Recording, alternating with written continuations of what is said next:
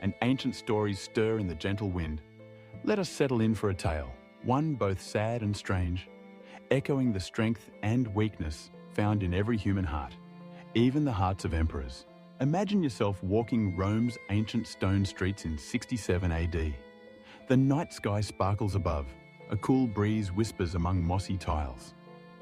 Suddenly, you see him, Emperor Nero, the world's most powerful man, strolling arm in arm with a breathtaking new wife. Her beauty turns heads, but an uneasy chill lingers in the air, for all of Rome knows the truth. This woman was once a boy named Sporus, and her story is one of sorrow and cruelty. Sporus, perhaps an unfamiliar name, but his story will linger with you long after tonight. Before he was drawn into tragedy, let us consider the one who drew him in. Nero was not born a monster. When he became emperor at only 16, people hoped for a golden age. He reduced taxes, sponsored grand performances, and won the people's love. But absolute power, it can twist even the brightest soul. By 65 AD, something had cracked deep within him. Was it paranoia, the constant fear of betrayal? Or was it loneliness, the suffocating isolation of being emperor, above contradiction, beyond challenge?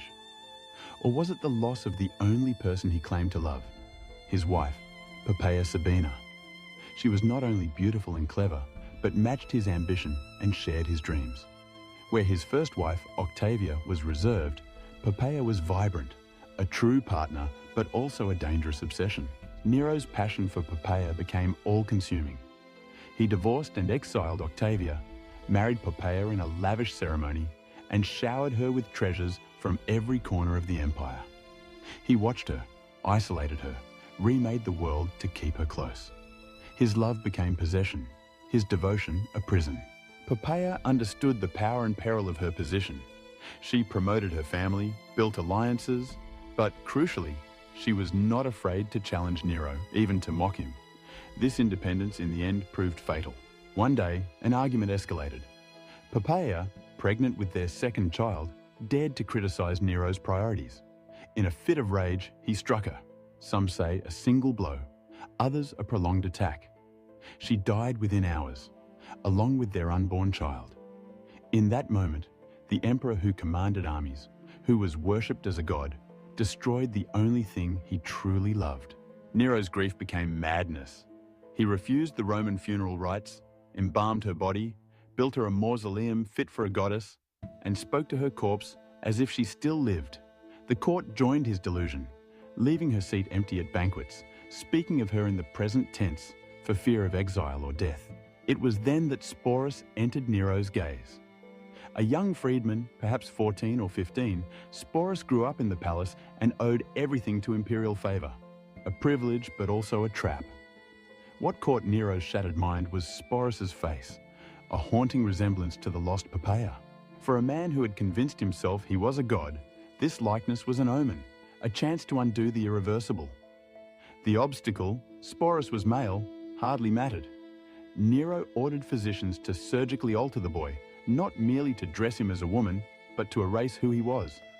The procedure was dangerous, agonizing, and irreversible. If Sporus survived, he would never again be regarded as himself, but as an object of the emperor's will. Once recovered, Sporus was renamed Sabina and prepared for marriage to Nero. Seamstresses and jewelers transformed him.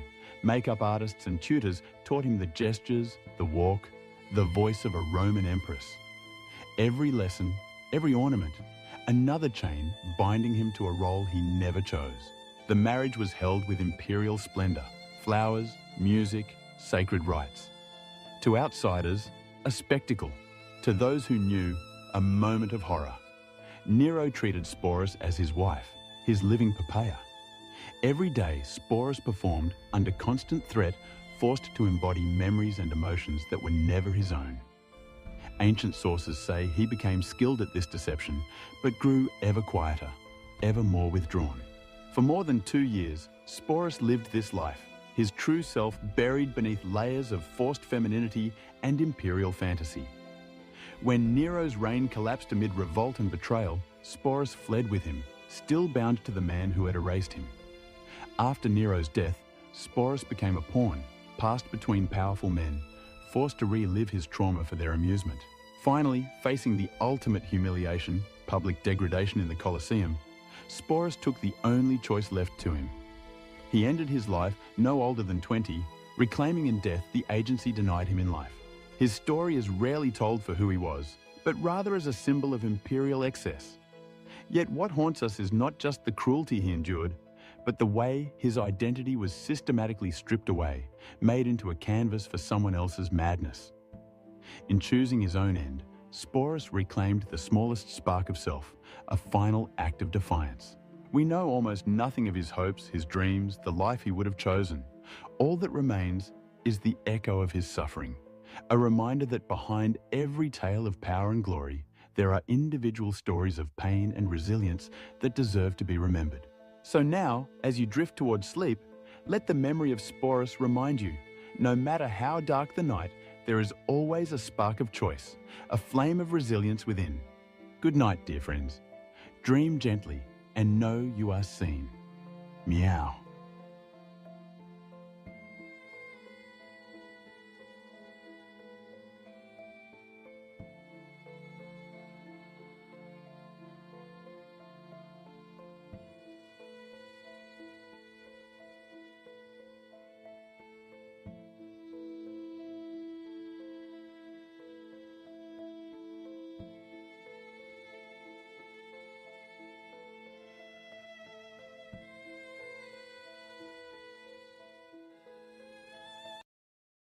Hello, my dearest nappers and dreamers.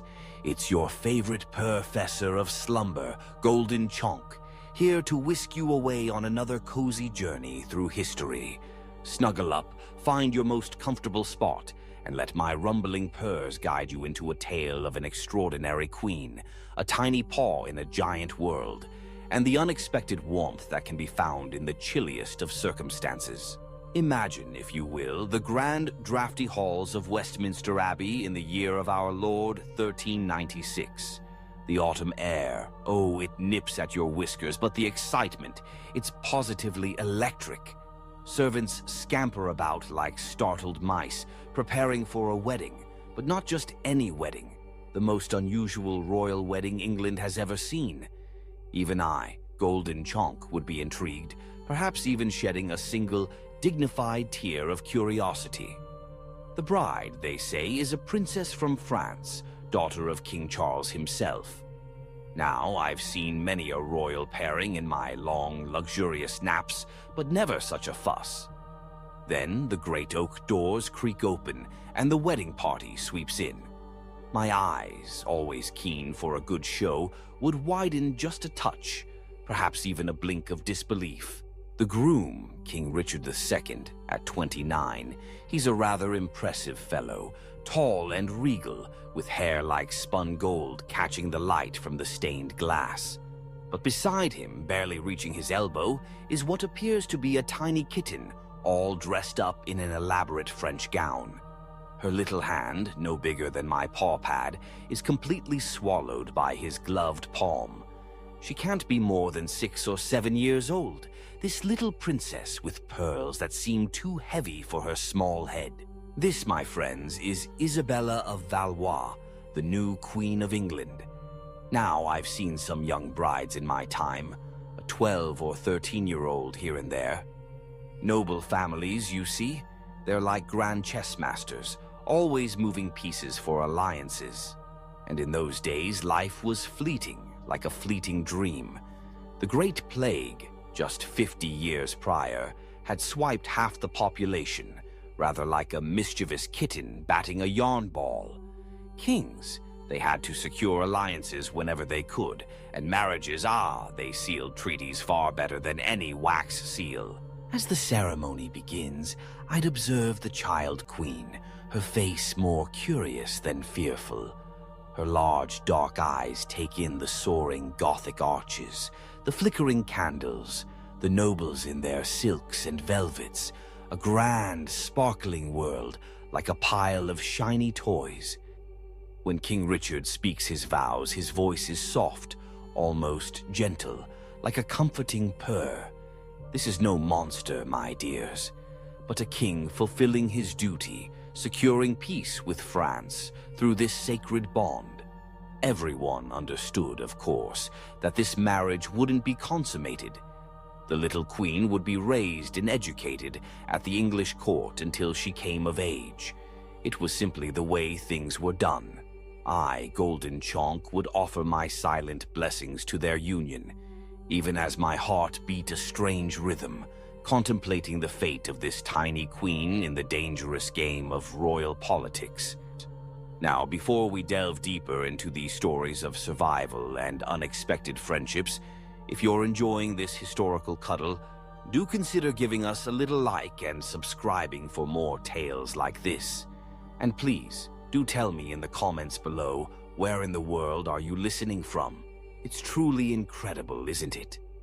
Us exploring these ancient stories together, connected across time and space by our shared curiosity about the past, much like a network of napping cats, each dreaming the same dream.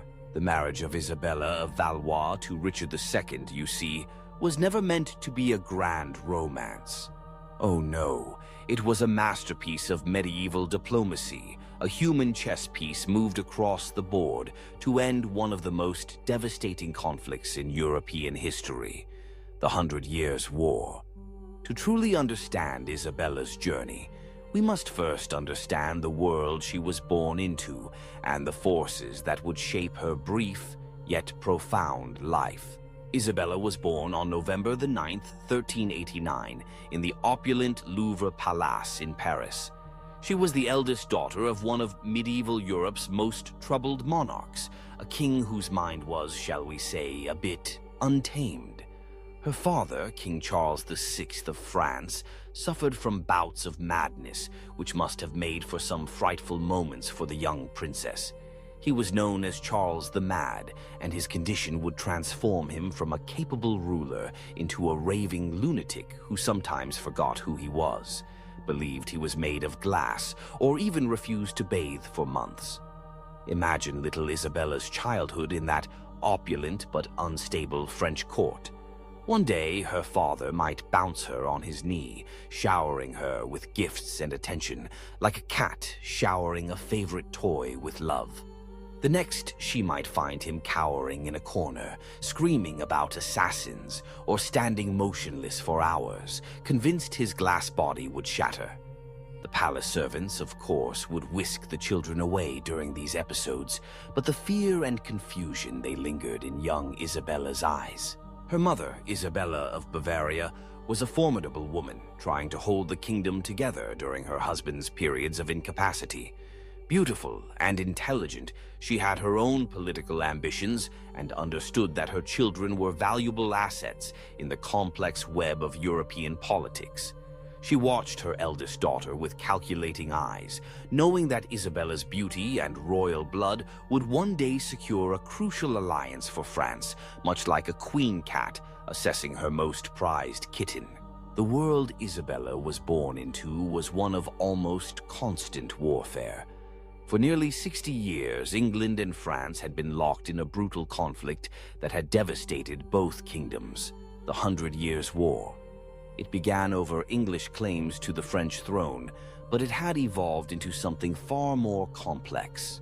A struggle for national identity, economic dominance, and territorial control that had consumed entire generations. French villages lay in ruins from English raids, and English nobles had spent their fortunes financing campaigns across the Channel. Both kingdoms were exhausted, their treasuries depleted, their people weary of war, much like a feline after a particularly vigorous play session. By the 1390s, whispers of peace began to circulate in both courts, but peace required more than just words. It required bonds that could not easily be broken.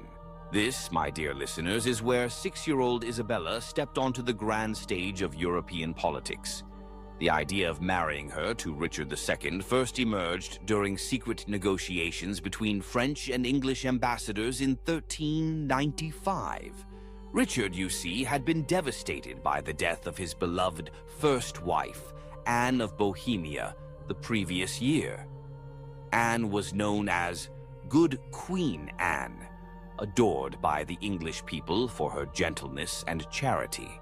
Her death from plague had left Richard not only grief-stricken, but also without an heir, a dangerous situation for any medieval monarch.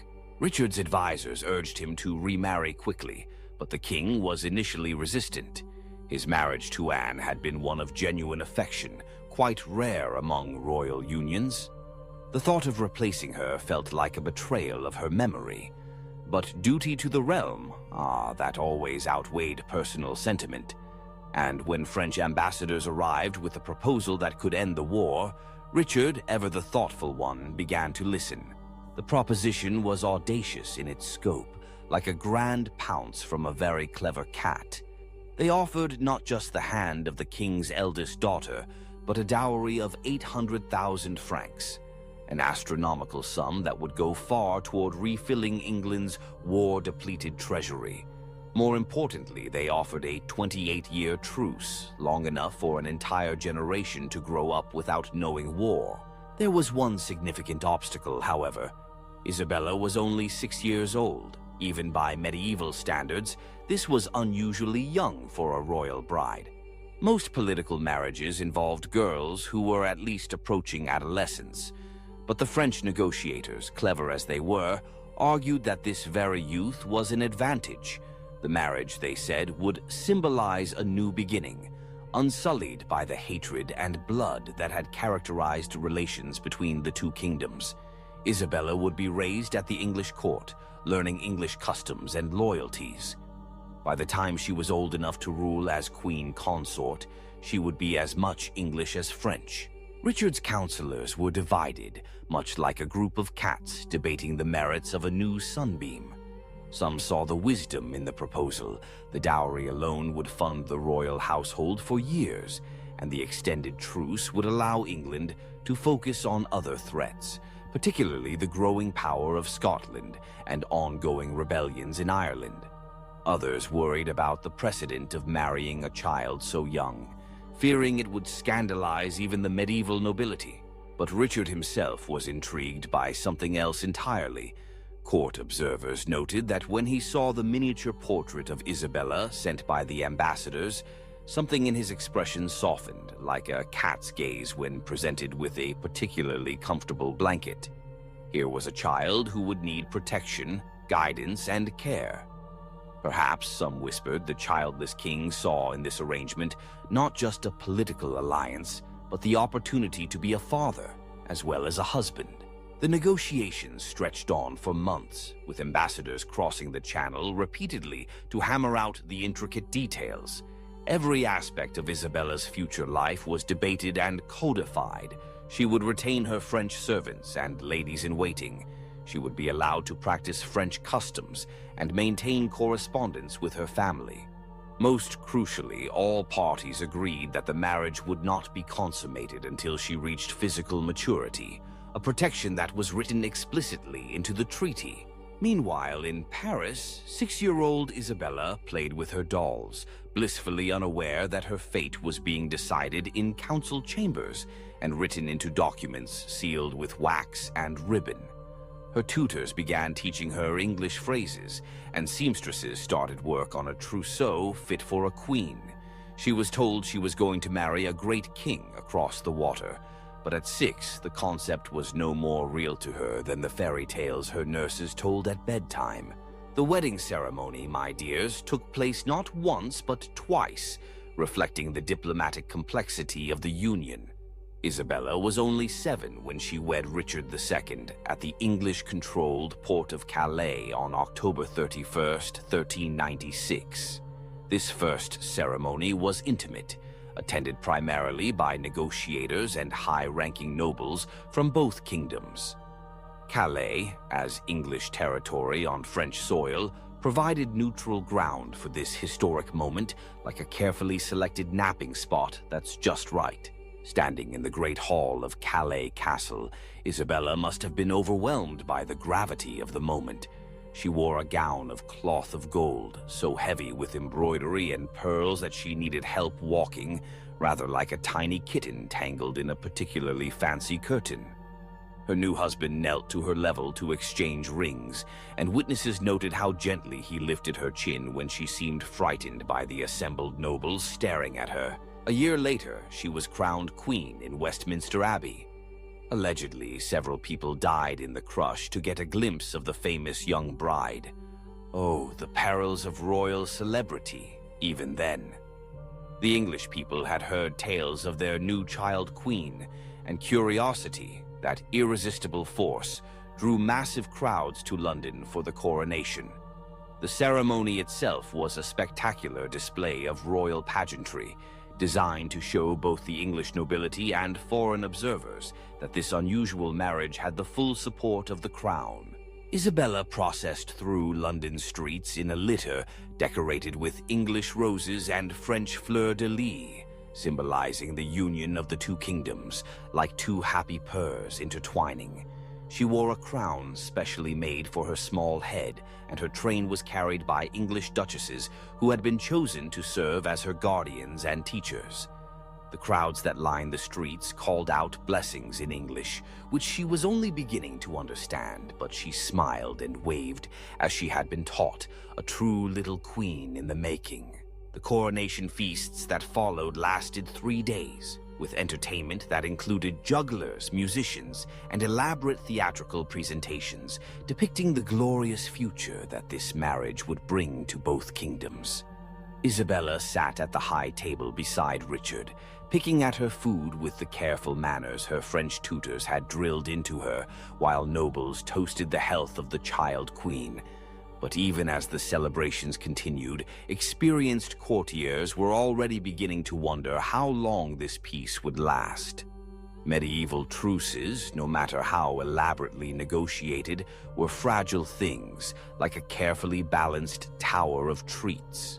Richard II, despite his current power, was not universally loved by his nobles. There were whispers of discontent, particularly among those who felt the king was too influenced by his favorites and too willing to make peace with France when England's military position remained strong. For the moment, however, Isabella was safe in her new home. Richard installed her in her own apartments at Westminster Palace, staffed with a carefully chosen household that blended French and English attendants. Her days were filled with lessons not just in languages and courtly accomplishments, but in the complex etiquette of English court life.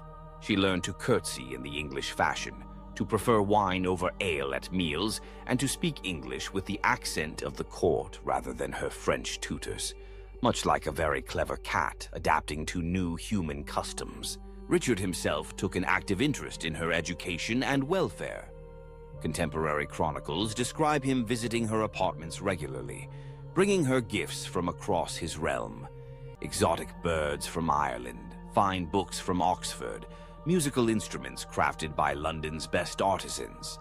He seemed to genuinely enjoy her company, and she began to look forward to his visits, greeting him with the mixture of formality and affection that marked their unusual relationship.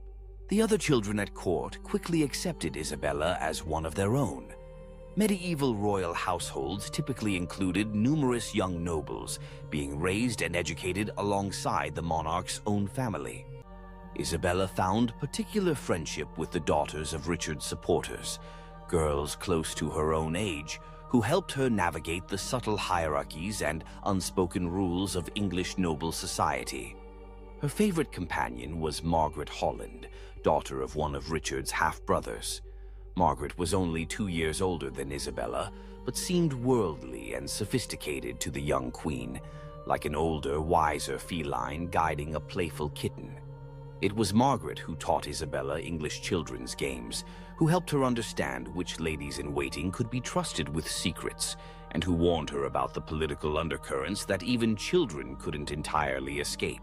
The two girls would spend hours in Isabella's private garden, practicing their needlework while Margaret explained the genealogies of English noble houses and the ancient feuds that still simmered beneath the surface of court politeness. Isabella was a quick learner, and her French perspective on English politics often provided insights that surprised her older companions. "Why?" Isabella once asked Margaret, with the innocent curiosity of a kitten. Do the English nobles seem to watch each other so carefully? In France, there are factions and quarrels, but here everyone seems to be waiting for something to happen. Margaret, wise beyond her years, explained that Richard's reign had been marked by conflicts with his nobles almost from the beginning. There had been a major rebellion when he was young, and he had never entirely forgiven those who had opposed him. Meanwhile, many of the great lords believed Richard was too fond of his court favorites and too willing to ignore their advice on matters of war and governance. "The king is powerful now," Margaret said, "but power in England must be shared with the nobles. Your marriage helps him because it brings peace with France, but some think it shows he is weak, that he prefers negotiation to conquest." Isabella absorbed these lessons with the seriousness of a child who was beginning to understand that her life was connected to forces much larger than herself. She began to watch the interactions at court with new eyes, noticing how certain nobles would fall silent when Richard entered a room, how conversations would shift when she appeared, how even her French ladies-in-waiting seemed to choose their words carefully when discussing political matters. The years 1397 and 1398 passed peacefully for Isabella. She grew from a tiny child into a more confident girl, her English becoming fluent, her understanding of court life more sophisticated, much like a young cat mastering the art of the perfect nap. Richard continued to treat her with paternal kindness, and she began to feel genuinely at home in England. The massive stone walls of Westminster became familiar rather than intimidating, and she could navigate the complex maze of corridors and chambers without getting lost, just like a cat exploring every nook and cranny of a new home. Her education expanded beyond the typical feminine accomplishments of needlework and music. Richard insisted that she learn to read and write in both French and English, and her tutors included some of the finest scholars in the kingdom. She studied history, particularly the chronicles of English and French kings, learning about the great figures whose actions had shaped the world she now inhabited. One of her favorite lessons involved maps. Her tutor, a learned clerk named Master William, would spread great parchments across the floor of her study chamber, showing her the extent of both kingdoms and explaining how geography had influenced centuries of conflict. Isabella would kneel beside these maps, tracing the coastlines with a finger, imagining the ships that carried armies and ambassadors back and forth across the channel. "See here, Your Grace," Master William would say, pointing to the narrow waters between Dover and Calais. "This small strip of water has been both a bridge and a barrier between our peoples. Your marriage represents the hope that it might finally serve only as a bridge." Isabella nodded solemnly, understanding even at 8 years old that she embodied something larger than herself. She was not just a girl learning to be a queen. She was a living symbol of peace between two nations that had been enemies for longer than anyone could remember. But symbols, as Isabella was about to learn, could be fragile things in the violent world of medieval politics. The first signs of trouble, like a sudden chill in the air, came in early 1399 when Isabella noticed changes in the atmosphere at court. Conversations stopped more abruptly when she appeared. Her ladies-in-waiting exchanged worried glances when they thought she wasn't looking. Even Margaret Holland seemed distracted and anxious, though she tried to maintain their usual routines. Richard himself seemed different. His visits to Isabella's apartments became less frequent, and when he did come, he appeared preoccupied, sometimes staring out the windows toward the Thames, as if expecting to see ships on the horizon. His usual gifts of books and trinkets ceased, and Isabella began to wonder if she had somehow displeased him. The truth was far more serious than a child's transgression. Richard was facing the greatest crisis of his reign, and it had nothing to do with his young queen. His cousin, Henry Bolingbroke, whom Richard had exiled the previous year, had returned to England with an army, claiming that he had come only to claim his inheritance, but clearly intending much more. The English nobles, many of whom had long chafed under Richard's rule, began to flock to Henry's banner. The carefully constructed stability that had allowed Isabella to feel safe at the English court was crumbling with terrifying speed, much like a sandcastle before a rising tide. Isabella first realized the severity of the situation when she woke one morning to find that several of her English ladies-in-waiting had disappeared during the night. When she asked French attendants where they had gone, she received only evasive answers. By afternoon, she could hear shouting from the courtyard below her windows, and when she looked out, she saw armed men wearing unfamiliar livery. Margaret Holland burst into Isabella's chambers that evening, her face pale with fear, like a startled bird. "You must pack immediately," she whispered urgently. "Only the most essential things. We're leaving Westminster tonight." "Where are we going?" Isabella asked, her heart beginning to race with the kind of panic she hadn't felt since her first days in England. "To the Tower," Margaret replied, not finishing the sentence, but Isabella understood. The Tower of London was both palace and prison, and in times of political upheaval, the distinction often became meaningless. The journey through London's dark streets was unlike anything in Isabella's previous experience. Instead of the ceremonial processions she was accustomed to, they traveled in a small, heavily guarded convoy, with armed men riding before and behind her litter. The curtains were drawn, but she could hear the sounds of the city around them. Not the usual noise of commerce and daily life, but something more urgent and threatening, like the distant rumble of thunder. At the Tower, Isabella was installed in apartments that were comfortable, but clearly designed to contain rather than simply house their occupant. The windows were barred and guards stood at every entrance, much like vigilant house panthers. Her French ladies-in-waiting were allowed to remain with her, but most of her English attendants were dismissed. For the first time since arriving in England, Isabella felt truly isolated, like a lone kitten in a vast empty room. Richard came to see her on her second day at the Tower, and the change in him was shocking. The confident, kindly king she had known was gone, replaced by a man who seemed to have aged years in a matter of weeks. His clothes were rumpled, his hair unkempt, and his eyes held a wildness that reminded Isabella uncomfortably of her father's episodes of madness. "My dear child," he said, kneeling before her chair as he had done during their first meeting, "I'm afraid our circumstances have become difficult. There are those who question my right to rule, who seek to overturn the peace we have built with your father's kingdom." Isabella, now 9 years old and far more sophisticated than she had been 3 years earlier, understood the implications. "Are you still king?" she asked directly. Richard's smile was bitter. "For now," he said, "but Henry Bolingbroke has many supporters, and I may not be able to protect you as I once could." The conversation that followed was unlike any they had ever had. For the first time, Richard spoke to Isabella not as a child to be sheltered, but as a political equal who needed to understand the realities of her situation. He explained that Henry was claiming the throne, that many of the great nobles had abandoned Richard's cause, and that the future of both England and the peace with France now hung in the balance.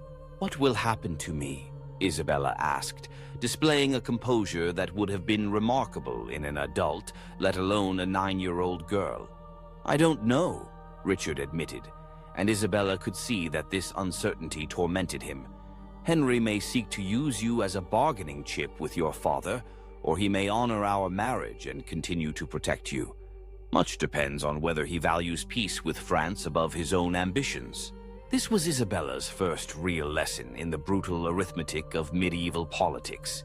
Her value as a person was secondary to her value as a symbol and a diplomatic asset. The love and care Richard had shown her, genuine though it may have been, could not shield her from the larger forces that were reshaping the English kingdom. The next few weeks passed in agonizing uncertainty. Isabella could hear the sounds of the city beyond the tower walls, but she was cut off from reliable news about what was happening. Her French ladies whispered among themselves in their native tongue, but even they seemed to know little beyond rumors and speculation. Finally, on a gray October morning, Isabella heard the sound she had been dreading, the heavy footsteps of armed men approaching her chambers.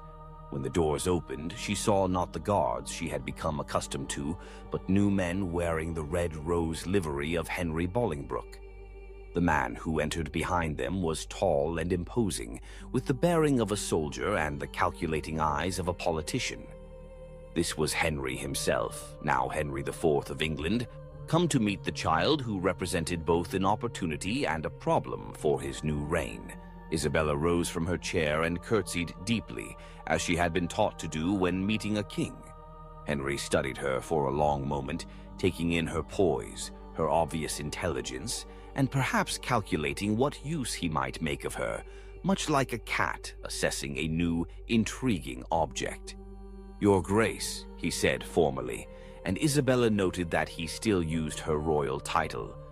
"I regret that circumstances have made it necessary to discuss your future under such conditions." "What has become of the king?" Isabella asked, referring to Richard with the directness that had become her hallmark. "Richard of Bordeaux is no longer king," Henry replied, using Richard's birth name rather than his royal title. "He has abdicated in favor of my claim to the throne." Isabella knew enough about politics to understand that abdicated likely meant was forced to give up the crown, but she didn't challenge the euphemism. Instead, she asked the question that mattered most to her immediate future. "What becomes of me?" Henry's answer would determine whether Isabella remained a queen or became merely a very valuable prisoner. Her fate hung on the new king's assessment of how best to use the peace treaty with France, whether to maintain it or to risk war for the sake of other political objectives. "That," Henry said, "depends on many factors. Your father's response to recent events, the advice of my counselors, and perhaps most importantly, your own conduct in the coming months." With those words, 9-year-old Isabella began the most dangerous period of her young life. The protective bubble of Richard's court was gone, replaced by the harsh realities of a kingdom in transition. She was no longer just a child queen being raised to fulfill her royal duties. She was a political prisoner whose value might be measured against the cost of war or peace. The weeks that followed Richard's deposition were a masterclass in survival for Isabella.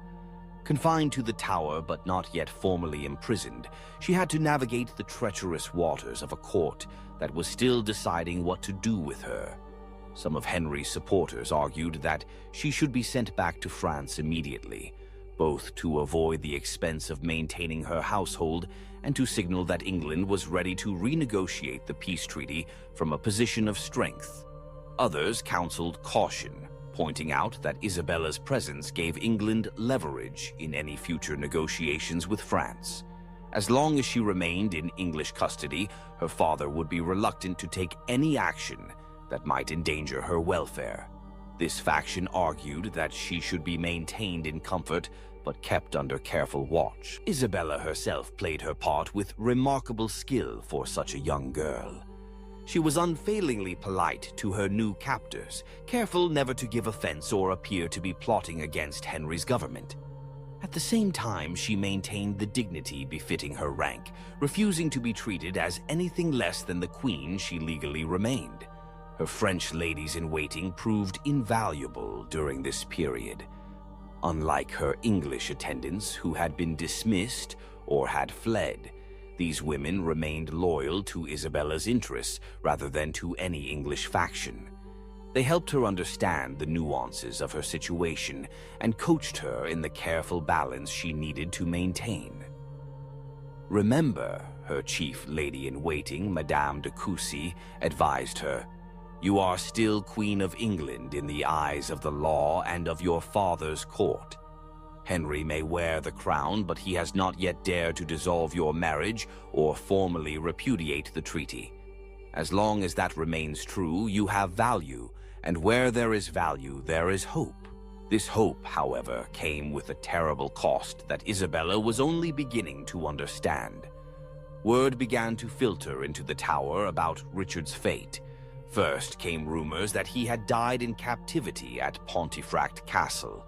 Then came whispers that his death had not been natural, that Henry's supporters had arranged for the former king to meet with an accident.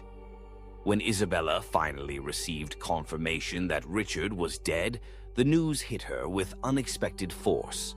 She had never loved Richard as a wife loves a husband. How could she when she was still a child? But he had been kind to her, had protected her, had been the closest thing to a father figure she had known since leaving France. His death represented not just personal loss, but the severing of her last connection to the life she had built in England. The manner of Richard's death also carried ominous implications for her own future. If Henry was willing to arrange the murder of an anointed king, what scruples would he have about disposing of a French princess who had outlived her usefulness? These fears proved well-founded when, in early 1400, Isabella received an ultimatum from Henry's government. She would be allowed to return to France, but only if she formally acknowledged Henry as the rightful king of England and renounced any claims she might have to the English throne as Richard's widow. The proposed agreement was a diplomatic masterpiece from Henry's perspective. By voluntarily leaving England, Isabella would implicitly accept that her marriage to Richard had been dissolved by his deposition. This would free Henry from the obligations of the original peace treaty, while avoiding the political complications of forcibly expelling a child queen. For Isabella, the choice was stark. Accept exile and acknowledge that her 3 years as Queen of England had been meaningless, or refuse and risk remaining a prisoner indefinitely. At 10 years old, she was being asked to make a decision that would affect not only her own future, but the relationship between England and France for years to come. Her French advisors were divided. Some argued that she should accept the terms and return to the safety of her father's court, where she could be cared for properly and perhaps eventually find a new marriage. Others insisted that she should refuse, maintaining that she remained Richard's legitimate widow and England's rightful queen, regardless of Henry's usurpation.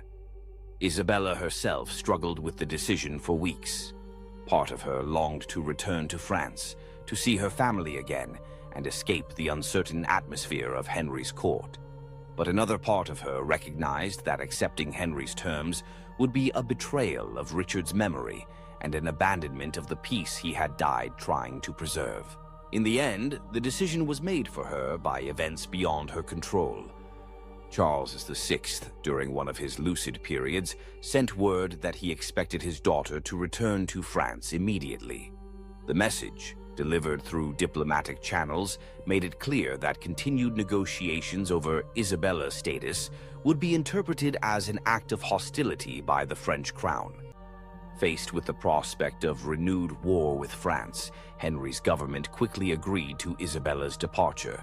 The terms of her release were kept deliberately vague, allowing both sides to interpret her return as either voluntary or forced, depending on their political needs. The journey back to France in the summer of 1401 was a bittersweet experience for Isabella. She was leaving behind the only home she had known for 5 years, abandoning the apartments where she had learned to read English poetry, the gardens where she had played with Margaret Holland, the great hall where she had been crowned Queen of England. At the same time, she was returning to a family and a country that had become foreign to her during her years in England. Much like a cat returning to a home that smells subtly different. She now spoke French with a slight English accent, preferred English fashions to French ones, and had to relearn the etiquette of her father's court. The little girl who had left Paris at 6 was returning as a young woman of 11, shaped by experiences that none of her French relatives could fully understand. The reunion with her parents was complicated by her father's deteriorating mental condition.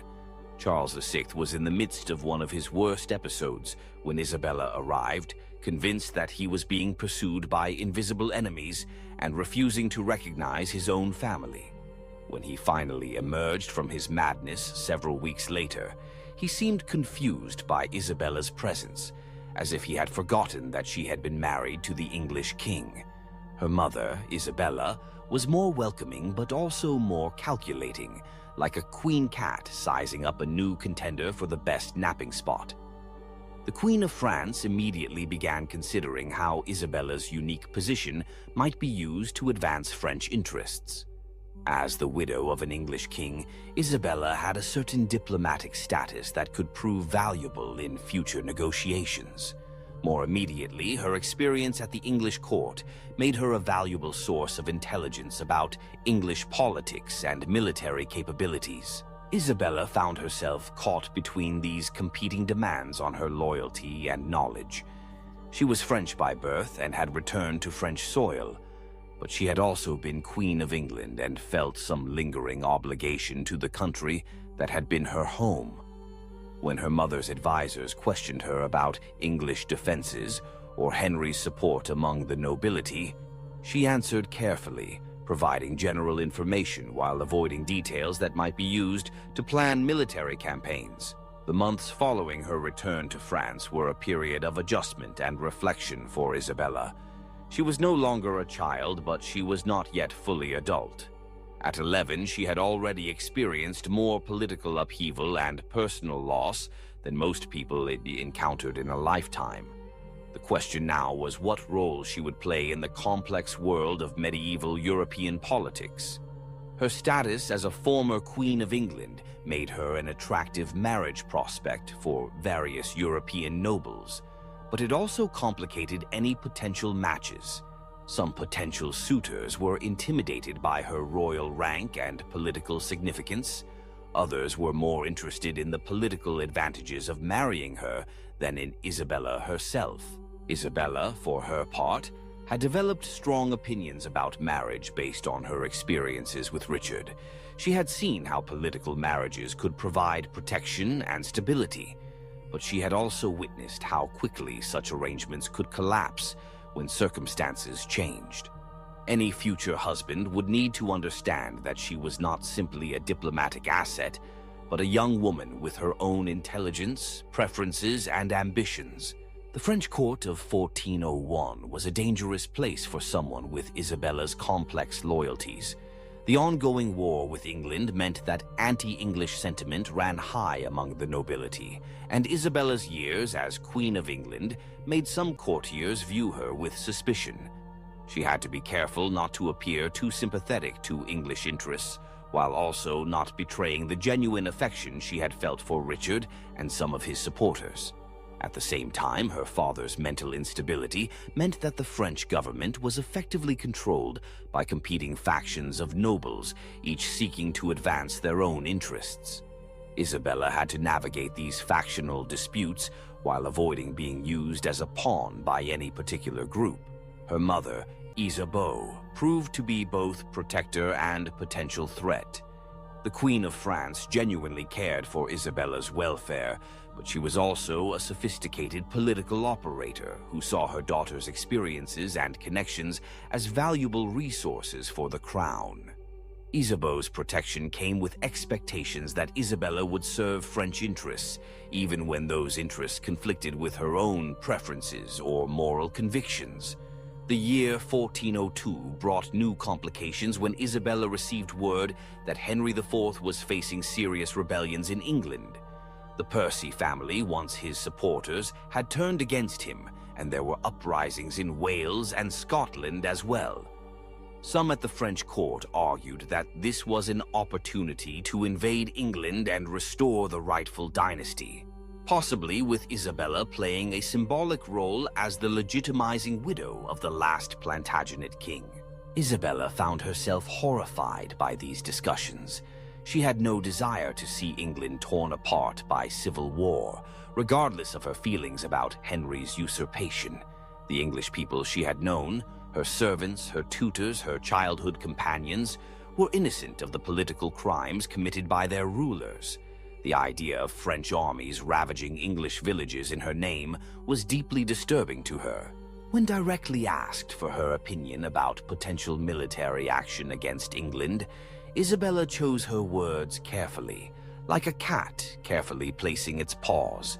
She pointed out that any invasion would likely result in massive casualties on both sides, that the English people might rally to defend their homeland regardless of their feelings about Henry, and that success was far from guaranteed given England's natural defenses and military traditions.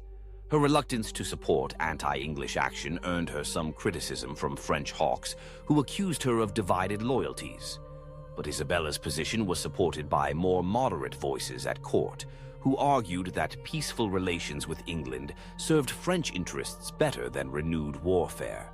These political tensions came to a head in 1403, when Isabella was approached by representatives of Charles, Duke of Orléans, with a marriage proposal that would dramatically change her life once again. The Duke of Orléans was Isabella's cousin, the son of her father's brother, and one of the most powerful nobles in France. At 29, he was exactly the same age Richard had been when he married Isabella, but this time the age gap seemed less significant given that Isabella was now approaching 14. The proposed marriage was attractive from several perspectives. It would keep Isabella within the French royal family, preventing her from becoming a diplomatic asset for some foreign power.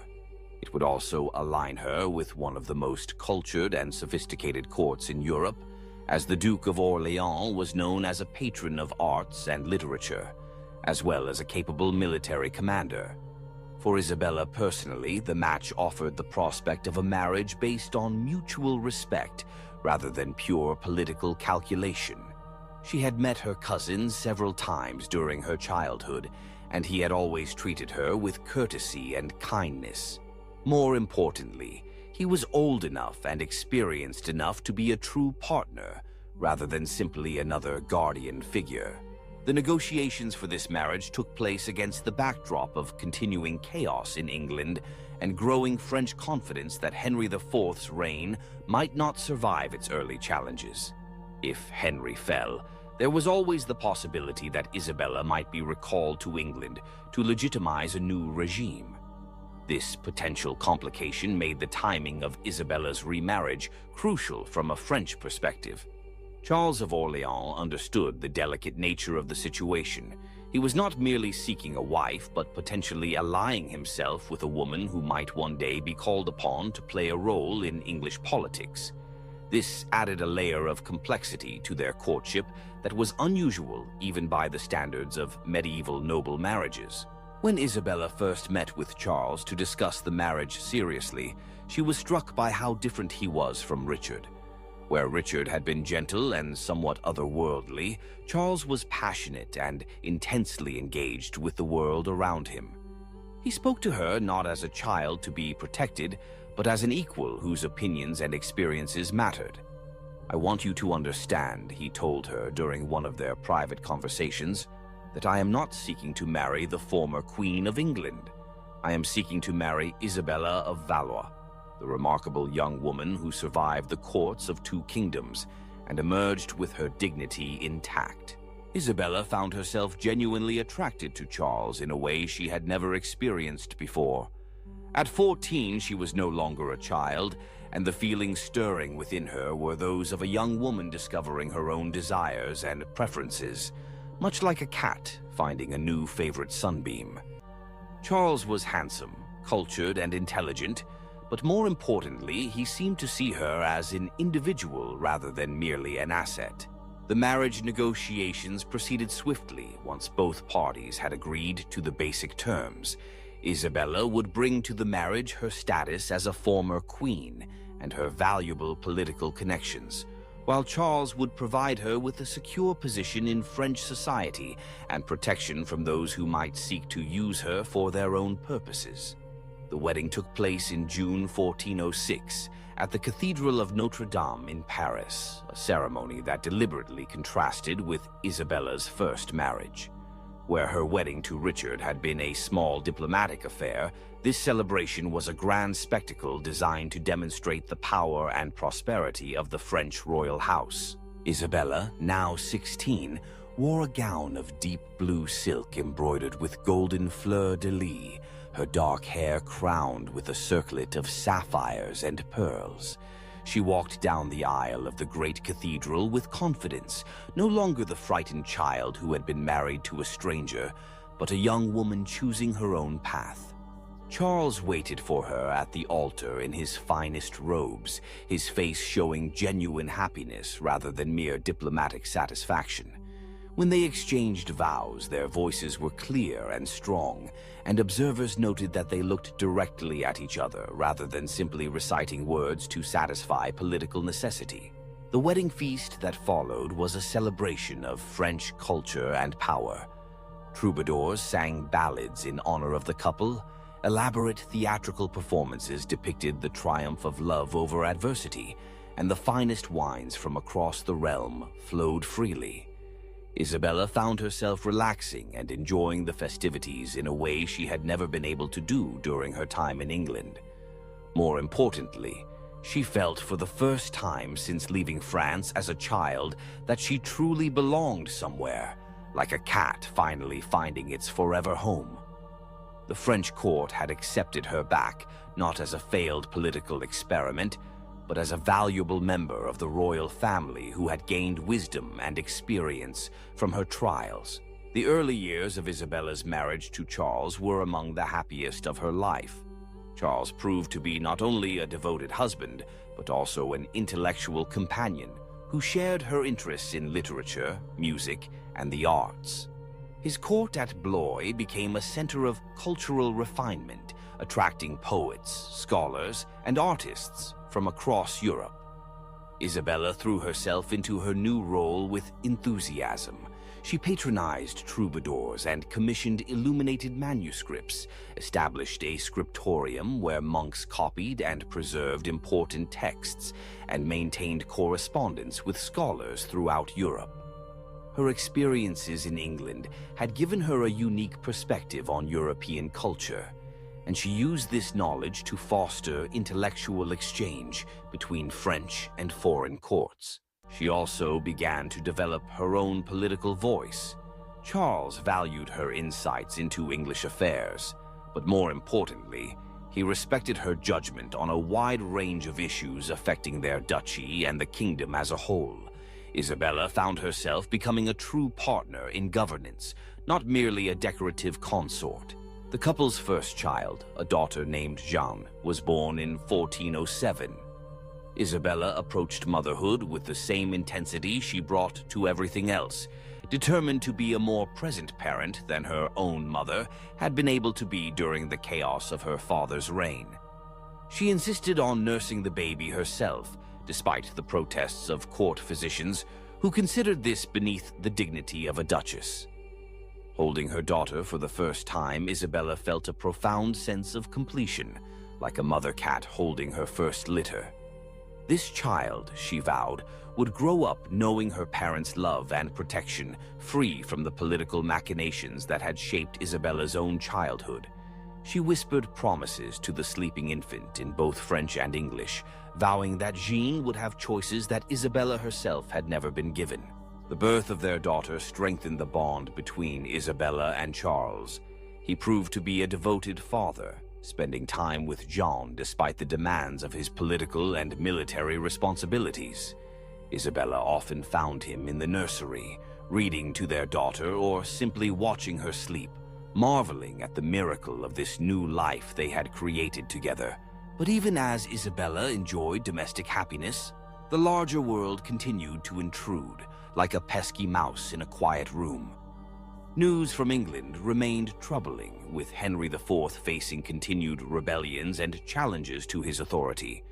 More immediately threatening was the growing tension within France itself, as the king's mental illness created a power vacuum that various noble factions were eager to fill.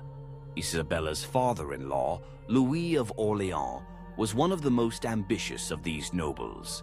As the king's brother, he claimed the right to govern during Charles II's periods of incapacity, but this claim was disputed by the Duke of Burgundy, who had his own supporters and his own vision for France's future. The rivalry between the Orléans and Burgundian factions would eventually tear France apart. But in the early years of Isabella's marriage, It seemed like just another of the political disputes that constantly swirled around the royal court. Isabella tried to stay above these factional conflicts, focusing on her family and her cultural pursuits while leaving the political maneuvering to others. This comfortable neutrality became impossible to maintain in November 1407, when Louis of Orleans was assassinated on the streets of Paris by agents of the Duke of Burgundy. The murder was carried out with shocking boldness, the killers striking down the king's brother in broad daylight before disappearing into the maze of Paris's medieval streets. The assassination transformed Isabella's life overnight. Charles, who had inherited his father's titles and responsibilities, was now one of the most powerful men in France, but he was also a marked man. The Duke of Burgundy had demonstrated his willingness to use violence against his enemies, and the Orleans family was now his primary target. Isabella found herself thrust into a world of bodyguards and constant vigilance, like a pampered cat suddenly finding itself in a bustling marketplace. Her movements were restricted for security reasons, and her correspondence was monitored to ensure that no information about her family's activities fell into enemy hands. The carefree atmosphere of their court at Blois was replaced by the grim reality of civil war. Charles himself was transformed by his father's murder. The cultured, artistic young man Isabella had married began to show a harder edge, driven by a desire for vengeance that sometimes frightened her. He began to gather allies and resources for what everyone knew would be a long and bloody conflict with the Burgundian faction. Isabella supported her husband's cause, but worried about the cost of the coming war. She had already seen how political violence could destroy lives and kingdoms, and she feared that France would suffer the same fate that had befallen England during the Wars of the Roses. Her concerns proved prophetic as the conflict between the Orleans and Burgundian factions escalated into open warfare. The birth of Isabella's second child, a son named Charles in 1408, provided a brief respite from the political tensions. The arrival of a male heir strengthened the Orleans' claim to eventual leadership of France, but it also made Isabella's family an even more attractive target for their enemies. Isabella approached her son's upbringing with even greater care than she had shown with Jean. She was determined that Charles would grow up understanding both the privileges and responsibilities of his noble birth, but she also wanted him to develop the kind of character that would allow him to navigate the treacherous world of medieval politics without losing his humanity. She insisted on being involved in every aspect of his education, from the selection of tutors to the design of his curriculum. Drawing on her own experiences at the English court, she ensured that her son learned multiple languages, studied the histories of various European kingdoms, and developed the diplomatic skills that would be essential to his future role. The early years of the Civil War were marked by a series of battles and sieges that gradually exhausted both sides. Isabella found herself managing the family's territories while Charles was away campaigning, a responsibility that required her to master the complex logistics of medieval warfare and governance. She proved surprisingly adept at these tasks, using her diplomatic skills to maintain alliances and her organizational abilities to ensure that supplies and reinforcements reached Charles's forces when needed. Her letters from this period reveal a woman who had fully embraced her role as a political leader, no longer the confused child who had been shuffled between courts, but a mature woman taking control of her own destiny. The war took a devastating toll on France, like a particularly destructive scratching post. Entire regions were wasted by competing armies, trade was disrupted, and the common people suffered from the depredations of soldiers from both sides. Isabella used her position to provide relief where she could, establishing charitable foundations and negotiating safe passage for refugees fleeing the worst of the fighting. Her efforts to help the victims of the war enhanced her reputation throughout France. She became known not just as the Duchess of Orleans, but as a compassionate leader who remembered her obligations to the common people. This reputation would prove valuable in the years to come, as the political situation in France became even more complicated. The birth of Isabella's third child, a daughter named Marguerite in 1409, was both a joy and a source of anxiety. Isabella was now 20, and the repeated pregnancies were taking a toll on her health. Medieval medicine offered little understanding of maternal mortality, but Isabella was intelligent enough to recognize the risks she faced with each childbirth.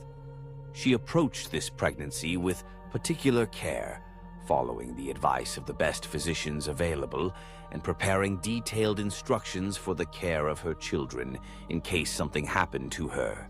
These preparations proved to be prescient, as complications during Marguerite's birth nearly cost Isabella her life. For several days after the delivery, Isabella hovered between life and death, her body weakened by blood loss and infection. Charles rarely left her bedside, and messengers were sent throughout Europe to pray for her recovery. The possibility that she might die forced both Isabella and Charles to confront the fragility of their happiness and the uncertain future facing their children. Isabella's recovery was slow and incomplete. The birth had damaged her health in ways that would affect her for the rest of her life, leaving her weakened and susceptible to the various illnesses that plagued medieval populations. More immediately, her physicians warned that another pregnancy would likely kill her, advice that profoundly affected her relationship with Charles. The couple's physical intimacy became cautious and constrained, overshadowed by the fear of conception. This change in their relationship was difficult for both of them, but particularly for Isabella, who had found great joy in the physical expression of their love. The passionate young woman who had discovered her desires was now forced to suppress them for the sake of survival. Despite these challenges, Isabella and Charles's marriage remained strong. They found new ways to express their love and partnership, focusing on their shared interests in culture and politics. Isabella became even more involved in the governance of their territories, effectively serving as Charles's co-ruler while he campaigned against the Burgundians. The year 1410 brought new complications when the Duke of Burgundy began negotiating with the English, seeking to bring Henry IV into the French Civil War on the Burgundian side. The prospect of English intervention horrified Isabella, who feared that France would suffer the same devastation that had characterized the 100 Years' War. Isabella used her unique position as a former Queen of England to open back-channel communications with the English court. Through intermediaries, she attempted to persuade Henry IV that intervention in the French Civil War would be costly and ultimately futile. Her efforts were hampered by the fact that many in England still viewed her with suspicion. But she persisted in trying to prevent the resumption of large-scale warfare between the two kingdoms. These diplomatic efforts revealed Isabella's growing sophistication as a political operator, much like a cat learning the subtle art of negotiation for extra treats. She understood that her value lay not just in her royal connections, but in her ability to see the larger patterns of European politics and to craft strategies that served multiple interests simultaneously. The success of her diplomatic initiatives enhanced her reputation in France and abroad. She began to be consulted not just on matters affecting her husband's territories, but on broader questions of French policy. Her opinions carried weight because of her unique experiences and her demonstrated ability to navigate complex political situations. Isabella's health continued to deteriorate throughout 1411 and 1412. The damage from Marguerite's birth had left her vulnerable to respiratory infections, and she suffered from chronic fatigue that made her daily activities increasingly difficult. She began to spend more time in contemplation and prayer, perhaps sensing that her time was limited. Despite her physical weaknesses, Isabella remained mentally sharp and emotionally engaged with her family and responsibilities. She continued to oversee her children's education, to manage the family's political affairs, and to pursue her cultural interests. Her determination to live fully despite her health problems was an inspiration to those around her. The spring of 1409 brought a brief period of hope when preliminary peace negotiations began between the Orleans and Burgundian factions. Isabella played a significant role in these discussions, using her diplomatic skills and her reputation for fairness to help bridge the gap between the two sides. The negotiations ultimately failed, but Isabella's efforts were widely praised and enhanced her standing as a potential mediator in future conflicts. Her ability to work with representatives from both factions demonstrated her political maturity and her commitment to finding peaceful solutions to France's problems. As 1409 progressed, Isabella's health began to fail more dramatically. The chronic respiratory problems that had plagued her since Marguerite's birth worsened, and she began to suffer from the wasting disease that would eventually claim her life. Medieval physicians had no understanding of the tuberculosis that was likely killing her, but they could see that her condition was grave. Isabella faced the prospect of death with the same courage she had shown throughout her life. She made careful provisions for her children's future, ensuring that they would be protected and educated regardless of what happened to her. She also worked to secure the political position of her husband's faction, understanding that her death might create opportunities for their enemies. Her final months were spent in preparation for death and in cherishing the time she had with her family. She insisted on continuing her daily activities as long as possible, determined not to become a burden to those she loved. Her bravery in the face of terminal illness became legendary, inspiring stories and songs that would be told for generations. Isabella of Valois died on September 13th, 1409, at the age of 20. She had lived a life that spanned 3 kingdoms and 2 marriages, experiencing both the heights of royal power and the depths of political uncertainty. Her death was mourned throughout Europe, not just by her family and subjects, but by the many people whose lives she had touched through her kindness and wisdom. The funeral cortege that carried Isabella's body to its final resting place at the Celestine Convent in Paris was one of the largest seen in medieval France. Representatives from across Europe came to pay their respects to a woman who had embodied the complex interactions between personal courage and political necessity that characterized her age. Charles of Orleans was devastated by his wife's death, much like a cat mourning the loss of its most cherished human. He had lost not just a beloved spouse, but a trusted advisor and political partner whose insights had been crucial to his success. The grief-stricken widower would eventually remarry, but he never forgot Isabella or the happiness they had shared during their brief time together. Isabella's children grew up to play significant roles in French and European history. Her son Charles would become a noted poet and patron of the arts, while her daughters would make advantageous marriages that strengthened the Orleans family's position. All of them carried forward the values their mother had instilled in them: courage, compassion, and a commitment to using their privileges in service of others. The political consequences of Isabella's death were felt throughout France and beyond. Her absence removed a moderating influence from the Civil War, and the conflict between the Orleans and Burgundian factions became even more bitter and destructive. The peace she had worked so hard to achieve remained elusive, and France would continue to suffer from internal divisions for years to come. Isabella's legacy, however, extended far beyond the immediate political consequences of her death.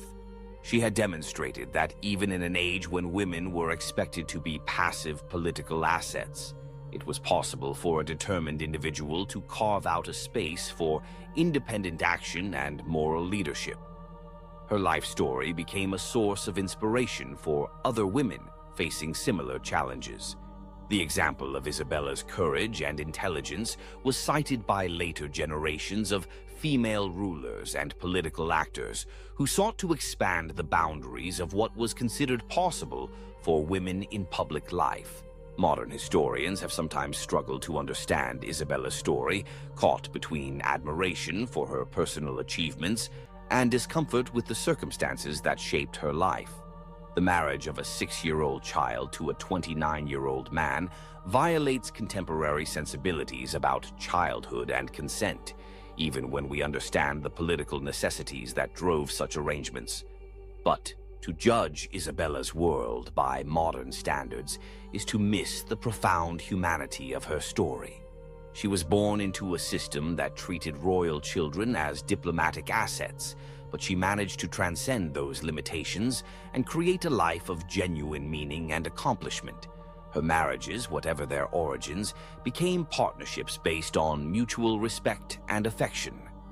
The violence and political instability that marked her era were not products of moral failing, but of a world where personal security and political legitimacy were constantly contested. Isabella's ability to navigate these challenges while maintaining her integrity and compassion speaks to the enduring human capacity for growth and moral courage. Her story reminds us that history is not just about the grand movements of armies and the rise and fall of kingdoms, but about the individual human beings who lived through these events and shaped them through their choices. Isabella of Valois chose to be more than a victim of circumstances, and in doing so, she created a legacy that transcends the specific political arrangements of her time. Looking back across the centuries, we see in Isabella's life both the limitations and the possibilities that have always characterized human existence. She was constrained by the expectations of her age and gender, but she found ways to exercise agency and to make meaningful contributions to the world around her. Her story is ultimately one of resilience, intelligence, and the refusal to accept that personal happiness and political responsibility are mutually exclusive. The medieval world that produced Isabella of Valois was harsh and unforgiving in ways that we can barely imagine, like a long, cold winter. Life was short, childhood was brief, and political alliances were often sealed with human lives. Yet, within these constraints, people like Isabella found ways to create beauty, to show kindness, and to build relationships that brought meaning to their existence.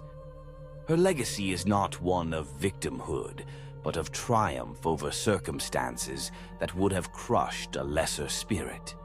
In the end, Isabella's story is a reminder that every age has its own moral complexities, and that the people of the past, however different their world may seem, shared our fundamental human needs for love, security, and purpose.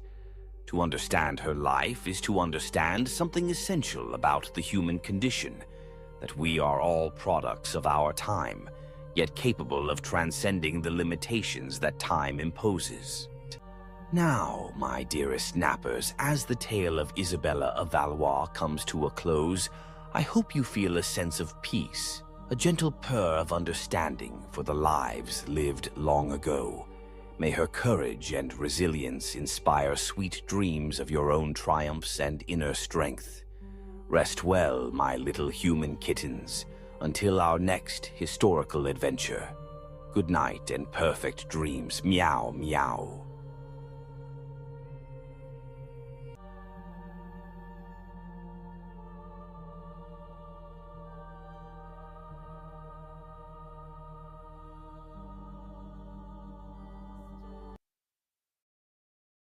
What's the one thing that separates you from a person living in 1325?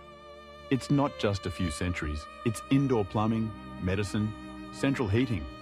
But what if your bed was a half-rotted straw mattress teeming with fleas? What if your alarm clock was a clanging church bell and your nightly ritual involved praying you wouldn't die from a toothache? I'm Golden Chonk, and tonight we're not just dimming the lights. We're traveling back in time to the Middle Ages. Forget the romanticized castles and chivalry from Hollywood movies.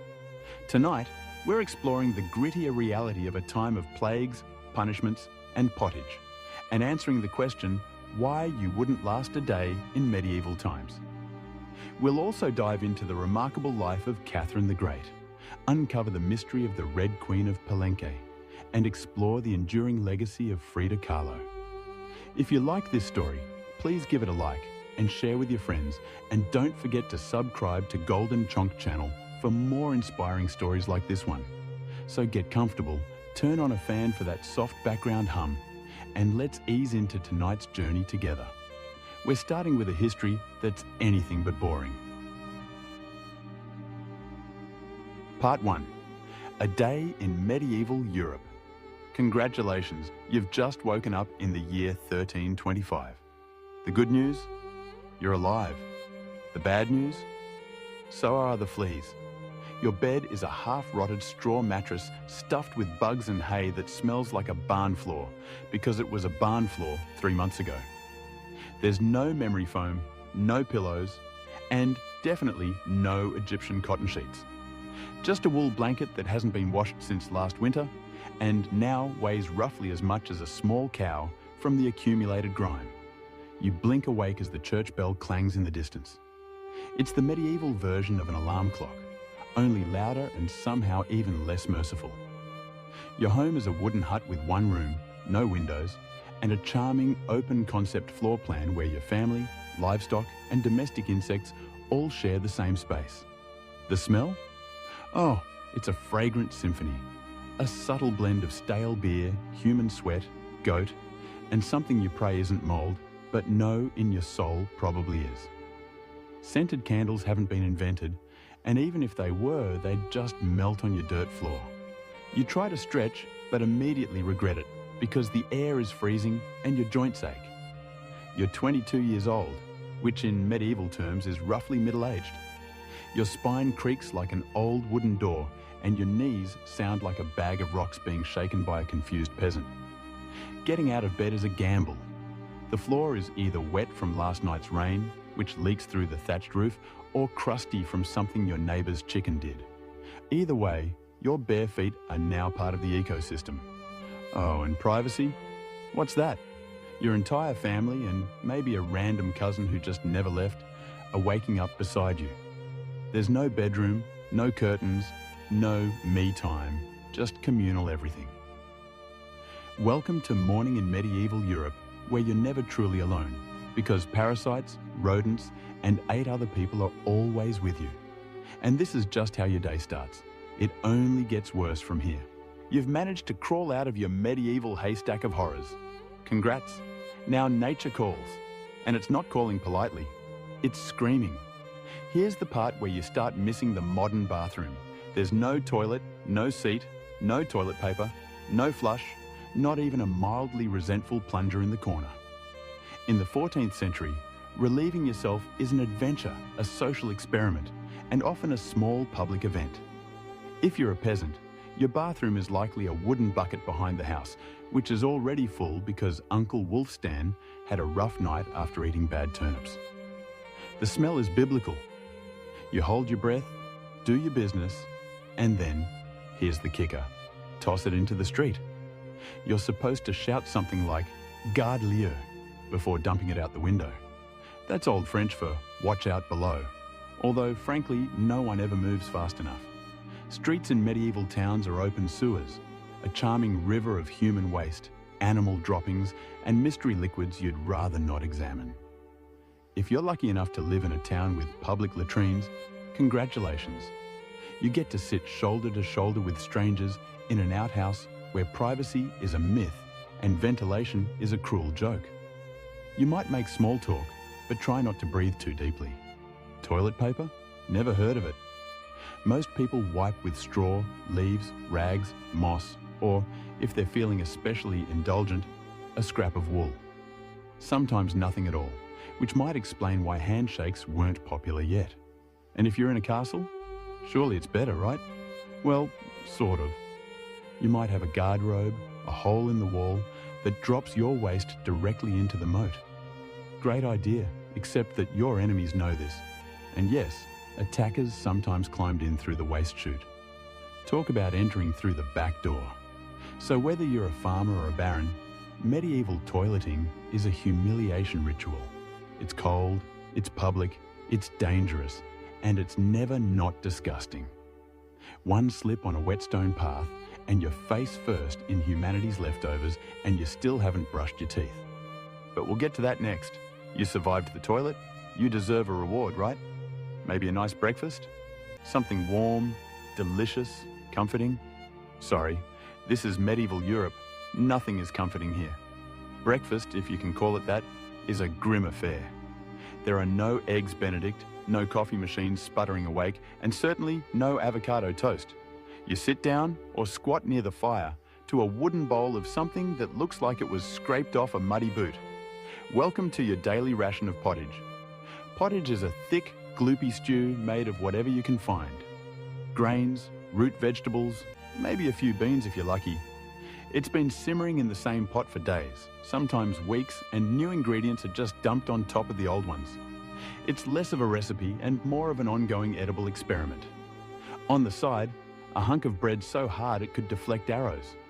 It's made from coarse rye or barley flour, often bulked up with sawdust, ground up acorns, or other creative ingredients, because wheat is a rich man's fantasy. This loaf is not your friend. You don't slice it, you negotiate with it. What about drinks?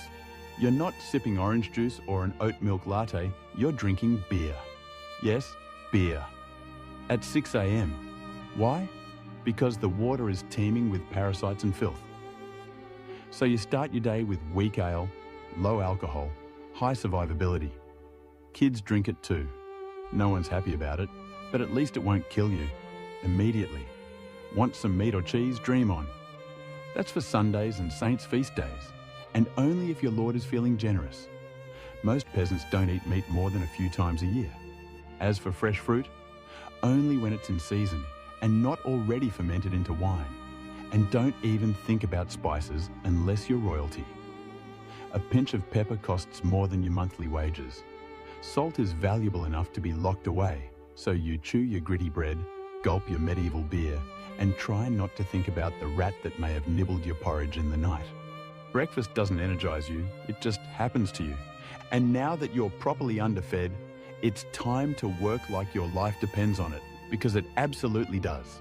So, you've eaten your sad medieval breakfast, and now it's time to get dressed. Not that it'll help. Your wardrobe consists of exactly one outfit. One. It's a rough wool tunic or linen shift that you've worn every day for months, possibly years. There's no such thing as seasonal fashion.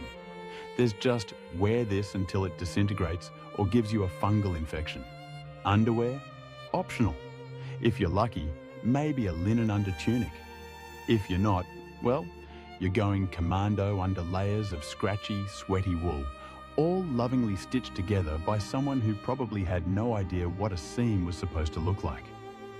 There's also no washing machine, no soap, and absolutely no dry cleaner in sight. So your clothes are stained, stiff, and scented like a compost pile that's been left to marinate in a pigsty. Even if you wanted to wash them, it's not easy. You'd have to haul water from a river or, well, heat it over a fire, scrub your tunic on a board with ashes or lye, and hang it in the sun, which is out approximately 3 days a year.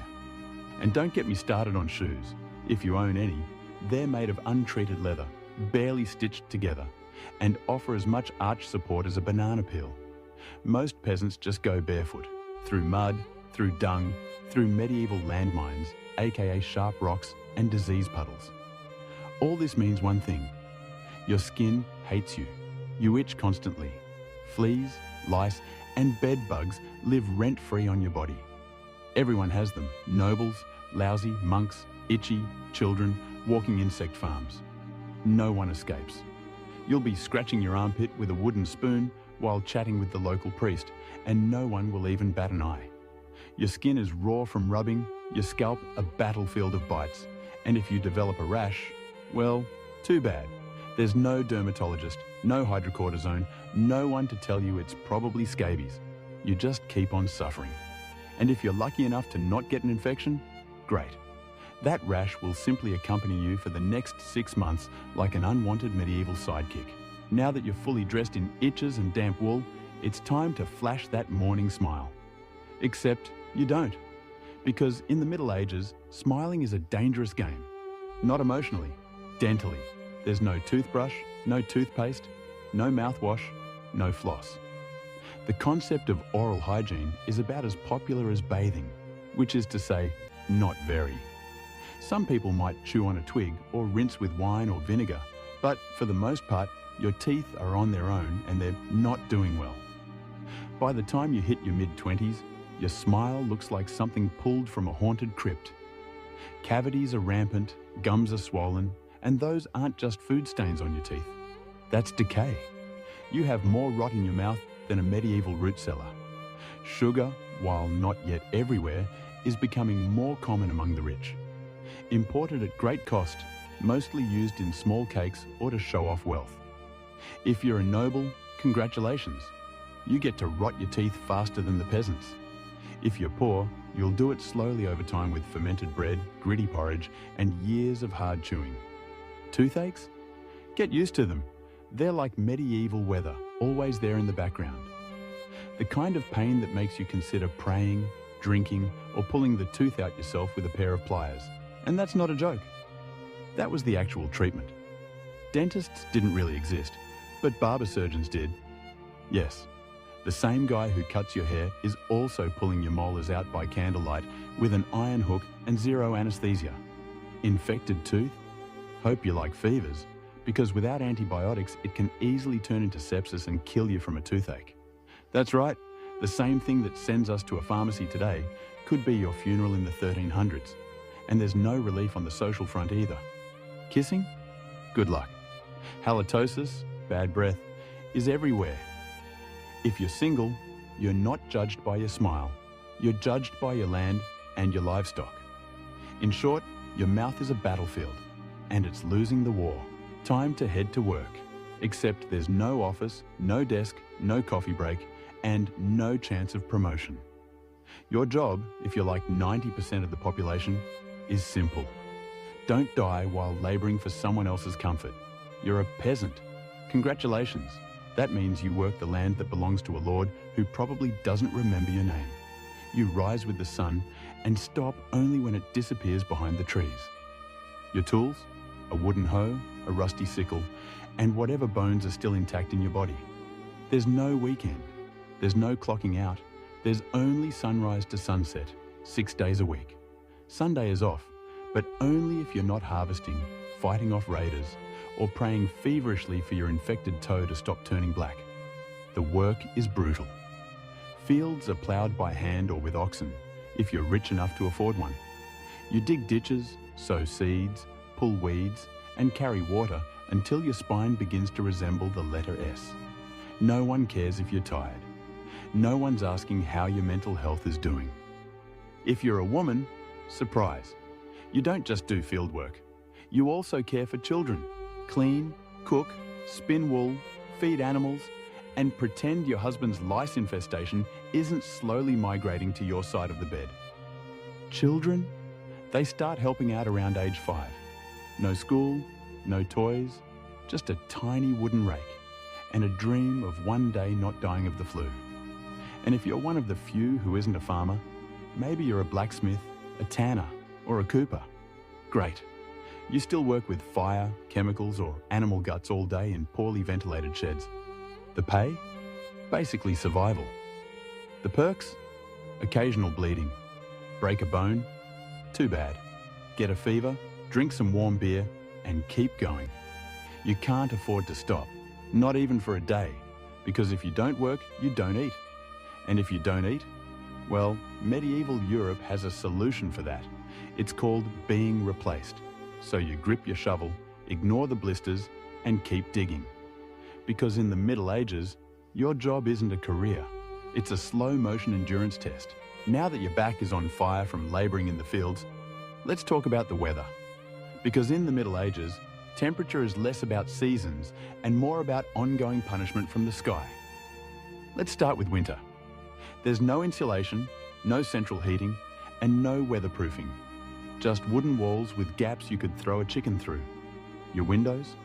Covered with cloth, not glass. The fire in the hearth? Nice in theory, but you don't have enough firewood to keep it going because wood is expensive and gathering it from the forest is sometimes illegal.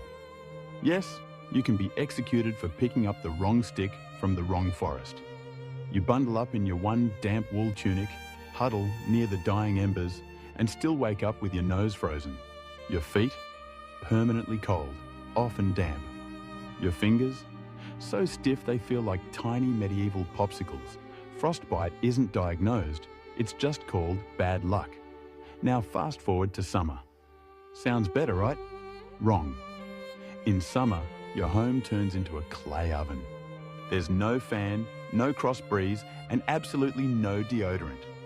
You sweat through your layers, but you can't remove them, because showing too much skin is scandalous, and also invites sunburn, insect bites, and social judgment. The flies are out in full force, attracted to your unwashed body, and the smell of last week's goat stew that's still fermenting in the corner. Mosquitoes buzz by your ear while you sleep, assuming you can sleep through the sound of your neighbours yelling and babies crying. In the fields, the sun bakes you. No sunblock, no hat, unless you've fashioned one out of straw like a desperate scarecrow. And the worst part, you still have to work.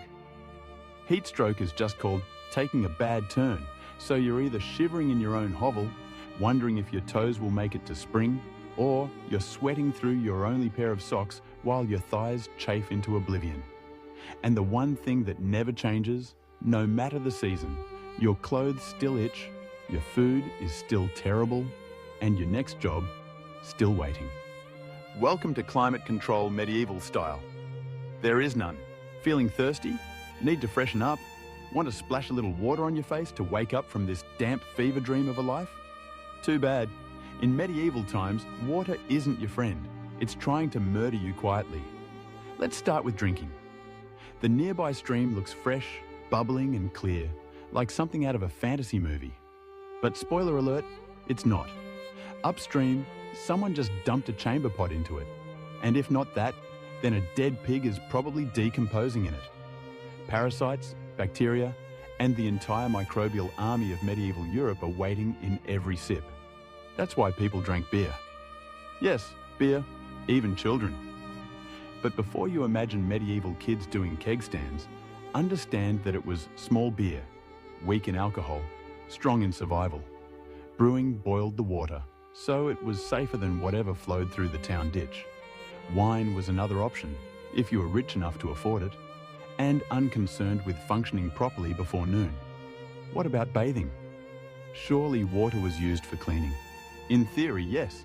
In practice, absolutely not. See, back then, people believed bathing actually opened your pores and let the disease in. That's right. Washing yourself was considered medically risky. You were cleaner, apparently, if you never removed the protective layer of filth caked onto your skin. Communal bathhouses did exist, but they quickly gained reputations as places for gossip, scandal, and sometimes full-on medieval extracurriculars. So naturally, the church got involved and shut many down. Even if you did want to bathe, it was a full production. You'd need to fetch water from the well, boil it over a fire, fill a wooden tub that leaked, and then pray no one else in the house used it before you. Or worse, after. And rainwater? Collected in open barrels where birds poop, insects breed, and moss thrives. Sounds refreshing, doesn't it?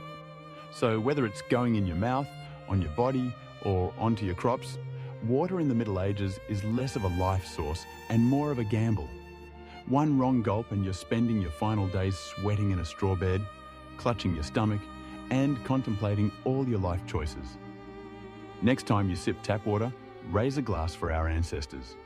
They didn't have the luxury of hydration without hazard. So you drank the water, or maybe you didn't. Maybe you just stubbed your toe on a rock shaped like disappointment.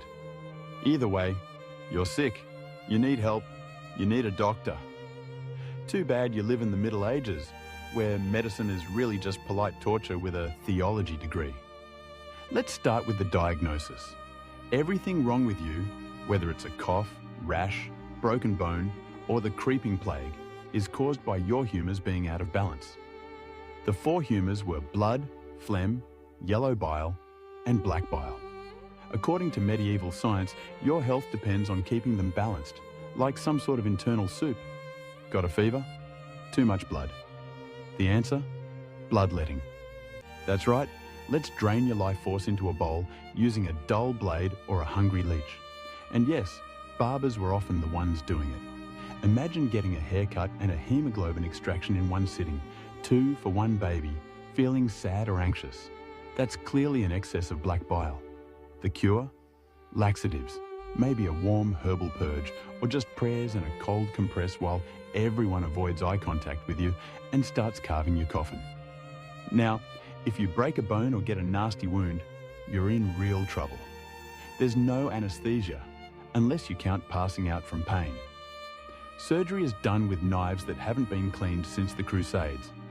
Tools are heated over fire, not for sterilisation, but because they just look scarier that way. Antibiotics? Centuries away. Germ theory? Not invented yet. They think disease comes from bad air, or God being annoyed with your moral failings. Got a stomachache? Must have been your sinful thoughts.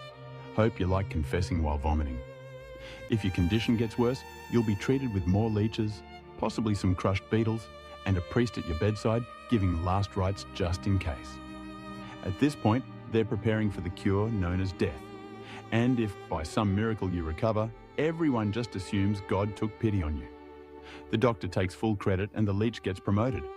So yes, in the Middle Ages, medicine is less about healing and more about surviving the cure. After a long day of labour, lice and leeches, it's finally time to eat. You shuffle back to your hovel, stomach growling, ready for the one joy left in life, a warm meal. Bad news. Your meal is probably trying to kill you. Let's begin with the basics. Food preservation doesn't really exist. There's no fridge, no freezer, just salt, smoke, or the hope that winter air keeps things fresh. Your meat, if you're lucky enough to have any, has been hanging for days, covered in flies, marinated in questionable brine, and possibly shared with a rat or two. Bread is the cornerstone of the medieval diet, but even that isn't safe. In bad harvest years, desperate peasants bulk it up with bark, sawdust, or even clay to make it stretch. And if it's rye season, there's a bonus. Ergot, a fungus that causes convulsions, hallucinations, and sometimes death. It's like eating bread laced with LSD and tetanus. Vegetables, only if they're in season. And you know what's always in season? Turnips. So many turnips.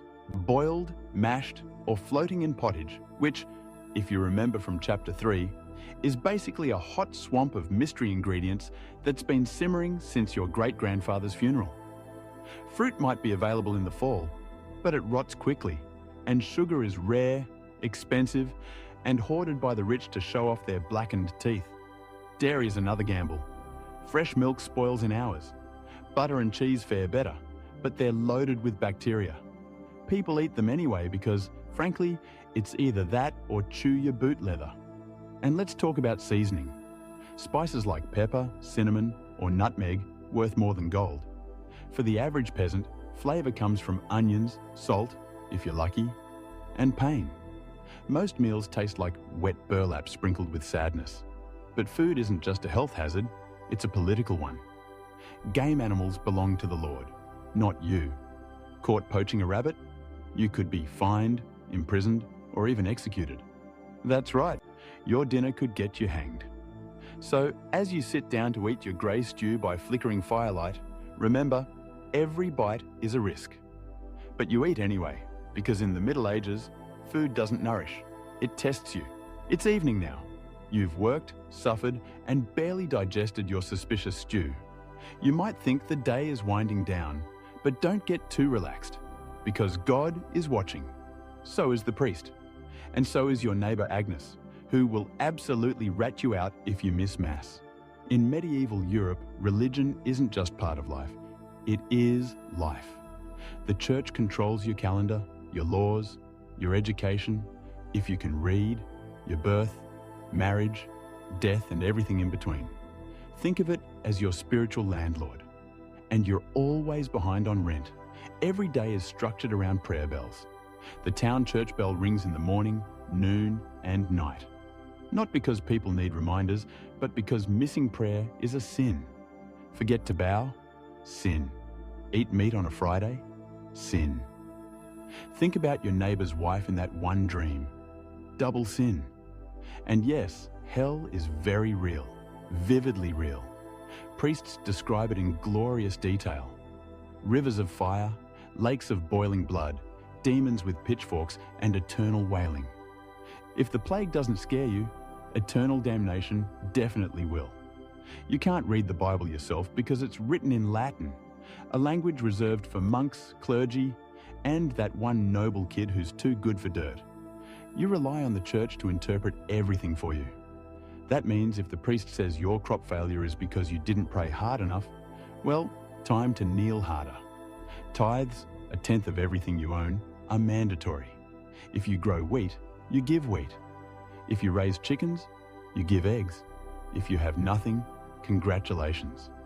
You're spiritually bankrupt and financially doomed. Holidays? They're holy days, dozens of them. And while they offer breaks from labour, they're not for fun. They're for attending Mass, fasting, confessing sins, and reminding yourself that joy is a dangerous indulgence. Questioning the church is dangerous. Heretics are burned, witches are drowned, blasphemers are flogged, and skeptics are quickly reformed. So you go through the motions, you chant, you bow, you pray that your soul, after enduring this dirt-covered life, might finally land in paradise, assuming the priest likes you. Because in the Middle Ages, God may be merciful, but the church, not so much. If you thought being a medieval peasant was rough, try doing it as a woman. All the filth, famine, and fear, plus childbirth, subservience, and social invisibility. In the Middle Ages, being a woman is like being on hard mode, with no health potions and no restart button. From birth, a girl's life path is pretty much locked in. Marry young, bear children, serve your husband, die tired. Education? Not likely. Unless you're from a noble family and sent to a convent, your intellectual development stops around the time you learn how to churn butter and patch a tunic. Marriage happens early, really early. It's not weird to be betrothed at 12 and pregnant by 14. It's not about love. It's about land, livestock, and alliances. Your opinion? Not required. Once married, you're basically your husband's property. Your job is to produce heirs, feed everyone, keep the house running, and not complain. Because complaining might get you branded a nag, or worse, a witch. That label comes with a complimentary drowning or burning, depending on local fashion. Childbirth is a death lottery. There's no prenatal care, no sterile tools, no anesthesia. Midwives do their best, but even minor complications can mean death for the mother, the child, or both. Some women survive 10 pregnancies. Many don't survive 2. But don't worry. Once the baby is out, your work increases. Now you have a screaming infant in a lice-ridden hut, and you're expected to nurse, cook, clean, and still help in the fields. You don't get a break. You are the break for everyone else. If you're unmarried, you're suspicious. If you're widowed, vulnerable. If you're outspoken, dangerous. Women who didn't conform were often accused of witchcraft, especially if they had herbal knowledge, a strong personality, or just looked at someone funny on a rainy Tuesday. Even in the church, your role is limited. Nuns lived under strict rules. No speaking without permission. No freedom of movement. And your spiritual worth? Always ranked below men. In short, if you're a woman in the Middle Ages, you're expected to endure, obey, reproduce, and suffer in silence. Ideally, while smiling. Because even in a time of universal suffering, women were somehow expected to suffer gracefully. So far, you've battled filth, starvation, social injustice, and possibly a goat. But just when you think your day can't get any worse, here comes violence. Loud, bloody, and often completely acceptable by medieval standards. Let's be clear. The Middle Ages were not peaceful. The idea of law and order mostly meant hope the local lord isn't in a bad mood. Violence is everywhere. In the home, in the streets, on the battlefield, in church disputes, and sometimes in line at the communal bread oven. Crime is common, punishment is brutal, and justice is more performance art than protection. Steal a loaf of bread? You could lose a hand. Accused of lying? Your tongue might get pierced. Gossip too much? Meet the scold's bridle. A metal mask strapped to your head with a bar in your mouth. For correction, of course. Let's say you're accused of something serious. Heresy, theft, witchcraft. How do you prove your innocence? By being tortured, obviously. Welcome to trial by ordeal. One version. You stick your hand in boiling water to retrieve a stone. If it heals without infection in 3 days, you're innocent. If not, you're guilty. Another option. You're tossed into a river. If you sink, you're innocent. And probably dead. If you float, you're guilty. And will be punished anyway. It's like a medieval game show where the prize is survival and the host is actively rooting against you. And if you're sentenced to death, that's a public event. Executions are performed in front of cheering crowds. Hangings, beheadings, burnings. Sometimes people bring snacks. It's the medieval equivalent of cable TV. Domestic violence, completely normal. Husbands were allowed, even expected, to discipline their wives and children. Street fights? Commonplace. You could be beaten just for looking the wrong way at a noble's horse. And war? Always simmering. Local feuds, territorial disputes, religious crusades. Someone's always marching off to stab someone else in the name of honor, God, or boredom.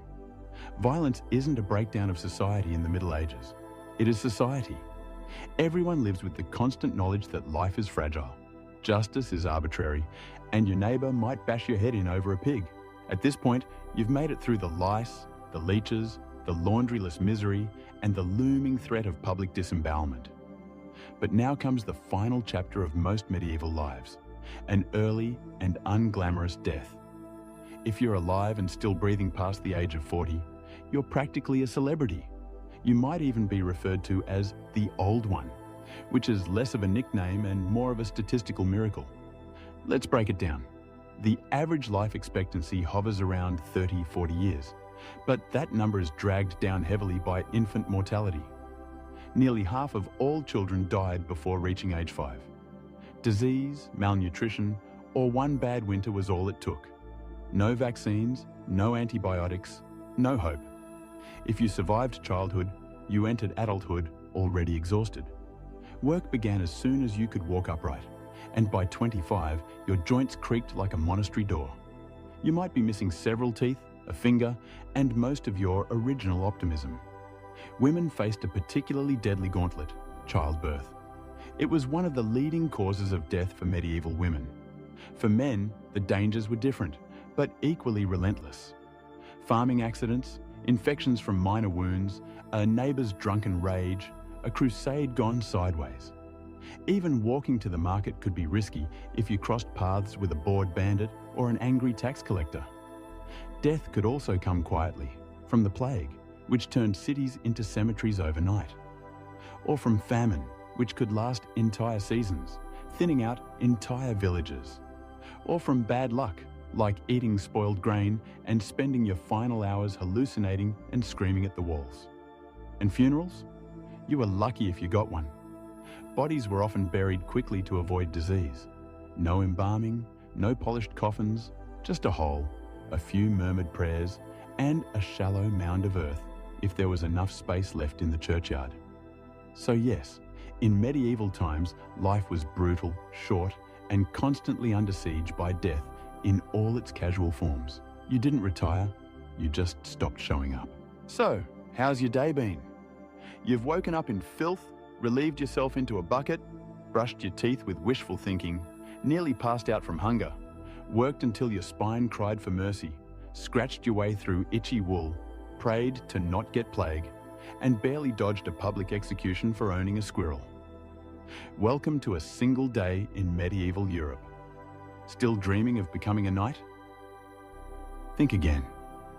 That romanticized version of the Middle Ages, gallant swordsmen, noble ladies in towers, heroic battles and feasts in candlelit great halls. It's a myth polished by fairy tales and fantasy books. In truth, the medieval world was gritty, cruel, and deeply unfair. Hierarchy was everything. If you were born poor, you stayed poor. Even the nobles weren't immune to misery. Castles were drafty stone refrigerators filled with fleas, smoke, and politically motivated marriages. The simpler times weren't simple. They were relentless. Everything took longer, everything hurt more. Everything, from childbirth to chewing, came with consequences. Life was survival, not leisure. But here's the wildest part. Through all of this, people still laughed, sang songs, told stories, fell in love, and found meaning. Not because life was easy, but because humans are stubborn like that. Even in the darkest chapters, they made space for light. So tonight, when you slip into your clean bed with indoor plumbing, antibiotics and central heating, maybe say a quiet thank you to the modern world and to your ancestors who fought rats, famine and feudalism so you wouldn't have to. Part 2. Catherine the Great. Long before she was Catherine the Great, Empress of all Russia, mistress of reform and icon of ambition, she was simply Sophie. Born Sophie Friederike Auguste von Anhalt-Zerbst in 1799, she was the daughter of a relatively obscure German princely family. Her tiny duchy offered little in terms of power, but Sophie herself. She had something no title could provide: razor-sharp intelligence, relentless charm, and a quiet, burning hunger for greatness. Her upbringing was strict. Her mother, Johanna, was cold and calculating, not a warm, nurturing figure, but a social climber obsessed with status. Her father, a Prussian officer, was more distant than disciplinary. From a young age, Sophie learned to walk the fine line between obedience and cunning. She read voraciously, spoke multiple languages, and learned how to observe a room before speaking in it, skills that would soon become survival tools in one of Europe's most brutal courts. When the Russian Empress Elizabeth Petrovna began searching for a wife for her heir, Grand Duke Peter, she looked beyond Russia's borders. Peter himself was of German descent, and Empress Elizabeth believed a foreign bride, pliable and grateful, would be easier to control. Sophie fit the bill perfectly. Noble blood, Lutheran faith, which she'd be forced to abandon, and a reputation for both grace and humility. At just 14 years old, Sophie was summoned to Russia. She arrived in the freezing capital of St. Petersburg in 1744, wearing thin German fabrics and a diplomatic smile. Her mother pushed her forward like a chess piece. Sophie, however, had her own game in mind. To become acceptable in Russian society, she converted to Orthodoxy, taking the name Ekaterina Alexeyevna, Catherine. The ceremony was public, symbolic, and life-altering. She wasn't just changing religions, she was burning the bridge behind her, stepping into a foreign empire with no way back. No one watching that quiet teenage girl in a fur-trimmed coat could have predicted what would come next. Betrayal, revolution, enlightenment, and empire. But from the moment Sophie stepped foot in the Russian court, she stopped being a pawn and began planning how to become a queen. Catherine's marriage to Grand Duke Peter was meant to secure her place in Russian royalty, but from the very beginning, it felt more like a cage than a crown. Peter, heir to the Russian throne, was not the dashing prince of fairy tales. Awkward, immature, and obsessed with toy soldiers, he was far more interested in playing war games in his chambers than governing an empire or showing affection to his new wife. Some accounts even suggest he refused to consummate the marriage for years. He idolized Frederick the Great of Prussia and resented the Russian court that had adopted him. In contrast, Catherine embraced Russia with a fierce determination. She learned the language, studied its history, and memorized Orthodox rituals. She wanted to belong. Peter wanted to escape. This mismatch wasn't just emotional, it was political. The Russian court was a viper's nest of gossip, paranoia, and brutal power games. Empress Elizabeth still ruled with absolute authority, but her health was in decline. Everyone knew a transition was coming and everyone had an agenda. Catherine was watched constantly. Her letters were read, her friendships monitored, and her every move scrutinized. She couldn't trust her husband, her mother, who was still whispering in her ear on behalf of foreign interests, or even her servants. In this world, alliances could turn into accusations overnight, but Catherine was no fool. She learned to play the court's games quietly, cultivating allies in the shadows. She charmed military officers, made friends with scholars, and developed a reputation for dignity and restraint. a stark contrast to her husband's childish tantrums and open contempt for Russian traditions. Behind closed doors, Catherine began reading Enlightenment thinkers like Voltaire and Montesquieu. While others saw her as a young consort, she was building a vision, not just for herself, but for Russia, a nation of strength, education, and reason. But there was one problem. The longer Peter lived, the longer Catherine remained in limbo, a powerless wife to a man unfit to rule. So she waited, observed, and planned. She knew the Russian throne wouldn't be inherited. It would have to be taken.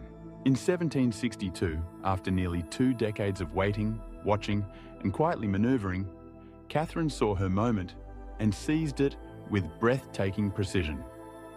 Empress Elizabeth had died, and Peter, now Peter III, was finally Tsar. But his reign began unraveling almost immediately. In just a few short months, Peter alienated the church, offended the nobility, insulted the army, and lavished praise on Prussia, Russia's longtime enemy. He reversed key policies, humiliated the clergy, and talked openly about divorcing Catherine to marry his mistress. The court, already wary of his erratic behavior, turned cold.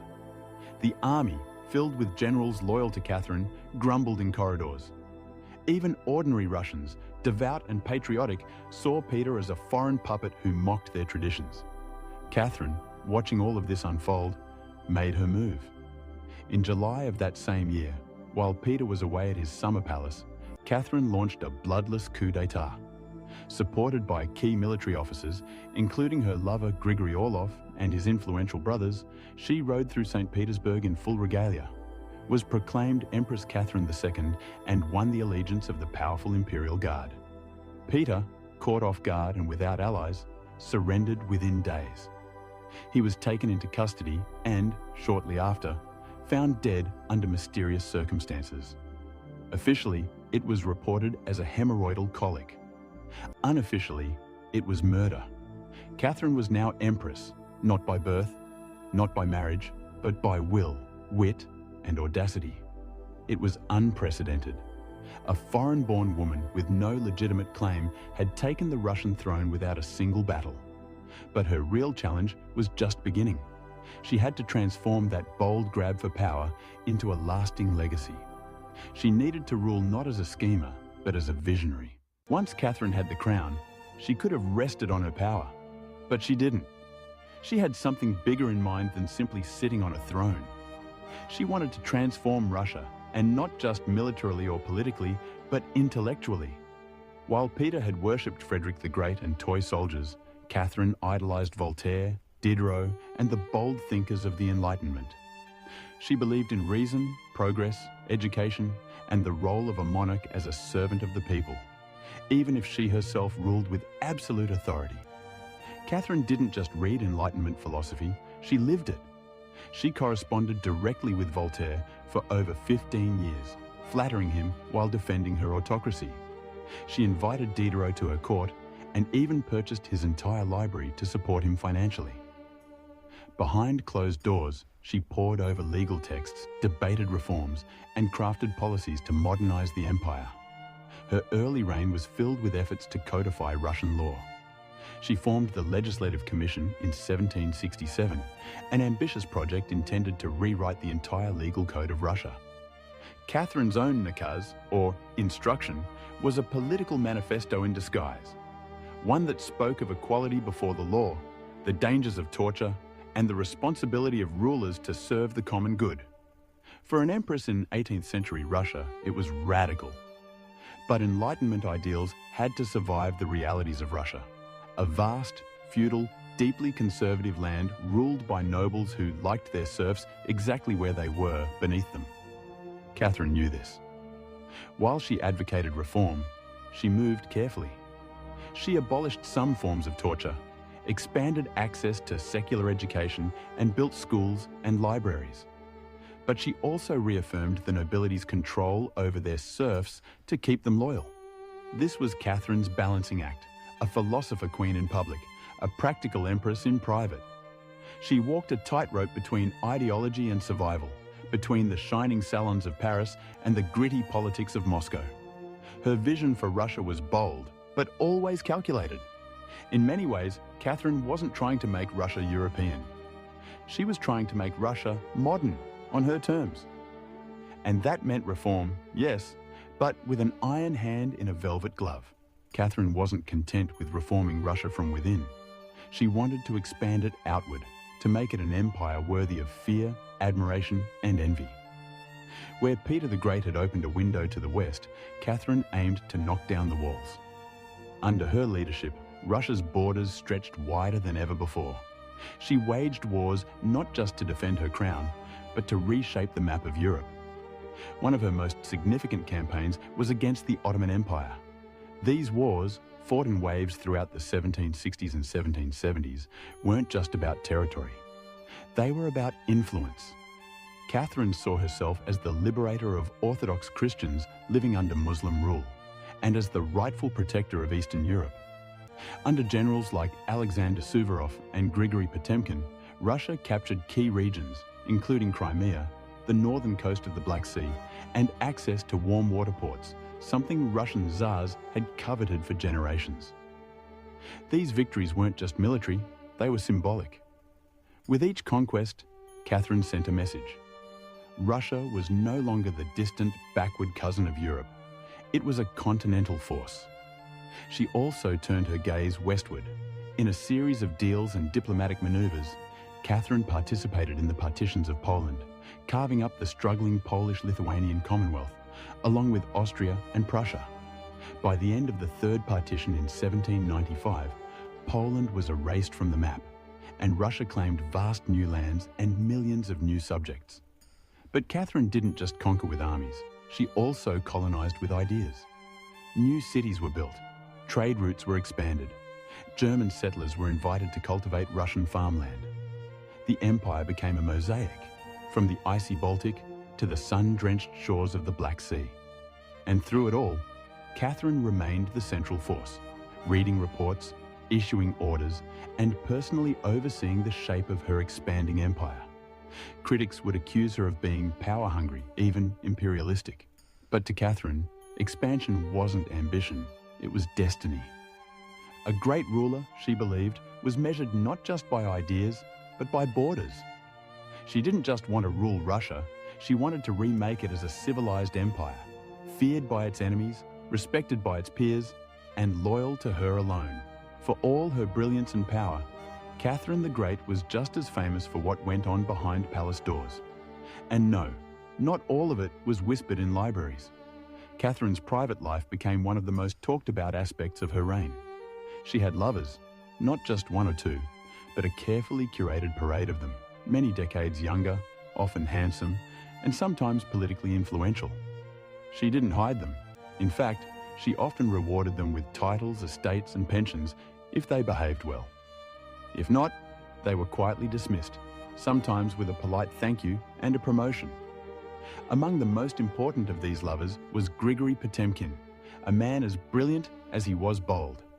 Their relationship blurred the lines between romance, politics, and partnership. Some historians believe they may have even married in secret. Together, they shaped military campaigns, colonization projects, and the transformation of southern Russia. Potemkin wasn't just a lover, he was her co-ruler in many ways. Still, Europe couldn't look past the scandal. Gossip swirled, satirical pamphlets painted her as lustful, insatiable, even unhinged. And after her death, the rumors only got worse, the most infamous being the completely false and grotesque tale involving a horse spread by her enemies to smear her legacy. But why the obsession? Simple. Catherine was a woman who wielded power unapologetically.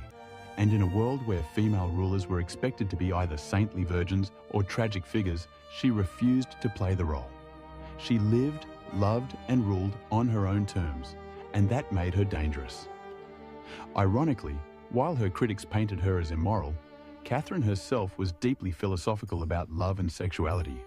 She believed pleasure was a natural part of life, and that personal relationships didn't have to threaten public responsibility. She separated emotion from governance, a feat few male rulers managed. In reality, her liaisons were often strategic. She surrounded herself with men who were loyal, capable, and politically useful, and when they ceased to be, she let them go, usually with a smile and a generous retirement. Catherine's love life didn't weaken her rule. It was part of her strategy, a blend of passion and power that made her unforgettable, envied and feared. For all her charisma and control, Catherine's reign was not without peril. And in 1773, that peril came in the form of a bearded Cossack named Yemelyan Pugachev. He was no ordinary rebel. Pugachev claimed to be none other than Peter III, Catherine's dead husband.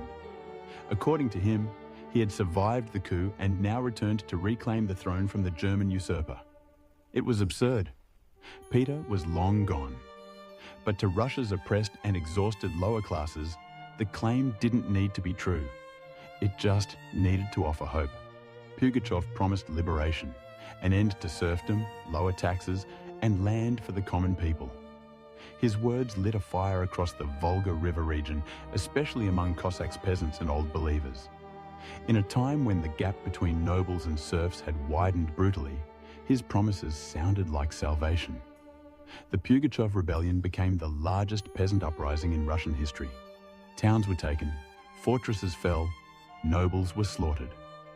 For a terrifying moment, it seemed as if the empire itself might fracture. Catherine was shaken. This wasn't a foreign war she could win with cavalry and treaties. This was a revolt from within, her own people rising against the system she ruled. But Catherine didn't panic. She acted. She dispatched professional military forces to crush the rebellion ruthlessly. Pugachev's forces were defeated in 1774. He was captured, displayed in an iron cage, and eventually beheaded in Moscow, a public warning to all who dared follow. Afterward, Catherine doubled down on order and control. Her dreams of liberating the serfs quietly faded into silence. The rebellion had shown her the limits of enlightenment in a country still shackled by feudalism. She now leaned harder on the nobility, who offered loyalty in exchange for absolute control over their serfs. This was a turning point. The Empress, who once quoted Voltaire, now prioritized stability over philosophy. Reform became cautious. Surveillance increased. Rebellion, even whispered, was to be stomped out before it had breath. Pugachev may have lost his head, but he left behind a warning that haunted Catherine. That power built on inequality could only hold so long before the storm came crashing through. By the time Catherine the Great approached the final years of her life, she had ruled Russia for over 3 decades, longer than any female ruler in Russian history. From the moment she seized power, she had defied expectations, reshaped her empire, and redefined what a woman, and a monarch, could be. Under Catherine's reign, Russia became a true European powerhouse. Its territory expanded by over 200,000 square miles, swallowing Crimea, parts of Poland, and stretches of the Black Sea coast. These weren't just military wins, they were strategic pivots, securing warm water ports and reshaping trade. But her legacy wasn't only drawn on maps. Catherine left a cultural mark as well. She helped found the Hermitage Museum, amassed one of the greatest art collections in Europe, and corresponded with the greatest minds of the Enlightenment. Her court became a center of sophistication, art, and intellectual ambition. In a country often viewed as backward by Western Europeans, Catherine put Russia firmly on the cultural map. She modernized education, founding schools for girls, and promoted the printing of books. She introduced smallpox inoculation to Russia, even publicly receiving the vaccine herself, an act of scientific bravery in her time. Yet, her reign was also one of contradictions. While she admired Enlightenment ideals, she never freed the serfs. In fact, she extended serfdom deeper into Russia's territories. Her reforms, while impressive, remained mostly top-down, designed to polish the empire without truly transforming its foundations. Still, Catherine's rule brought stability and ambition. She understood that power was not inherited. It was crafted, managed, and constantly defended. She ruled not by divine right, but by force of will, political brilliance, and relentless calculation. She was called many things: a usurper, a tyrant, a reformer, a seductress. But above all, she was effective.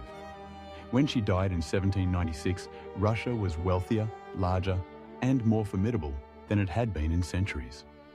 She left behind a throne secure, an empire expanded, and a legend that would endure for centuries. Catherine didn't just reign, she ruled with intellect, strategy, and an unapologetic grip on history. And in doing so, she became more than an empress. She became a myth.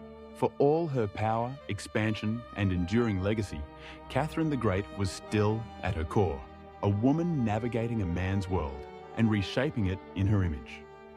Behind the imperial portraits and state decrees was someone deeply aware of how precarious her position was. She was not born Russian, she came to the throne through a coup. She ruled an empire that didn't want a woman in charge, and yet she not only endured, she thrived. Catherine was never content to be ornamental.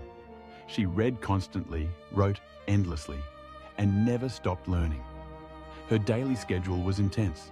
Hours of reading reports, corresponding with foreign powers, editing state papers, and managing a court filled with rival factions. She wasn't content to simply sit on the throne. She worked the throne like a stateswoman born to it. She was also, in many ways, lonely. She surrounded herself with courtiers, lovers, and artists, yet wrote in her memoirs of how few people she could truly trust. Her son Paul, whom she distrusted and kept away from state matters, grew into a man she feared would undo all her progress. Her greatest emotional partnership with Grigory Potemkin faded into deep friendship, but his death in 1791 left a wound that never truly healed. Catherine crafted her image carefully. She understood the power of narrative and wielded it better than most monarchs of her age. She posed as Mother of Russia, enlightened monarch, warrior empress, and lover of the arts. But beneath those roles was a woman who had endured rejection, betrayal, scandal, and rebellion, and kept going. When she died in 1796, she left behind an empire transformed, but also questions. Could she have done more to end serfdom? Were her Enlightenment ideals compromised by politics? Was she more reformer or ruler? History remembers her by the title she never gave herself, the Great. It wasn't because she was flawless or kind or just. It was because she took power and wielded it on her own terms, in a time and place where women weren't supposed to have any. She didn't just wear the crown, she rewrote what it meant to deserve one. Part 3. The Red Queen of Palenque. In the humid depths of the Chiapas jungle in southern Mexico, the ruins of Palenque whisper stories from the ancient Maya world. Towering temples rise above the canopy, their limestone faces eroded by time, but still brimming with secrets. And in 1994, one of those secrets revealed itself.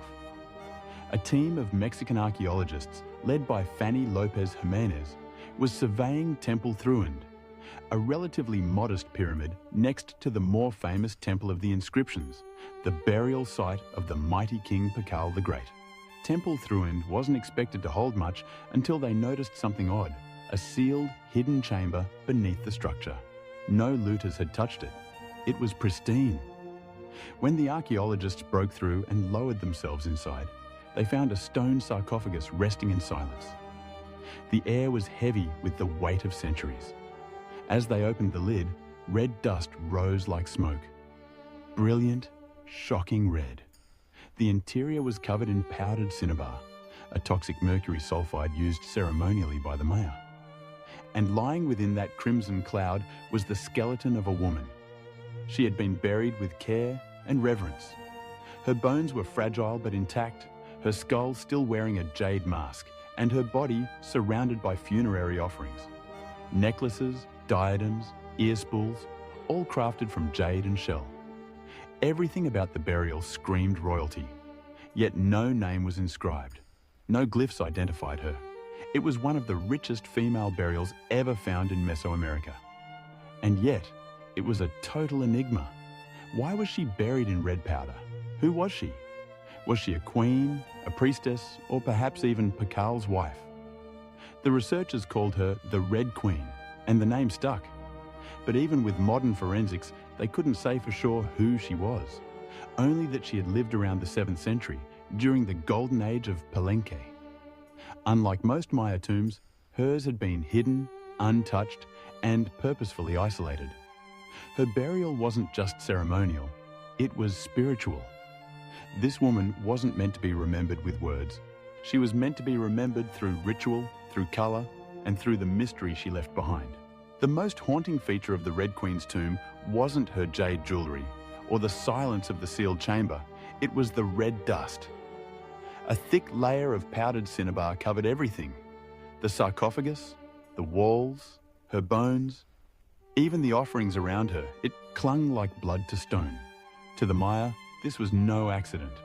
Cinnabar, made from crushed mercury sulfide, was one of the most sacred and dangerous substances in the ancient world. Its vibrant red color wasn't just visually striking, it symbolized blood, rebirth, and the life force that connected the human and divine realms. Red was sacred. It was the color of sunrise, of sacrifice, of life emerging from death. And it wasn't just symbolic, it was spiritual. Covering the dead in cinnabar was a ritual meant to transform the body, preserving it not for eternity, but for transition. In Maya belief, death wasn't the end. It was a passage, a crossing into another cosmic layer. And so the Red Queen, whoever she was being prepared not just for burial, but for deification. But there's another layer to this. Cinnabar is toxic. Repeated exposure can lead to mercury poisoning, tremors, hallucinations, even death. The Maya likely didn't understand the chemistry, but they felt its potency. It was volatile, powerful, dangerous. To bathe a corpse in it was to declare, this person was no ordinary mortal. In Palenque, very few were buried with cinnabar. Pakal the Great, the mighty king whose pyramid dominates the site, was one. His body, like hers, was also saturated in the red powder. That detail alone drew speculation. Was the Red Queen his wife, his mother, or someone of equal divine status? Her skull had been placed on a layer of jaguar skin, another sacred symbol. Around her, bone needles, obsidian blades, and miniature jade figurines hinted at rituals performed either during her life or in her honor at death. Every part of her burial told a story without words, a story of power cloaked in secrecy, a woman prepared to cross into the underworld not in silence, but in ceremony, drenched in the color of sacrifice. Surrounding the Red Queen's crimson-drenched remains was a world of silence, broken only by the gleam of jade, shell, and obsidian. These were not mere ornaments, they were offerings, each one carefully chosen to accompany her on the journey to the Maya afterlife, the Xibalba. At her sides were jade necklaces, heavy and cold, their polished surfaces still radiant after 300 years underground. Jade was not just beautiful, it was sacred. The Maya considered it a symbol of eternal life. It represented the green of maize, the vitality of the jungle, and the breath of gods. Only the elite were buried with jade. For the Red Queen, it covered her chest, wrists, and ears. The clear sign that in life she wielded influence, perhaps even divine favor. One of the most haunting objects was the jade funerary mask, placed delicately over her face. Unlike the golden death masks of Egypt, this one was subtle, constructed from dozens of tiny mosaic tiles, arranged to mimic the contours of her skull. The mask served a ritual function, to protect the soul, to preserve identity, and to present her as divine in the eyes of the gods. Scattered near her bones were bone needles, obsidian blades, and shell artifacts. These could have been tools of ritual or symbols of her status, as priestess, healer, or royal matriarch. One bone pin was engraved, faint but purposeful, a small echo of her voice lost to time. At her feet and along the edges of the tomb were ceramic vessels, still sealed, likely once filled with offerings, food, drink, or incense to sustain her spirit beyond death. The Maya believed the afterlife was a journey, dangerous, layered, filled with challenges. These items weren't luxuries, they were necessities. To modern eyes, the tomb feels intimate, not overloaded, but intentional. There was no gold, no chariots, no pomp, just items chosen with spiritual weight. It was a map for the soul. Through these treasures, we glimpse how the Maya understood death, not as finality, but as a transition of power. The Red Queen wasn't buried to be forgotten, she was being prepared to ascend. For all the grandeur of her tomb, the Red Queen left behind one haunting void. No name, no inscriptions adorned her sarcophagus. No glyphs on the walls identified her. She was clearly someone powerful, but who? From the moment her tomb was opened, scholars began trying to connect the dots. The most compelling theory? That the Red Queen was Tsakbu Ajau, the wife of Kinich Janab Pakal, known today as Pakal the Great, the most famous ruler of Palenque. Tsakbu Ajau was more than just Pakal's consort.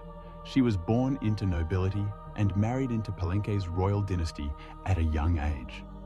She bore at least 3 sons, all of whom held high status, and she played a key ceremonial role during her husband's reign. If anyone could be buried with such honor, it was her. Supporting this theory was the tomb's location, just a few feet away from Pakal's own grand burial in Temple of the Inscriptions. The proximity suggests a deliberate pairing, husband and wife, rulers even in death. And then there's the cinnabar. Only 2 burials in Palenque were found with such intense cinnabar coverage, Pakal and the Red Queen. It's unlikely this was coincidence, but here's where the mystery deepens. DNA tests were conducted on both sets of remains in hopes of confirming the connection. But the results? Inconclusive. The woman's bones showed no direct maternal link to Pakal, but that didn't rule out a spousal relationship. Some have argued she could have been Sak Cook, Pakal's powerful mother, who ruled Palenque before he came of age. Others suggest she may have been a high priestess, or a sister, or a royal ancestor whose name has simply been lost to history's erosion. Still, the evidence points most strongly to Tsakbu Ajau, a queen by title, a mother of kings, and a spiritual counterpart to Pakal. The lack of a name may not be an oversight, it may have been intentional. In Maya cosmology, the soul lived on not through monuments, but through ritual, symbol, and the whispers of the earth. And so the Red Queen remained suspended between legend and truth, a woman who ruled, remembered not in stone, but in scarlet and silence. To understand the Red Queen, we must understand the world she came from, a world where Maya women, especially royal ones, held more influence than many realize. In Maya civilization, politics was often a family affair. Royal women weren't merely passive consorts, they were diplomats, priestesses, and power brokers. They conducted rituals, sponsored temples, and played crucial roles in maintaining dynastic legitimacy. Their bloodlines were political capital, used to forge alliances and secure claims to the throne. Take Sak Cook, for example, the mother of Pakal the Great. When the throne of Palenque was left vacant, she took power herself and ruled as queen regent until her son came of age. She wasn't a placeholder, she was a ruler in her own right, issuing decrees and overseeing construction projects. Without her, Pakal may never have risen at all, and she wasn't an anomaly. Across the Maya world, in places like Yakchailan, Naranjo, and Calakmul, inscriptions show women performing major ceremonies, engaging in warfare diplomacy, and sometimes ruling outright. They were often portrayed in stelae and murals, dressed in elaborate headdresses and regalia, standing beside kings as equals, or sometimes above them. Their words were carved in glyphs, their names were remembered until they weren't.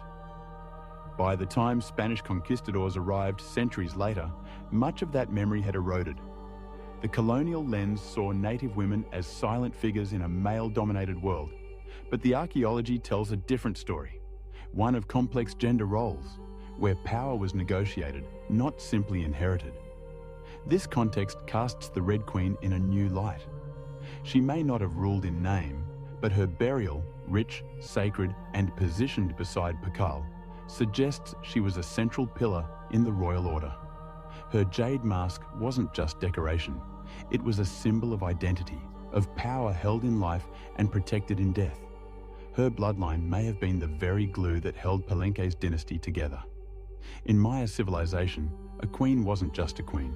She was a keeper of sacred lineage, a voice in ceremony, and often the bridge between gods and men. The Red Queen wasn't just buried with treasures. She was buried in architecture rich with purpose, layered with Maya cosmology, ritual symbolism, and intentional design.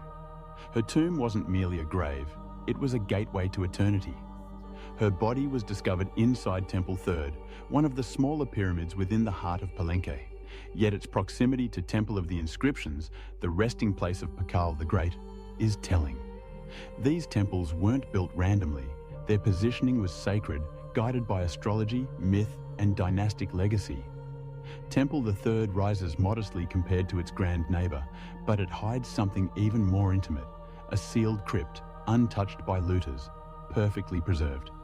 It was constructed deep within the temple's core, accessible only by a steep, narrow staircase.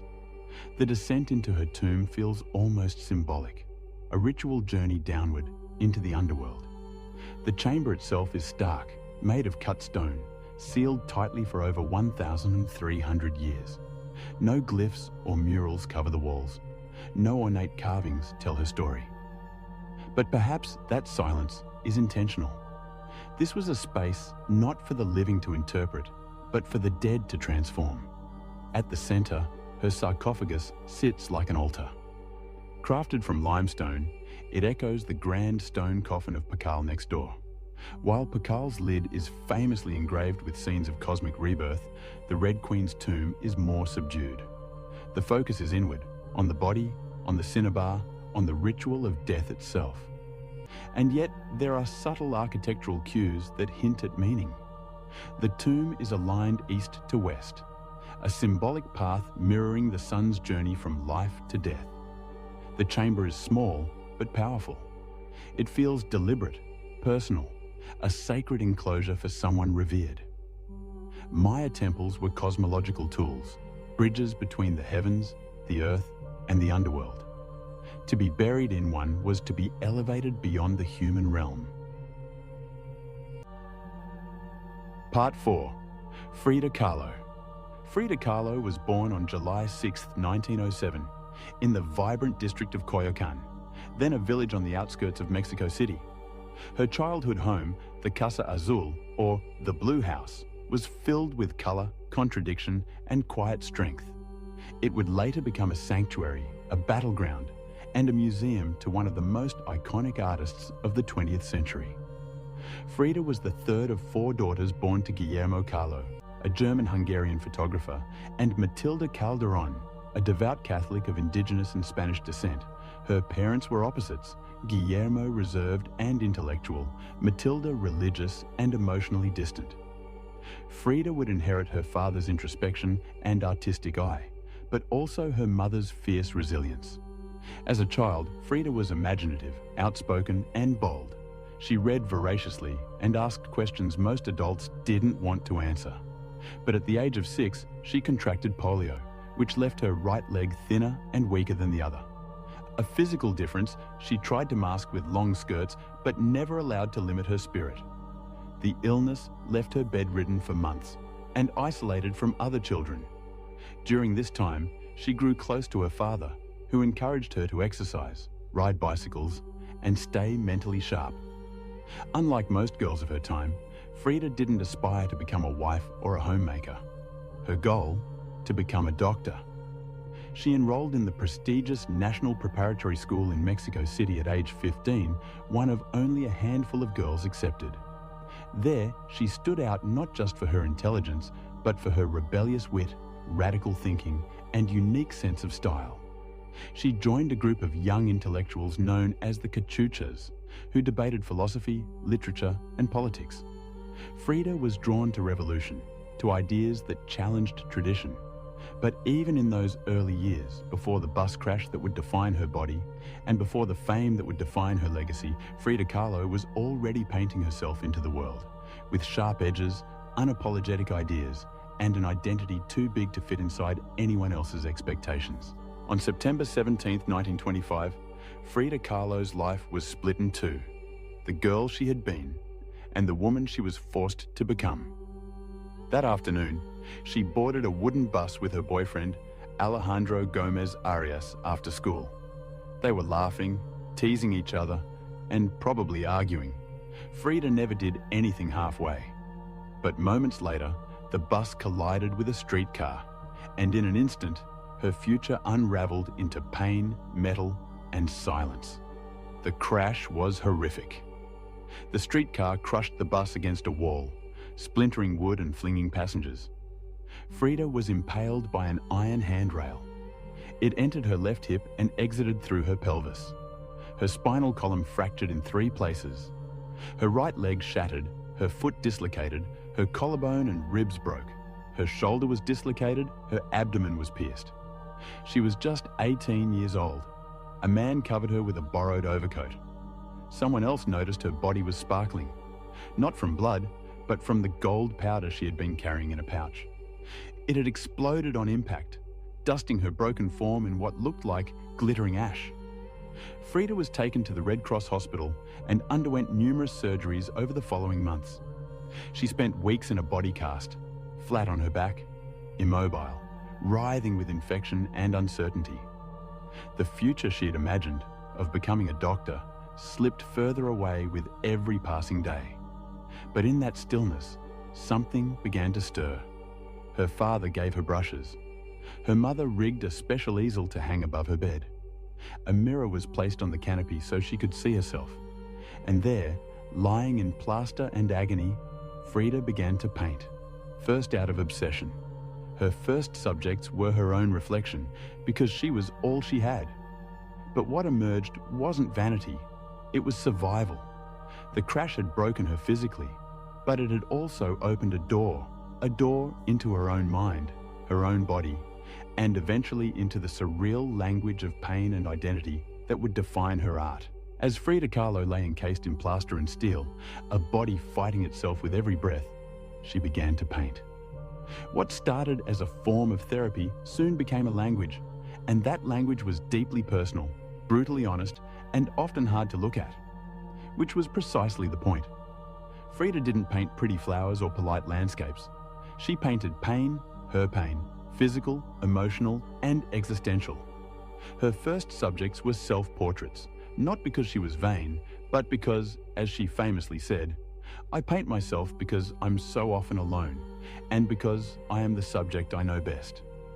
Her early works were small in scale, painted on tin or wood panels inspired by Mexican retablos, devotional paintings meant to tell stories of suffering and miracles.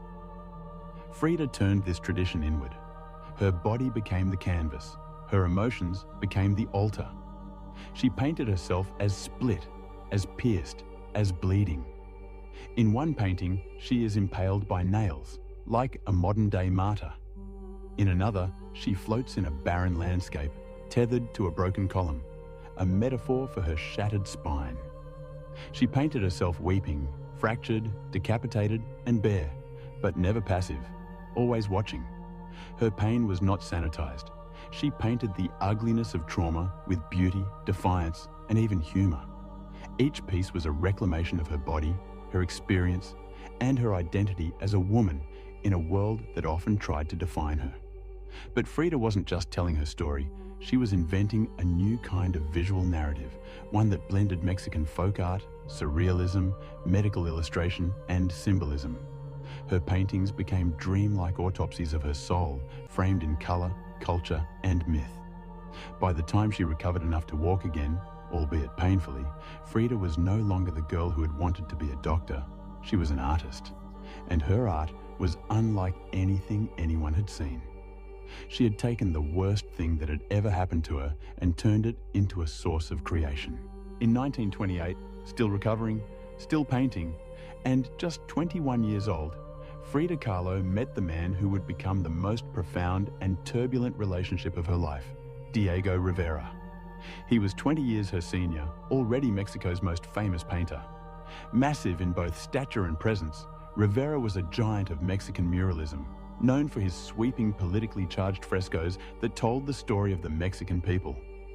Frida had seen his work before. She admired it, but now she wanted his opinion of her work. She brought her paintings to him at the Ministry of Education, interrupting his scaffolded work to ask bluntly, "Do I have talent?" Diego took one look and said yes, and not just out of kindness.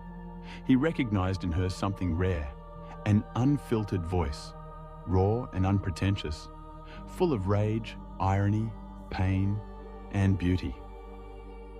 They began a relationship that was as consuming as it was creative.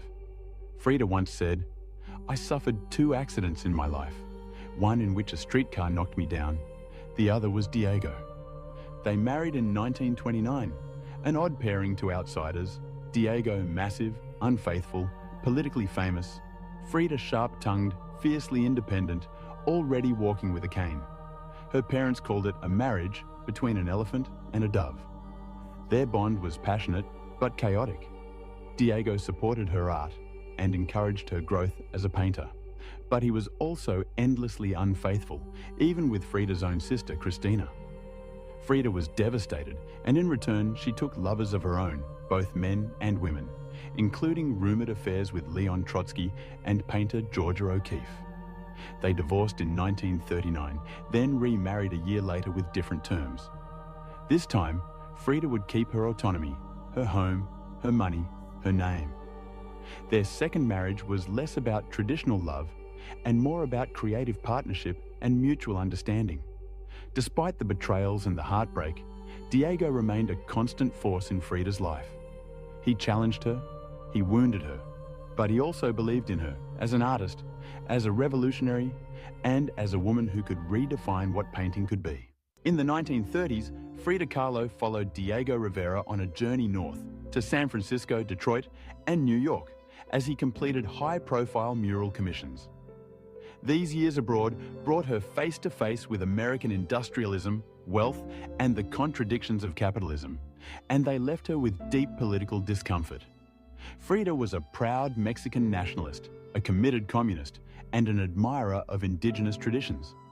The opulence she witnessed in the United States, especially while the Great Depression ravaged much of the country, only deepened her sense of disillusionment. In letters home, she mocked the culture's materialism and obsession with appearances. She missed the grit, color, and contradiction of Mexico. While Diego painted enormous murals on factory walls, Frida began to paint smaller, quieter revolutions, deeply personal works on tin and canvas. Her style solidified, sharp, surreal, emotional, and intimate. It was during this time that she produced some of her most iconic self-portraits. Frida didn't just paint herself for vanity, she painted herself to survive. Her identity became her landscape. With her body constantly in pain from her accident, multiple surgeries, and a failed pregnancy in Detroit, she turned inward. Her portraits showed her bleeding, fragmented, exposed. Yet her face was always calm, always direct, unapologetic. One of her most powerful works, Henry Ford Hospital, shows her lying on a hospital bed, crying, surrounded by floating symbols of loss. A fetus, a snail, medical equipment, a cracked pelvis. It was raw, graphic, and deeply emotional. A canvas that bled with truth. Back in Mexico, Frida immersed herself in leftist politics. She and Diego welcomed Leon Trotsky into their home while he lived in exile. Frida wore Tijuana dresses, traditional indigenous garments, not just as fashion, but as a political and cultural statement. Her art was never disconnected from her beliefs. Her identity, her body, and her ideology all intertwined in her work. When Frida Kahlo returned to Mexico in the late 1930s, she was no longer just Diego Rivera's wife. She had become something else entirely. A force, an artist whose work radiated with raw honesty, surreal symbolism, and cultural identity. Back in her homeland, she stepped fully into herself. Her Casa Azul in Coyoacán became a sanctuary of color and contradiction. Bright cobalt walls, yellow trim, Aztec statues in the garden, monkeys and parrots wandering freely. The house was an extension of Frida's imagination. It was a blend of tradition and rebellion, elegance and earth. Here, she surrounded herself with pre-Columbian artifacts, ex-votos, folk art, and revolutionary books. She wore bold Tijuana dresses, wove flowers into her hair, and painted amid the scent of copal incense and the sounds of mariachi on the street outside. This period marked an explosion of creativity. Her paintings became more intricate, more symbolic, and more political. Works like the two Fridas revealed a divided self, one in European dress with a bleeding heart, the other in indigenous clothing, strong and composed. It was Frida's visual autobiography, a portrait of love, loss, and heritage. In 1939, she exhibited her work in Paris, where artists like Picasso, Breton, and Kandinsky praised her fiercely original style. But even among the surrealists, Frida stood apart. When André Breton tried to label her as one of their own, she pushed back. "They thought I was a surrealist," she said, "but I wasn't. I never painted dreams. I painted my own reality."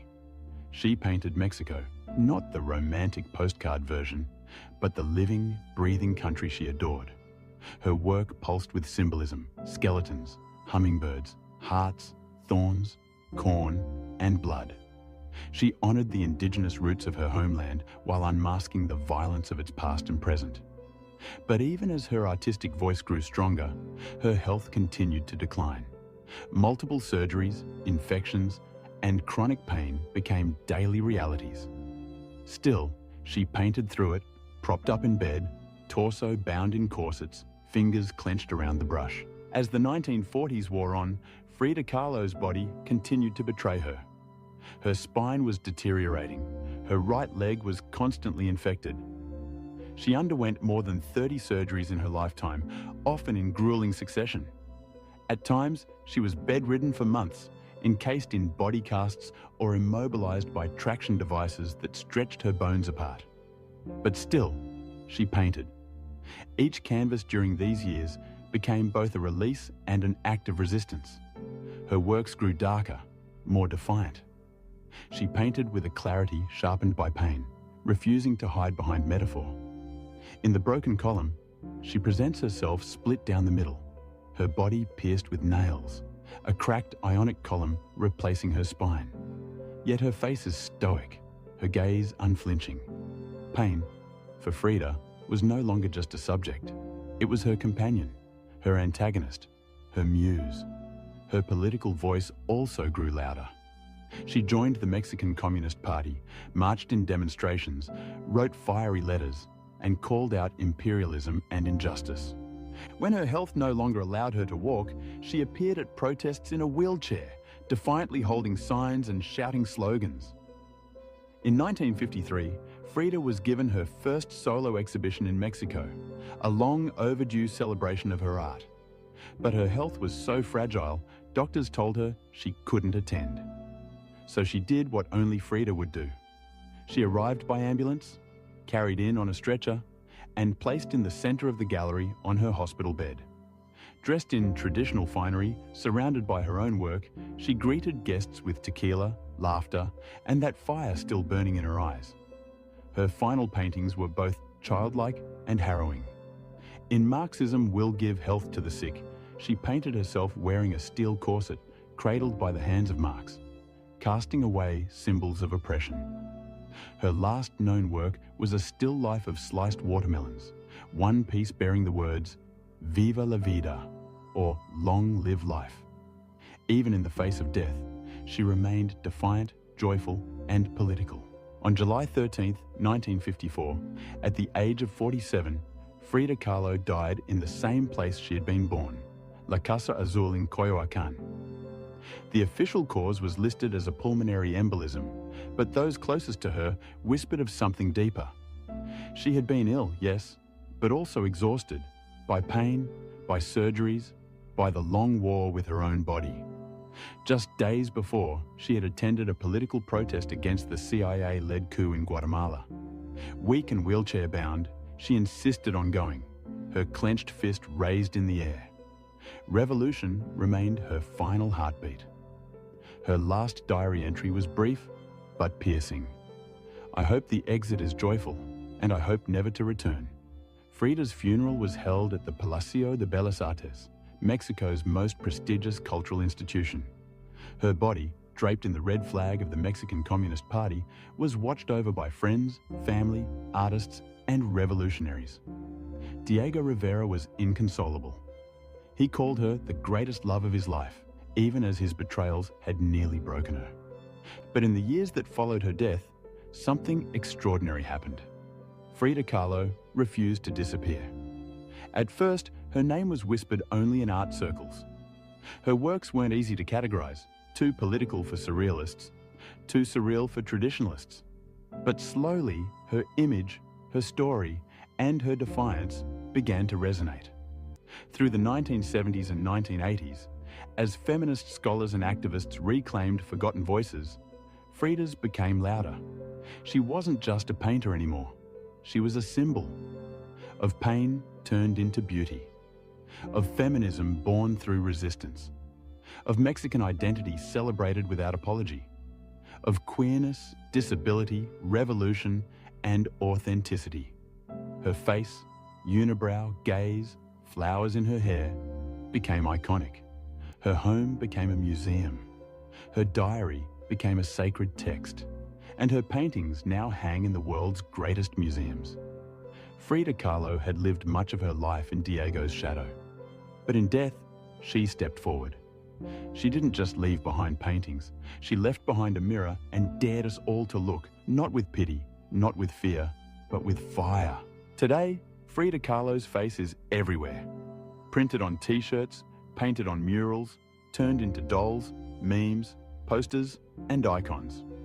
Her signature unibrow, her flower-crowned hair, her direct gaze, all instantly recognizable. But what makes her legacy powerful isn't just that people know her face, it's that they recognize the truth behind it. Frida didn't try to be flawless. She didn't fit into boxes. She wasn't conventional, and she didn't care to be. In a world that demands perfection, she gave us realness. Raw, messy, vibrant, angry, joyful, contradictory realness. She celebrated what made her different. Her disability, her queerness, her politics, her culture, and turned it into art that transcended borders and decades. She's become more than an artist. She's a global symbol of defiance, feminism, cultural pride, and creative resistance. For queer communities, she's a fearless bisexual icon who lived openly and unapologetically in a time that demanded silence. For women, she's a reminder that power doesn't require permission. For disabled artists, she's proof that pain can fuel the brush, not stop it. And for Mexico, she's a daughter reclaimed, fierce, folkloric, and forever part of the national soul. Her paintings, once dismissed as too strange or too personal, are now among the most revered in the world. Works like the Two Fridas, self-portrait with thorn necklace and hummingbird, and the broken column aren't just seen, they're felt deeply by anyone who has ever suffered and needed to turn that suffering into something sacred.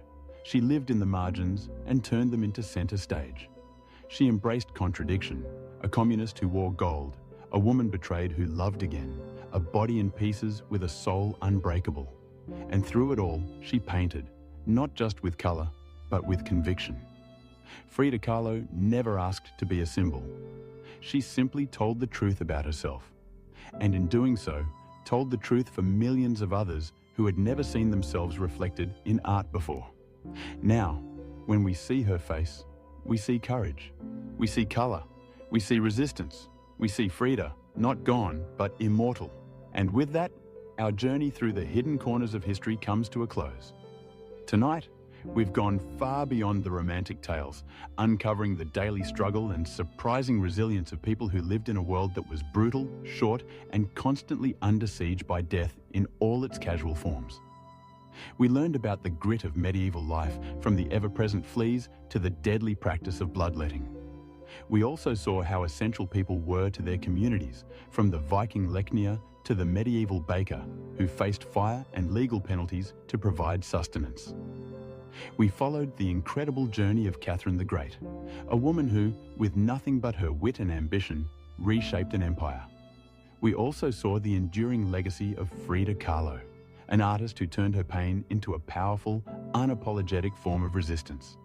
And we looked into the silent, sacred tomb of the Red Queen of Palenque, a woman of profound importance whose story is told not in words, but in stone, cinnabar, and jade.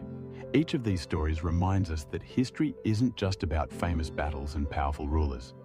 It's about the everyday people whose lives, labours, and beliefs shaped the world in countless, often unseen ways. Their stories are woven into the very fabric of our past, just waiting to be told. Thank you for staying with Golden Chonk. If you like this story, please give it a like and share with your friends, and don't forget to subscribe to Golden Chonk channel for more inspiring stories like this one. See you in the next story with new thoughts and new lessons. Until then, stay well and stay peaceful.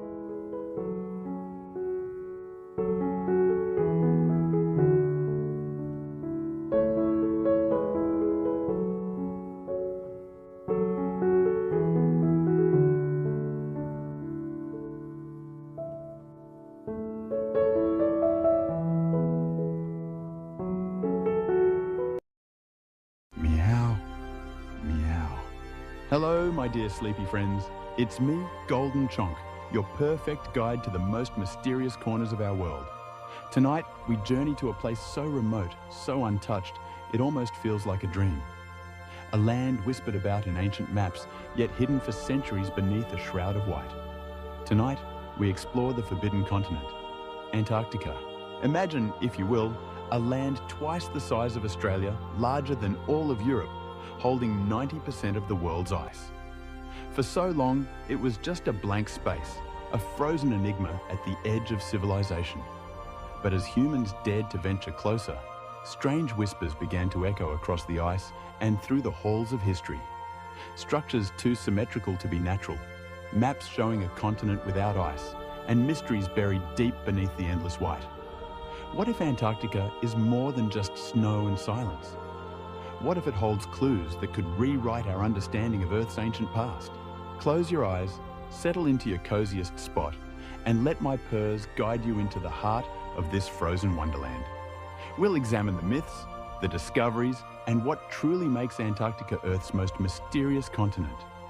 You'll hear the legends, see the evidence, and decide for yourself what Antarctica is truly hiding.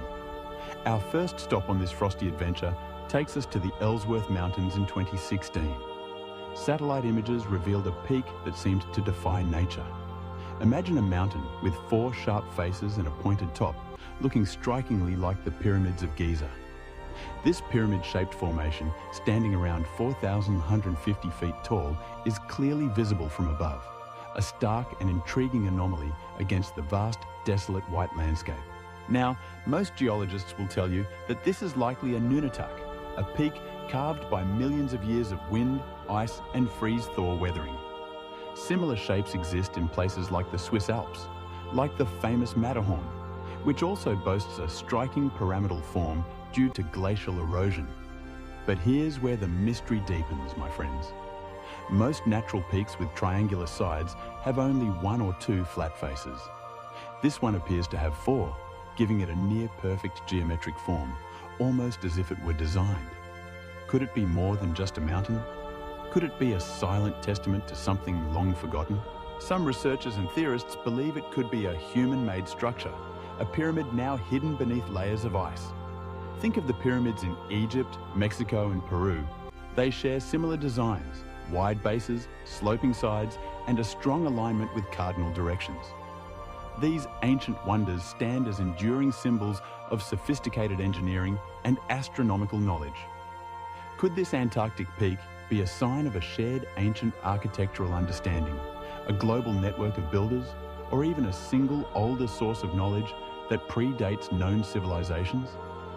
Or perhaps, like the debated Bosnian pyramids, these are large hills concealing the remains of prehistoric structures, reshaped by nature over millennia, yet still bearing the subtle marks of ancient hands. The continent's massive ice sheet, over a mile thick in some areas, makes large-scale exploration nearly impossible, shrouding any potential truth in an impenetrable veil of white. The full story behind these formations remains hidden, waiting for a time when the ice might yield its secrets. As technology has advanced, allowing us to peer deeper into Antarctica's icy embrace, even stranger features have emerged. Features that seem to challenge our understanding of natural geological processes. Imagine seeing large, dark shapes resembling doorways carved into mountain slopes, or even patterns that look distinctly like man-made stairs leading into the heart of the frozen peaks. One of the most talked about formations appears near a remote area of East Antarctica. A large rectangular opening, unusually clean and geometric, with sharp, almost unnaturally straight lines that make it stand out dramatically from the rugged, natural landscape. Some even estimate it to be several meters tall and wide, large enough for a full-sized aircraft to enter, or for ancient giants to pass through. The perfect angles and smooth edges are unlike anything typically formed by ice or rock. Glaciologists, ever the pragmatists, suggest these openings could be formed by complex interactions of ice movement, katabatic winds, and extreme temperature changes, where melting and refreezing cycles create gaps that, purely by chance, take on geometric appearances. Or perhaps it's simply the top of a ridge, exposed as ice levels have lowered, creating an optical illusion against the vast, flat expanse of the ice. But then there's another puzzling discovery near the Antarctic coast, a wide cave entrance with several dark horizontal lines running parallel, rising gradually like a staircase leading into the mountain. Natural layering of snow or rock doesn't usually create such clean, step-like platforms with such consistent spacing and uniform rise. While some speculate about ancient collapses or uneven melting patterns, their even spacing and straight design hint at a more complex, perhaps even artificial origin. What adds to the mystery is how these features seem to change over time, appearing clearly in some satellite images one year, only to vanish beneath new layers of snow in others, only to reappear with different shapes or details after strong winds or seasonal shifts. It's as if the continent itself is breathing, revealing and concealing its secrets at will. But let's drift back in time, my dear listeners, to a vastly different Antarctica, a land that would be almost unrecognizable to us today. Long before it was a land of endless ice, this continent may have been a place of forests, rivers, and vibrant life, teeming with a diversity of flora and fauna that seems utterly fantastical given its current state. For over a century, geologists and paleobotanists have uncovered fossilized remains of ancient forests buried deep beneath the ice, silent witnesses to a forgotten past. In the Beardmore Glacier region, only 500 kilometers from the South Pole, leaves resembling beech trees were discovered by Robert Falcon Scott's ill-fated expedition in 1912, a poignant reminder of a warmer age. Later, on Alexander Island and the Antarctic Peninsula, researchers found upright fossilized trees, some as tall as 7 meters, still rooted where they once thrived, their petrified wood a testament to their longevity. Around them, layers of ancient pollen and organic remains paint a vivid picture of a lush, temperate rainforest that existed 100 million years ago, a veritable Eden at the bottom of the world. Despite its polar location, the global climate was dramatically warmer during that period, with temperatures ranging from 13 to 21 degrees Celsius, allowing evergreen species, conifers and ferns to dominate the landscape, even during long months of polar darkness. Recent drilling beneath the ice has confirmed this verdant past, with ancient pollen showing that the area was covered in tundra as recently as 12 million years ago. This evidence suggests Antarctica's transformation into a frozen wasteland was gradual, with some areas remaining ice-free far longer than previously thought, perhaps even offering temporary refuges for life. This leads to a compelling question, doesn't it, my sleepy friends? Could there have been enough time and favorable conditions for early human or pre-human civilizations to exist on this continent? Mainstream archaeology largely rejects this idea, as Homo sapiens have only existed for about 300,000 years, while the Antarctic ice sheets have been in place for more than 14 million years, a vast chasm of time. Yet, isolated reports and controversial discoveries continue to stir debate, fueling the imaginations of those who believe in a deeper, hidden history. One of the most enduring symbols tied to the idea of ancient knowledge about Antarctica is the Piri-Reis map, a cartographic anomaly that continues to baffle historians. Created in 1513 by Ottoman cartographer Piri-Reis, This partial world map includes a detailed depiction of South America and a mysterious southern landmass. What makes it truly extraordinary is that it appears to show the outline of Antarctica, not with its present icy shape, but with a coastline resembling its actual landmass, as if seen without the ice. Supporters claim such uncanny accuracy would have been impossible in the 16th century without access to much older source maps, perhaps from a lost civilization with advanced geographical knowledge, or even from an unknown people who charted the world before the ice descended.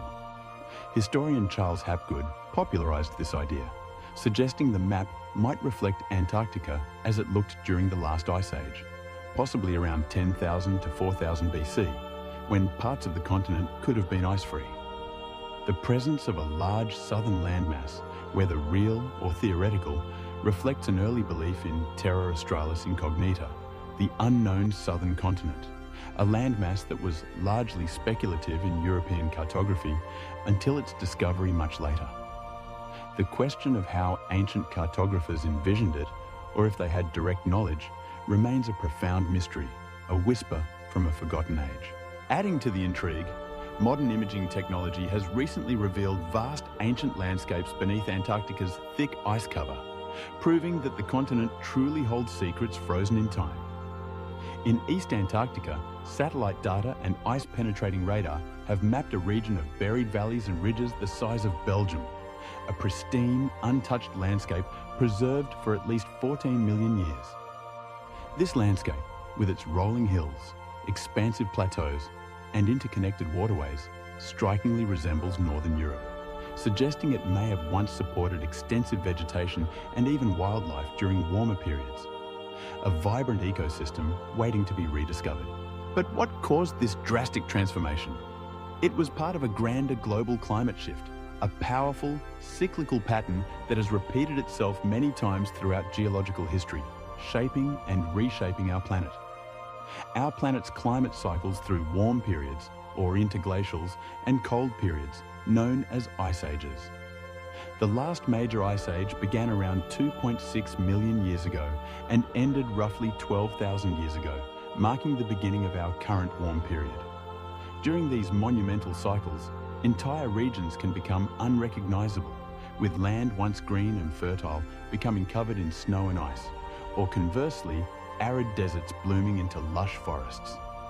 Antarctica's transformation from a verdant land to a frozen desert is a clear and dramatic example of this natural cycle, a testament to the Earth's ever-changing face. However, another factor might have played an even more dramatic role: the movement of Earth's axis. Known as true polar wander or crustal displacement, this theory suggests the Earth's outer shell, or lithosphere, can shift over its fluid inner layers, rapidly moving continents into new climate zones over relatively short geological timescales. If such a catastrophic event occurred, it could explain how Antarctica moved from a temperate zone to its current position at the South Pole, a journey of hundreds, even thousands of miles in a blink of geological time. While debated within the scientific community, some studies of rock formations and ancient shorelines suggest parts of Earth's surface have indeed relocated over time, lending a degree of credibility to this audacious theory. Among the more speculative ideas surrounding such profound shifts is the prophecy of Edgar Cayce, the sleeping prophet, a mystic who uttered predictions while in a trance state. In the early 20th century, Cayce claimed a major transformation of Earth was coming, with dramatic climate changes, rising seas, and the sinking of entire regions. One of his most striking predictions was that Antarctica, long thought lifeless, would become fertile and inhabited again. He believed changes in Earth's axis would trigger massive flooding, revealing ancient lands and wiping away modern civilizations, with Antarctica once more supporting life, its frozen lands thawing and becoming green. If Cayce's prediction was rooted in ancient memory, a collective unconscious recall of past cataclysms, it raises a haunting possibility. Could an earlier civilization have thrived on Antarctica, only to be destroyed when the climate shifted and the poles moved, their existence erased by the inexorable march of ice? Could the ice be hiding not just ancient forests, but also traces of a forgotten people, their cities and monuments buried deep beneath the vast white expanse. Beyond these historical and geological riddles, the Forbidden Continent holds many more secrets, secrets that continue to challenge our understanding of life itself. One of the most astonishing are Antarctica's subglacial lakes, hidden bodies of liquid water trapped far below the surface, isolated by kilometers of solid ice. The most famous is Lake Vostok, buried nearly 4,000 meters beneath the East Antarctic ice sheet, sealed off from the outside world for possibly 15 to 25 million years. A true lost world. Scientists believe life may still exist in this extreme lightless world, an ecosystem powered by chemosynthesis rather than photosynthesis. When Russian scientists finally reached its surface in 2012, they broke through to a world untouched by air or light for millions of years, a pristine biome waiting to be explored. Lake Vostok is not alone. More than 400 subglacial lakes have been identified across the continent, some as large as cities, veritable inland seas beneath the ice. These lakes are kept liquid by heat from Earth's interior and the insulating pressure of the immense ice above, connected by an underground network of subglacial rivers, forming what some call a frozen wetland, a hidden hydrological system of immense scale. Recent expeditions to lakes like Mercer have revealed extraordinary bacterial life thriving in complete darkness, without sunlight, oxygen, or surface nutrients, suggesting alternative pathways for life to flourish. Some researchers even believe these lakes could support higher life forms like tiny animals, perhaps even unique species evolved to thrive in these extreme conditions. Even more astonishing was the discovery of Lake Enigma, with strange structures and rich microbial mats that look like carpets and tree-like formations on the lakebed, including bacteria never seen before in such environments. This level of biological complexity in such a seemingly hostile environment surprised even experienced researchers, leading them to ponder the limits of life. In other places, as ice shelves crack and collapse, revealing previously inaccessible ocean floors, scientists have observed parts of the seafloor hidden for centuries. Beneath the George VI ice shelf, an entire ecosystem filled with large corals, giant sea spiders, fish, octopuses, and other bizarre animals was found thriving in complete darkness, relying on nutrient flows carried by deep ocean currents from distant waters.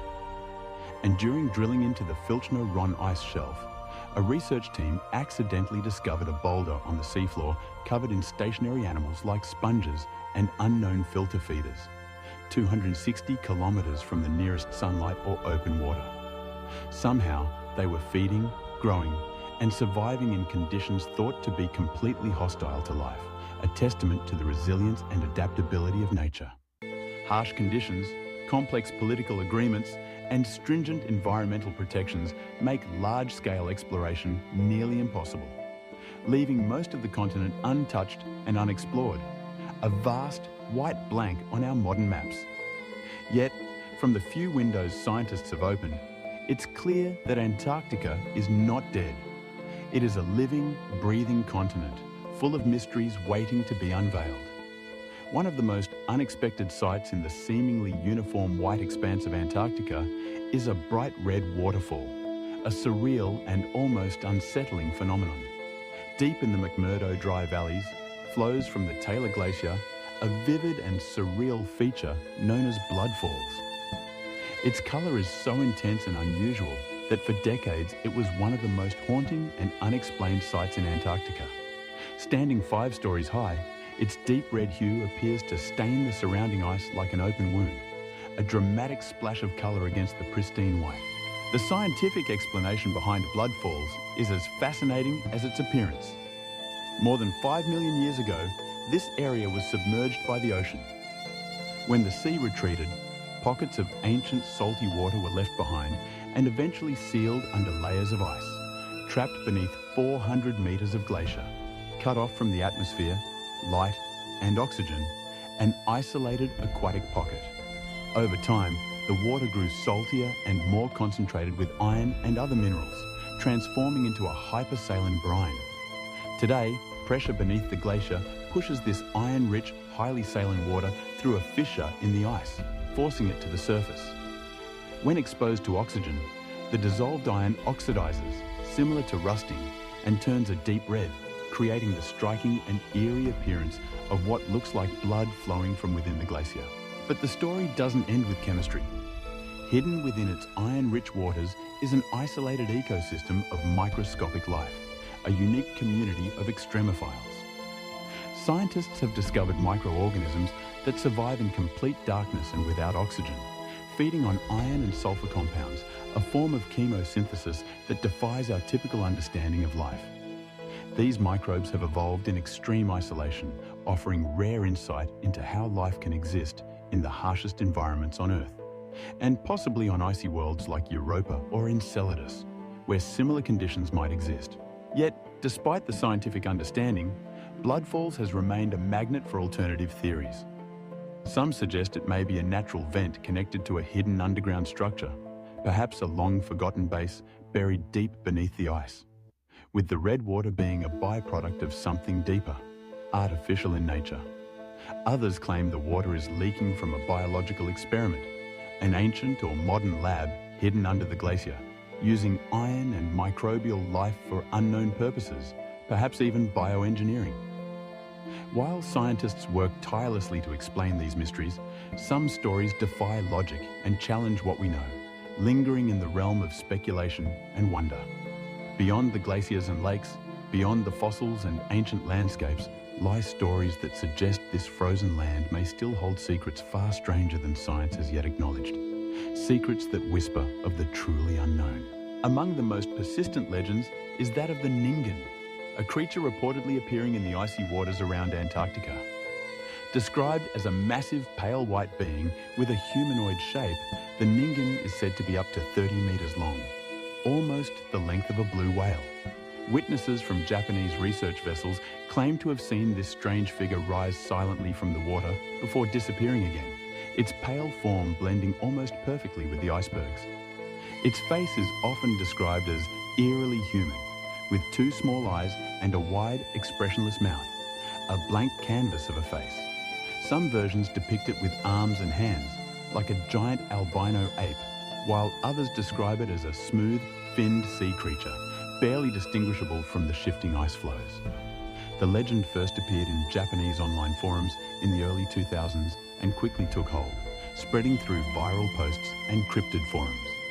Some believe it's an unknown form of marine life, a relic from a warmer Antarctica, a deep sea creature rarely seen by humans.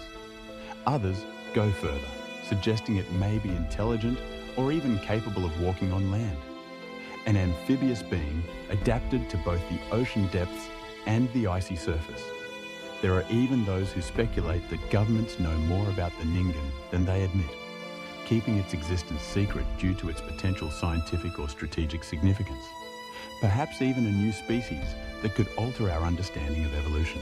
Another creature of legend, far older, is the Kraken, the mythical sea monster of Norse folklore. Though commonly associated with the waters of Scandinavia, the Southern Ocean has its own versions of immense, elusive cephalopods. In 2016, satellite imagery near Deception Island showed a long, dark shadow in the water that many believed resembled the legendary beast, its massive form stretching across the digital image. While scientists identified it as a sea stack, a natural rock formation, the resemblance was enough to ignite the imagination. Given that colossal squid, the largest of their kind, inhabit these depths, growing up to 14 meters long with eyes the size of dinner plates, it's easy to understand why the idea of giant sea creatures flourishes in Antarctica's dark, unexplored waters. The ocean holds more mysteries than we can imagine, and the depths of Antarctica are among the deepest. But not all tales from Antarctica are about monsters. Some are far more unsettling, whispers of the uncanny that chill the soul more than the biting wind. Throughout the 20th century, explorers and scientists, enduring months of isolation, have reported strange sensations, feelings of being watched, and unseen presences walking nearby in the snow, just out of sight. The continent's long winters of complete darkness and the extreme isolation of remote research stations create an atmosphere ripe for psychological effects and, some would argue, for the paranormal. One of the most famous stories comes from Sir Ernest Shackleton, the legendary polar explorer. In 1916, during a desperate trek across South Georgia Island after the loss of his ship Endurance, he reported the sensation that a fourth member was walking with his small group, though only 3 men were physically present. Both his companions later confirmed they felt the same invisible presence, a guardian spirit, or perhaps a hallucination brought on by extreme fatigue and starvation. Other stories are darker, tales of abandoned ships and frozen crews. One enduring tale dates back to the early 1840s. A British whaling ship, the Hope, navigating near the South Shetland Islands, spotted a vessel trapped in the ice, a ghostly silhouette against the endless white. Upon approach, they discovered a schooner, the Jenny, frozen solid, its sails tattered, its mast broken. What they found inside would mark the story as one of the most unsettling in polar lore. The Jenny's crew was reportedly still on board, dead but frozen in place, upright at their stations, perfectly preserved by the extreme cold. The ship's logbook, found on the captain's desk, contained a final, chilling message from the captain. May 4th, 1823. No food for 71 days. I am the only one left alive. The Hope documented the discovery, but left the vessel undisturbed, locked in the ice, a tomb at sea. The Jenny was never seen again, swallowed by the shifting ice, or perhaps it sails the polar current still, a silent ghost ship. Another frequently recounted account comes from the McMurdo Dry Valleys, one of the driest and most desolate places on Earth, a barren wasteland of rock and ice. Scattered across this cold desert are abandoned huts and outposts from early expeditions, relics of human endeavour against overwhelming odds. Over decades, personnel stationed nearby have reported unexplained noises, footsteps in the snow when no one is around, doors creaking open and slamming shut, and disembodied voices carried by the wind. Some researchers who entered one particular hut claimed to feel a strange presence, a pervasive sense of being watched, as if unseen eyes followed their every move. Others reported tools going missing, only to reappear later in odd places, defying any logical explanation. Scientists often explain these experiences as the result of extreme isolation, harsh environmental conditions, and the psychological effects of working in such a desolate place, leading to auditory illusions, disorienting sensations, and a pervasive unease. Still, not everyone accepts this explanation. For them, the fact that the eerie blood falls is in this same region feels like too much of a coincidence, suggesting a deeper, more profound mystery at play. Interest in Antarctica and its secrets is not recent, my dear kittens. Long before modern satellites, it captured the attention of explorers, scientists, and even controversial regimes of the 20th century seeking to unlock its mysteries for their own ends. Among them was Nazi Germany, a nation obsessed with expansion and esoteric knowledge. In the years leading up to World War II, the Antarctic frontier became the focus of an ambitious and largely forgotten expedition that would later become the centre of countless theories and conspiracy narratives. In 1938, Adolf Hitler authorised a secret Antarctic mission. Officially, it was resource-based. Germany, preparing for war, sought to reduce its dependence on foreign imports of whale oil, a crucial resource for fats and lubricants. The expedition was organised quickly and shrouded in secrecy. On December 17th and 38, the vessel MS Schwabenland, a converted seaplane tender, left Hamburg with 82 men. Scientists, naval officers, technicians, and a Nazi Party representative to ensure ideological compliance. Their destination was an unclaimed territory in Queen Maud Land, between British and Norwegian sectors, a vast, unexplored region of the continent. Over the following weeks, the ship reached Antarctica's icy coastline and launched its 2 Dornier whale seaplanes, surveying enormous stretches of land and dropping aluminum darts marked with swastikas to assert territorial claim. The Germans called this new territory Neuschwabenland, or New Swabia, a name that would echo through history. In total, the expedition mapped over 600,000 square kilometres, significantly expanding the known geography of the continent. Some photographs were even taken in colour, a rarity at the time, offering a vivid glimpse of the pristine landscape. Officially, the mission ended in February 1939, just months before the outbreak of the war. The Schwabenland returned to Hamburg with thousands of aerial photographs and geological observations. However, much of the collected data was either lost in the chaos of war or remained unpublished for decades, with some surfacing only in the late 1950s. The rest, some researchers believe, may have been deliberately hidden, concealed from public view for reasons unknown. It is here that the mystery begins, weaving a tapestry of fact and speculation. For years, the 1938-39 expedition was remembered as a short scientific mission, a footnote in the history of Antarctic exploration. But after the war, whispers began to grow, gaining momentum with each passing decade. Questions were raised about what the Nazis truly hoped to find or build in Antarctica. A new narrative emerged. Some believed Germany's interest went beyond whale oil and maps. According to post-war rumours, the real purpose was to establish a permanent foothold on the continent, a hidden base far from enemy reach, a sanctuary in the event of global conflict. This alleged installation, buried deep beneath the ice, would serve as a safe haven, a clandestine research facility, or even a last redoubt for the Nazi elite in the event of defeat, a secret bastion from which they could one day rise again. The idea of secret Nazi bases beneath Antarctica may sound improbable, yet a few events fueled these suspicions and gave them a veneer of credibility. In July 1945, just 2 months after Germany's surrender, the German submarine U-530 appeared unexpectedly at the Argentine naval base of Mar del Plata, its crew offering little explanation for their prolonged voyage. The next month, another submarine, U-977, arrived under similar mysterious circumstances, having allegedly spent months submerged to avoid detection. Their commanders gave no satisfactory explanation for their long journeys or what they had been doing in the South Atlantic, sparking intense speculation.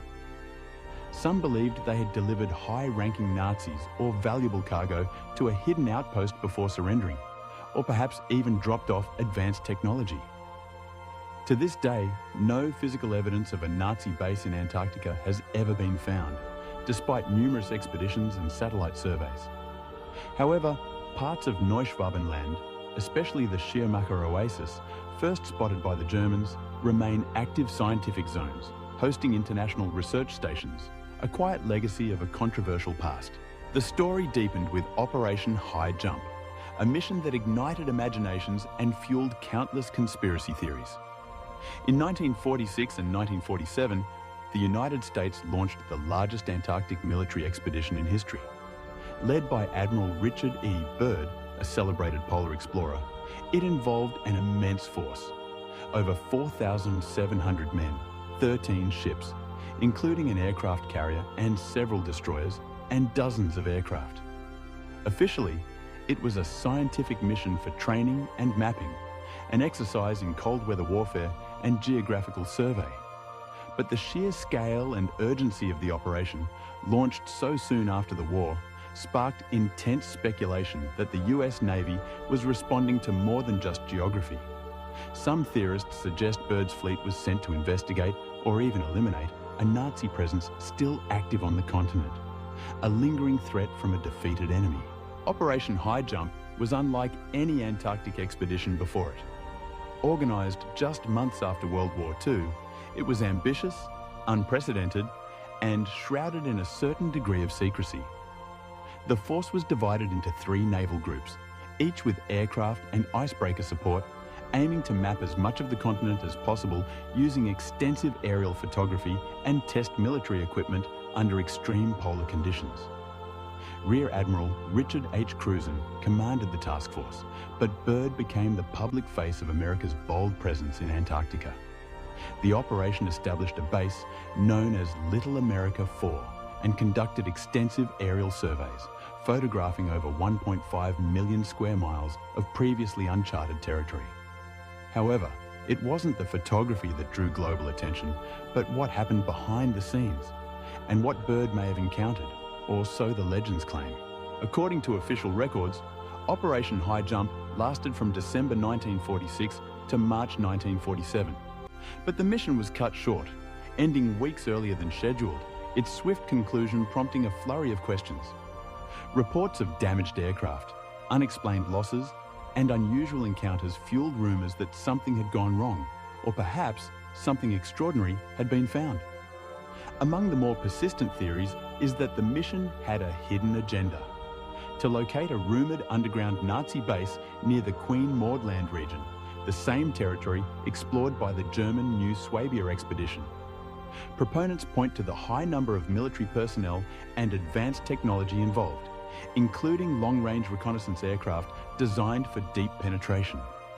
They also reference unexplained air crashes, like the fatal loss of the Martin PBM-5 flying boat George I, which claimed 3 crewmen under mysterious circumstances. In the years following Operation High Jump, rumours circulated that Byrd had encountered something extraordinary during one of his reconnaissance flights, something that defied conventional explanation.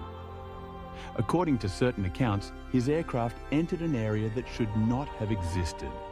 A temperate zone amid the perpetual ice, a landscape of green valleys and warm air, a true oasis in the frozen desert. Some sources claim he saw not just a change in climate, but in reality itself. Unknown flying objects in the sky, silent and swift, and even direct contact with beings from an advanced subterranean civilization, beings who revealed profound truths. These accounts were not part of any official report, nor were they publicly acknowledged by the US government. But in the 1960s, a document began to circulate, allegedly a secret diary kept by Admiral Byrd during the expedition. In it, Byrd describes an astonishing encounter with an aircraft unlike any he had seen before, a sleek, disc-shaped craft. His instruments fail, his radio is taken over, and he is guided to a landing strip in a hidden valley. There, he claims, he is welcomed by tall beings with luminous eyes and advanced knowledge, beings who speak of a world beneath the surface. They take him to a city beneath the Earth's surface, a place they call Agartha. Agartha is a mythical kingdom said to exist within the Earth itself, a concept tied closely to the Hollow Earth theory.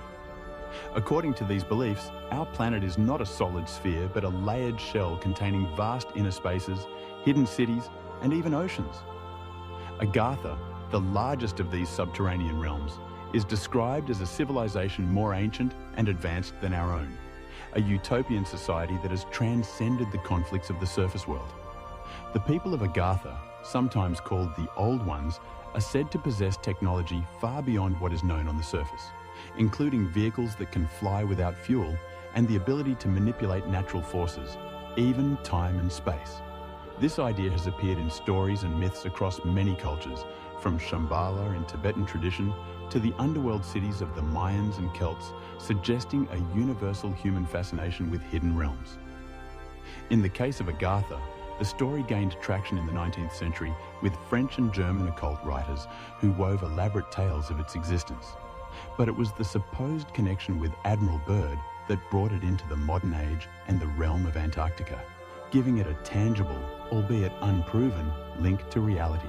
According to the diary, the Agarthians warned Byrd about the growing danger of nuclear weapons and the destructive direction of human society, a message of peace and caution. They claimed to have observed surface civilization for centuries and feared its destructive potential, its capacity for self-annihilation. Byrd was told to return to his superiors with their message, a solemn call for peace and balance, and then sent back through the ice. And yet, this document has never been confirmed as authentic, its provenance debated by scholars and enthusiasts alike, though many steadfastly believe in its truth. Some people think the diary is fake, saying Byrd never said anything like that himself, and there's no official proof that such an event happened, dismissing it as a fanciful fabrication. Still, the story lived on, helped by the secrecy around parts of Operation High Jump and some enigmatic things Byrd said in interviews.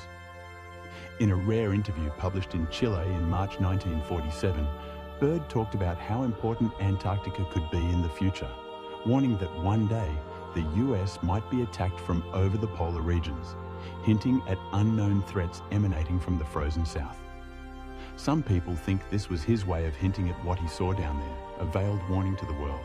As the Cold War grew stronger, The US sent more missions to Antarctica, including Operation Windmill in 1947 and 1948, focusing on mapping and resupply, and Operation Deep Freeze during the International Geophysical Year in 1957 and 1958, a massive international scientific endeavour. Byrd was still involved, but his health was worsening, and he died in 1957, just months after his last trip to Antarctica, taking his secrets with him. To this day, the full story of Operation High Jump remains a subject of intense speculation, a lingering question mark in the annals of polar exploration. While it accomplished significant scientific objectives and expanded mapped regions, its military scale and rapid conclusion have kept theorists questioning. Was it truly just a training exercise, or did the US Navy uncover something it could not explain or control? In the final years of World War II, and especially after it ended, strange stories began to spread, captivating the public imagination. These stories spoke of unusual flying machines, objects that didn't look like any aircraft people had seen before. Witnesses described them as silent, incredibly fast, and shaped like discs, defying all known principles of aerodynamics. At first, many thought these were just rumors, products of wartime hysteria. But in the years following the war, reports of unidentified flying objects began to appear across the world with increasing frequency, seemingly from nowhere.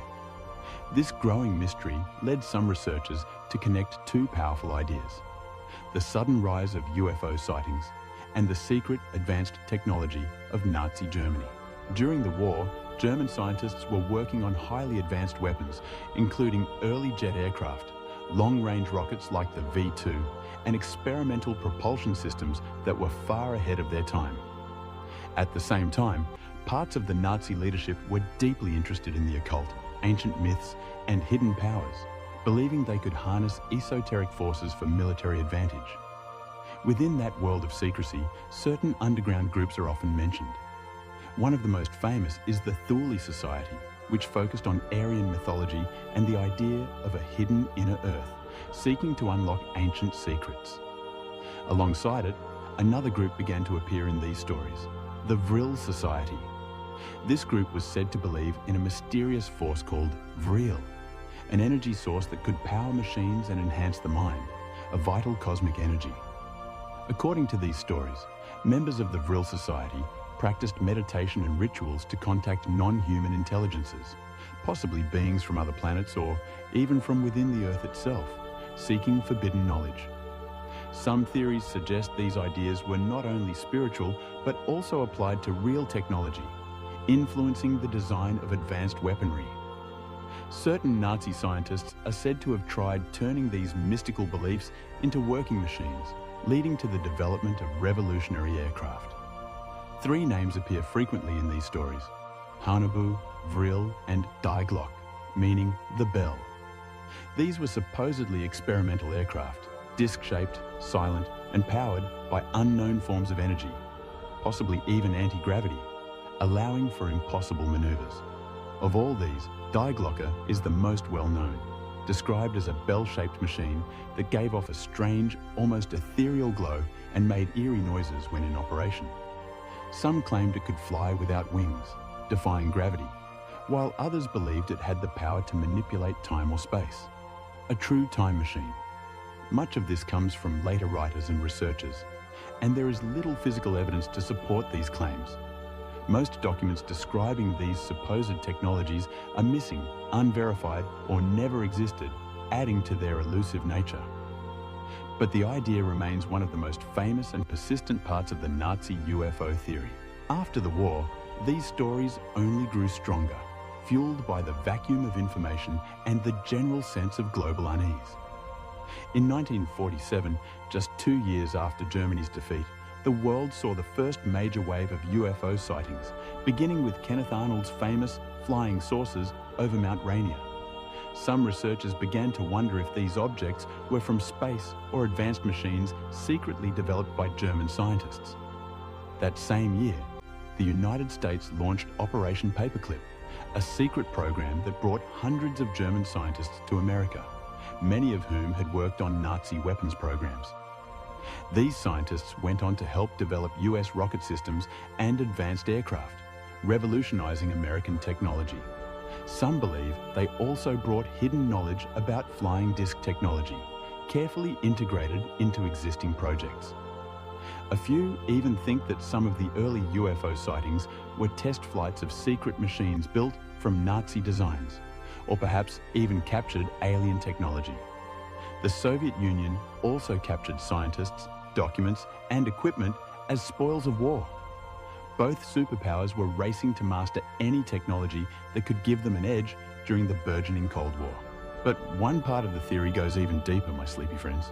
Some believe that the Nazis didn't build these machines alone, that they had help, an unseen hand guiding their technological pursuits. According to these stories, Nazi leaders made direct contact with non-human beings, whether from another planet or another dimension, who shared their knowledge in secret through clandestine meetings, vivid dreams, or direct mental communication. These beings, it is said, provided the blueprints for the advanced flying discs and other miraculous technologies. According to some, after the war, top Nazi scientists and leaders, along with their supposed alien allies, escaped to their hidden bases in Antarctica, continuing their work in secret, far from the prying eyes of the victorious Allies. In the decades that followed, books, magazines, and television shows helped spread these ideas, weaving them into the fabric of popular culture. Theories linking Nazi science, UFOs, and aliens grew more detailed and dramatic, culminating in elaborate narratives of underground civilizations and cosmic pacts. Some claim the Nazis worked directly with extraterrestrials. Others say they discovered lost technology from ancient civilizations, remnants of a forgotten world that existed long before recorded history. Historians agree that Nazi Germany was far ahead of its time in many areas of weapons development, with jet fighters, advanced rockets, and unusual aircraft being very real. But when it comes to flying discs, anti-gravity machines, or alien contact, there is no solid evidence. Most documents describing these things are missing, unverified, or never existed, remaining firmly in the realm of speculation. However, stories like this have never disappeared.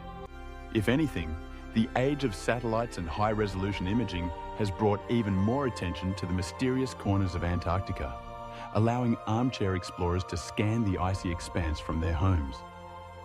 Today, sightings of strange objects, unusual formations, and unexplained shapes on the icy continent are more frequent than ever, fueled by public curiosity and readily available satellite data.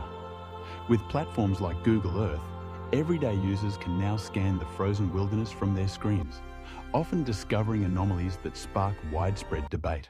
In recent years, one particular image from the southern Atlantic sector of Antarctica drew international attention. It appeared to show a long, straight trail marked in the ice, ending in a massive dark object resting at an angle, half buried in the snow.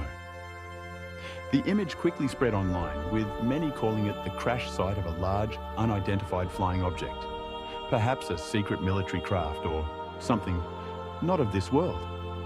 The visible trail suggested movement across the ice, a dramatic skid mark on the pristine surface, and the shape of the object, partially buried, half exposed, was enough to ignite a wave of theories and passionate discussions. Some believed it was a secret aircraft, a cutting-edge prototype gone awry, while others suggested something not of this world, an extraterrestrial visitor. Another satellite photo showed a strange oval structure half covered in snow, standing out conspicuously against the smooth white surface. Its rounded shape and symmetrical design made it seem strikingly artificial, unlike any natural formation. Some online sleuths claimed it looked like a large disc, possibly even a buried craft, slowly being uncovered by melting ice, hinting at its true nature. Others noted its smooth, curved edges and proposed that it might not be a machine at all, but part of a larger, hidden structure, suggesting it could be an entrance to an underground facility, a secret base hidden in plain sight. But not all sightings appeared technological in nature. One of the most widely discussed satellite discoveries resembled a massive face staring up from the snow. Deep in the southeastern region of Antarctica, people spotted what looked like the frozen features of a large head, with eyes, a nose and a mouth, all carved into the white surface, perfectly rendered by shadows and ice. The image was quickly labelled an alien face, a relic of an ancient civilization, while others compared it to mythical beings or colossal ancient statues akin to the Sphinx of Giza. The idea that something or someone had left their indelible mark in the ice began circulating rapidly, suggesting an intentional carving. For some, it was another sign that Antarctica held the remnants of a lost past, a forgotten civilization leaving its signature. For others, it was a modern sign of watchers still present beneath the ice, observing humanity from their hidden strongholds.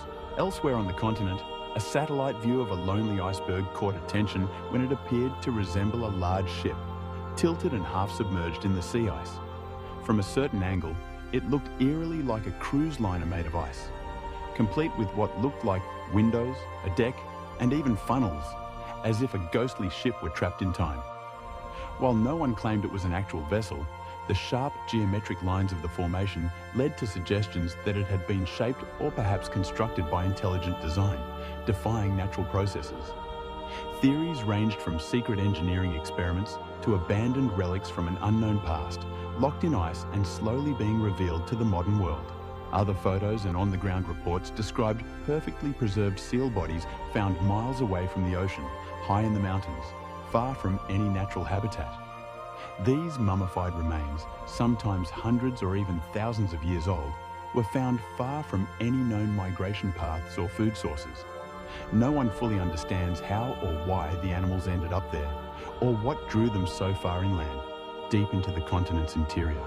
Some believe they were chasing glimmers of light on distant glaciers, mistaking them for water, a fatal mirage. Others suggest that the remains mark something more unusual, perhaps a dramatic change in climate long ago, or paths that existed when the land was different, hinting at a shifting landscape. To some, they are natural puzzles, intriguing biological anomalies. To others, they are silent clues left by the past, waiting for someone to decipher their true meaning. Scientists around the world continue to offer logical explanations for many of the strange stories tied to Antarctica. They emphasize the powerful forces of science, the harsh realities of weather conditions, and the intricate processes of geology. But for many others, the explanations are not convincing, failing to fully account for the observed phenomena. The fact that Antarctica remains one of the most restricted and heavily controlled places on Earth is, for them, proof enough that someone is hiding the truth, that there is more to this continent than meets the eye. The roots of this deep-seated suspicion lead back to one key event: the signing of the Antarctic Treaty. On December 1st, 1959, just as the Cold War was beginning to heat up, a time of immense global tension and ideological conflict, 12 nations came together in Washington, D.C. to sign a treaty that would change the future of Antarctica forever.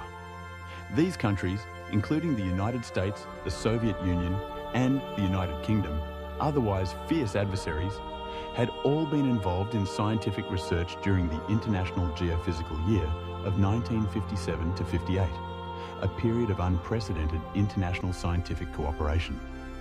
What they signed was short in length, just 14 articles, but the agreement would soon become one of the most unusual and effective diplomatic arrangements in modern history, a rare beacon of harmony. The Antarctic Treaty officially came into force on June 23, 1961. It declared that the entire continent south of the 60th parallel would be used only for peaceful purposes, a stark contrast to the global arms race. Military activity was banned, as were nuclear tests and the dumping of radioactive waste, ensuring its pristine nature. Scientific research was to be free and open to all signatories, fostering collaboration and shared knowledge. Countries could not make new territorial claims or expand existing ones, effectively freezing territorial disputes, and anyone conducting research had to share their findings with the world, promoting transparency. At first glance, it seemed like a noble effort, a way to preserve a unique environment for science and peace, a testament to international goodwill. Over the years, more countries signed on. Today, over 50 nations are part of the agreement, making it a truly global accord, But it is exactly this sudden cooperation at a time when many of these countries were otherwise in deep conflict that has led some to question the true purpose of the treaty. The treaty was signed just 14 years after the devastation of World War II, with the Cold War in full swing, and the United States and the Soviet Union competing fiercely in arms, space, and global influence. Yet, amidst this intense rivalry, these same countries somehow agreed to completely demilitarize the largest unexplored landmass on Earth, suspending their geopolitical differences for this one continent. For some, that timing feels too convenient, raising one central, provocative question. What exactly was happening in Antarctica that was so important, so compelling, that it forced such disparate powers to unite? Today, Antarctica is not technically off limits, but access is strictly controlled, far more so than any other continent. Only a small number of scientists are allowed to live and work there, and even they need special approval, extensive training, and specialized equipment. Tourists can visit, but only in specific coastal areas and under close supervision, with strict rules about where they can go and what they can do. The vast interior, covering millions of square kilometers, remains almost completely inaccessible, a true wilderness. There are areas where aircraft are not allowed to fly, and certain regions are marked as off-limits due to environmental protection, or, some speculate, for other unspoken reasons. Research stations can only be visited with permission, and all activities are closely monitored. All of these rules are part of what makes Antarctica feel like a forbidden world, a place where secrets might be kept. Some believe that alien technology lies buried under the ice, recovered from ancient crashes, or hidden by advanced beings. Others think Antarctica was once home to a lost civilization, perhaps a true physical manifestation of Atlantis, whose remnants lie frozen beneath the surface. There are even those who argue that governments are conducting secret experiments there, far from public oversight and scrutiny, experimenting with advanced weaponry or unknown biological agents. The secrecy, the surveillance, the restrictions, all of it, in their view, points to the truth being kept from us, a grand conspiracy playing out on the world stage. Over time, the Antarctic Treaty expanded into what is now called the Antarctic Treaty System, including additional agreements and environmental rules, with its own secretariat based in Buenos Aires. Every year, member countries meet to discuss science, safety, and preservation. But these meetings are not open to the public, adding another layer of opacity. While many argue that the system effectively protects Antarctica's pristine environment and scientific value, others say it protects something else entirely, something far more profound and perhaps dangerous. While for most people, Antarctica is nothing more than a forbidden continent, a realm of myths and conspiracies, for scientists, it is much more than that. For them, Antarctica is a huge natural laboratory, a place where the past is preserved in ice, and where the future of our planet may already be written, a vast, living record of Earth's history. Despite the many myths, conspiracies, and legends, Antarctica's true importance may be even more extraordinary, not because of what it hides, but because of what it reveals about our planet and our place in the universe.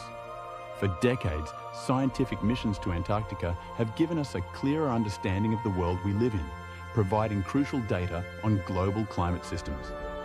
Deep within its thick ice sheet, more than 4 kilometers deep in some places, are trapped layers of ancient air. Each layer is a time capsule, holding invaluable data on temperature, atmospheric gases, and environmental changes that go back over 1 million years. A geological thermometer and atmospheric archive. By drilling into the ice and analysing these ancient air bubbles, researchers can study Earth's climate history with unparalleled detail and compare it to today's rapidly warming world, allowing for more accurate climate models. The discovery of the ozone hole above Antarctica in 1985 was just one dramatic example of how Antarctic science can uncover invisible but global threats, proving its critical role in environmental monitoring. And while the ice offers a profound window into the past, Antarctica's future may be shaped by something far less expected: invaders. These invaders are real, and they are alive, often tiny, but with potentially catastrophic consequences. Scientists now warn of an increasing number of non-native species reaching Antarctica, carried inadvertently by ships, aircraft, food supplies, and even people's shoes, hitchhiking their way to the pristine continent. A single housefly sneaking aboard a research vessel or a seed stuck to a jacket can become a serious biosecurity threat, capable of disrupting delicate ecosystems. In 2014, a hydroponic facility at Australia's Davis Station, designed to grow fresh vegetables in the harsh environment, was overrun by a tiny alien species, a springtail, never before seen in that part of the continent. They multiplied quickly in the warm, moist environment and were discovered floating across the water surface, a biological invasion in miniature. Scientists responded immediately. The entire facility was shut down, sterilized, and eventually removed from the site, treated like a viral outbreak, highlighting the extreme measures taken to protect the continent. In this fragile ecosystem, even the smallest intruder can cause unpredictable and irreversible damage. Other invasions have been harder to detect, insidious and slow-moving. A mushroom fly found in the sewage system of a research station refused to disappear for over 20 years, a persistent alien presence. Marine species, such as mussels from distant parts of the world, have also been found along the Antarctic Peninsula, likely transported by the hulls of tourist ships or research vessels, clinging to the submerged surfaces. Though small, these creatures can change entire ecosystems if allowed to spread, outcompeting native species and altering food webs. With warmer temperatures melting the outer edges of Antarctica, many areas once protected by impenetrable ice may soon become accessible to humans and to pests, creating new pathways for invasion. For scientists, these biological incursions are not just practical problems, they are urgent warnings. The balance of life in Antarctica is delicate, evolved over millions of years in isolation, a unique evolutionary laboratory. And now, that isolation is breaking down. Researchers are racing against time to document native species before they are pushed out by newcomers, trying to preserve what remains. Antarctica may be the last place on Earth untouched by industrial development, but that protection is no longer guaranteed. Some researchers have even suggested that the invasion of non-native life might offer clues to a much broader question. What happens when two ecosystems or two worlds collide? In this sense, the arrival of foreign organisms in Antarctica mirrors the curiosity behind theories of alien life. When scientists speak of alien species, they do not mean beings from other planets, but the concept is not far off. These organisms are unknown, arriving from outside, changing the environment in unpredictable ways, much like an extraterrestrial invasion might. As Antarctica warms and becomes more accessible, the continent is entering a new phase, a period of dramatic and irreversible change. Tourism is growing, with more cruise ships navigating its icy waters, and supply routes are expanding, bringing more human activity. The natural barriers that once protected it, the bitter cold, the violent seas, the sheer remoteness, are starting to weaken, making it vulnerable. For science, this means opportunity and danger in equal measure. Another big question scientists are trying to answer on this hidden continent might be the most important one for the whole planet, for all of humanity. Over the past century, average global temperatures have risen at an alarming rate, a trend that is accelerating. But few places have felt this change as deeply as Antarctica. The Antarctic Peninsula, in particular, is warming faster than nearly anywhere else on Earth. In some regions, temperatures have increased by nearly 3 degrees Celsius in just the last 50 years, a dramatic and concerning shift. As a result, glaciers are retreating at an unprecedented rate. Sea ice is melting earlier each year, and entire ice shelves have begun to collapse, breaking off into the ocean. These changes are not just local, they are global. Antarctica holds about 90% of the world's fresh water in its thick ice sheets, an immense reservoir. If this ice melts, sea levels around the world will rise, threatening coastal cities and low-lying islands. The complete melting of the West Antarctic ice sheet alone could raise global sea levels by more than 3 meters, enough to inundate vast swathes of human habitation. While a full collapse might take centuries, the process may have already started, with irreversible consequences. And as the ice recedes, exposing land that has not seen sunlight for millions of years, scientists are starting to ask a question that once seemed unthinkable. Will Antarctica become green again? It may sound impossible, a vision from a distant past, but this continent has not always been covered in ice. Around 100 million years ago, during the age of the dinosaurs, Antarctica was a warm and forested land, a vibrant, temperate continent. Fossil records show that the continent once supported rich ecosystems with trees, ferns, and even wildfires, suggesting a climate capable of sustaining lush vegetation. Beneath today's thick layers of ice lie the remnants of ancient rivers, valleys, and entire landscapes frozen in time, waiting to be revealed. If the world continues to warm at its current rate, parts of Antarctica, especially the coastlines, may slowly return to those earlier conditions, transforming once again into a more hospitable environment. Some scientists believe that by the end of this century, warmer temperatures and increased rainfall could allow for grasslands and hardy plants to grow along the fringes of the continent, painting patches of green across the white. Invasive species like bluegrass have already been spotted on the peninsula, taking root in newly exposed areas, and colonies of Gentoo penguins, which prefer milder conditions, have begun moving farther south, following the retreating ice.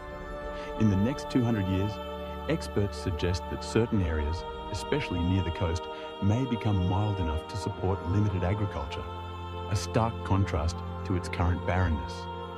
Barley, potatoes, and grazing animals could survive short growing seasons in carefully chosen locations, creating self-sustaining outposts. According to scientists, it is even possible that small human colonies could one day exist there without relying entirely on imported food, becoming truly self-sufficient. However, this potential greening comes with a steep price, a global catastrophe. The melting of ice sheets will drastically alter Earth's climate systems, leading to more extreme weather events. Rising seas will threaten coastal cities across the globe, displacing millions and redrawing coastlines. Ecosystems that have survived in isolation for millions of years could be overwhelmed by new species, leading to extinctions and a loss of biodiversity. And the very landscapes that draw scientists to Antarctica, the untouched wilderness, the frozen silence, the pristine beauty, may be lost forever, replaced by something entirely different. Antarctica's extreme conditions, including its months of darkness and low solar angles, will continue to limit what is possible, even under extreme warming. For most of the continent, especially deep inland, it will remain too cold, too dry, and too dark to support anything like traditional farming or long-term settlements. But along its edges, where the sun shines longer and the temperatures rise higher, life may begin to return, a poignant harbinger of a changed world. The future of Antarctica is still uncertain, a grand experiment playing out on a planetary scale. Some believe it may become Earth's last refuge, a cold sanctuary for life as equatorial regions grow hotter and less habitable. Others warn that once we lose control of ice melt, the consequences will move far beyond what we can predict or manage, unleashing forces we cannot comprehend. What is certain is that the world is watching. Antarctica, long seen as a frozen relic, is becoming a mirror of human impact and a symbol of what is to come, a warning and a promise. Scientists will continue to monitor its changes from remote bases and satellite eyes, searching the ice for clues not only to our past, but to our future, hoping to understand its profound message. The forbidden continent is no longer as silent as it once was. Its glaciers are cracking, its weather is shifting, and its secrets are beginning to thaw. Until the ice fully reveals what it has hidden, Antarctica remains the last great unknown. A land of silence, science, and suspicion. Now, my dear friends, as the mysteries of Antarctica swirl in your minds, allow your own thoughts to drift. Perhaps you'll dream of ancient pyramids beneath the ice, or perhaps of tiny microbes thriving in hidden lakes. Whatever your dreams may hold, know that the world is full of wonder, both seen and unseen. Rest well, and I'll be here, purring softly, ready to guide you on another adventure into the unknown. Good night, my sleepy friends. Meow. Meow.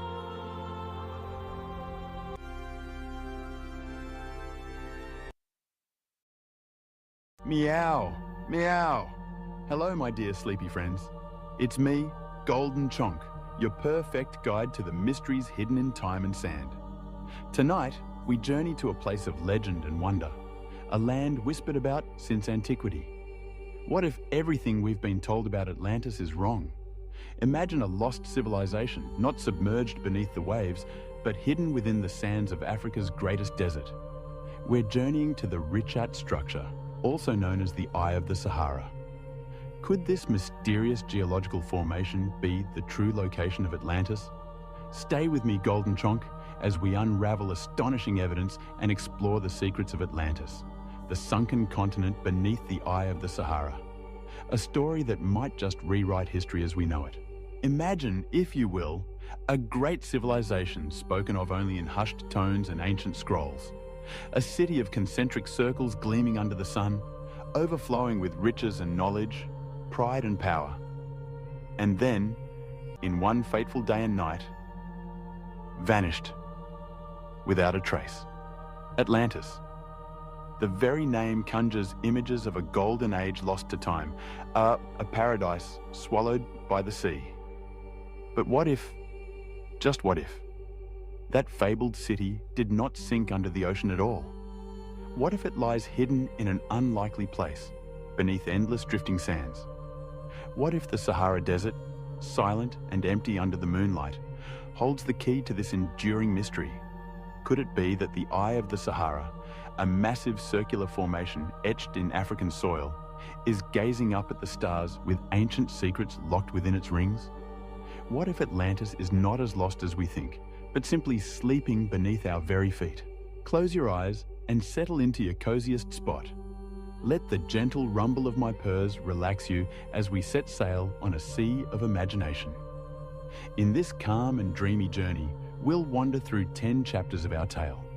We'll recall the myth of Atlantis, decipher the philosopher's clues left in old texts, and see the eye revealed in the remote Sahara.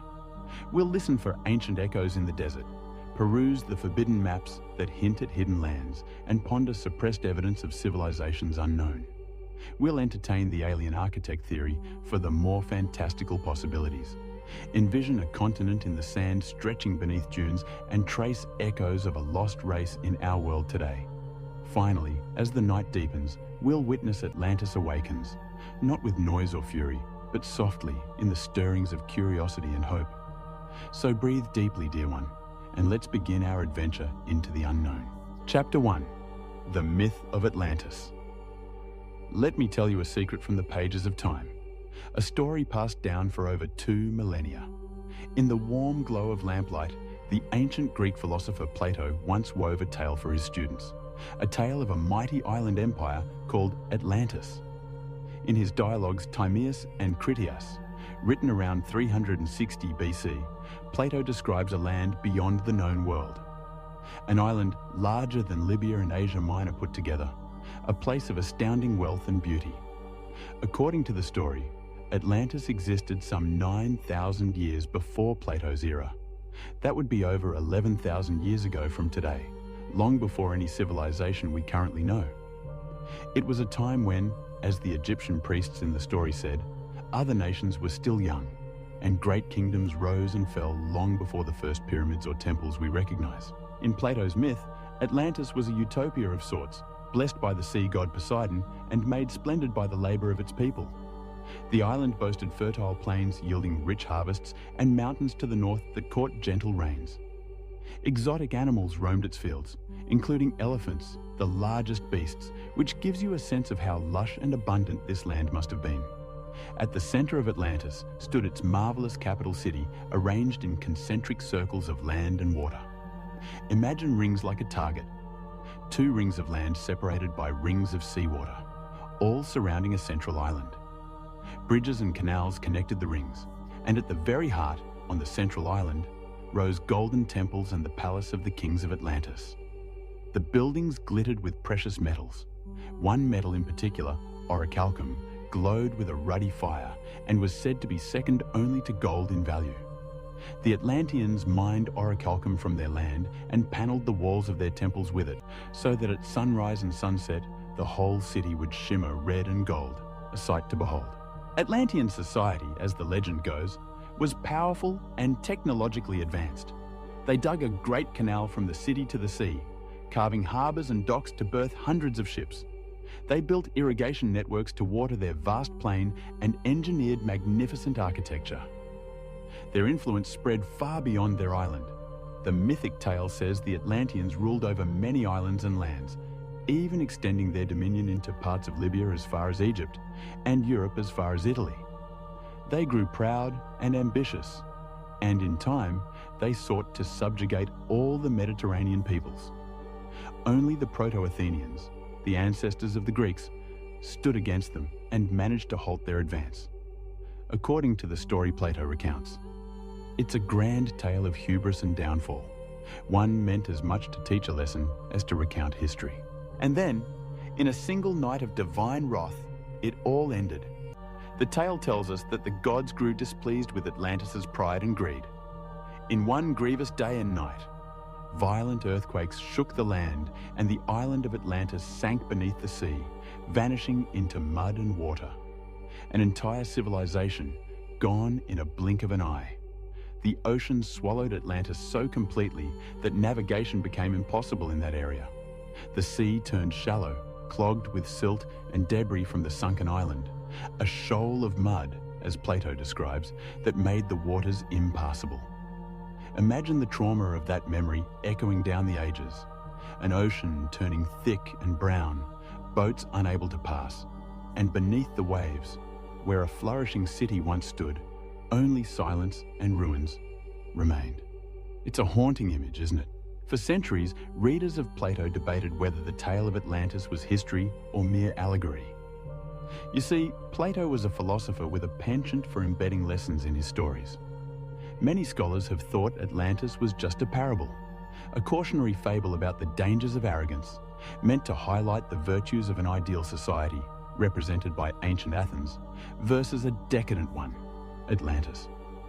In fact, most classicists view Atlantis as a fictional device Plato used to make a point. And yet, the level of detail in the story is tantalizing. Plato provides specific descriptions, the exact layout of the city, the surrounding geography, even measurements. He writes that the diameter of the Atlantean capital's outermost ring was 127 stadia, which modern estimates put around 23 kilometers or 14 miles. He names the god Poseidon's mortal wife Cleito and their 10 sons who became the first kings of Atlantis. He describes bridges and horse racing tracks on the outer ring, and even the colors of the stone quarried from the ground, black, white, red, which the Atlanteans used to build their walls. These vivid particulars feel like memories of a real place. Over the years, countless people, explorers, archaeologists, mystics, and dreamers of all stripes, have become enchanted by the Atlantis story. It's not hard to see why. A lost utopian civilization destroyed by a cataclysm is the stuff of enduring legend, tapping into our collective imagination. There's a deep human yearning in it, the possibility that we were once more advanced or enlightened, and that knowledge was lost, but perhaps could be found again. And of course, the dramatic mystery. If Atlantis really existed, where is it now? Could any trace be left for us to find after so many millennia? In the golden evening of the ancient world, other writers after Plato mentioned Atlantis too, though often they were just remarking on Plato's tale rather than providing new info. Some ancient historians like Strabo or Plutarch alluded to Atlantis in passing, and later, philosophers like Proclus kept the discussion alive. But none gave us more detail than Plato's original account from the Egyptian priests. That only deepened the enigma. The Egyptians, according to Plato, had preserved records of Atlantis on the walls of a temple in the city of Sais. If true, those records are long lost, perhaps burned with the library of Alexandria or crumbled to dust in the desert. And so, for ages, Atlantis lay in the realm of myth and conjecture. Was it simply a moral story? A distorted memory of some other historical event, like the volcanic destruction of the island of Therosus Santorini, which did wipe out a Bronze Age civilization? Or was it an actual place waiting to be rediscovered? As you listen and drowse, let the uncertainty itself become part of the allure. In every age, there have been whispers that maybe, just maybe, Atlantis was real. And if it was, we must consider where such a place could have been. For how does an entire continent or island hide from history? Perhaps only by changing its form, from lush land to deep ocean, or maybe from ocean to sand. Keep that thought close as we continue. The myth of Atlantis has set the stage, painting in broad strokes a portrait of a lost paradise. Now it's time to seek the clues that might anchor this tale in reality. Let's step gently from legend into the realm of clues and possibilities, guided by the words of philosophers and the watchful gaze of the night. Chapter 2. The Philosopher's Clues. To find a lost land, one must start with the clues left behind. Even if those clues come from a philosopher's pen in a time when myth and history intertwined. Plato, being our primary source, gave a surprising amount of information about Atlantis' location and nature within his dialogues.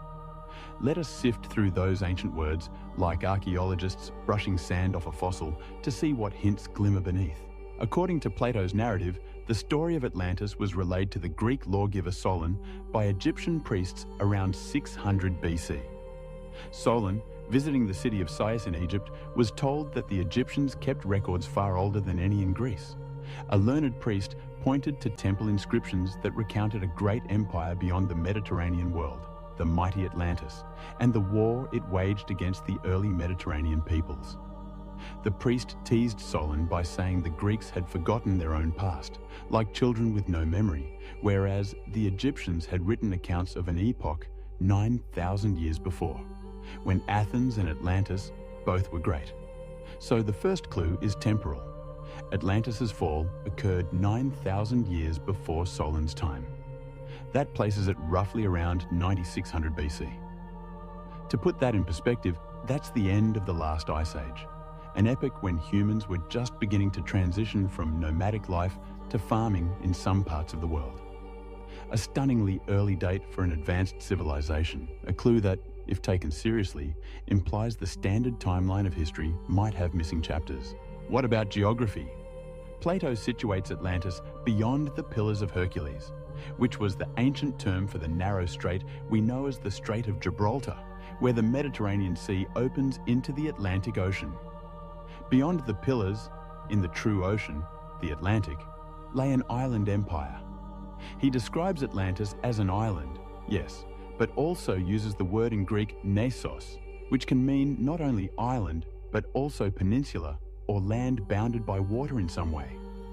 Interestingly, he says Atlantis ruled other islands and even parts of the adjacent continent.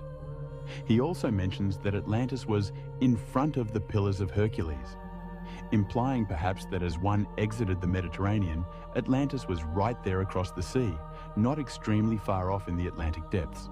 From Atlantis, one could travel to other islands and eventually to a real continent on the opposite side of the Atlantic, perhaps hinting at the Americas, or perhaps just poetically speaking of a great expanse beyond. So the classical placement has always been assumed to be somewhere in the Atlantic Ocean, west of Gibraltar. Many past seekers looked to the Azores or Canary Islands, or imagined a mid-Atlantic continent now sunk. But hold that thought, because not all clues point seaward, some point inward. Plato describes the plain of Atlantis as a broad, rectangular plain surrounded by mountains that descended toward the sea. The plain was said to open to the ocean on its south and was sheltered by mountains to its north. Rivers flowed from those mountains across the plain. Now imagine northern Africa's geography. The Sahara Desert today has the Atlas Mountains in the northwest and various highlands in its interior. In a different climate, could there have been a fertile plain in what is now the Sahara, bordered by mountains and open to the sea in the south or west? It's a curious parallel to consider, but we will get to the Sahara soon. For now, keep in mind that the directions north and south in Plato's clues might align with real features somewhere, if not out in the Atlantic, then perhaps along a coast or even inland. Another clue lies in the name Atlantis itself and its linguistic relatives. The island's first king in the story was Atlas, son of Poseidon, and thus the land took his name, as did the ocean around it, the Atlantic. Coincidence or not, we have the Atlas Mountains in Morocco and Algeria, and legend calls the ocean beyond them the Atlantic because of either Atlas the Titan or King Atlas in myth. And then there's an intriguing point. A region in northwest Africa, modern Morocco's Mauritania, was known in antiquity as the Kingdom of Mauritania, whose king at one time, in later classical history, was also named Atlas in some accounts. Could the Greek Atlantis tale have tangled roots with African names and legends? The word Atlantes was even used by Herodotus, an ancient Greek historian before Plato, to describe a people living in Libya, northwest Africa, near Mount Atlas, who do not dream in their sleep. A strange, almost mystical reference. It's a slim thread, but perhaps an echo of Atlanteans making its way into Greek knowledge, or simply a name reused. Still, the recurrence of Atlas in that region is worth a sleepy thought. Let's examine a key passage from Plato, as it holds a vital clue that will steer our journey. He wrote that when Atlantis sank, it created impassable mud shoals, making the sea above it unnavigable. Now, picture the aftermath of a sunken land. If an entire large island collapsed beneath the waves, the seafloor and sediments might indeed rise closer to the surface in spots, creating shoals or shallows. But Plato insists ships could not get through the area. This has perplexed many because in the open Atlantic Ocean, how would mud shoals block ships for long? Currents would disperse silt and the ocean is deep. One interpretation is that Plato or his sources were describing something more like an inland sea or a shallow oceanic basin that became choked with sediment. Perhaps Atlantis was not in the deep Atlantic at all, but in a seaway that could be filled with debris when disaster struck. If we entertain that notion, is there a place that fits?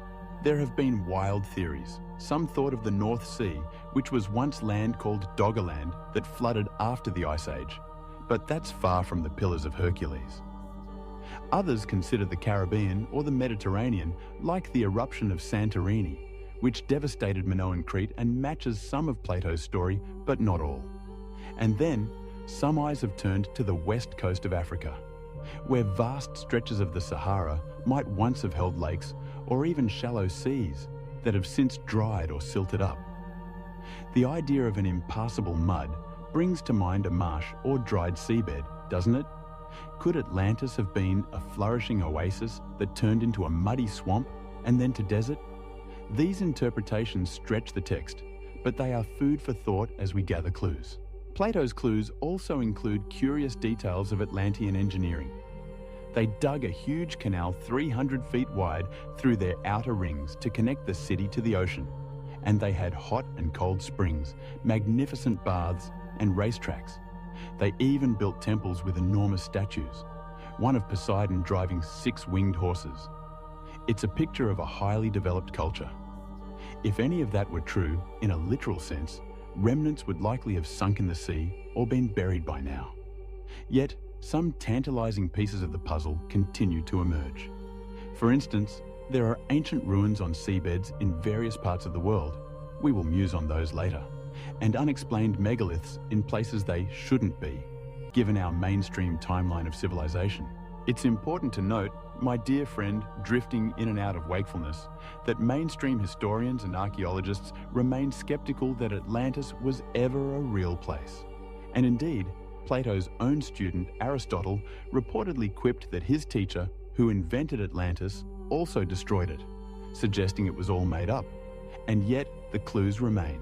The specific time frame, the location beyond known waters, the concentric rings, the grand size, the sudden inundation. These clues beckon the curious. They have led many a seeker to propose one location after another, from the island of Santorini in the Aegean to the submerged island of Bimini in the Bahamas, to the far-off notions of Antarctica or Indonesia. Atlantis has been found, in theory, dozens of times in dozens of places, each theory grabbing onto certain clues and overlooking others. But one of the newest and most captivating theories has brought us here, to the edge of the Sahara Desert. It takes Plato's clues and matches them in an unexpected way to a natural marvel in Mauritania, the so-called Eye of the Sahara. How does a desert fit the story of a drowned island? That is the mystery we are here to unravel gently. Perhaps the word island was mistranslated. Perhaps the sea that swallowed Atlantis was not the Atlantic Ocean, but a flood of a different kind. Perhaps, indeed, Atlantis did not sink under waves, but sank beneath sand and time. Let's leave the musty halls of Plato's Academy now, carrying the clues we've gathered like a lantern to light our path. We have in hand an ancient map of words that point beyond the Mediterranean to an empire with circular city rings, near mountains, by a plain, destroyed by a flood of mud. And far away, on the other side of the world, known to the Greeks, lies a vast desert where an eye-shaped structure peers into the sky. In the next chapter, under the soft glow of stars, we'll glide over endless dunes to behold that Eye of the Sahara and let it tell its story. Chapter 3. The Eye Revealed. Our journey now carries us high above the African continent, as though on the wings of a night bird, or perhaps in the mind's eye of an astronaut gazing down from orbit. Below stretches the mighty Sahara Desert, an ocean of sand larger than the United States, silent waves of dunes and rocks stretching to every horizon. In the daytime, this land is sun-scorched and shimmering with heat, but under the moon's gentle gaze it cools and quiets, a silver-grey expanse of mystery. As we drift over Mauritania in the Western Sahara, something startling suddenly appears in the monotony of sand and stone. A vast set of concentric circles, almost like a ripple frozen in the earth, or the iris of a giant eye staring back at us. This is the Rishat structure, affectionately nicknamed the Eye of the Sahara. In this soft desert night, the eye lies unveiled in pale relief. A circular geologic wonder up to 25 miles across, etched into the desolation. For ages, only local nomadic peoples knew of this curious formation, perhaps seeing parts of its rings while traveling by camel across the Adrar Plateau. To them, it was just another part of the landscape, perhaps even a sacred or peculiar one. In local Arabic, it's sometimes called Kelb Rishat, meaning the Eye of Rishat, as if acknowledging it as a giant eye of the earth. But to the outside world, the eye remained hidden until the era of modern exploration. French geologists in the 20th century stumbled upon it while mapping, thinking at first it might be an ancient meteor impact crater because of its circular shape. Yet no evidence of an impact was found, no shatter cones, no meteoritic minerals. Later, as scientists studied it more, they realized it was a natural formation, essentially a geologic dome uplifted by volcanic forces long ago and then eroded for millions of years into concentric ridges. The different rings are layers of rock, some harder, some softer, weathering unevenly to create a bullseye pattern in the earth. The Rishat structure's rings span a diameter of about 40 kilometers, 25 miles, as NASA satellites have measured. That's about the size of a major metropolitan city and its suburbs, or as some like to say, the size of Paris. From above, especially from the perspective of space, this formation is strikingly orderly for a product of nature. No wonder astronauts often noted the eye as a landmark. In the blank emptiness of the Sahara, it jumps out, a great swirl of blues, whites and browns, the colors of various rock types and salts. It almost looks like an enormous fossil snail shell embedded in the desert, or the impression of a giant saucer. Seeing it, one cannot help but think of a planned structure, a design.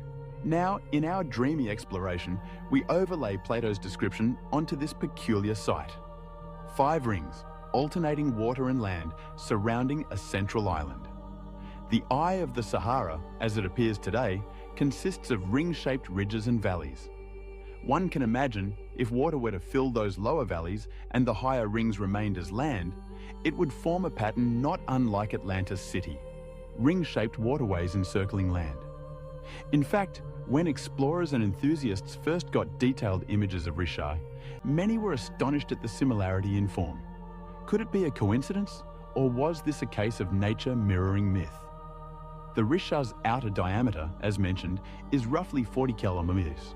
But interestingly, some measure the inner rings to about 23 kilometers across, in the ballpark of Plato's 127 stadia measurement for the city. Is that precise or just creative counting? Hard to say, but it certainly ignites the imagination. Think of how Plato said Atlantis had mountains to the north. Indeed, just north of the Rishar structure lie ancient hills and plateaus rising above the rings. To the south of the eye, the land opens ultimately towards lower plains and the Atlantic coast, though the coast is a few hundred miles away southwest today. Mauritania's coastlines show evidence of having been inundated by the ocean long ago, and inland from the eye there are dry valleys that once were rivers. If we were to turn back time to the end of the Ice Age, sea levels globally were lower, since a lot of water was locked in glaciers. But as the ice melted, the seas rose rapidly. It's tantalizing to wonder, around 11,600 years ago, the date given by Plato for the flood of Atlantis, the world was undergoing massive climate upheaval. The Sahara was transitioning from a dry Ice Age period to what would become a lush, green Sahara climate. Could cataclysmic floods or rains have swept through this region? Some scientists think that at the end of the Ice Age, sudden sea level jumps and extreme storms did occur as ice caps collapsed. If an Atlantic tsunami or an inland megaflood happened to wash over a low-lying circular plain, well, one could imagine a scenario where a whole city, if one existed there, might be drowned in sediment. Another key correspondence.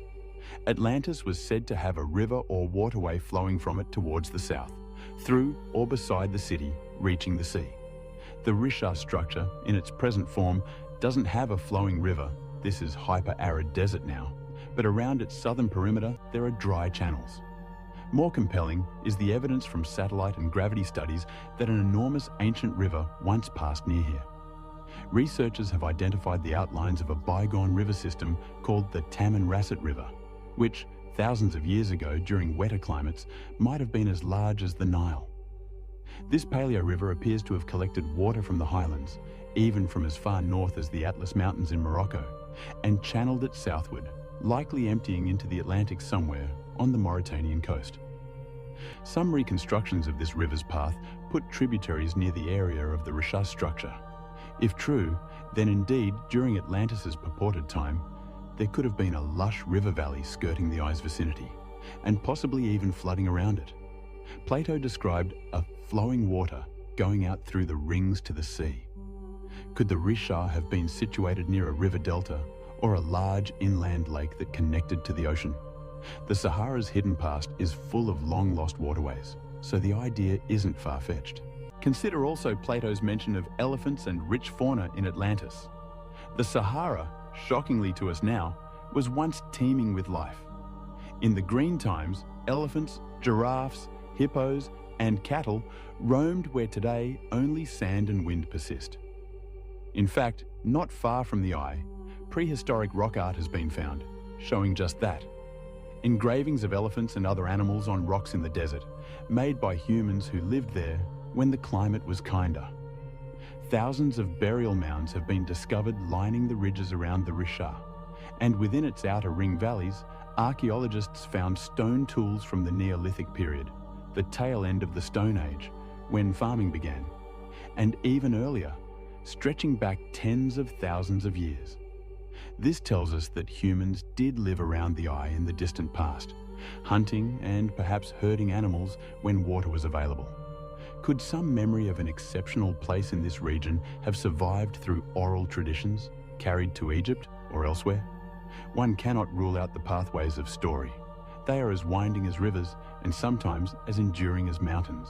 Geologically, mainstream science says the Rishar is about 100 million years old as a structure, far too old to have collapsed suddenly in 10,000 BC.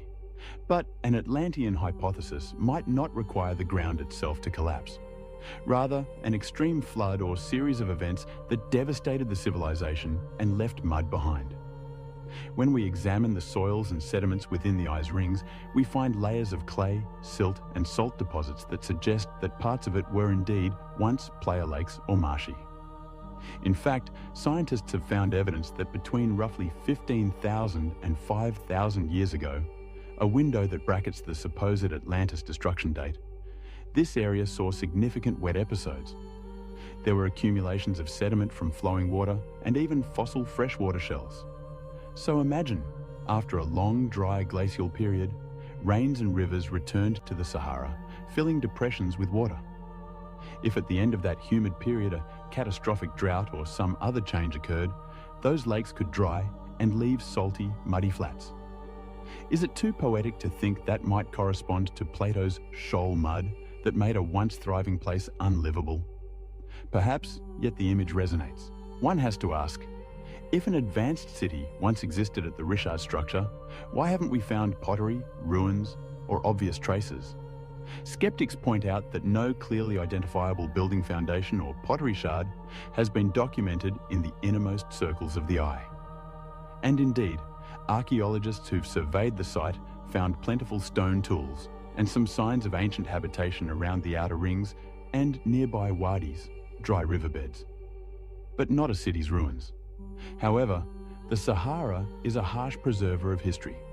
Shifting sands can scour and bury, and thousands of years of wind can erode structures to nothing. If buildings were made of less durable materials, mud, brick or wood, they'd be gone by now. Even stone could be worn down over 10 millennia of sand-blasting winds. And remember that if Atlantis sank in this hypothesis, it might mean it was submerged in water temporarily or hit by waves, which could pulverize structures and scatter them. The remaining question is, where are the pieces? Maybe buried under meters of sediment that have since cemented into crusts. Some suggest the fact that artifacts are scarce in the center is because winds have blown them out, or because any ancient settlement's remains are under layers of hardened mud and salt. Now, as we circle slowly above the sleeping eye of the Sahara, imagine it not as dry land, but as it might have been in its prime. Green concentric islands shining under the sun, ringed by canals or lagoons of water. You might hear the distant echo of water flowing and the laughter of people in a thriving market. Perhaps palm and acacia trees grew along the banks, and farm fields sprawled on the plains beyond. Perhaps the rings were partially man-made too, enhanced by Atlantean engineers who saw this natural circular formation as an ideal template for their city and sculpted it further. It's a romantic vision, certainly. One could paint a beautiful mental picture of Atlantis at Richard, mountains with waterfalls to the north, the highlands wringing rain from humid air, sending cascades down. A rich plain extending hundreds of miles, the area that is now flat Hamada Desert, once grassland, and the great river or even a shallow sea bay to the south where ships could sail to and from the city. It gives me a little shiver, a mix of awe and melancholy to stand, in our imagination, on the central island of the eye as dawn breaks, picturing it as it may have been if Atlantis lived here. The rings of water glint golden with sunrise, and beyond them the desert stretches, verdant and alive in that bygone age. Now fast forward in your mind, dark clouds gathering, the ground trembling. Perhaps a series of massive quakes strikes. Mauritania does have faults, though it's not very seismic today. But who knows in the past? The land could crack, releasing underground water, or even causing land to subside. If the coastline was nearby, maybe a monstrous wave came roaring inland. Plato's account speaks of earthquakes and floods together, a 1-2 punch of nature. We can almost hear the panicked cries, the sudden roar of water, the great eye filling with churning brown floodwaters, swirling and smashing everything in their path. In a single night of terror, the grand city could be broken and drowned. And as the waters receded, they left behind a muddy swamp where once stood shining walls, a place now cursed and uninhabitable, slowly drying into salt flats. The survivors, if any, would flee, never to return, passing down the memory of the cataclysm, which, after many retellings and centuries, ends up in an Egyptian temple story, then to Solon, and ultimately to Plato. Could it be true? Or is this all a desert mirage of the mind? The eye of the Sahara has no voice to confirm or deny. It just gazes silently upward, holding its enigma. Some modern investigators have visited the Richard and found oddities like smooth, circular stone fragments that might be interpreted as ancient artifacts. or just as natural concretions. Others claim to have found evidence of a spillway to the southwest of the eye, as if water once breached out that direction towards the ocean, matching the tail of an opening to the sea. But again, mainstream geologists see nothing unusual in those features beyond normal erosion. As often happens with great mysteries, what you find depends largely on what you're looking for. Nonetheless, the eye has captured the imagination of many, and not without reason. It is as if the Earth herself has left a fingerprint here, one that coincidentally, or not, aligns with a mythical lost city's blueprint. Perhaps it's only that, a grand coincidence that inspired a theory. Or perhaps those ancient storytellers of Sais in Egypt knew something more tangible, something passed down from travelers or ancestors about a wondrous circular city far to the west that met a tragic fate. Let's take a gentle breath and step back now. We have seen the eye revealed. We have matched it to Plato's blueprint in tantalizing ways. It stands before us as a possible Atlantis candidate, bearing physical similarities and sitting in a part of the world that, though now barren, was once full of life, and sits just outside the Pillars of Hercules by a certain interpretation. As you relax deeper, your mind might be weaving together the threads, myth, clue, place, into a tapestry of possibility. It's a lovely tapestry, shimmering in the dim light of speculation. Yet, to truly approach truth, or as close as we can in a bedtime story, we must gather more context. If Atlantis was here, or anywhere, why has evidence been so elusive? Are there more hints in ancient maps or writings we haven't considered? And what of those who say such evidence has been deliberately hidden or overlooked? In our next chapter, we shall listen to whispers of old charts and forbidden maps that may hold pieces of the puzzle, guiding us further on our tranquil quest for the sunken continent. Chapter 4. Ancient Echoes in the Desert. The desert is a keeper of memories. Though it seems empty and still, the Sahara holds echoes of a time when it was young and green. As you drift in the comfort of your pillow, imagine the sands around the eye of the Sahara stirring with faint apparitions. Footprints of those who walked here before the dunes, voices carried on a moist breeze that hasn't blown here in ages. These are the ancient echoes in the desert, remnants of a world that might give credence to Atlantis' story. Today, the Sahara is the world's largest hot desert, arid, formidable, an apparent wasteland. But it wasn't always so. Close your eyes and picture the Sahara of 12,000 years ago. The great ice sheets of the north were melting, the world was warming, and seasonal rains were shifting. In North Africa, the desolation began blossoming into grassland and savanna. Year by year, century by century, plants took root and lakes filled, and the desert transformed into what is known as the Green Sahara, or African Humid Period. Between roughly 10,000 BC and 5,000 BC, much of the Sahara was habitable and even hospitable. We know this because science has uncovered tangible evidence. Fossil pollen and seeds beneath the sand that tell of cattails, water lilies, and grasses. Ancient lake beds and river channels visible in radar and satellite imagery, painting a ghostly hydrography across the barren plains. And wonderfully, rock art and carvings left on stone outcrops, depicting giraffes wading in wetlands, hunters pursuing hippos, cattle grazing. Scenes of life that could not exist in a desert. One of the most famous areas of this prehistoric art is far to the east of the eye, in the Tassili Niger Mountains of Algeria. There, high on plateau walls, are paintings thousands of years old showing people swimming, dancing, and herding cattle. Another site, the Akakas Range in Libya, similarly has images of elephants, rhinos, and even mysterious human figures with round heads, almost alien-looking in their stylization, performing what might be ritual dances. These images are echoes of the time when the Sahara was alive. And crucially, they show that people thrived in what is now desert. These were likely pastoral and nomadic peoples. Did they build cities or large towns? The evidence so far suggests a mostly nomadic lifestyle, but who's to say there weren't a few special places, perhaps settlements near reliable water sources, that grew larger? As the climate allowed, humans could have congregated in fertile regions of the Sahara just as they did along the Nile or in Mesopotamia. Picture the area around the Rishat structure during that humid epoch. It sits on a plateau, but to its west and southwest studies have revealed the presence of ancient megalakes and river systems.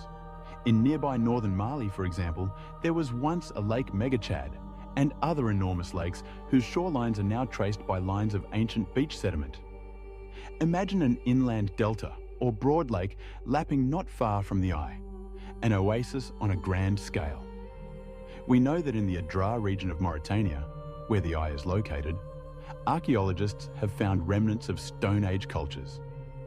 Tools chipped from quartzite, arrowheads and scraping implements, beads, and hearths. They've also found those thousands of burial mounds we mentioned earlier. These mounds, scattered along the ridges of the eye and nearby, are basically tombs built of piled stones. Their age is uncertain without extensive excavation, but some might date to several thousand years ago when the climate was just beginning to dry out. Even as the land became more arid after 5000 BC, people did not give it up immediately. They adapted for a while, lingering near remaining waterholes. The burials suggest a society that had ritual practices and possibly stratification, for labor was in Tansum Kamaita Beni.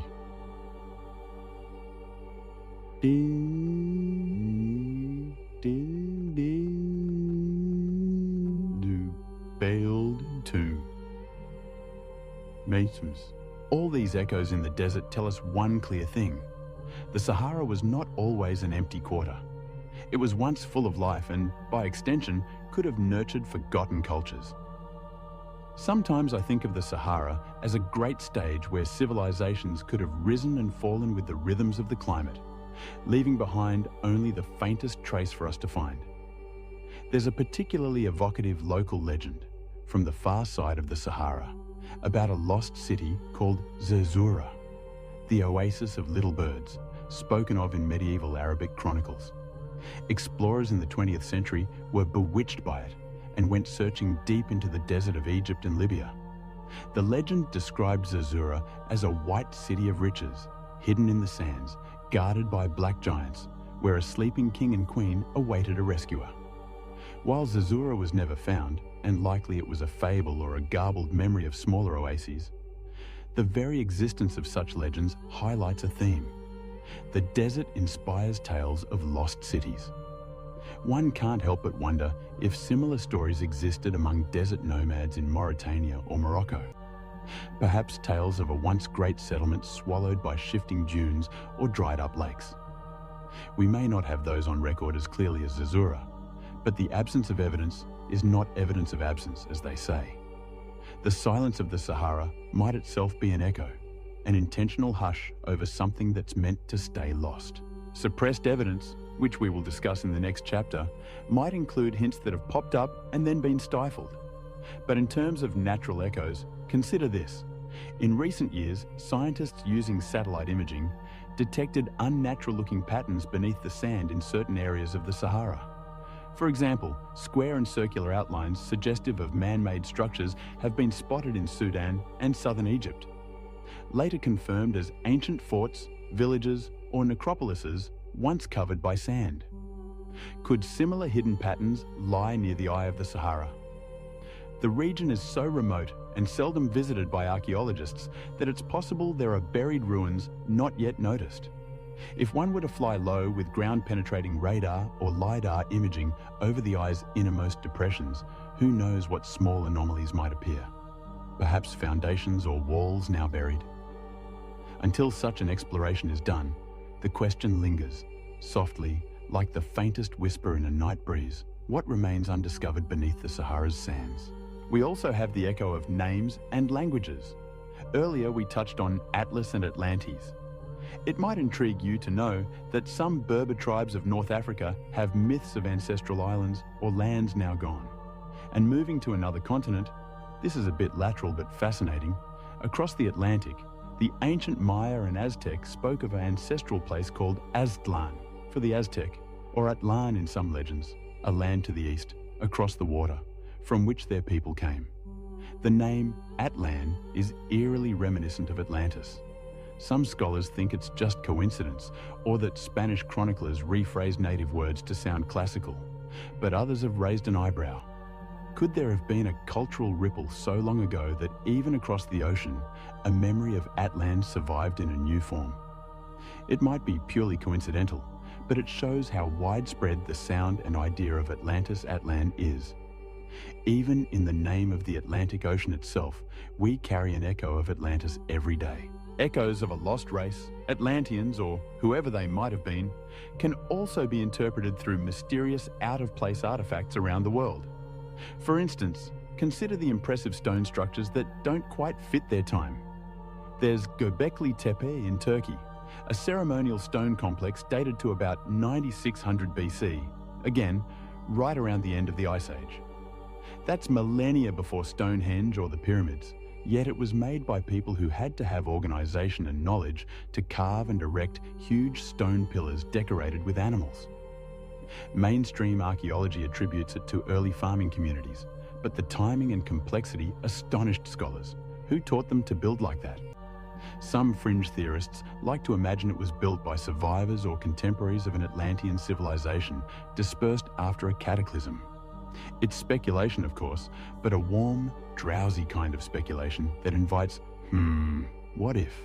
Then there is Nabta Playa, deep in Egypt's desert, a stone circle and evidence of perhaps one of the world's earliest known astronomically aligned structures, roughly 7,000 plus years old. Not as old as Atlantis, but older than the Egyptian pyramids by far, and located in what's now a very inhospitable place. It shows that early Africans had sophisticated knowledge of the stars and seasons to arrange stones marking solstices and such, a precursor to later monuments, and possibly an inheritance of knowledge from even earlier times. All these are echoes, faint signs that humanity's story has hidden chapters. They may not directly scream, Atlantis was here, but they collectively say something more was going on in prehistory than we once assumed. The Sahara's own hidden chapter might include an advanced culture, or at least a uniquely developed society that simply could not survive the changing environment. Think for a moment about what it means that the Sahara went from lush to desert. It didn't happen all at once. It was gradual, though punctuated by some abrupt shifts. As rains moved southward and became seasonal, lakes began to dry, and vegetation receded. By around 3000 BC, the Sahara was largely hyper-arid as we know it today. The people who had lived there either migrated to better watered areas, many likely moved toward the Nile Valley, contributing to the rise of Egyptian civilization, or they adapted by becoming full desert nomads.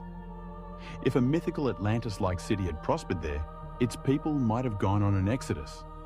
Is it a coincidence that ancient Egypt's civilization blossoms right after the Sahara's great drying? Possibly not. Some have theorized that the Nile Valley's sudden growth was fed by an influx of populations from the Sahara, bringing cattle herding, artistic styles, maybe spiritual ideas. Could the survivors of Atlantis, if we imagine Atlantis in Sahara, have bolstered the ranks of Nile societies? Pure conjecture, but a dreamy one. That the wisdom of a lost city found refuge by the Nile, morphing into the legends of gods and Zep Tepi, the first time that Egyptians later recorded. The Egyptian priests did say the story of Atlantis came from their forefathers. So many echoes, my friend, swirling around in the desert night. They are like fragments of a song, half remembered. You catch a note here, a note there. In this gentle exploration, we don't need to force them into a clear picture. It is enough to recognize that the Sahara holds secrets, and the world beyond the Pillars of Hercules was not a total void of culture in those grey mists of prehistory.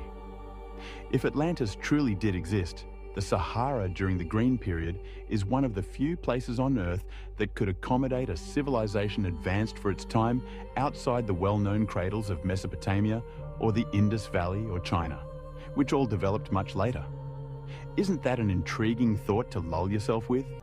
That under the quiet sands, an epic story may be sleeping? As we listen to the last echoes fade, a new theme emerges, one of secrecy and forbidden knowledge. Why haven't we learned more about these possibilities?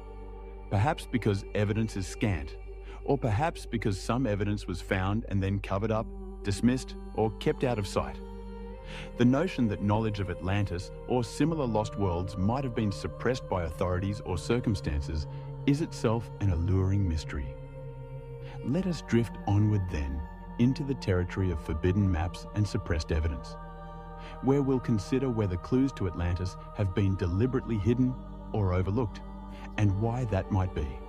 Keep your mind open and your heart calm. We tread now into realms where history and conspiracy mingle, softly and speculatively, perfect for a midnight musing. Chapter 5. The Forbidden Maps. Maps are more than ink on parchment. They are repositories of knowledge, dreams, and sometimes secrets. In the age before satellite GPS and Google Earth, maps were precious, often guarded, and occasionally fantastical. To imagine Atlantis, we might ask, did any maps hint at lands now lost? If pieces of Atlantis' story survived, perhaps a cartographer, somewhere, sometime, drew something they shouldn't logically have known. Welcome to the world of forbidden maps, where ancient and medieval charts tease us with possibilities that mainstream history struggles to explain. One of the most renowned examples, which we touched upon in our Antarctic tale and shall briefly revisit from a different angle, is the Piri Reis map of 1513. Compiled by an Ottoman admiral, this map astonished 20th century scholars by showing the west coast of Africa, the east coast of South America, and a large landmass in the far south that some interpret as Antarctica's coast without its ice. But how could a 16th century map include details of Antarctica, which wasn't officially discovered until 1820 AD, and especially its subglacial topography? Piri Reis himself annotated that he used about 20 source maps, some from ancient times, perhaps even from the Library of Alexandria or other lost collections, to draw his world chart. Could one of those sources have been a map from a civilization that sailed the seas eons ago? Some enthusiasts believed so, proposing that Atlanteans or other ancient seafarers charted the globe long before the known civilizations, and that fragments of those charts passed down through the ages. While Antarctica is far afield from Atlantis' supposed realm, the principle is tantalizing. Ancient source maps might preserve glimpses of a very different world picture. Let's bring the focus back to Atlantis proper. Is there a map that explicitly shows something like Atlantis? Indeed, there is a curious one from a Renaissance scholar who took Plato very seriously. Athanasius Kircher, a Jesuit polymath of the 17th century, published a famous map of Atlantis in 1665. In his book Mundus Subterraneus, The Subterranean World, Kircher presented a bold map titled Situs Insulae Atlantidis, the site of the island of Atlantis. This map, interestingly, is drawn with south at the top, so it looks upside down to our eyes. It situates a large island in the middle of the Atlantic Ocean, spanning roughly from Spain's latitude down to the equator, and about a third of the width of the ocean. On it, Kircher labelled mountains and rivers, and placed the letters Atlantis prominently. He noted on the side, in Latin, that this map was drawn from ancient Egyptian charts of the legendary island, implying Kircher believed he had access to old knowledge, or at least old narratives about Atlantis' geography. Now, Kircher's Atlantis map might not be forbidden in the sense of being hidden. He published it, after all. But it was certainly unorthodox for his time. He was effectively saying, yes, Atlantis was real. Here it is, look. Many contemporaries were skeptical or ignored it, and later, as science advanced, Kircher's map was relegated to a historical curiosity. But what if Kircher was onto something? He proposed, for example, that the Canary Islands and the Azores were high mountain peaks of Atlantis that remained above water after the rest sank. This idea wasn't unique to him. Since the late 1500s, scholars like Sir Francis Bacon and others had speculated similarly, noting that those Atlantic islands might be remnants of a larger sunken land. Kircher's map effectively bridged myth with geography, trying to give Atlantis a legitimate place on Earth's stage. Of course, geologists today will tell you no large continent sank in the Atlantic in the last 12,000 years. There's no evidence in the seafloor. But Kircher's map keeps inspiring, because it suggests he believed there were credible ancient sources. Was there perhaps a now lost ancient world map in the archives of the Vatican or some private collection that Kircher consulted? One enticing but unverified story claims that Kircher found a map of Atlantis in a Roman or Egyptian artifact and simply copied it. If such an artifact existed, it's since vanished from public knowledge. That is where the forbidden aspect might enter. If the church or other authorities had evidence of a pre-biblical advanced civilization, Atlantis, would they suppress it? In past centuries, information that didn't fit the established worldview, especially the biblical timeline of history, could be considered dangerous. Atlantis, with its time frame of 9600 BC, predates the creation date as calculated by medieval theologians, 4000 BC, quite heretical to entertain back then. So any real maps or documents hinting at such antiquity might have been tucked away to avoid controversy. The Herodotus map rumour is another intriguing snippet. The Greek historian Herodotus in the 5th century BC described much of the known world, including parts of Africa. He did mention the Atlantes tribe in Libya, but not a sunken island. However, in the 19th and early 20th centuries, some attempts were made to reconstruct Herodotus's world map based on his writings. One such reconstruction, drawn much later, long after Herodotus, shows a big lake or sea in the middle of the Sahara with a label that some misread as Atlantis. In truth, it might have been labelling Atlantes people near Mount Atlas, but through the haze of copying and conjecture, a myth arose that an ancient map placed Atlantis in the Sahara. This was amplified by some alternative researchers who claimed a 500 BC map clearly showed Atlantis exactly where the Riche is. As seductive as that sounds, it appears to be more modern myth-making than fact, a case of the wish being father to the thought. Nonetheless, it highlights how certain maps, if taken out of context or misinterpreted, can seed entire theories. The idea of a forbidden map showing Atlantis in Africa spread on the internet, often with an image of a crude, old-looking map with Atlantis written in the Sahara. It turns out to be a mix-up, but it captured imaginations. One can't help but muse, if one false map can do that, what if a real such map were found? Speaking of truly forbidden or lost maps, in the early 1500s, there was said to be a globe made by cartographer Martin Waldseemüller that had an inscription about Atlantis. Waldseemüller, famous for naming America on his 1507 world map, supposedly created a globe in 1516, now lost, where he noted a region in the Atlantic with the site of the lost island of Atlantis, according to the ancients. This little anecdote, if true, shows that educated people of the Renaissance didn't entirely dismiss Atlantis. It was part of the geographical discussions. If that globe still existed, it might be considered a forbidden piece now, since it acknowledges Atlantis as if factual. We only know of it through a later reference, so it remains an intriguing ghost of cartography. Then, going further back, we have an ancient map that's not of Earth at all, but rather a star map, yet it relates to Atlantis in a roundabout way. Some esoteric traditions claim that Atlanteans had knowledge of the stars and Earth's dimensions far beyond what primitive humans should. A peculiar artifact known as the Piri race map, again, or others like the Dendera zodiac in Egypt, or the Antikythera mechanism, an ancient Greek orrery calendar, hint at advanced astronomy in antiquity. If Atlanteans preserved such knowledge and it filtered down, some maps of the heavens or world grid might have Atlantean roots. There are fringe theories about a global grid of energy or ley lines, with ancient sites aligned, like the Great Pyramid, Machu Picchu, etc., all aligning on certain great circles. A few even call that the Atlantean grid map, an idea that a map of Earth's energy or geometry was known to a lost civilization. While conventional science doesn't endorse this, it's a hypnotic idea. That the perfection of certain ancient constructions implies they were following a blueprint handed from an earlier time. Let's also consider Portoland charts, medieval sailing maps of the Atlantic and Mediterranean. Some show islands that no longer exist. For example, old maps sometimes have an island called Antilia, origin of the word Antilles, in the Atlantic. A rectangular island supposedly discovered by Portuguese sailors or imagined by them, often dated on maps around the 15th century.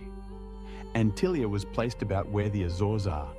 and legend had it that it was the island of the 7 cities, where bishops fled during the Muslim conquest of Iberia. Pure legend turning into cartography, but some speculate it might echo a distant memory of a real sunken land. Also, maps often showed Brazil, nothing to do with the country Brazil, a phantom island in the Atlantic west of Ireland, and High Brazil, a mythical Celtic island said to appear once every 7 years. These phantom isles can be seen as folklore, or missed sightings of fog banks, or perhaps real small islands that later sank due to volcanism. The Atlantic has the Azores Plateau, volcanic, and possibly had more islands that eroded or sank. To a romantic mind, each of these phantom islands could be a puzzle piece of a broken-up Atlantis, still barely remembered by sailors. The maps of Mercator, the famous 16th century cartographer, also included something curious at the North Pole: a large island or landmass and a sea draining inward. Some tied that to legends of a northern Atlantis or Thule. It's likely Mercator was compiling sailor tales, but it shows how in that era, mapmakers were including things from ancient lore freely. Now, in a hushed tone, let's ponder.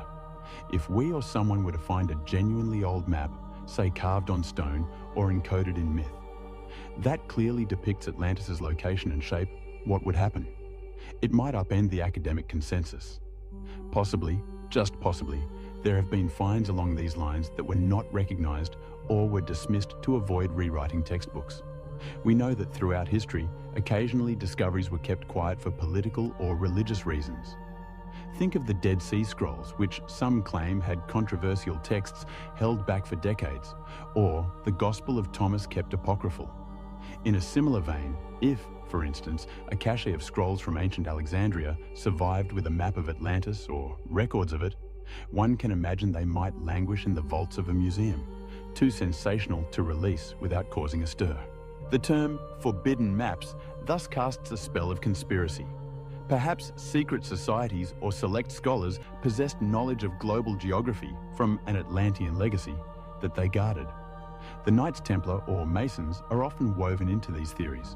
For example, did the Templars have ancient charts that helped them sail to the New World before Columbus? Some think so. If they did, maybe those charts came from a repository of ancient knowledge. Maybe from Atlantis or its heirs.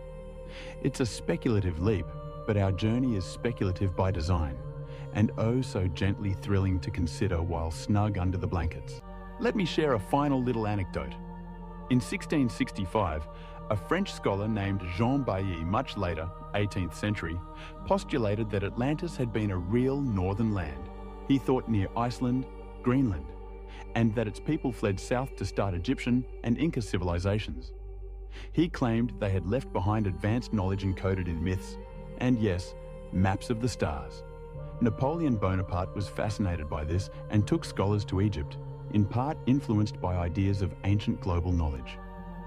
It's said that when Napoleon's men were in the Great Pyramid, they found something, we don't know what, but some wild accounts claim they found inscriptions or items in a hidden chamber, which were swiftly collected and sent off, never to be shown. Could that have been a map of sorts, maybe a star map or a diagram of lost lands? The truth is lost to history, but it tickles the imagination. Even the conquering Napoleon might have encountered forbidden knowledge and kept it secret. In the comforting darkness now, we can imagine an old leather map, its edges charred by time, rolled up in a cedar chest hidden in some monastery or archive. On it, drawn in fading inks, is a depiction of a mighty circular city by a sea, annotated in an indecipherable script. No one alive knows of it, except perhaps a lone librarian who wonders if it's just myth. Perhaps in some quiet future dawn, a young researcher will stumble on it and the world will awaken to Atlantis confirmed. Until then, these maps remain forbidden not by locks and keys, but by obscurity and skepticism. Our minds have roamed far and wide with these maps. They lead us through what could have been and perhaps what was. But now, returning focus. Think of the Eye of the Sahara again, and imagine overlaying Kirch's Atlantis outline onto it instead of in the mid-Atlantic. Does it fit? Maybe not perfectly, but with a little creativity, one can see how an early mapmaker might have mispositioned something real in the wrong ocean. The ancients did speak of Libya and Asia, Africa and Asia Minor, being adjacent to Atlantis. Maybe that was a clue its remains were part of Africa all along. No map yet has definitively led us to Atlantis, but pieces of maps, anomalies, and ancient charts inspire the quest. As we fold away our imaginary forbidden maps, we prepare to delve into the notion of suppressed evidence more broadly. For maps are just one form of evidence. There are also artifacts, bones, structures, things that might have been found and then hidden or dismissed because they don't fit our current paradigm. Let's step softly into that realm, continuing our gentle search for truth beneath the sands of time. Chapter 6. Suppressed evidence. Sometimes what we seek is not entirely lost. It's just kept out of sight. In hushed corridors of museums, in unpublished papers, or in whispered anecdotes among locals, there may lie suppressed evidence of something extraordinary. If Atlantis once existed, even if 11,000 years have passed, we might expect some trace to have surfaced by now. And indeed, over the years, tantalizing finds have sparked waves of speculation, only to be dismissed or quietly forgotten. Let's examine a few of these, letting curiosity guide us, but always in our calm, dreamy manner, without judgment or haste. Consider the Risha structure itself, our Eye of the Sahara. One might think that if anyone truly suspected it as Atlantis's remains, there would have been extensive archaeological digs there. But oddly, very little in-depth excavation has been done at Rishat. The reasons could be logistical, it's very remote and harsh, with little funding for such a fringe idea, or scientific. Mainstream archaeologists see no clear sign of a man-made city there. However, a more conspiratorial angle wonders, what if a preliminary investigation found something intriguing, but it was stifled? For instance, there are unconfirmed stories that decades ago, when French explorers and geologists like Théodore Monod in the 1970s were surveying the area, they found anomalous artifacts, like carved stones that didn't match known local prehistoric cultures, or even a hint of a structure's foundation. These claims never made it into formal publications, possibly because nothing conclusive could be drawn, or perhaps because it would attract pseudo-archaeology that academia tries to avoid. It's also said that some artifacts from Rishat, like those Achillean hand axes and later arrowheads, were carted off to universities and then sat unstudied in basements, as often happens with too many artifacts, not enough analysts. In that mundane bureaucracy, evidence can languish, effectively suppressed by neglect. Then there's the modern anecdote from 1965 mentioned earlier, the CIA's interest in Risha. Yes, during the Cold War, the US intelligence had a program looking for potential geomagnetic anomalies around the world, perhaps hoping to locate mineral deposits or even underground facilities. The Rishat structure was one of the sites they flew over with special instruments. The Freedom of Information Act revealed a memo about it, but when released, it had redacted sections, portions blacked out. Now why, one might wonder, would the results from a geological survey be classified? The benign answer, it might mention something sensitive about technology or national security. The exciting answer, maybe they detected something unexpected beneath Risha, say a hollow or metallic readings, that they deemed too perplexing or secret to reveal. Could there be a buried ruin or something giving off unusual magnetic readings under those concentric circles? The imagination runs wild with that thought. Of course, we have no proof of what was in those blacked out lines, but it's enough to make a dreamer raise an eyebrow. Suppressed evidence of Atlantis might not only come from the Sahara. For example, consider the story of Bimini Road. In 1968, off the coast of Bimini in the Bahamas, divers found an underwater formation of large rectangular limestone blocks, looking much like a paved road. The find electrified believers in Atlantis because Edgar Cayce, a famous American mystic, had predicted in the 1930s that remnants of Atlantis would be found near Bimini in 1968 or 1969. A startlingly precise and timely prophecy. For a while, some thought this road was indeed part of Atlantis's harbour works or a temple foundation, now submerged after sea levels rose. Mainstream geologists, however, have identified Bimini Road as likely a natural beach rock formation, broken into blocky shapes and aligned by currents. But whispers persist that some features, like alleged stone pillars or circular structures also found nearby, were quietly removed or not publicised. Perhaps to prevent a frenzy of wild speculation or protect the site from treasure hunters, details were downplayed. Could it be that some archaeologist dredged up a worked tool or artefact from under the sands near Bimini Road and it never made the news? We don't know. Yet, that location and timing are eerily on target with Case's Atlantis prophecy, leaving one to wonder if more was found that summer and quietly archived. Edgar Case himself is a trove of suppressed Atlantis lore.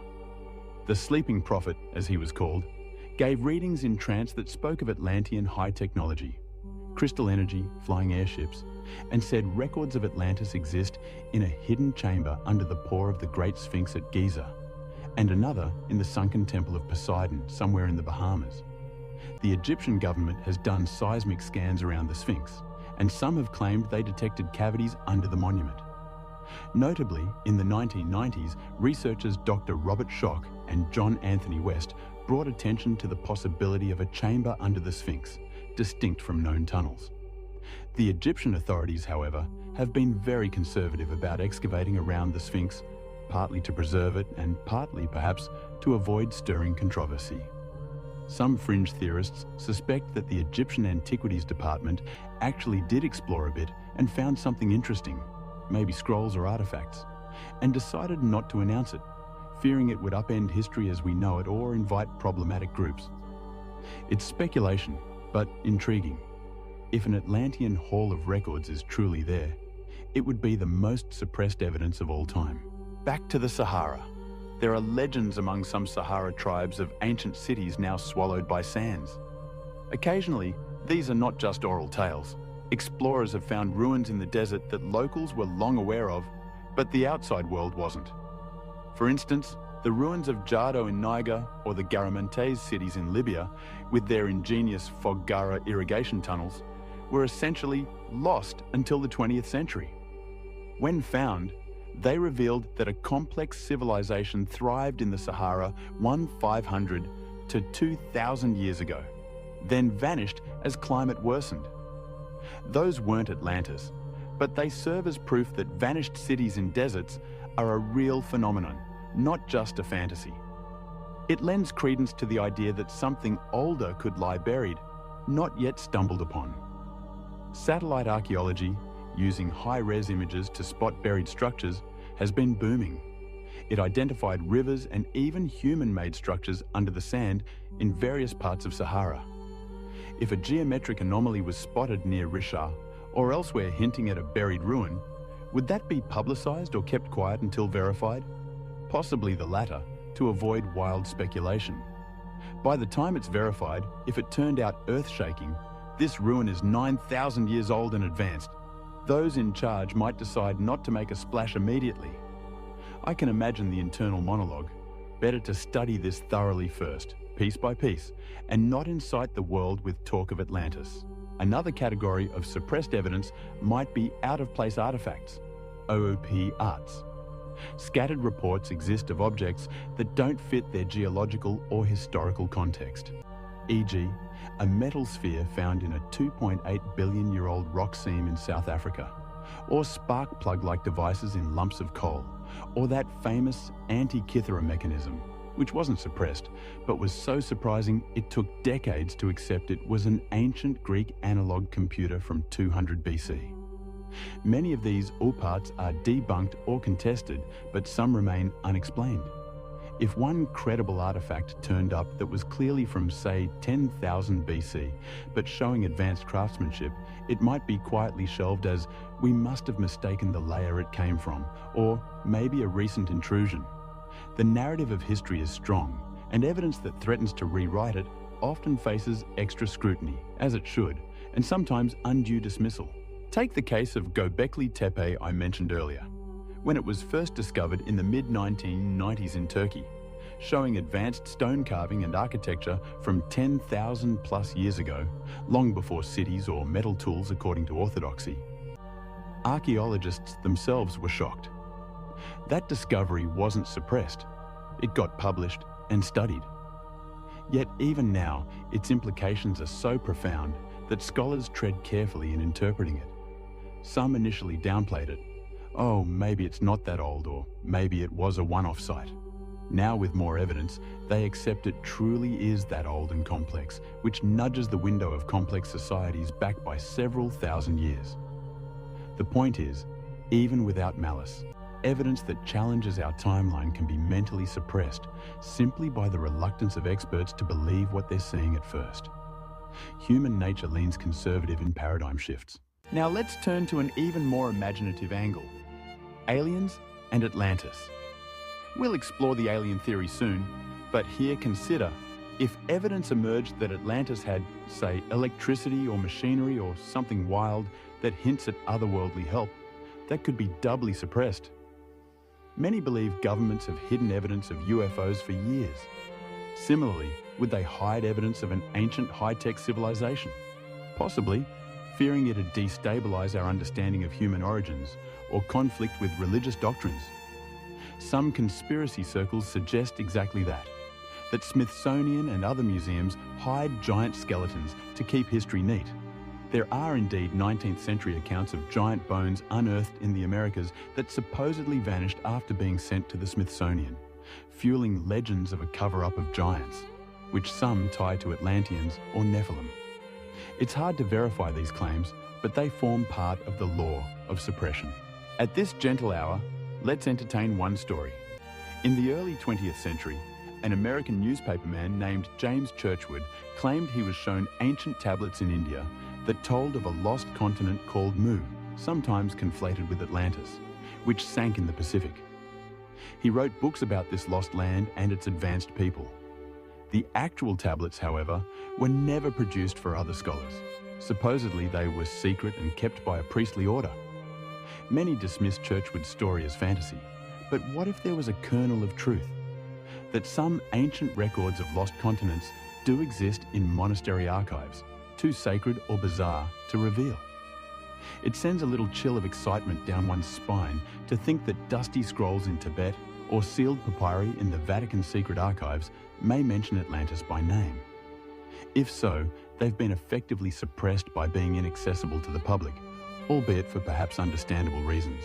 Bringing our thoughts back to the Eye of the Sahara, I sometimes wonder if perhaps a few artifacts found there, say a carved symbol or unusual pottery fragment, might lie in a drawer in Nouakchot's museum or in Paris from colonial expeditions, unrecognized for what they are. If someone identified an Egyptian or Mediterranean object in the Sahara context far earlier than known trade, it might hint at contacts with a lost civilization bridging those worlds. The lack of academic interest might suppress it inadvertently. That's often how suppression works in science, not via nefarious intent, but via disinterest. It can't be, so it isn't. Let's move on. Yet, some suppression could be intentional. Imagine if a corporate or political interest feared that discovering Atlantis would lead to upheaval or damage to national pride. For example, if Plato's tale of a war in which Athens beat Atlantis turned out to have some truth, maybe some nation's ancient glory is at stake. Or perhaps there's fear it'd attract a circus of treasure hunters to a vulnerable region, the way Egypt's pyramids suffered looting. In those cases, authorities might quietly discourage Atlantis research, deny permits, not fund it, etc. That's subtle suppression. In our soft exploration tonight, we won't point fingers at shadowy cabals, but we acknowledge that evidence of the extraordinary often faces an uphill battle to be acknowledged. This is neither good nor bad. It's human caution. But it does mean that if pieces of Atlantis have appeared, they may not have been recognized or celebrated yet.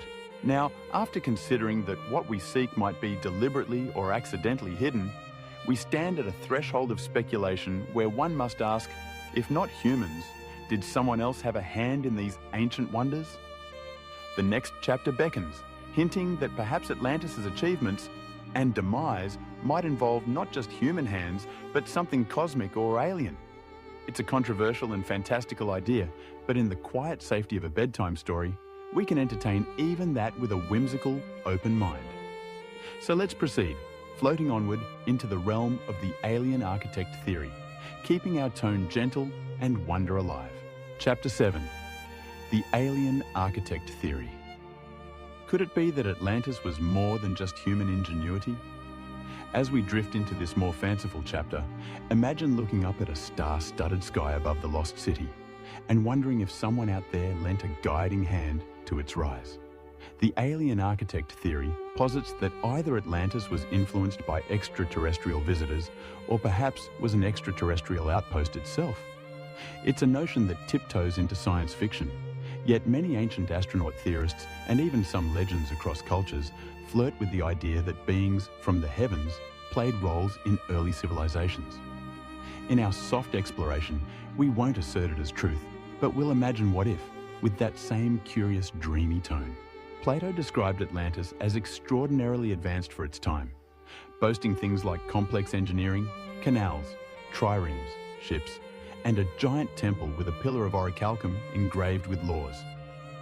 If we assume for a moment the story was based on some reality, how did a civilization that early, supposedly 11,000 plus years ago, get so advanced? One answer: they figured it out themselves over millennia lost to history. Another, more unorthodox answer: they had help from others who had already mastered such arts. Many mythologies talk of culture bringers or civilizing gods that come from afar.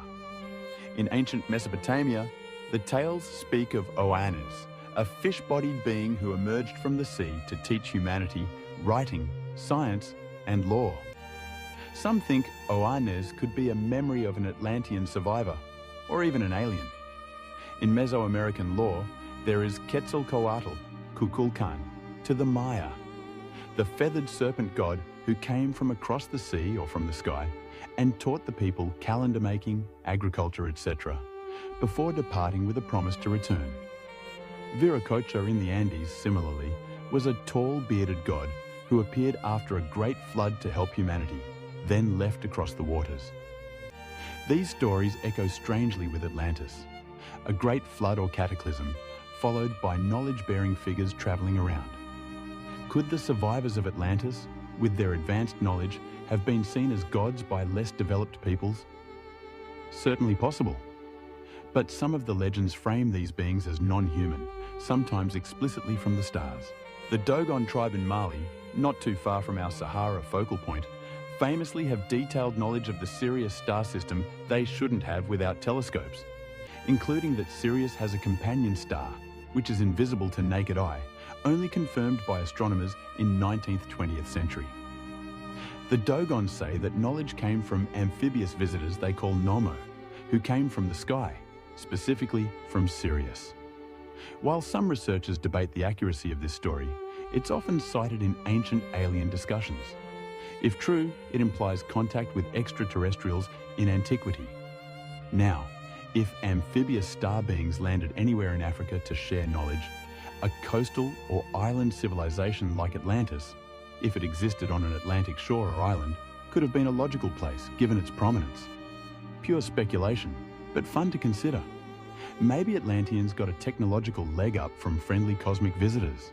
Another angle is that Atlanteans themselves might have been partly alien, either descendants of spacefaring refugees who colonized Earth in prehistory, or humans with alien genetic influence. These ideas are found in Theosophy and some New Age thought, where Atlanteans are sometimes described as possessing psychic powers, flying machines called Vimanas in some texts, especially from Indian epics, even crystals that could channel energy in ways we cannot now. If one reads the ancient Indian Mahabharata or Ramayana, there are startling descriptions of flying chariots and devastating iron thunderbolts and columns of smoke and flame that sound eerily like modern aerial warfare or even nuclear blasts. Some have speculated those are memories of Atlantean conflicts or the doings of gods/aliens that humans recorded. The destruction of Atlantis, by some occult accounts, was not just a natural disaster, but perhaps an accident or war involving powerful energy. Something akin to nuclear technology, which, if true, might hint at otherworldly involvement because that's far beyond known human capability of the time. Atlantis' fabled orichalcum metal, second only to gold, is often depicted in pseudo-scientific lore as having special properties, maybe an extraterrestrial alloy. Curiously, modern analysis suggests orichalcum in Plato's context might have been a brass-like alloy of copper and zinc, which was indeed rare in antiquity. But imagination wants it to be something more exotic, like an alien metal that stores energy. If aliens had a hand in human civilization, one wonders why Atlantis. Perhaps, if we imagine a star-faring species monitoring Earth, they might choose a vibrant island empire as a cultural experiment site or a beacon of knowledge to uplift humanity. Some ancient astronaut theorists, like Erich von Däniken, theorized that many mythic civilizations, Atlantis, Lemuria, etc., were essentially colonies of aliens who eventually left or perished. Under this narrative, the Eye of the Sahara might have been not just a city, but the central hub of an alien-human collaboration.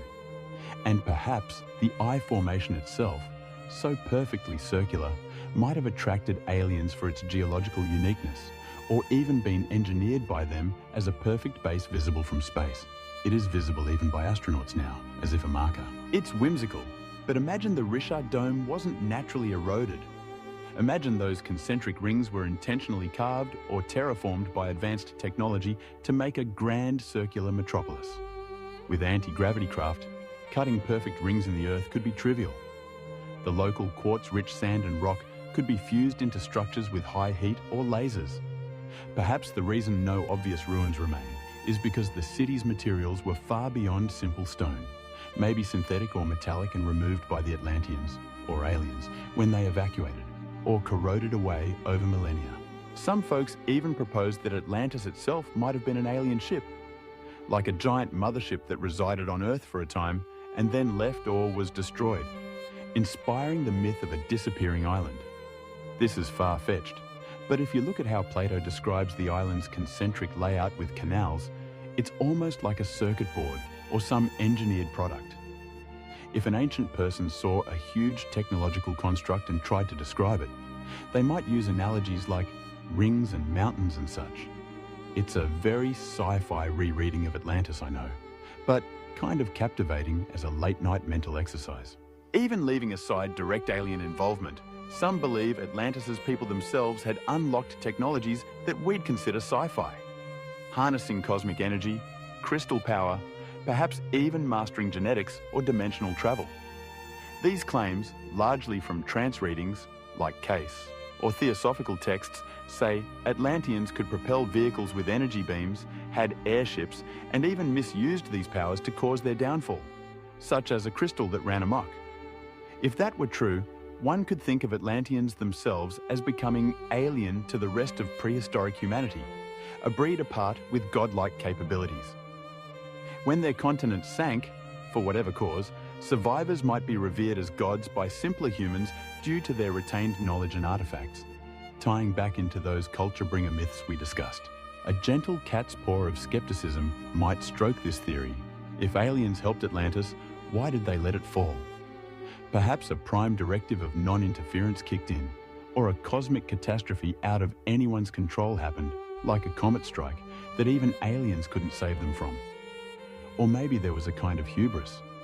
Atlanteans, or their alien friends, overextended or angered other cosmic forces, leading to a punitive destruction, echoing the myth of gods punishing Atlantis. Interestingly, within UFO lore, there's talk of underwater alien bases. Some say there are USOs, unidentified submersible objects, seen around the Bahamas, Bermuda Triangle, etc. Areas that some tie to remnants of Atlantis. The Bermuda Triangle itself is steeped in legend of strange electromagnetic anomalies and disappearances of ships, planes.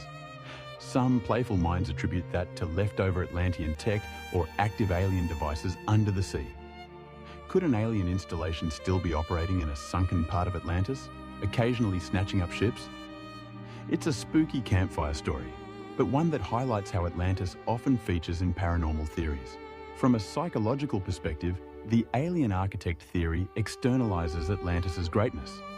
It suggests humans alone couldn't have done it, which is debatable, But since we're freewheeling here in Dreamland, it's fine to toss aliens into the mix as possibilities. What it gives us is a grander scope. The idea that Atlantis' rise and fall might have been not just an earthly drama, but part of a cosmic one. Let's paint a serene mental vignette. An Atlantean astronomer priest atop a temple, observing a spacecraft descending like a second moon, touching down by the central temple. Gentle, enlightened beings emerge, sharing wisdom and maybe warning of future danger. The Atlanteans incorporate this star wisdom and flourish further, until one day, perhaps those beings try to evacuate key individuals as disaster looms, like the biblical Nephilim tales or flood heroes. Some legends, like among Maya, say their ancestors were carried away in flying serpent ropes when their land was destroyed. Who knows? Perhaps an alien evacuation saved some Atlanteans, and those became the seeds of later great cultures. If any of this were true, would we find evidence? Probably very little. Maybe anomalous materials in geological layers, or ancient artwork showing something odd, like the carvings at Abydos, Egypt, that some say depict helicopter-like shapes, though likely palimpsest effects. To the open-minded, those are hints of ancient high-tech or alien presence. To the mainstream, they're coincidences. As before, much would be hidden or lost. In our lullaby of ideas, though, each possibility is a star in the sky to marvel at, not needing immediate conclusion. The alien theory is like a shooting star, bright, a bit out there but captivating. Even if you don't literally believe it, pondering it can stretch our sense of wonder. That maybe humanity had celestial mentors or encounters in deep antiquity. Atlantis, when mentioned today, often invites an eye roll from academics, but what a dull world if we lost the daring to even imagine these connections. As long as we keep it as imaginative exploration, which we are, it does no harm and actually kindles a childlike curiosity. And who among us, gazing at the Milky Way, hasn't felt that tickle of, are we alone? Have they been here?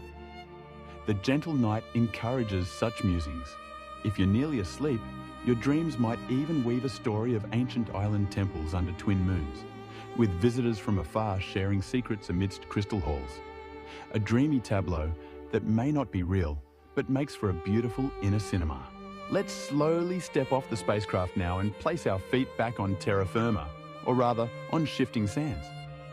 Aliens or not, Atlantis, as a continent in the sand or sea, would have left physical traces of its land, if not its people. Our next chapter will ground us again by looking at the continent in the sand, the idea of entire sunken or buried landmasses. We'll consider the Earth changes and how vast lands can truly vanish or reappear over epochs. That will gently guide us to bridging myth with geology as we continue unraveling the Atlantis mystery in a calm, reflective way. Chapter 8, A Continent in the Sand.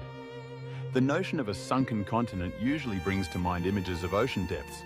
But here, in our story's context, we consider a continent sunken beneath sand. It sounds paradoxical at first. How can something sink into sand? Yet the Sahara itself is often poetically called a sea of sand. And over time it has swallowed mountains, rivers, and perhaps even cities. Let's explore the concept that Atlantis might have been not an island under the Atlantic Ocean, but rather part of a land now buried by the Great Desert. This perspective elegantly ties the sunken continent idea to the eye of the Sahara theory we've been circling around. First, let's appreciate the sheer size of the Sahara, about 9 million square kilometers, comparable to the area of the United States or China. It spans a width from the Atlantic to the Red Sea. Hidden within this immensity are entire mountain ranges like the Ahaggar, Tibesti, Air, vast plateaus and basins that once were lakes and wetlands. Satellite imagery has revealed the ghost lines of ancient rivers etched beneath the dunes. One of them, the Tamanrasset River we discussed, likely rivaled the Nile in its heyday sites. Suffolk.edu. To call the Sahara a barren nothingness is to underestimate it. It's more like a colossal library of Earth's past climates, with pages, sand layers that can be read by those who know how. Geologically, there have indeed been sunken lands on Earth. There's Zealandia, an almost continent-sized piece under the Pacific near New Zealand, which sank millions of years ago. There's the story of Doggerland, a fertile plain that connected Britain to Europe, which slowly drowned under rising North Sea levels around 6000 BC as the Ice Age ended. Closer to Plato's timeframe, we have island groups like the Azores and Canaries that are the peaks of an underwater plateau. If sea levels were lower, as they were during glaciation, those islands would have been larger and more connected. Not a full continent, but significantly more land exposed. Some have speculated about an Azores-centered large island pre-9600 BC that got mostly submerged when ice melted, leaving only small island tips, the Azores we have today. This fits a more classic Atlantis location, mid-Atlantic. But since we're leaning towards Sahara, consider similarly that sea levels rising could flood coastal plains in northwest Africa. Now, think of a scenario. Towards the end of the Ice Age, 12,000 years ago, the world's climate shifts violently. Not only do ice caps melt, raising oceans by over 120 metres, but rainfall patterns also change. North Africa, which was cold and dry during the glacial maximum, begins to get monsoon rains as the climate warms. It transforms, temporarily, into a green paradise. Atlantis could have thrived in that short window, or just before the final meltdown. But then, around 6,000 to 5,000 years ago, the rains retreat and the desert returns with a vengeance. Any coastal cities on the Atlantic might have been ruined by earlier flooding. Any inland cities now succumb to drought and sandstorms. Over millennia, sand accumulates, burying structures gradually. A continent in the sand suggests that under the Sahara's dunes might lie not just scattered relics, but perhaps large continuous expanses of once habitable land, effectively a lost world. Indeed, the concept of the land of Atlantis might not have been a discrete island, as we imagine an island surrounded entirely by water, but rather a distinct land bordered by sea in parts and by desert or marsh in others. Consider how someone in 9600 BC from Egypt, as the story purports, might describe an unfamiliar far-off land. If it was across the desert to the west, beyond reach of Egyptians, they might call it an island, metaphorically, or because it was isolated by both sea and impassable sands, an island of civilization in an ocean of wilderness. There's an interesting connection here. Some ancient Egyptian records, like the writings of a priest Manetho, or even hints in the Edfu building texts, speak of a primeval sacred island home of the gods that was destroyed in a flood. It's vague and mythic, but Egypt itself had legends of a distant homeland lost to catastrophe. Was that Atlantis? Or perhaps something like the mythical island of the West, Amenti in Egyptian lore, often associated with the afterlife. It's poetic, but maybe the Egyptians symbolically recalled a western land, Atlantis, that sank and became a realm of the dead, hence afterlife locale. Now, physically, what evidence would a continent in the sand leave behind? Possibly fossil water. Aquifers under the Sahara are relics of its green times. We found evidence of huge paleolakes from space. Possibly unusual deposits like diatomaceous earth or salt pans in odd places, like remote salt flats indicating former large lakes. Indeed, the Sahara has vast salt flats in places like the Taudeni Basin, even far inland, showing the presence of ancient seas or megalakes. If Atlantis had canals and irrigation, you'd expect some sign like straight-line residues in soil composition or geometrical patterns visible via LiDAR under the dunes. So far, none clearly identified as such have been published, but the Sahara is underscanned compared to, say, Maya jungles, partly due to shifting sands complicating ground-penetrating radar. Another clue? The Sahara periodically has yielded marine fossils and even a whale skeleton in Wadi al-Hitan, Egypt. But those are from millions of years ago when the ocean covered North Africa. So not directly Atlantis, but it shows that the sand sea analogy holds deep time truth. This desert was ocean before, and might have smaller seas in between. There was a known shallow trans-Saharan seaway about 50 million years ago, cites Suffolk.edu. And even in more recent times, late Pleistocene, large parts of North Africa were covered by enormous lakes or wetlands. Legendary maps sometimes depicted a Sea of Zaire or Inner Sea in the Sahara, based on classical speculation. None existed in human times that we know. But it's captivating to think a sudden incursion of the Atlantic could have carved a temporary inland sea. For example, if rising sea levels found a low basin to pour into. Is there a geologically plausible breach? If the Gibraltar Strait had somehow closed and then reopened catastrophically, the Atlantic could flood a lot of land. However, data suggests the big basins of the Sahara are above current sea level or blocked by highlands. One scenario sometimes floated by rogue theorists: if a crustal tilt or shift happened, like Charles Hapgood's Earth crust displacement theory, which Einstein even once mused about, the latitudes of lands could change rapidly, submerging some, exposing others. Under that idea, maybe Atlantis sank not by water rising alone, but by the ground moving. This brings us to something. Plato said earthquakes helped sink Atlantis. The region around Morocco, Algeria, does have quakes. It's near plate boundaries, the African and Eurasian plates. A big enough quake can cause ground liquefaction or subsidence. We know of real cases where quakes submerged land, like Port Royal in Jamaica, 1692, where a quake sank part of a city into the sea. If an advanced city in coastal Mauritania existed, a series of quakes and tsunamis, perhaps triggered by a comet impact in the ocean, as some suggest happened 12,800 years ago during the Younger Dryas climate event, could have shattered it. The ocean might have rushed in temporarily. Some evidence of mega tsunami deposits have been noted along Atlantic coasts, like large boulders carried inland. After it receded, it leaves behind salt, mud, and ruins now mixed with natural sediment. Then desertification covers it all. Meanwhile, the survivors who fled might later recount the sea swallowed it. I recall an interesting detail. The Richard's outer ring sits at about 400 meters above current sea level. It seems too high to have been under the ocean, even with sea level rise, 120 meters at most. But if Atlantis' destruction involved not literal ocean submergence, but a combination of floods and the land becoming unreachable, Plato's phrasing of a muddy shoal blocking navigation could be metaphorical for the region becoming a silted swamp, then drying into desert. A land can sink in utility even if not fully underwater. In essence, the continent in the sand may not be a single discrete landmass like Australia hiding fully intact under dunes.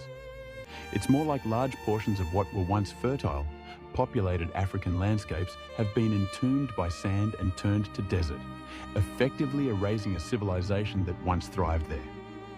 If one day climate shifts again and rains return, which they might in thousands of years due to Earth's orbital cycles, the Sahara could bloom and perhaps even reveal old structures as winds move dunes away.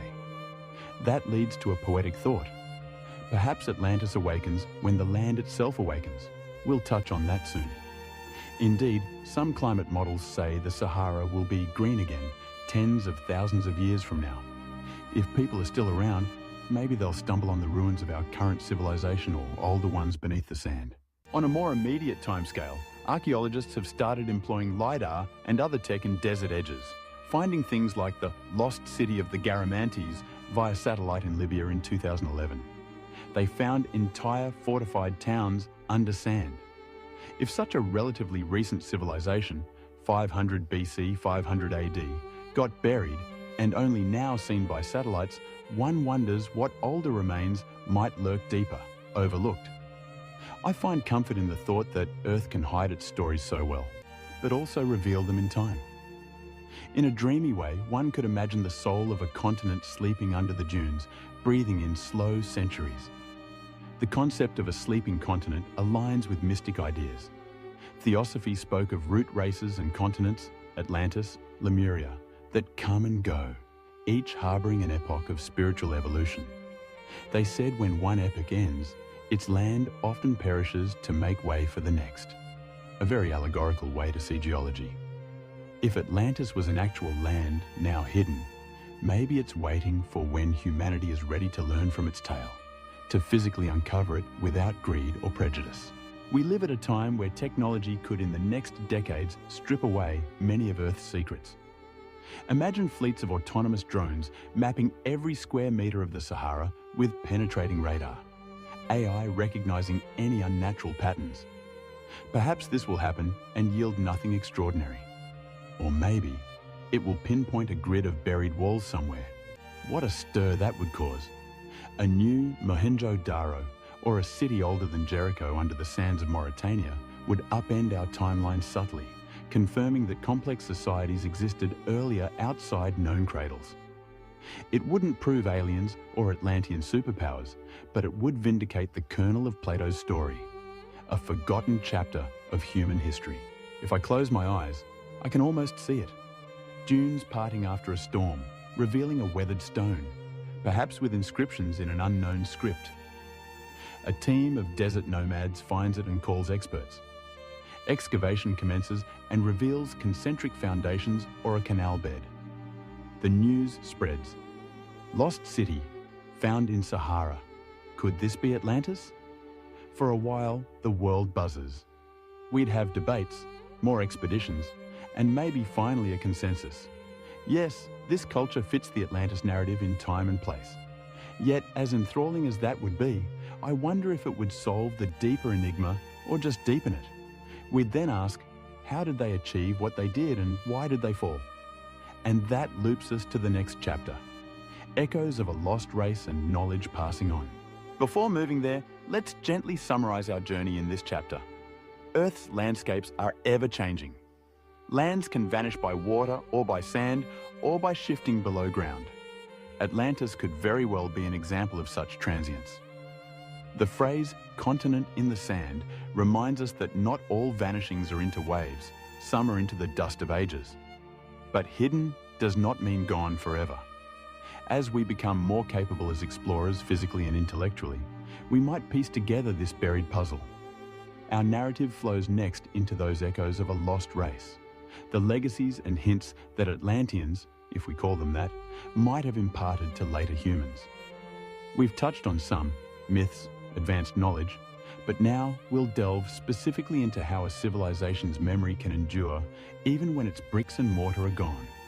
Drift along, still comfortably ensconced, as we listen for those faint echoes across time, bridging Atlantis to our present. Chapter 9. Echoes of a Lost Race. Even when a great civilization disappears, its influence can ripple through the ages in subtle and not so subtle ways. These are the echoes of a lost race, fragments of language, technology, mythology, and culture that survived the catastrophe, carried by survivors or admired and adopted by others. If Atlantis existed and fell, surely something of its people must have remained in the world, in the memories of descendants, in the skills they taught their neighbors, or in the legends that proliferated. In this chapter, let's gently track those possible echoes, like following a faint melody through a forest. One of the clearest potential echoes is in the flood myths that pervade nearly every culture on Earth. The tale of a great flood that destroyed a former world is ubiquitous. From the biblical Noah, to the Mesopotamian Utnapishtim in the Epic of Gilgamesh, to India's Manu, to the tales of Deucalion in Greek myth, and the legend of Gunyu in China. Could all these disparate cultures be remembering, through a glass darkly, the same event, the end of the last ice age and the flooding of lowlands worldwide, which would include any Atlantean realm?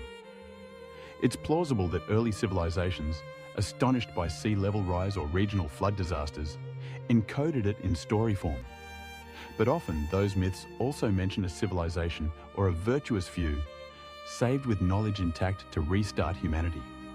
For instance, after the Greek flood of Deucalion, a new human race is born from stones.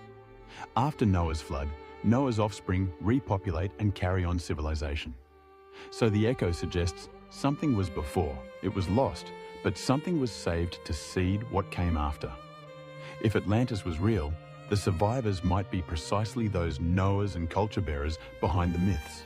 We have actual historical accounts, outside Plato, that hint at lost lands or advanced ancients. The Greek philosopher Solon, who is key to the Atlantis story as he's said to have heard it in Egypt, also visited Lydia in modern Turkey, where he was told of a massive flood long ago that nearly ended their society. The Egyptians themselves took pride in being the oldest civilization and hinted they'd seen others rise and fall. maybe they kept records of a mighty western neighbour that fell, which they recounted to Solon. Now, consider linguistic echoes. Some alternative historians search for Atlantean remnants in language families. One theory suggests the mysterious Basque language of the Pyrenees, which is unrelated to any other language in Europe, might be a survivor of an Atlantean tongue, if one imagines refugees from a sunken land settled in Iberia. That's highly speculative, but Basque does have words with no clear origin. Similarly, certain North African Berber legends speak of a former island home or lost fertile lands to the west. Could their language hold clues? Hard to say without a known Atlantean language to compare. Architectural and scientific knowledge can be powerful echoes. For example, the pyramids of Egypt stand as an enigma of sophisticated engineering around 2500 BC. Did the Egyptians devise that wholly on their own? Or were they inspired by something earlier? The oldest Egyptian pyramids, Step Pyramid of Djoser, are abrupt leaps forward in design, albeit plausible through genius of Imhotep, but some wonder if there were precursors unpreserved, like maybe mud brick pyramids that eroded, or external influence. If Atlanteans had monumental architecture, maybe an echo of that concept reached the Nile, or even the Americas. The coincidence of pyramid-like structures worldwide, Egypt, Mesopotamia, ziggurats, India, step temples, Mesoamerica, Maya, Aztec pyramids, might just be parallel evolution. People realize building large requires broad bases, but some fringe thinkers see it as a legacy of a mother culture's architectural style diffusing globally. It's a romantic thought. Survivors of Atlantis traveling and teaching how to build great stone structures to remember the cosmos or serve as refuges. Another echo could be in technology and measurements. Some point to how ancient cultures separated by oceans all worked with surprisingly sophisticated astronomy, like aligning monuments to solstices and equinoxes, or encoding mathematical constants. The Great Pyramid's dimensions famously encode the approximate value of pi and the length of a solar year through its perimeter to height ratio. Was that just the Egyptians? Or did they inherit some of that knowledge? The concept of a 360-degree circle, 60-minute hour, the sexagesimal system of Sumer, and certain geometric ratios appear across old world civilizations as if a shared legacy. If Atlanteans were as advanced as claimed, perhaps they formulated standards and math that later seeped into these younger cultures. There are also genetic echoes to consider. Modern genetics has traced human migrations. One curious mystery is the existence of a very distinct lineage, the haplogroup X, found in both some European, Middle Eastern populations and among some Native American groups, like certain tribes around the Great Lakes. It's minor but puzzling because it suggests a connection that mainstream theory can't fully explain. Some propose an Ice Age Atlantic crossing or a Beringian isolate group. A wild hypothesis by some fringe authors is that Atlanteans, or Solitreans, as a known Ice Age European culture, in another theory about early Americans, crossed to the Americas and left that genetic marker. This remains speculative and not widely accepted, but it's a tantalizing notion that bloodlines themselves carry an echo of a lost people. Now, mythology beyond flood stories sometimes hints at a golden age, a distant splendid city or land of the gods that is now inaccessible. The Greeks had the Garden of the Hesperides in the far west, a paradise with a tree of golden apples. The Celts spoke of Avalon or High Brazil, western isles of plenty and eternal youth, sometimes visible just beyond the horizon. These could be allegory for the afterlife or faint cultural memories of actual lands now vanished over the horizon. In West Africa, interestingly, there are legends of a far-off western land too. Some coastal tribes talked about a place of riches that sunk, though these might be influenced by later contact stories. We should mention the Mesoamerican lore. Aztecs said their ancestors came from an island called Aztlan to the north, which some have playfully linked to Atlantis, though linguistically it's Nahuatl for place of herons, and likely refers to somewhere in northwest Mexico or a metaphorical origin. The Maya have the tale of Tolan, or the age of the first sun, that ended with floods and black rain, and survivors starting over. And the Andean people, like Aymara, have legends of Tiwanaku, an ancient city at Lake Titicaca, being built by surviving giants from a sunk land. Interestingly, one Inca legend mentions a continent called Antis that sank, which is often dismissed as apocryphal or confusion with the Antisuyu Eastern Forests region. But if that legend were genuine, Antis sounds too close to Atlantis to ignore, though likely coincidental. Still, even the name Andes and Antilles have that ant-atoll root, which some creative minds like to see as linguistic drift from Atlantis. Again, not academically supported, but an intriguing echo in sound. On the spiritual side, theosophists like Madame Blavatsky and Edgar Case's readings speak of Atlantean souls reincarnating in modern times, or Atlantean crystal technology lying dormant, waiting to be rediscovered. Those are very esoteric echoes, not verifiable, but they contributed to a modern mythos where people feel connected to Atlantis in dreams or regressions. Is it possible that our collective unconscious, as Carl Jung might suggest, carries archaic memories? Some have speculated that flood and lost civilization myths are archetypes in the collective unconscious, psychological echoes of real distant traumas and falls from grace. In that sense, every time we tell a story of a utopia that falls due to hubris, which we do often in fiction, we're echoing Atlantis. Even linguistically in Plato's account, some scholars have tried to dissect the name Atlantis.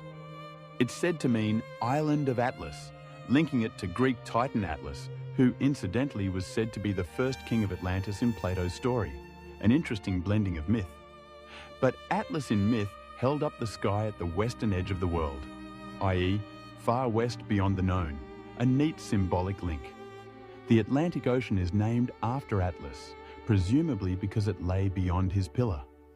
Could it be the ocean got its name not just from the Titan, but indirectly from the story of Atlantis?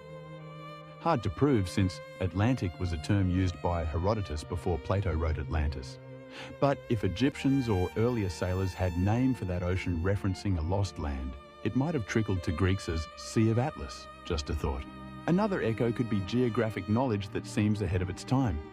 For instance, some point to ancient world maps, again the Piri race or others, which might hint at knowledge of coastlines beyond where those cultures officially travelled. If that were true, perhaps Atlanteans, being seafarers, mapped far and wide, and that knowledge, fragmentary, ended up in later maps. It's contentious, but even the idea the Phoenicians circumnavigated Africa, which Herodotus claims they did in 600 BC, might have been guided by older knowledge or trading posts possibly established by an earlier maritime culture, Atlantis or otherwise. One concrete echo. In Egyptian, the sunken temple city of Heraklion, Thonis, in the Nile Delta was found underwater recently, and it had stela that mentioned decrees about foreigners from the sea and such. It wasn't Atlantis, but shows that Egyptians did experience cities sinking due to local subsidence and had to resettle. They might easily transfer that concept to a bigger narrative if they had heard of or remembered a big one like Atlantis. As we gather these echoes, individually they are tenuous, but collectively they weave a tapestry of tantalizing hints. A near universal flood memory, traces of advanced knowledge appearing in early societies, linguistic oddities hinting at ancient contacts, cultural heroes and gods that came from disaster and gave knowledge, strange artifacts like those out-of-place items or even the famous Baghdad battery, an object that shows an understanding of electrochemistry in 200 BC. If Atlanteans had electricity, maybe they passed some idea along. And of course, the story Plato wrote itself, an explicit echo handed down via Egyptian priests, if we take him at face value. It's almost comforting to think that knowledge rarely ever disappears completely. Some seed always survives. In our context, the lost race of Atlanteans might have seen their world end, but in the new world that followed, their children or students built anew, perhaps giving rise to places like Egypt, the high cultures of the Americas, or the mysterious megalithic sites scattered worldwide, like Göbekli Tepe or Stonehenge, or the meticulously aligned Nabta Playa Circle in the Nubian desert, 5000 BC, which predates Stonehenge. How did nomads do that? Possibly by themselves, but one could imagine knowledge passed down. As an analogy, think of the fall of Rome. The Roman Empire fell, but its knowledge was partly preserved by monks, by the Byzantine Empire, by the Islamic scholars, so later generations in medieval Europe slowly regained classical knowledge, sparking the Renaissance. If Atlantis fell, perhaps nearby civilizations, like Egypt or those in Iberia, served as the monks, preserving bits of Atlantean lore which later fueled the known ancient world's leaps. Maybe that's why around 3000 BC multiple civilizations blossomed almost concurrently. Egypt, Mesopotamia, Indus, as if catalyzed by something. Conventionally, that's just agriculture reaching critical mass, but fringe might say it's remnants of an older golden age spark. Now, as we near the end of our journey, these echoes do more than tantalize. They urge us to reconsider how interconnected human history might be, and how legends often carry a grain of truth. Perhaps by listening to these echoes without dismissing them outright, we might glean instructions or warnings. One common theme: Atlantis is often used as a cautionary tale of hubris and environmental disregard. Many modern storytellers draw parallels to our society, advanced, perhaps overreaching, and at risk from nature or our own doings. If that's an echo, it's a potent one. Take care, or you might repeat Atlantis's fate. In a poetic sense, maybe the greatest echo of Atlantis is our enduring fascination with it. Across millennia, the idea of an ideal society that met a tragic end touches something deep: our yearning for lost perfection and our fear of self-destruction. In that way, every time someone writes a utopian story or post-apocalyptic caution, Atlantis's echo lives in that narrative. We have one more chapter ahead. Atlantis awakens, a positive turn perhaps. After all these mysteries, what if Atlantis isn't just a closed chapter, but something that could awaken in our consciousness, or maybe even physically, via discoveries? It will be a fitting closing to consider that maybe the story isn't over. Atlantis, in one form or another, could rise again. Let's gently move to that hopeful conclusion, allowing all we've learned to settle like gentle sediment in our mind, ready to form new land. Chapter 10, Atlantis Awakens. Our journey is drawing to a close, dear friend, and now we contemplate the dawn after the long night of mystery. Atlantis awakens. What could that mean? In the context of a sleep story, it's the moment where our tale finds resolution and hope, easing you into peaceful dreams. Symbolically, it suggests that what was once lost could be found. What was forgotten could be remembered. What was myth could become reality again, or at least a lesson illuminated. Imagine, if you will, a tranquil morning over the Sahara. The first light of sun spreads a golden sheet over the dunes. For ages, those sands have guarded their secret. But maybe today is special. Perhaps a strong wind blew in the night, uncovering something remarkable. As the light grows, the outline of a stone structure is seen where yesterday there was only sand. Could it be? Researchers, alerted by satellites, rush to the site. Brushing aside fine grains, they uncover carved symbols, walls, maybe even a ringed foundation. Little by little, an ancient city reveals itself.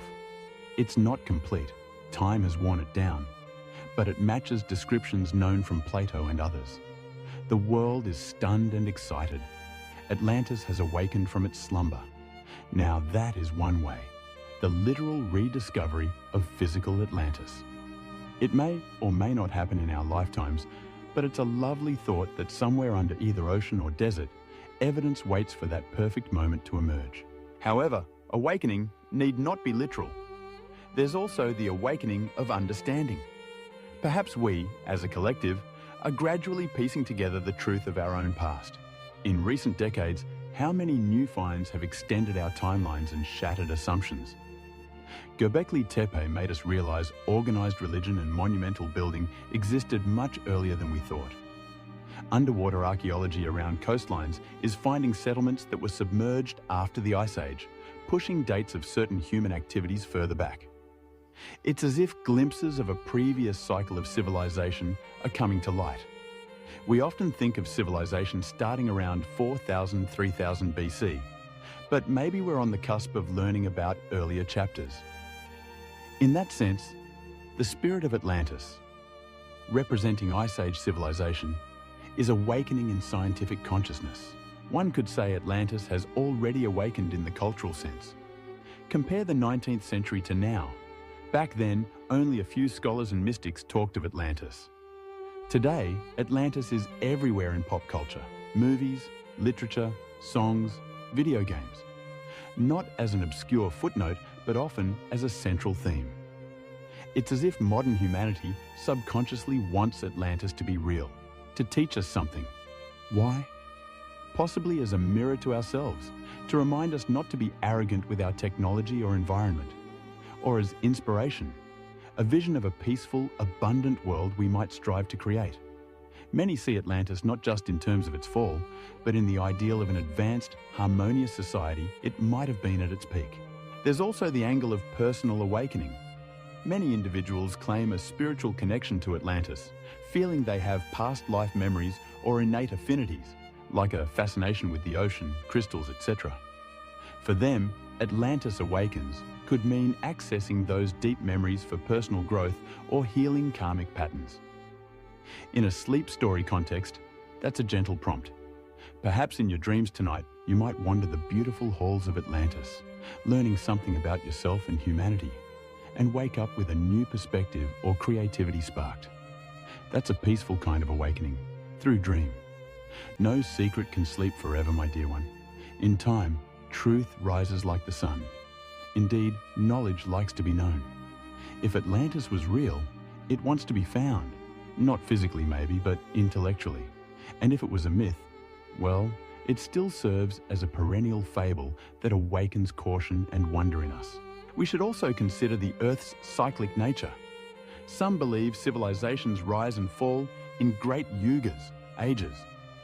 If we're at the end of one cycle and about to begin another, some associate the age of Aquarius with new enlightenment, perhaps Atlantean wisdom, presumably lost in the dark ages after its fall, will re-emerge as part of human evolution.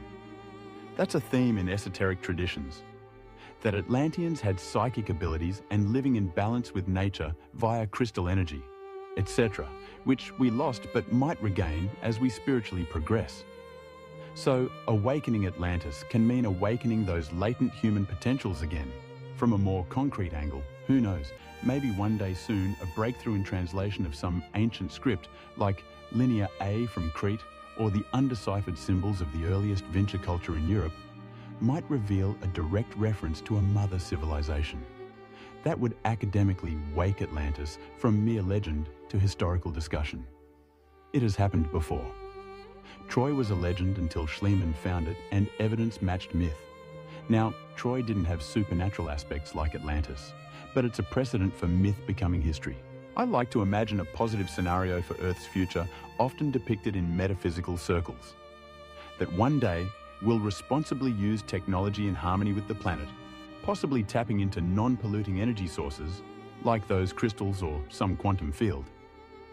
Essentially becoming what many might call a neo-Atlantis, a globally unified yet diverse civilization, advanced and peaceful. In this vision, Atlantis isn't something in the past at all, but a blueprint for a possible enlightened future that we are slowly awakening to.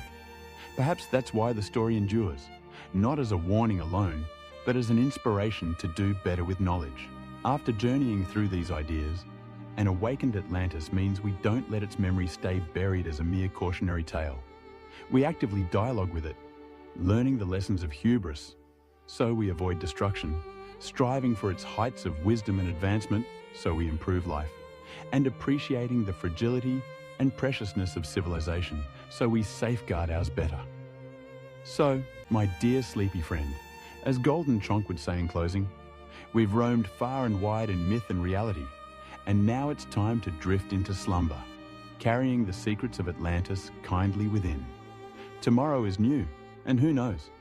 Perhaps you'll see the world with fresh eyes, maybe an Eye of Sahara perspective. For now, rest, safe with the knowledge that mysteries endure, but so does hope and wisdom.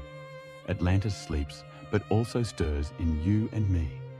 With that thought, we bid it and you a gentle good night. Meow. Meow.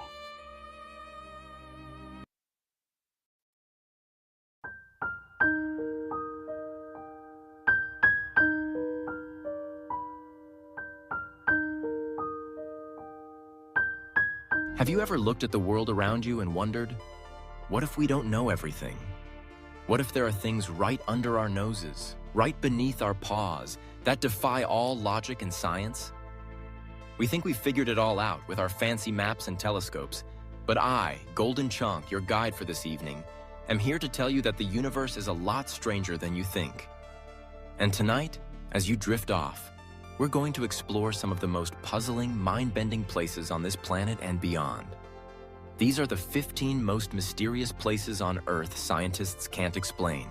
And I promise you, by the end of this journey, you'll be dreaming of mysteries yet to be solved. So, get comfortable, find a cozy spot, and let's begin. Welcome, my sleepy friends, to another adventure with your favorite cat. Tonight, we're going to curl up and let our minds wander to some of the most perplexing and awe-inspiring locations in existence. These are places where the rules of the world as we know them seem to bend and break, leaving even the smartest humans scratching their heads. Our journey begins, not with a bang, but with a flash. 1,000 flashes, in fact. You know, it's our natural instinct to try to understand how everything around us works. Throughout history, this curiosity has allowed us to make the best use of our environment and become as technologically advanced as we have. But there are still plenty of strange phenomena that defy explanation. And our first mysterious place is just one of them. It's Lake Maracaibo in Venezuela, a place long relied upon by local communities for its water and fishing. But there's a strange phenomenon that takes place there, and it's been happening for hundreds of years. It's called Catatumbo lightning, and it's also known as the everlasting storm. It's a place where it's actually more likely to have a thunderstorm each night than not. These storms can produce as many as 1 million lightning bolts per year and can last for up to 10 hours a night. They happen for 140 to 160 nights a year. The lightning is usually visible for miles around and creates an almost otherworldly feel while it's taking place. To make things even stranger, despite continual study, there still isn't agreement about why exactly this phenomenon takes place in this precise location. It's believed to be the result of a unique combination of factors that are specific to the Lake Maracaibo region. Warm and moist air from the Caribbean Sea collides with the cool air descending from the Andes Mountains, along with the lake's topography. But whether this is enough to create the perfect conditions for the storms isn't fully clear. Some researchers think it's also due to the oil reserves and the presence of other minerals beneath the lake itself.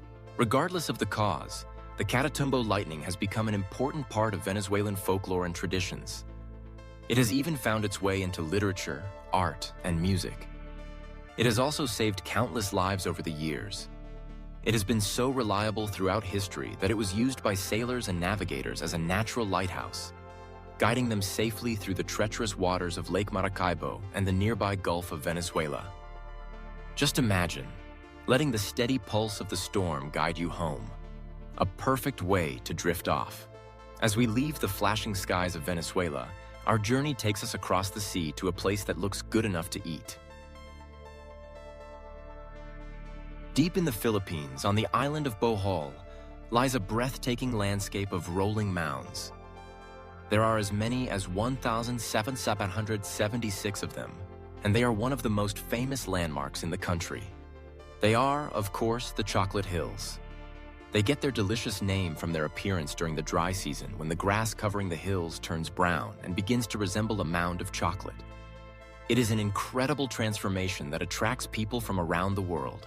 Scientifically, these hills are a subject of great interest, and there are still some pieces missing from the puzzle of their formation. Geological studies have shown that they're the result of limestone weathering, erosion, and the uplift of coral deposits from an ancient seafloor. Over millions of years, they have created these cone-shaped hills. But their precise shape, their large number, and why they aren't themselves eroding away isn't entirely clear. It is still a subject of investigation. Of course, there is also a more magical explanation from local folklore. Legend has it that a giant named Orogo fell in love with a mortal woman named Aloya. When she died, Orogo was heartbroken and couldn't stop crying. It was his tears that formed the Chocolate Hills as they dried and solidified under the sun. The Chocolate Hills have become a popular tourist attraction in the Philippines, drawing visitors from far and wide. There's a viewing deck called the Chocolate Hills Complex that gives unparalleled panoramic views of the wonders. It's a sight that will surely fill your dreams with sweet chocolate-colored landscapes. Now, let's move on to a place where sound itself seems to vanish. There are a number of places around the world where strange electronic phenomena take place. But there's perhaps none as peculiar and legendary as the Mapimi Silent Zone in the state of Durango in Mexico. It's also simply known as the Zone of Silence, or La Zona del Silencio in Spanish. It's a remote area of the Chihuahuan Desert of Mexico. Covering an area approximately 1,500 square miles or 3,800 square kilometers, it's a sparsely populated arid landscape that's covered with unique rock formations and desert flora and fauna. What makes this one different is the number of accounts of electromagnetic disturbances and inexplicable occurrences over the years. Probably the most famous of the peculiar effects within the Zone of Silence is its ability to disrupt radio signals and communication equipment. Many have reported experiencing a complete loss of radio contact when traveling through the area, but no one's entirely sure why. Some theories have suggested these disruptions are the result of high levels of magnetic and mineral deposits in the region. But there have also been claims of paranormal or extraterrestrial activity too. Only adding to the more out-of-this-world solutions is that there have also been reports of strange luminous objects in the sky over the region. While these events are far less common than the electrical interference, they too are yet to be satisfactorily explained. As such a remote region, there have been extended investigations into what's causing these strange events. But it's hoped that one day it could be a sign that it's geologically and environmentally a special place, and that one could become very important in the future when we fully understand it. For now, let's just imagine the profound stillness of a place where even radio waves fall silent. A perfect quiet to help you find peace tonight. Now, let's travel to a forest where the trees themselves seem to dance. Positioned on the Curonian Spit, which is a sandbank that reaches out into the Baltic Sea in Russia, there's an unusual formation that's baffled scientists and captured the imaginations of visitors. It's known as the Dancing Forest, or Lesnoy Tenets in Russian. It's a large group of trees that have grown in strange and completely unexpected ways. They are all pine trees, which should normally grow tall and straight, but in this place they take on bizarre and often whimsical shapes. Their trunks can spiral like corkscrews, and their branches seem to contort in odd and almost surreal ways.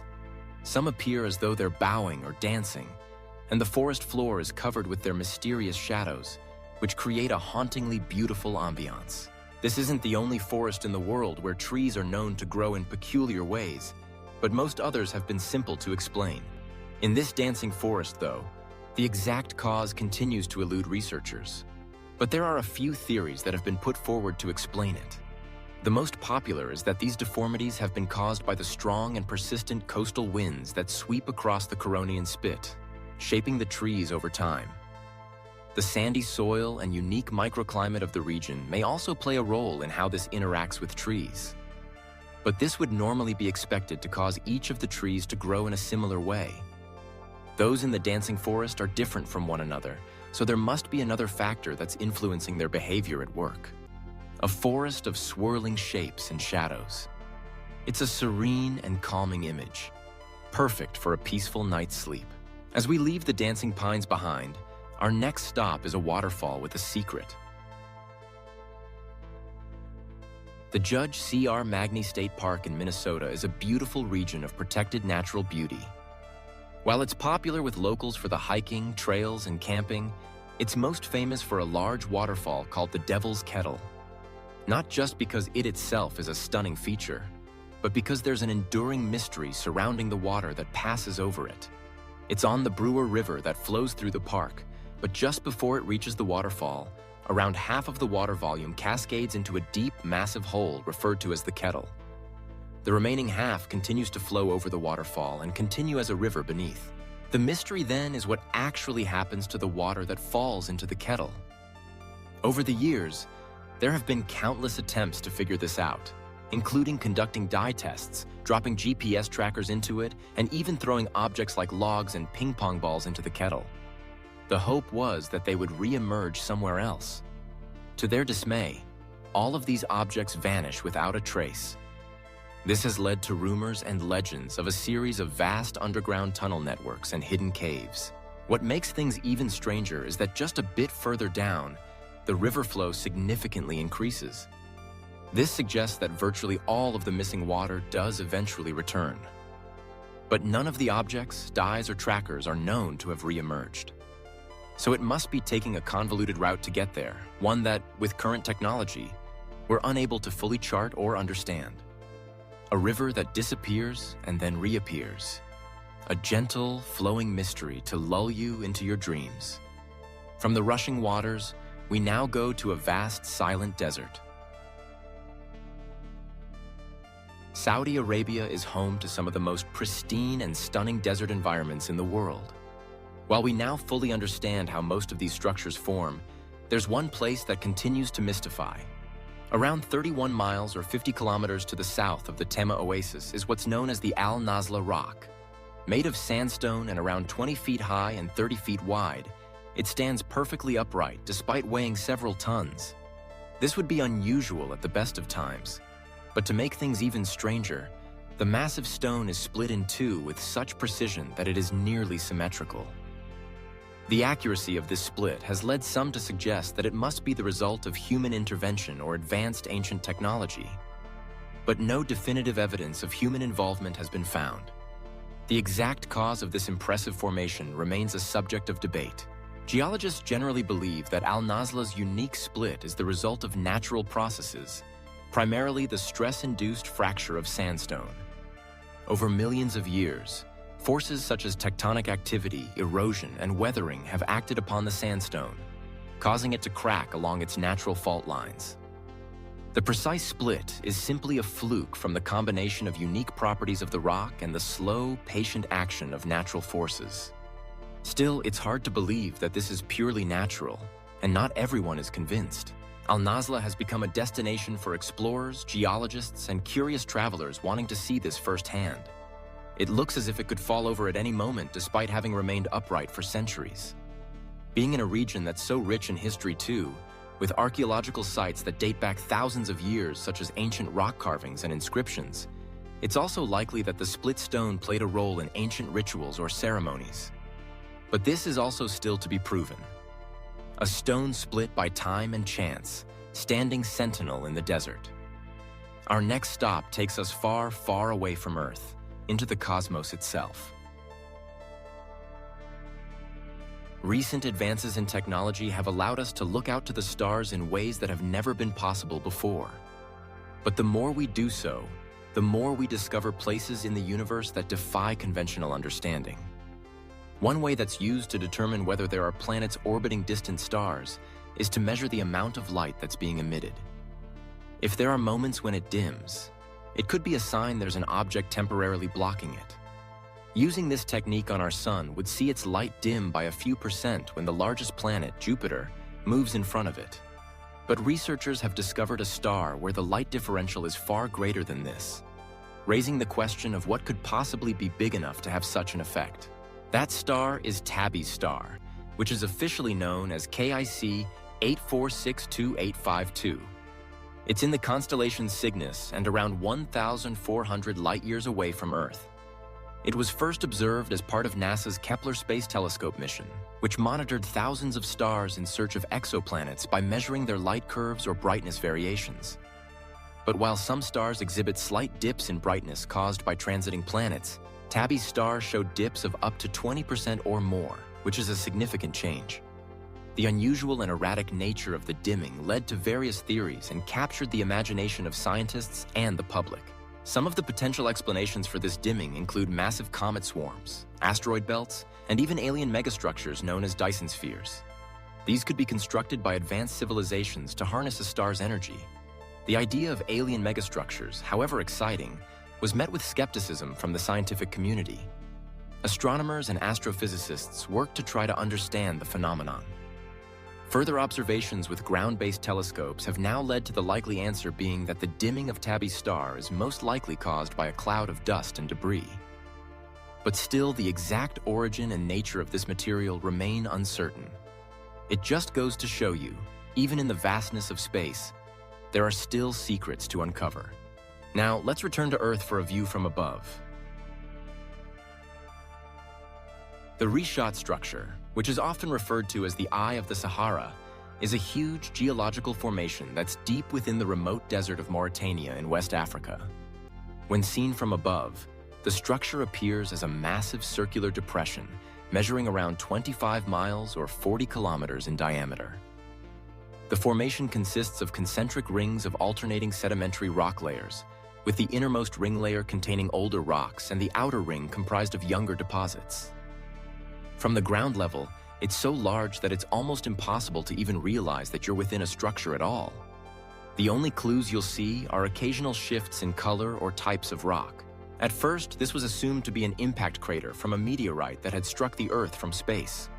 But scientists have proven that it is instead an example of a geological feature known as a dome or an anticline. The structure was therefore formed by the slow, uplifting movement of the Earth's crust over millions of years, which caused the rocks to bend and fold into this distinctive circular shape that we see. There is a problem with this explanation, though, and that's the bullseye. The central depression has puzzled scientists and geologists for years. It was originally thought to be the result of erosion, with the action of the wind and water gradually wearing away the rock layers. Recent research, though, has shown that this isn't enough to account for its shape and its size. The central eye may instead have formed as the result of volcanic and hydrothermal activity, followed by subsequent collapse and erosion. This is all yet to be proven, though. So far more work is needed to fully understand what is arguably one of the most impressive natural formations on the planet. It's so otherworldly that it's been proposed as a potential site for testing Mars rovers due to its resemblance to the Martian landscape. A circular mystery in the desert, a beautiful puzzle to ponder as you fall asleep. Let's leave the sands and travel to a vast, mysterious ocean.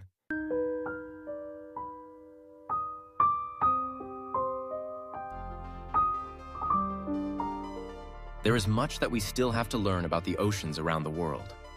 Research shows that while we once may have believed them to be giant masses of swirling and mixing water, they are actually distinctly separate formations with vastly different temperatures, salinity levels, and oxygen levels. As an example of one of these is the Sargasso Sea, a place that, despite being known about for centuries, is still somewhat of a mystery. Located in the North Atlantic Ocean, it's known for its cobalt blue waters and vast expanses of golden brown floating seaweed known as sargassum. Covering an estimated area of 1.4 million square miles, or over 4 million square kilometers, the Sargasso Sea is unlike typical seas and oceans in that it lacks any defined coastlines. It is instead surrounded by 4 powerful ocean currents: the North Atlantic Current to the north, the Canary Current to the east, the North Equatorial Current to the south, and the Antilles Current to the west. These currents form a nearly stationary vortex known as the North Atlantic Subtropical Gyre, which traps floating debris and seaweed. The most visible feature of the sea is the sargassum seaweed, which forms dense floating mats on the sea's surface. These growths provide a vital habitat for a wide range of marine life, including fish, turtles, and various species of invertebrates. The sargassum seaweed itself is adapted to this unique environment with gas-filled bladders that help it stay buoyant. The sea is also known for its role as a breeding ground for several species of migratory marine animals, such as the Atlantic eel. European and American eels all, as a part of their life cycles, spawn in the Sargasso Sea, with their larvae drifting along ocean currents before eventually making their way back to the continental coastlines. They then return to the sea once they've matured to repeat the process all over. With so much life within it, the Sargasso Sea is hugely important to the world's ecosystem, from oxygen production to the lives of countless species. But it's our lack of scientific understanding of it that's becoming a problem. It's not exactly clear how it formed, how it continues to exist, or which structures are vital to its survival. It's making it more difficult to understand the impact that human activity is having on it and how to further prevent damage. It, for example, contains the North Atlantic garbage patch and has troubling levels of plastic pollution within it. It is also a place where plastic-eating microbes have been discovered. Further knowledge will help limit the buildup of this pollution, but could also, it's hoped, help develop ways to tackle similar issues elsewhere in the world. A sea without a shore, a gentle, floating mystery to carry you into the depths of your dreams.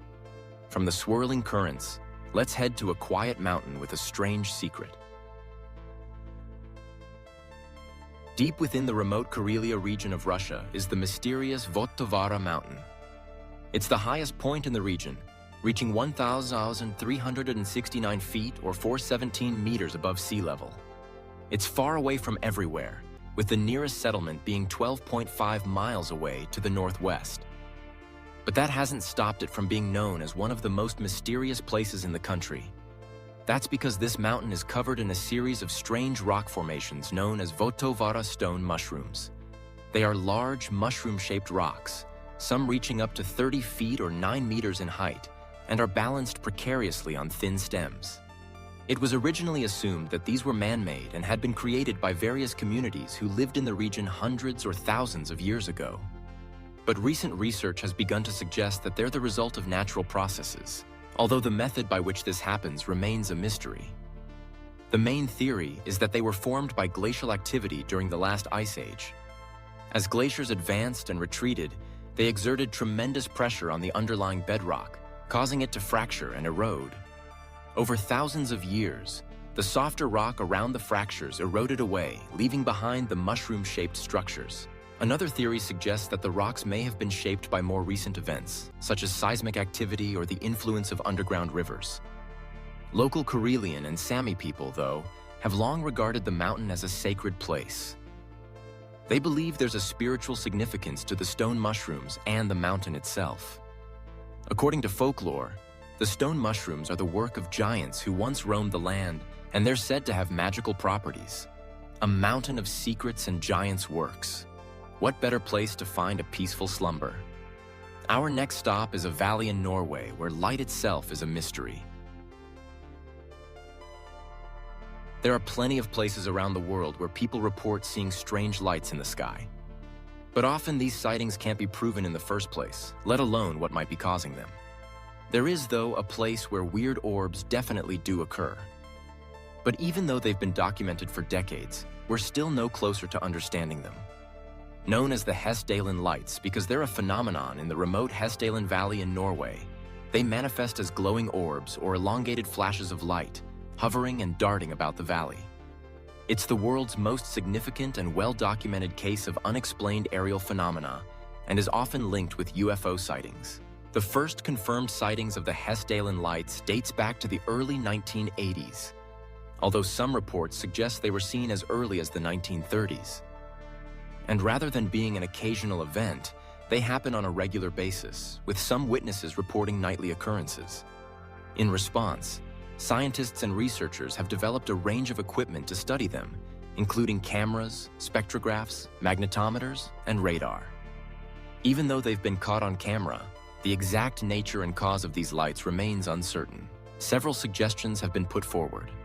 For example, they could be the result of ionized gas or plasma created by geological activity in the region.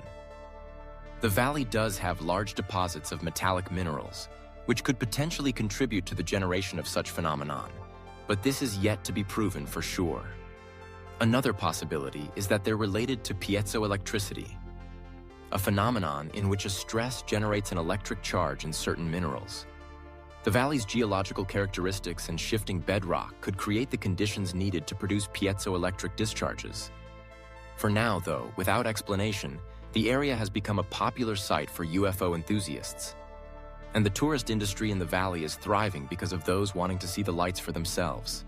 And even if the mystery is finally solved, it will likely remain as a destination for anyone interested in bizarre phenomena like this. Lights dancing in the darkness. It's a beautiful, calming image to take with you as you fall asleep. From the quiet valley, we return to the vast, mysterious sea.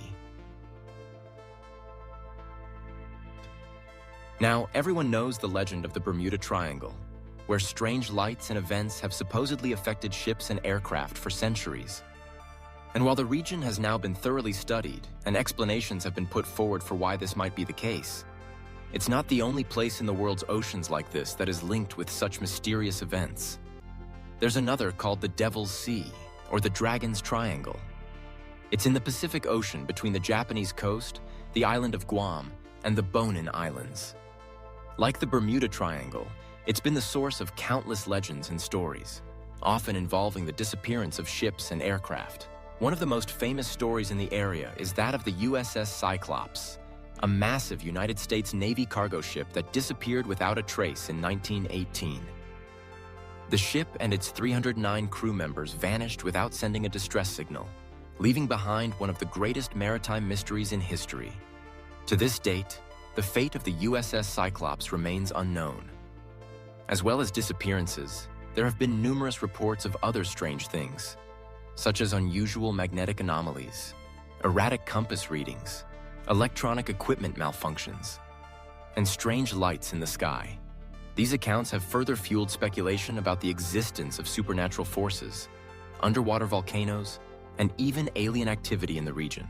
Scientific explanations of what's happening here are varied and often depend on the specific incidents being investigated. Some experts connect the ship and aircraft disappearances to the region's unpredictable weather, including sudden and violent storms, typhoons, and waterspouts. The magnetic anomalies may be related to geological features such as underwater volcanoes or fault lines. In a further twist, the Devil's Sea sits quite close to the volcanic Mariana Trench, one of the deepest places on the planet, and it's known for its own mysteries, including uncharted underwater caves and geothermal vents. These factors, combined with the region's challenging weather conditions, could contribute to what's happening on the surface. A deep ocean full of secrets. Let your mind drift with the tides. Now, let's leave our planet entirely and look to the stars.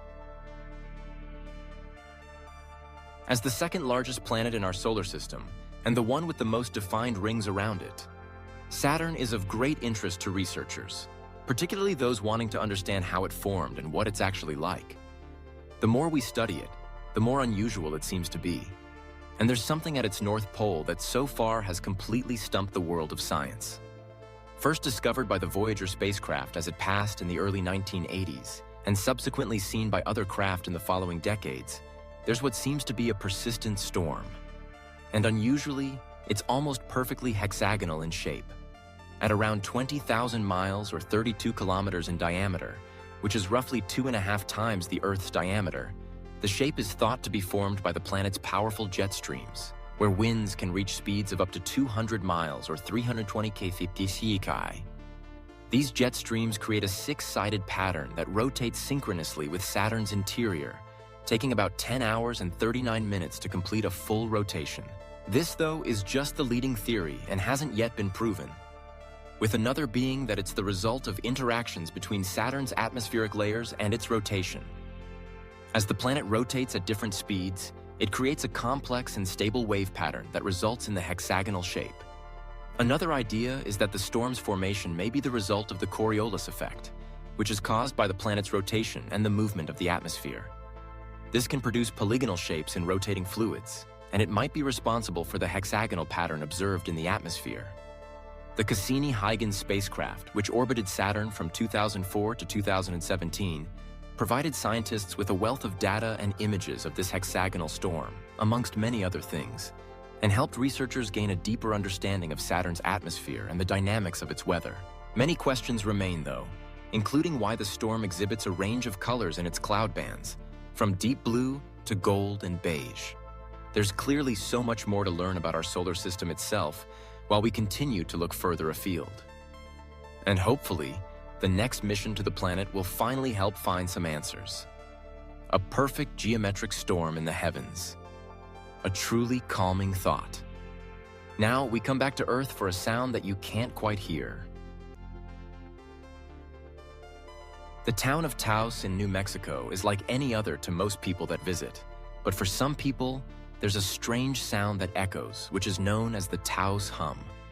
It's typically described as being a low-pitched sound resembling a distant diesel engine idling or the hum of a subwoofer.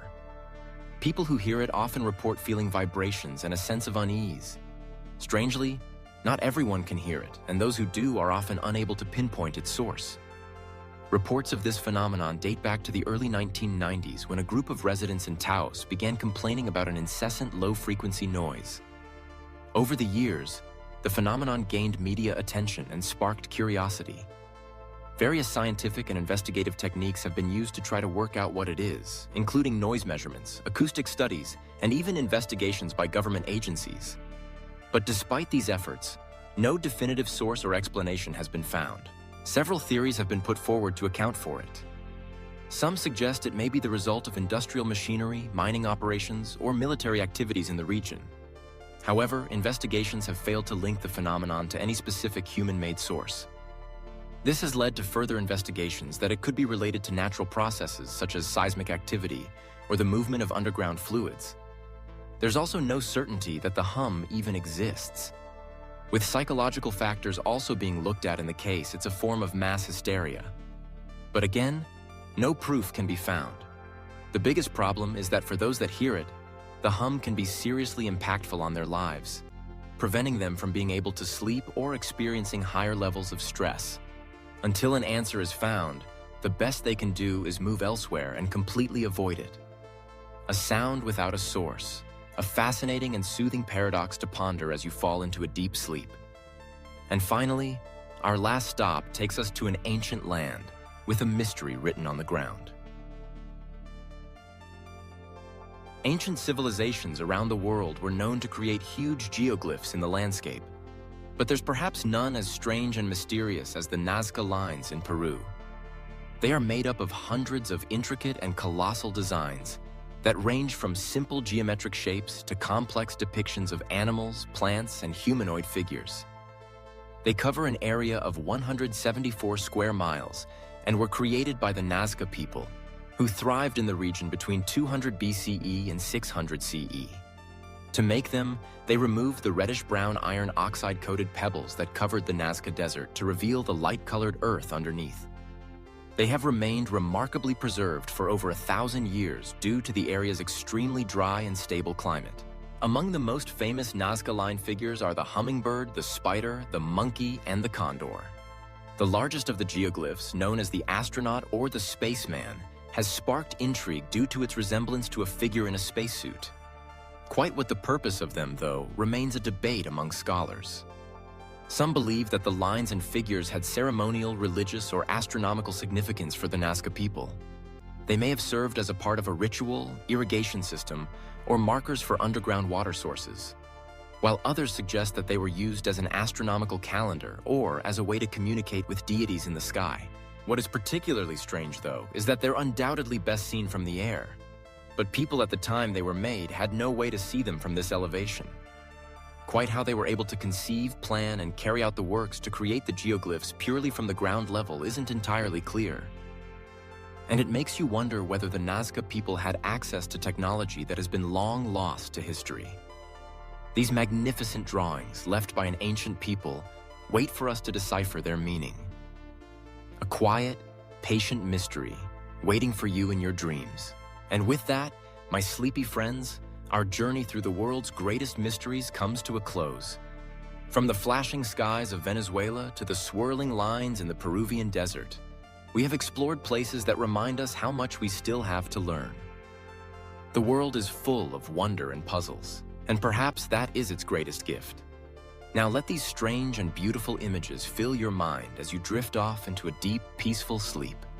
Good night. Meow. Meow.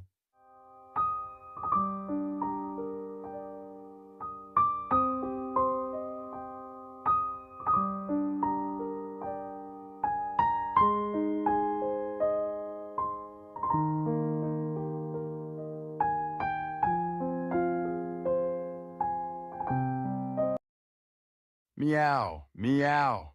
Welcome, my dearest humans, to Golden Chonk's Tales of the High Seas. I am your perfectly plump narrator, Golden Chonk, and tonight we embark on an adventure that will send shivers down your spine and have your whiskers twitching with excitement. Did you know that after a massive war, thousands of highly skilled, armed, and dangerous individuals were suddenly jobless and abandoned by their governments, left to starve? What do you think happens when you take a whole lot of trained fighters, strip them of their livelihoods, and then, to add insult to injury, let their former enemies relentlessly attack them without consequence? You get pirates, my friends. Not just any pirates, but the legendary figures of the golden age of piracy, a period so wild and untamed, it makes a catnip party look like a quiet afternoon nap. We're talking about a time from 1715 to around 1726 when the black flag reigned supreme, and fortunes were made and lost with the swing of a cutlass. Stick around, because by the end of this tale, you'll understand why these swashbuckling rogues became legends and how their chaotic lives mirrored the very human desire for freedom and a full belly, much like my own. So settle in, grab a bowl of your favorite kibble, and prepare for Golden Chonk's tales of the high seas, the post-war pirate boom. Now, let's set the scene, shall we? Imagine, if you will, the summer of 1715. The dust had barely settled from the exhaustive War of the Spanish Succession, a grand power struggle that decided the fate of the Spanish throne, Habsburg or Bourbon, a weighty decision indeed. This monumental conflict, which began way back in 1701, finally concluded, leaving Europe's maritime powers eager to replenish their coffers through bustling overseas trade. But, as often happens with such colossal events, there was an unforeseen consequence, a ripple effect that would change the face of the high seas forever. You see, during the war, a rather ingenious and, dare I say, cat-like tactic was employed: privateering. Think of privateers as government-sanctioned freelancers of the sea. These weren't your regular Navy sailors, they were civilians operating privately owned vessels, given special letters of marque by their governments. Their mission? To harass and capture the merchant shipping of enemy nations, primarily France and Spain, for England, of course. This was a brilliant, cost-effective alternative to maintaining a massive, expensive war fleet. Why build and maintain countless warships when you can simply deputize a bunch of eager seafarers to do your dirty work for a cut of the profits? Theoretically, privateers could assist the regular Navy, but their main gig was raiding commerce, and boy, were they good at it. Over the course of the War of the Spanish Succession, British and American privateers were incredibly successful, snatching more than 2,000 ships as prizes. That's a lot of loot, even for a discerning feline like myself. Then came 1713, and England, ever the pragmatist, decided to bow out of the war with the Peace of Utrecht. This treaty wasn't just a piece of paper. It transformed Great Britain into the undisputed maritime superpower of Europe. They were victorious on both land and sea, a truly triumphant moment. But for thousands of sailors who had bravely served as privateers for the British Crown, this victory meant something entirely different: sudden, brutal unemployment. The Royal Navy, utterly bankrupt after a dozen years of relentless warfare, rapidly demobilized its fleet. They mothballed warships and, in a shocking move, dumped nearly 3/4 of their manpower, over 36,000 men, within the first 2 years after the Peace of Utrecht was signed. Imagine that, humans. One day you're a hero, raiding enemy ships, and the next, your contract is worthless. Privateer warships, once symbols of daring and profit, were now tied up at docks, gathering dust. Their crews, these skilled and battle-hardened men, were literally spilled out onto the wharves of England and the Americas, forced to beg for work. And if they were lucky enough to find a spot on a merchant ship, their wages were slashed by over 50%. Barely surviving on a measly 22 to 28 shillings a month, these men, who had just helped their country achieve dominance, were now facing destitution. It's enough to make a cat shed a tear, if I were the sentimental type. But wait, there's more. Peace with Spain did not, by any stretch of the imagination, bring peace to English sailors seeking work in the West Indies. Oh no, it got even worse. Spanish Coast Guard vessels, ominously known as the guardacostas, prowled the turquoise waters of the Caribbean like hungry sharks. They seized English vessels travelling to and from Jamaica, brazenly declaring them to be smugglers if even a single Spanish coin was found on board. And guess what? They always found illicit coins, because the Spanish dollar was the de facto currency throughout all of England's Caribbean colonies. It was a rigged game, a cruel trick of fate. In the first 2 years of this so-called peace, a staggering 38 Jamaican trading vessels were seized, costing their owners nearly £76,000 in losses. When crews dared to resist, the guardacostas often resorted to violence, killing a few sailors in retribution, while the rest endured months or even years in Cuban prisons. The Caribbean, once a lucrative playground, had become more perilous in peacetime than it ever was during war. Impoverished mariners, their bellies rumbling and their spirits broken, crowded the streets, taverns, and boarding houses of Port Royal, Jamaica. They were seething with anger at the brutal treatment from the Spanish guardacostas and utterly frustrated by the inaction of their own British government. The losses inflicted by the Spanish meant fewer English merchantmen dared to sail from Port Royal, leading to an acute lack of job opportunities for desperate sailors. English mariners who were captured by the Spanish, some even multiple times, were tortured and abused by their captors. And to top it all off, their employers, trying to offset their shipping losses, simply refused to pay their sailors for the time they spent languishing in Spanish prisons. Can you believe such a raw deal? It's enough to make even a pampered house cat want to join a pirate crew. And that, my dear listeners, is precisely what happened.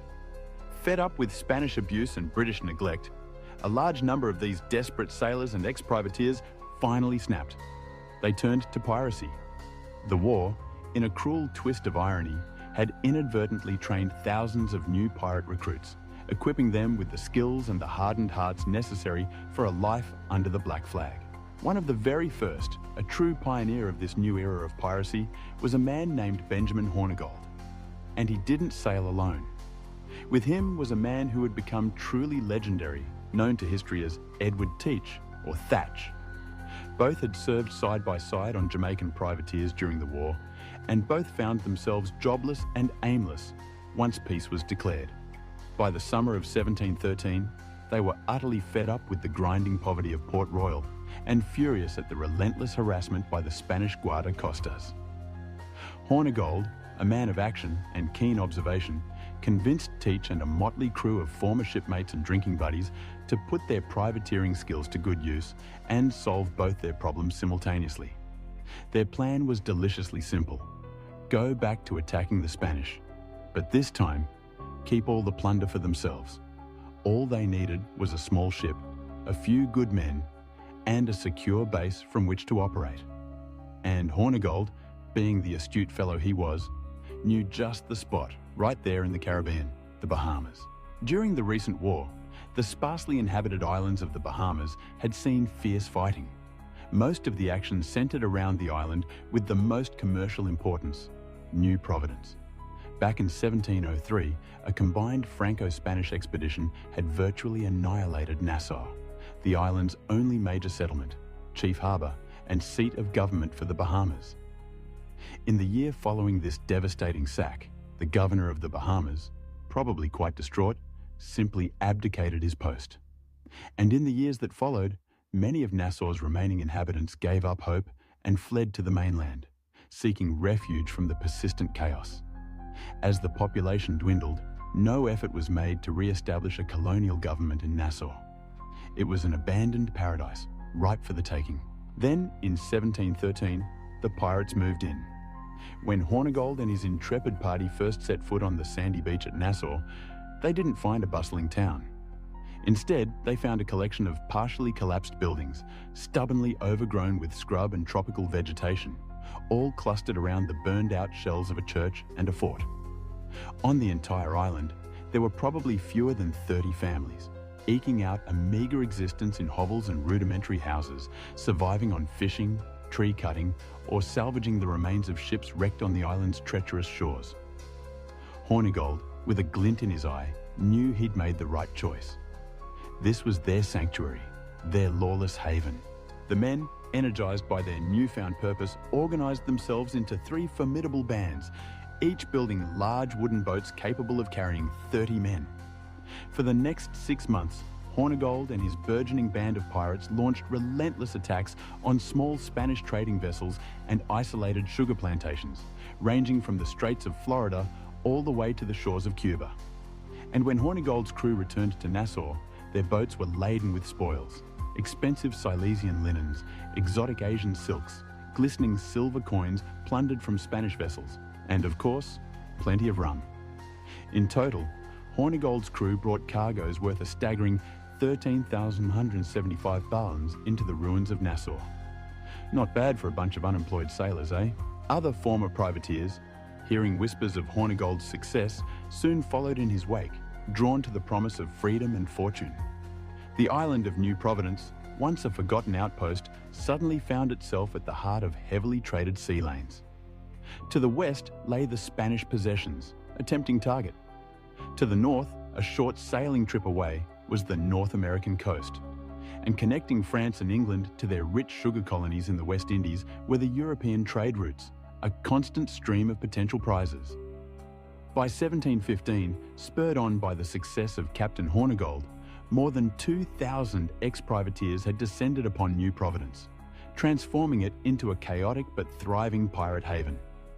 They proudly referred to their anarchic state as the Republic of Pirates. And by the following year, 1716, the pirates based in Nassau and New Providence Island had become a formidable menace to mercantile shipping, striking fear into the hearts of merchants from the coast of Maine all the way to the Spanish mainland. But my dear humans, this was just the beginning of a truly revived pirate war on the civilized world. Now for a tale of audacious plunder that solidified Nassau's reputation as a pirate stronghold. On July 24, 1715, the annual Spanish treasure fleet, a sight to behold, departed Havana, its holds groaning under the weight of a vast cargo of jewels, gold and silver, valued at an astonishing 14 million pesos. Their destination? Cadiz, Spain. But fate, as it often does, had other plans. A mere week later, the fleet was caught in the merciless embrace of a vicious hurricane. All 11 treasure galleons were brutally wrecked on the eastern shore of Florida. Spanish vessels from Havana were immediately dispatched to salvage the wrecks, equipped with diving gear to recover the sunken treasure. They managed to recover several million pieces of eight, most of which they prudently transported to the fortress in Havana. However, approximately 350,000 pieces of eight still awaited transport, sitting tantalizingly in a guardhouse on shore, under the watchful eyes of 60 armed men.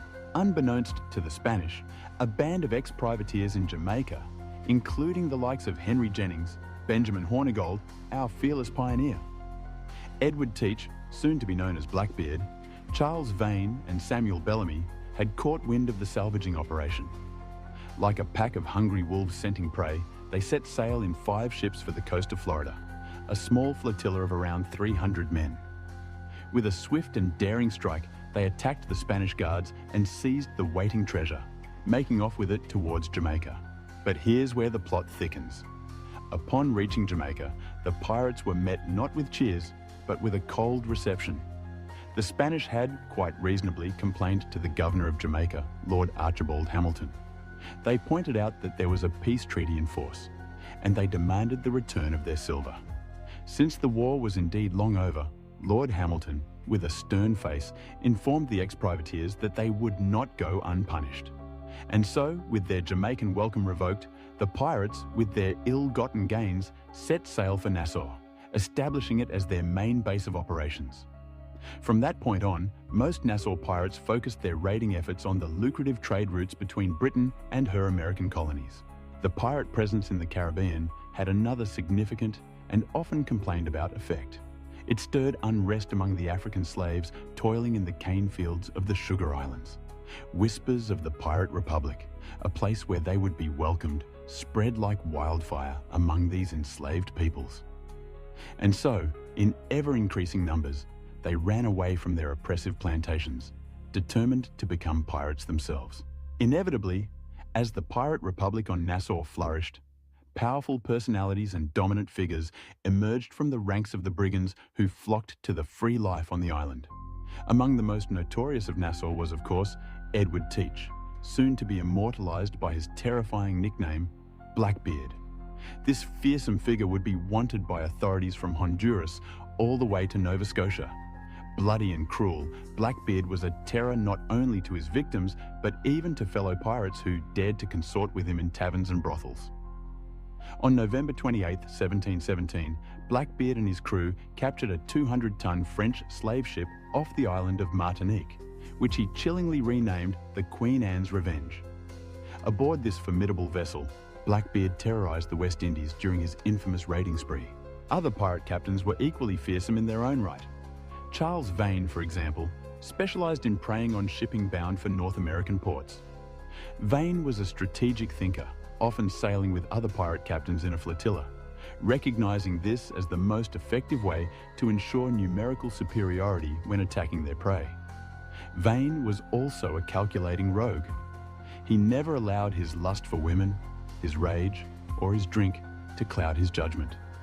He enjoyed years of success as a Nassau captain precisely because he knew when to fight and, crucially, when to run. A smart cat, that Vane. Perhaps one of the most successful pirates of the post-Spanish succession period was Samuel Black Sam Bellamy, who is believed to have plundered over $130 million in loot. Despite his fearsome reputation, Bellamy was reportedly well-mannered and, like many pirates of the era, dressed flashily. He was known for carrying 4 dueling pistols in his sash, a truly intimidating sight. Like many other pirate ships of the day, Black Sam's crew was remarkably democratic, holding votes to elect men into vital crew roles. Bellamy typically pirated with 2 ships, one heavily armed for brute force and the other smaller and more maneuverable, perfect for blocking ships and easily capturing them. His balanced and coordinated attacks meant he often took many ships with their valuable cargoes fully intact. After participating in that thrilling pirate raid on the 1715 Treasure Fleet salvage operation, Sam Bellamy partnered with Ben Hornigold and Edward Teach aboard a ship called the Marianne. However, by the summer of 1716, Hornigold's crew grew increasingly annoyed by their captain's steadfast refusal to attack ships flying English colours. They believed in equal opportunity plundering, it seems. So, in a democratic display of discontent, they voted to depose both him and Teach from command. Sam Bellamy was then elected captain of the remaining 90 crewmen.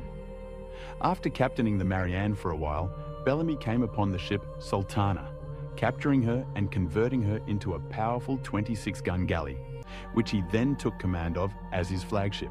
In late February 1717, Bellamy set his sights on the wider galley, a 300-ton, 18-gun slave ship, as she passed through the treacherous windward passage between Cuba and Hispaniola. She had just completed the second leg of the notorious Middle Passage in the Columbian Exchange, having dropped off 500 slaves in the Caribbean and loaded up with boatloads of gleaming gold, precious treasure, and fine goods to return to England. After a fierce 3-day chase, the Whiter's captain, Lawrence Prince, finally surrendered the ship without a struggle. And here's where Bellamy lived up to his reputation as the Robin Hood of the seas. After capturing the ship, he traded the Sultana to Captain Prince for the wider galley, making the captured vessel his new flagship. Captain Bellamy and his crew then spent the next several months pirating off the coast of the British North American colonies, leaving a trail of plundered riches in their wake. Another ex-privateer who made his way to Nassau and later became a notorious pirate captain was Calico Jack Rackham. A flamboyant figure, he was fond of splashy waistcoats, bright ribbons, and colourful breeches. Truly a pirate with a sense of style. Jack Rackham was initially elected quartermaster of Vane's ship, the Ranger, but his true fame and enduring reputation came later, when he met and wooed a flamboyantly beautiful Irish woman named Anne Bonny, whom he took pirating with him. Anne Bonny arrived in Nassau around 1715 or 1716 as the wife of a poor young sailor. Though only 16 at the time, she yearned for the adventure of life at sea. Despite her married status, she often sought out the company of pirates like Vane, Blackbeard, or Hornigold, drinking with them and soaking up their wild way of life. When she met and eventually fell in love with the swaggering Jack Rackham, she proved to be every bit as fierce a fighter as any male pirate, fighting bravely by his side. A true queen of the seas, in my humble feline opinion. Now, not all pirates were born for the life of plunder. There was, for example, the rather curious case of the gentleman pirate, Steedy Bonnet. This fellow reportedly turned to piracy to escape a particularly unhappy marriage. Imagine that, preferring the dangers of the high seas to a nagging spouse. Bonnet, a member of a good English family and the owner of a successful sugar plantation in Barbados, was regarded as a gentleman by his peers on the island until he suddenly announced his astonishing intention to become a pirate. Bonnet soon christened his sugar trading ship the Revenge and set sail to join the raucous pirates of Nassau. He would eventually fall in with the crew of none other than Blackbeard himself. Perhaps Blackbeard's fearsome reputation was a welcome change from domestic disputes. While popular culture, for the past 3 centuries, has painted a romanticized picture of the pirate's life as a swashbuckling adventure, the reality, my dear humans, was far from the truth.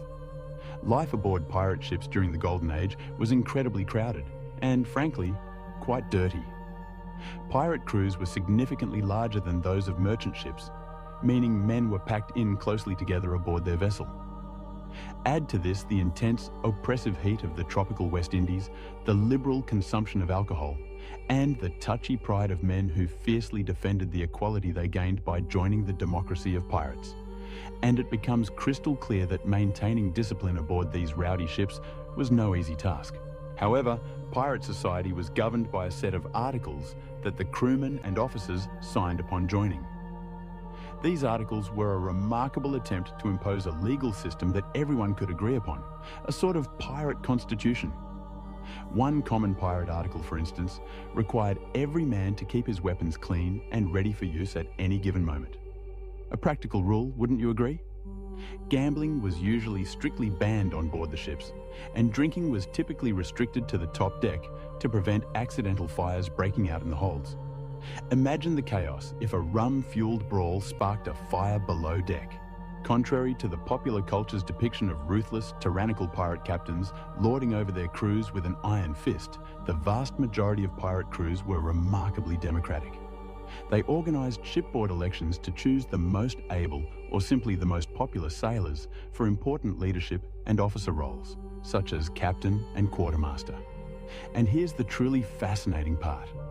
These elected officers could just as easily be deposed by the very crew they commanded. Imagine voting your boss out of office because you didn't like his decisions, a truly revolutionary concept for the time. The makeup of pirate crews was incredibly diverse, a vibrant tapestry of men hailing from all backgrounds and races.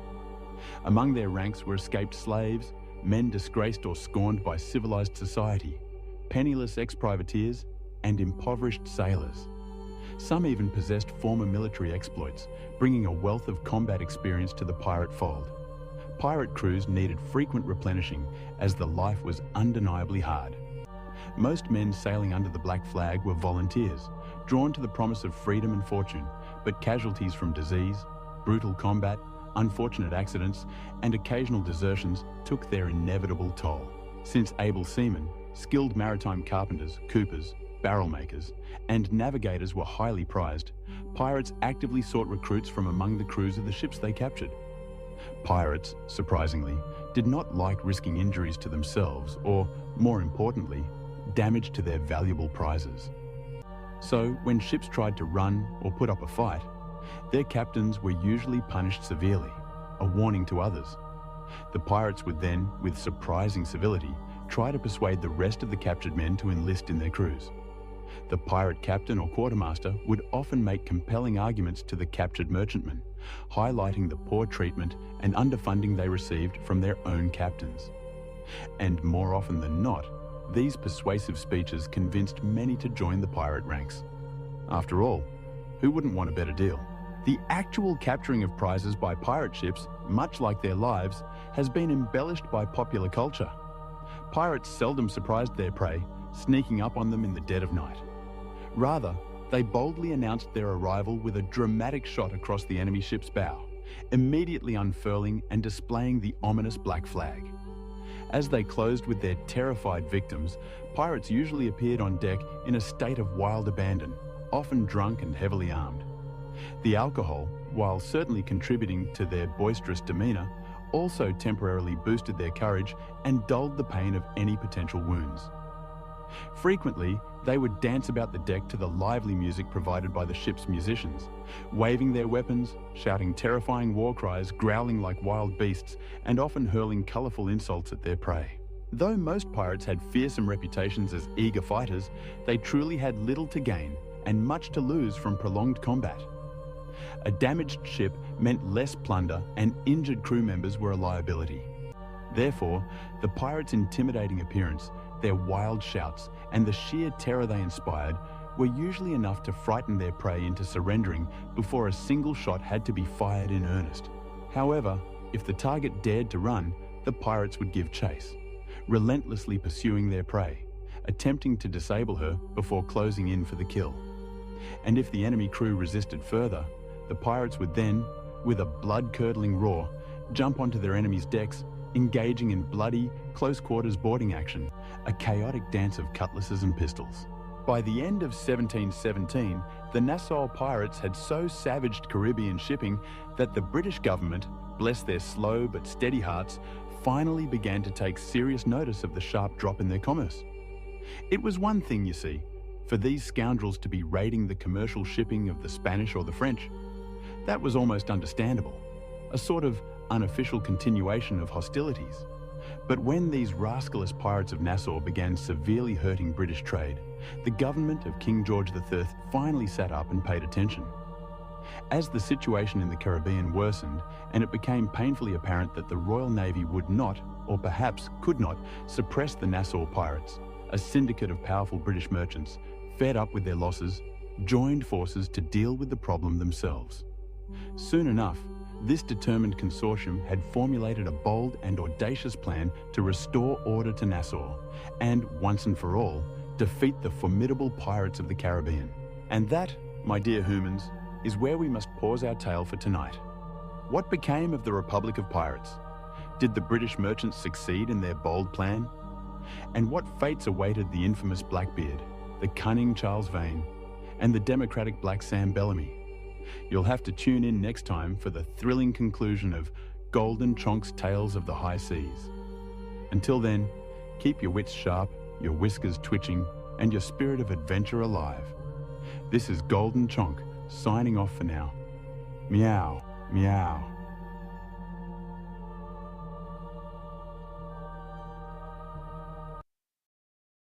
Meow, meow. Well, hello there, my lovely little sleep enthusiasts. It's your favorite feline storyteller, Golden Chonk, here to whisk you away into a world of ancient mysteries and profound prophecies. Tonight, we're embarking on an extraordinary journey, a tale so epic, so full of twists and turns, it could only be written by the universe itself. We're talking about Iran, dear ones, but not the Iran you see on your screens today. Oh no, we're going back, way back, to its ancient name, Persia. And trust me, Persia's story is woven into the very fabric of time, right there in the oldest book of all, the Bible. From its earliest beginnings to the sweeping visions of the end times, Persia's destiny is foretold within these sacred pages. Imagine, if you will, the gentle hum of ancient whispers, the scent of desert winds, as we begin at the very beginning, in the book of Genesis. After the Great Flood, when humanity was given a fresh start, God revealed how the nation of Persia was born. Noah and his family were the only survivors left on earth, and his three sons, Shem, Ham, and Japheth, became the forefathers of new nations. We find the very first map of the world's nations, a genealogy showing the lineage of Noah's sons. From these, the coastlands were populated, each according to their own languages, families, and nations. And in this ancient family tree, we find the roots of Persia, in two remarkable patriarchs, Madai and Elam. Madai, a son of Japheth, gave rise to the Medes, a people who settled in the northern mountains, a region now part of modern-day Iran. From these northern mountains, Madai's descendants gradually expanded, establishing villages, clans, and tribes. They were independent, rugged mountaineers, known for their toughness and strong tribal organization. Madai is the direct ancestor of the ancient northern heartland of Iran. Then there's Elam, a son of Shem, whose descendants, the Elamites, found their home in the fertile southwestern lands near the Persian Gulf. Now these weren't just sleepy tribes, my friends. Oh no. Genesis 14 tells us of the Bible's very first great international war, where four eastern kings, including Chedorlaomer, the king of the Elamites, joined forces and invaded Canaan. They plundered cities, enslaved peoples, and even captured Lot, Abraham's nephew. Elam wasn't some small, insignificant tribe. It was a powerful nation, and according to Scripture, the first nation to attack God's people of faith. But Abraham, with only 318 trained servants, pursued them, attacked them by night, and defeated them. He rescued Lot, freed the captives, and humiliated the eastern kings. It was an impossible victory, a triumph that defied human logic and delivered a powerful message. No eastern power can prevail against those who have the favor of God. Centuries passed like the soft flow of a desert river. Generations were born and died, and those tribes once defeated by Abraham grew in number. The Elamites and the Medes shared the same land, the ancient terrain of eastern Mesopotamia. One dwelled southwest, in the fertile plains of Elam. The other inhabited the mountainous north, where the harshness of the region forged the character of the Medes. As empires rose and fell quietly, another power was taking form. First clans emerged, then kingdoms, and finally an empire, the Persian Empire. And here's the truly astonishing part. Even though they were pagan nations, they were never outside God's magnificent plan. Through the prophets Isaiah and Jeremiah, two incredible prophecies were whispered into existence concerning them. The first prophecy, spoken through Isaiah, revealed that God would use Elam and Media as instruments to punish Babylon. Babylon, who had destroyed Jerusalem and burned down its temple, would not escape judgment. God had already decided who would bring about its downfall, the United Peoples of Iran. Yet the second prophecy was even more astounding.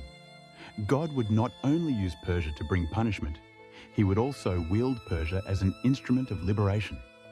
God announced through the prophet Isaiah that a pagan Persian king, yet unborn, would serve as his chosen agent to free Israel from exile and decree the rebuilding of the temple in Jerusalem. Isaiah even called him by name more than 150 years before he was even born. This is what the Lord says to his anointed to Cyrus.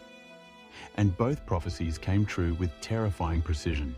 In the 8th century BC, Diocles, king of the Medes, united the tribes of Elam and Media, founding the first imperial capital on Iranian soil, Ecbatana.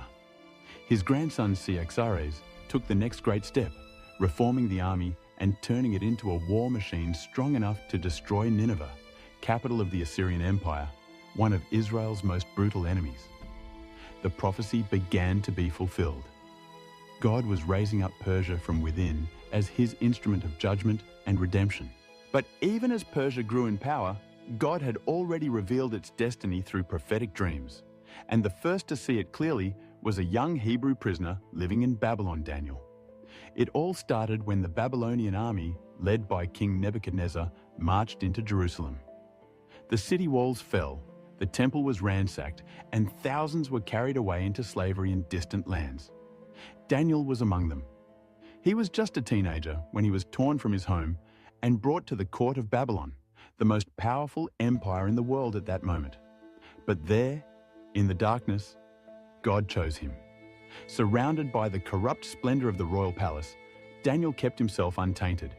And because of his faithfulness, God gave him something granted to no other captive: a gift of visions. Visions that spoke not only about his own time, but about the course of all human history. At the very heart of the empire responsible for Jerusalem's destruction, Daniel began to see how God would raise another kingdom, one destined to replace Babylon and play a crucial role in the fate of his own people, the Persian Empire. And it all began with dreams. While Daniel served in Nebuchadnezzar's court, the king was deeply troubled by a disturbing dream. A giant statue, crafted from different metals, towered before him, radiating an indescribable glory and menace. Terrified, the king demanded not only someone who could interpret this dream, but who could reveal it without first hearing it. None of Babylon's wise men could accomplish this task, but God's prophet was ready, and they brought Daniel before the king. With the authority of heaven itself, Daniel stood before the most powerful ruler on earth and revealed what no Babylonian wise man could unravel. He described the dream exactly and proclaimed a revelation that would forever change the world's destiny. You, O king, are the head of gold, but after you, another kingdom will rise, one inferior to yours, depicted by the chest and arms of silver. That figure of silver wasn't just one nation, but two arms, two mighty forces bound together in one body, the Medes and the Persians, united yet unequal, because the Persian arm would rise stronger and take control. The prophecy was clear. Babylon would fall, and the throne would pass on to a new empire chosen by God himself. Young Daniel, living far from his homeland, watched God's visions come true. Soon his vision would become reality, because the king God had foretold long ago through Isaiah was about to arise from the highlands of Persia. His name was Cyrus. Cyrus, the young Persian king, conquered Media, united the kingdoms into the Medo-Persian Empire, and steadily grew to become the greatest power of his time, finally turning his gaze upon Babylon. The prophesied day came, yet it wasn't a battle like any other. One night, King Belshazzar, grandson of Nebuchadnezzar, hosted a banquet with 1,000 nobles, and amidst the frenzy committed an unforgivable act. He ordered the sacred vessels his grandfather had looted from the temple in Jerusalem brought out, and they toasted with them in honor of false gods. Suddenly, an invisible hand appeared, writing 4 words onto the palace wall. Mene, Mene, Tekel, Upharsin. The king turned pale. No one understood the meaning of these words until they summoned Daniel, who revealed their terrifying message. God has numbered the days of your reign and brought it to an end. Your kingdom is divided and given to the Medes and Persians. Even as these words were uttered, the prophecy began to unfold. The armies of Cyrus the Great, king of Persia, had diverted the Euphrates River and were quietly entering the city along the dry riverbed. The gates of Babylon stood unlocked. God himself had thrown them open. That very night, King Belshazzar was slain and the prophecy was fulfilled. Babylon fell into Persian hands. The Jews, who for 70 years had wept by the rivers of Babylon, now witnessed an impossible dream come true. A foreign pagan king decreed that they could return home to Jerusalem. But Cyrus did more than permit their return. He financed the rebuilding of the temple and sent the Jewish leaders back with royal support. Zerubbabel, descendant of David's royal line, and Joshua, the high priest. These men would lay down the first foundations, finally restoring the place where God's name dwelled. Thus, Persia became the one nation not to destroy Israel, but to rebuild it. But to Daniel, God unveiled another, even more frightening vision about Persia. In this vision, from the chaotic waters arose 4 monstrous beasts. The second beast looked like a massive bear raised up on one side with 3 ribs clutched between its teeth, and a voice thundered from heaven, "Get up and eat your fill of flesh." The bear symbolized the empire destined to follow Babylon, Media, and Persia.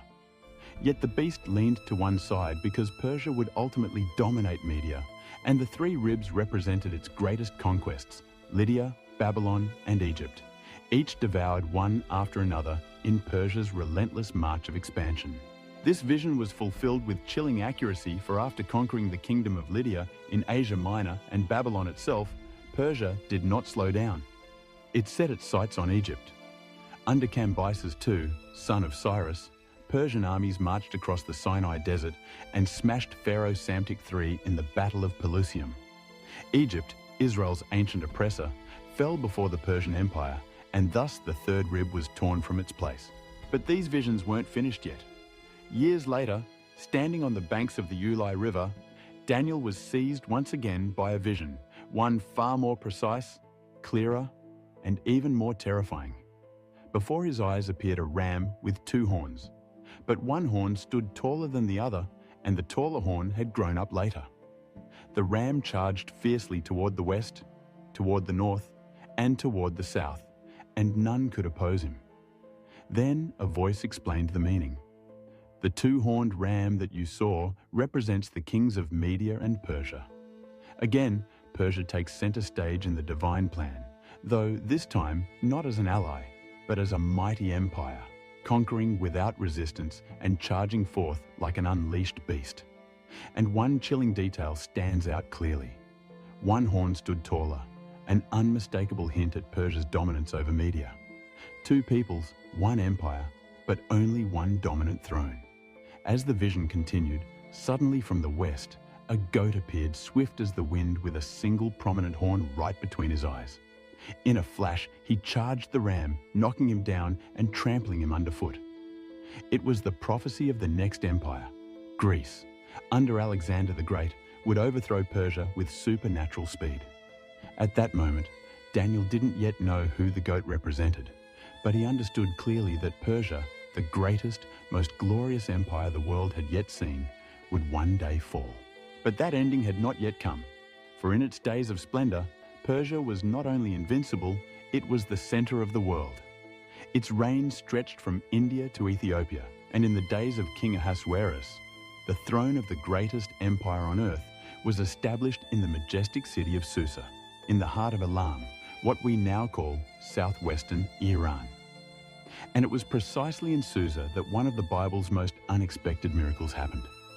The great empire would be conquered by a single woman.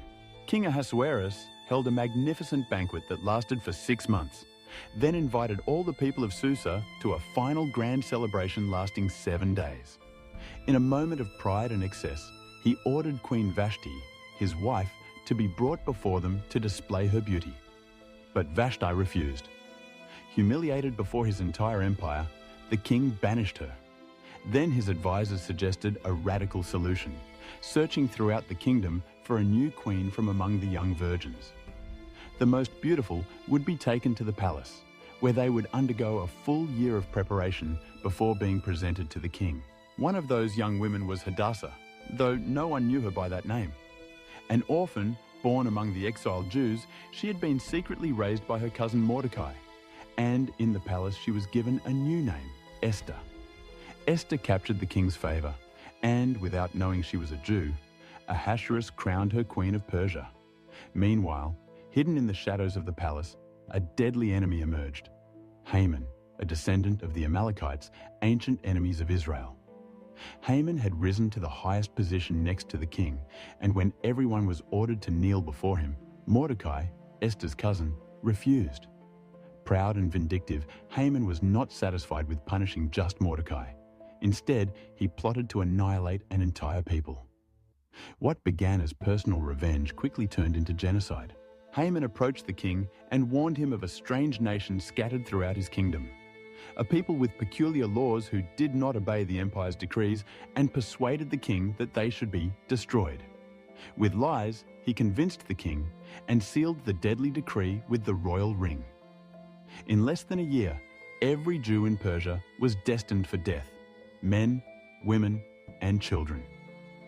Chaos spread throughout the Jewish community, and Mordecai quickly sent word urging Esther to act. When Esther heard about the decree, she felt trapped. To save her people, she would have to approach the king uninvited, a practice that carried an instant death penalty, unless the king chose to show mercy by extending his scepter. Finally, Esther decided to put her life on the line and went before the king without being summoned. Yet God granted her favor in his sight. The king raised his scepter toward her, but Esther wasn't hasty. She knew timing was everything. She invited the king and Haman to a banquet and then to a second feast. It was there, at that second banquet, where she unleashed the truth like a sharpened blade. "If we had only been sold into slavery," she said, "I would have remained silent. But a decree has gone out ordering the extermination of my people and myself." The king leapt to his feet. "Who would dare do this?" Esther replied, "Our enemy is this wicked man, Haman." The king's face burned with fury. Haman fell to his knees, begging desperately for his life, but it was already too late. On the very gallows he had built for Mordecai, Haman himself was hanged. Yet the danger had not passed. The edict remained intact because Persian law could never be overturned. So Esther and Mordecai brought forward an even bolder plan, a new decree. The king signed it. And throughout the provinces, the Jews were granted the right to defend themselves. The day once marked for their annihilation instead became a day of triumph. Without realizing it, the Persian Empire had become a fortress, a throne and a shield for God's people. After Esther's miracle in Susa, Persia seemed to fade into the background of biblical narrative. Centuries rolled by, empires rose and fell, and Rome took center stage. Yet Persia's silence did not mean its absence. Centuries later, as the world quietly awaited the coming of the Messiah, Persia would once again emerge. In the Gospel of Matthew, we read a passage that has been repeated millions of times, yet rarely understood in its full depth. Magi came from the east into Jerusalem asking, "Where is the newborn King of the Jews? We have seen his star rise in the east and have come to worship him." Who were these Magi? And why would they travel so far, guided only by a sign? The original word Magi from the Greek magoi was used to describe learned astronomers and priests from the east. Although their nationality isn't explicitly mentioned in Scripture, evidence strongly suggests they came from the ancient lands of the Medo-Persian Empire, the area known today as Iran. These Magi belonged to a highly influential religious caste in Persia. Renowned for their knowledge of the stars, ancient writings and prophetic traditions passed down for generations. While they were not kings, they were men of science, authority, and spiritual insight. It's quite probable that among the scrolls they studied were the writings of the prophet Daniel, who had served centuries earlier at the courts of Babylon and Persia. Daniel not only interpreted dreams in King Nebuchadnezzar's court, but he also prophesied the coming of the Messiah with mathematical precision in Daniel 9. From the issuing of the decree to rebuild and restore Jerusalem until the coming of Messiah the Prince, there shall be 7 weeks and 62 weeks. If these wise men knew Daniel's visions, it's very likely they understood the Messiah's arrival was imminent. When they saw the star, they realized immediately the promised son had been born. But the most powerful part was their response. They left everything behind to follow that star, journeyed across deserts and arrived in Bethlehem carrying 3 special gifts, each rich with prophetic meaning. Gold, declaring his kingship; frankincense, recognizing his divinity; and myrrh, foreshadowing his sacrifice and death. Without realizing it, these wise men revealed the greatest mystery in the universe. This child would be king, he would be God, and he would be a lamb. While Jerusalem scholars remained silent and Herod plotted to kill him, the wise men from the east became the first to recognize prophecy fulfilled, bowing before the Messiah. This moment was no mere coincidence. It was prophetic fulfillment. Persia, the nation which centuries before had freed Israel and rebuilt its temple, now became the first to honor its savior. Once again, Persia served as an instrument of divine revelation. From the very beginning until the manger of Christ, Iran, ancient Persia, was always intricately woven into the unfolding plan of God. But the story of Iran in the Bible doesn't end in Bethlehem.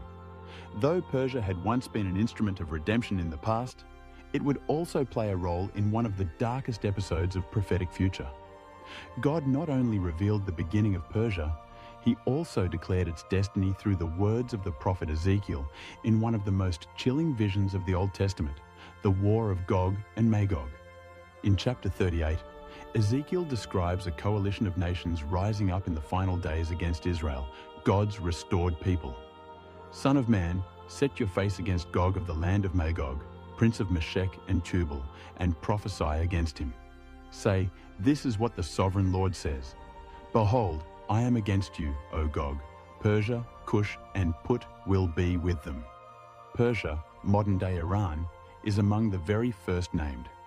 The same nation that once helped rebuild the temple will now find itself part of an alliance standing against the people of God. But who else makes up this alliance? Gog, prince of Magog, widely understood by biblical scholars as a powerful leader emerging from northern regions, often linked to Russia or a Eurasian coalition. Cush, ancient Nubia, likely refers to areas within modern-day Sudan. Put, linked to North Africa, possibly Libya. Gomer and Togarmah, regions near Turkey and the Caucasus. Together they form an international army that Ezekiel describes as surging like a storm against Israel. Scripture says, "You will advance like a storm. You will be like a cloud covering the land. You and all your troops and many peoples with you. But they will not succeed, for this attack will provoke God's direct intervention, triggering severe judgment, earthquakes, fire, confusion among the armies, and God's glory will shine forth amid the chaos. As it is written, and so I will show my greatness and my holiness, and I will make myself known in the sight of many nations. Then they will know that I am the Lord." So Persia, once a deliverer, will now face judgment, not because God has abandoned her, but because once again she rises against his will and his people. Persia, like few other nations in the Bible, has traveled the entire arc of sacred history, from its creation in Genesis to its redemptive role during exile, and even its prophetic alliance in the final war. But what does the Bible reveal about Persia's ultimate fate? Will it be completely destroyed, or perhaps receive a chance at redemption? The answer lies hidden between the lines, and it's far more intricate and powerful than many realize. After describing the judgment of Gog and Magog in Ezekiel 38 and 39, Scripture paints a devastating scene. An army rising against Israel is consumed by fire from heaven, bodies scattered across open fields, weapons burning for 7 years, and Gog's name forever synonymous with divine judgment. Persia, as part of this coalition, will not escape punishment. Yet here lies a surprising twist, one Jeremiah had announced centuries earlier in a passage almost forgotten. The word of the Lord came to the prophet Jeremiah concerning Elam. I will shatter the bow of Elam, the backbone of its strength. Yet nevertheless, in the last days, I will restore the captives of Elam, declares the Lord. It's a prophecy with two sides. First comes judgment, but then we read an unexpected promise. In the last days, I will restore Elam. This changes everything, because even though Iran will rise against Israel in the last days, even though it will take part in the final assault that provokes God's wrath, its story doesn't end among the ruins. Even in judgment, God still leaves the door open for redemption. The Iran we see making headlines today, aggressive, defiant, embroiled in dark alliances, will someday also play a role in a restored world. Persia's biblical history mirrors humanity itself, redeemed, fallen, judged, and restored by grace. That's why Iran's ultimate destiny in the Bible serves as both a warning to empires that defy God and a promise to those who choose repentance. Because it is written that in the final days, the nations will journey to Jerusalem to worship the King, the Lord of hosts, and it shall come to pass that everyone who remains of the nations that came against Jerusalem shall go up year after year to worship the King and to celebrate the Feast of Tabernacles. Perhaps among those nations stands Elam. Perhaps Iran, once a redeemer, foe, and judged nation, will itself witness the restored glory. For even now in God's heart there remains room for those who return. From the earliest pages of Genesis to the sweeping visions of Revelation, Persia has always been there. As humanity rose again from the floodwaters, God named Elam and Madai, quietly planting seeds for an empire not yet born. By the time Abraham rose up to rescue Lot, Elam had already become a threat, and when Babylon eventually fell, Persia became an instrument of redemption. When the temple was rebuilt, it was a Persian king who provided the resources, and when the Messiah was born, wise men from the east, men from Persia, were among the first to acknowledge him. Yet as the end of days approaches and the nations rise up like shadows against Israel, Persia will again take center stage, but this time on prophecy's darker side. For it is written, Persia, Cush, and Put will be with them, forming a coalition against God's restored people. Yet even then, the book remains open. Scripture does not close the door, and one day the nations will ascend to Jerusalem to celebrate the King. If Persia turns its face toward God, its story will not end in ashes, but in glory. And now, after everything you've heard, I ask you, do you believe Iran is fulfilling its prophetic role today? We are living in times when prophecies unfold quietly, and what once seemed ancient is now more alive than ever. So, where do you think we stand in this story? Do you see signs of these prophecies in today's headlines? Leave your thoughts in the comment box below. And if you'd like us to keep exploring how current events connect with biblical prophecy, give this video a thumbs up and share it. This lets us know we should continue uncovering more prophecies unfolding right before our eyes. In these times, understanding is more essential than ever. Blessings, sweet dreams, my little sleep explorers. And remember, the grand tapestry of time is always weaving its next thread. Meow, meow.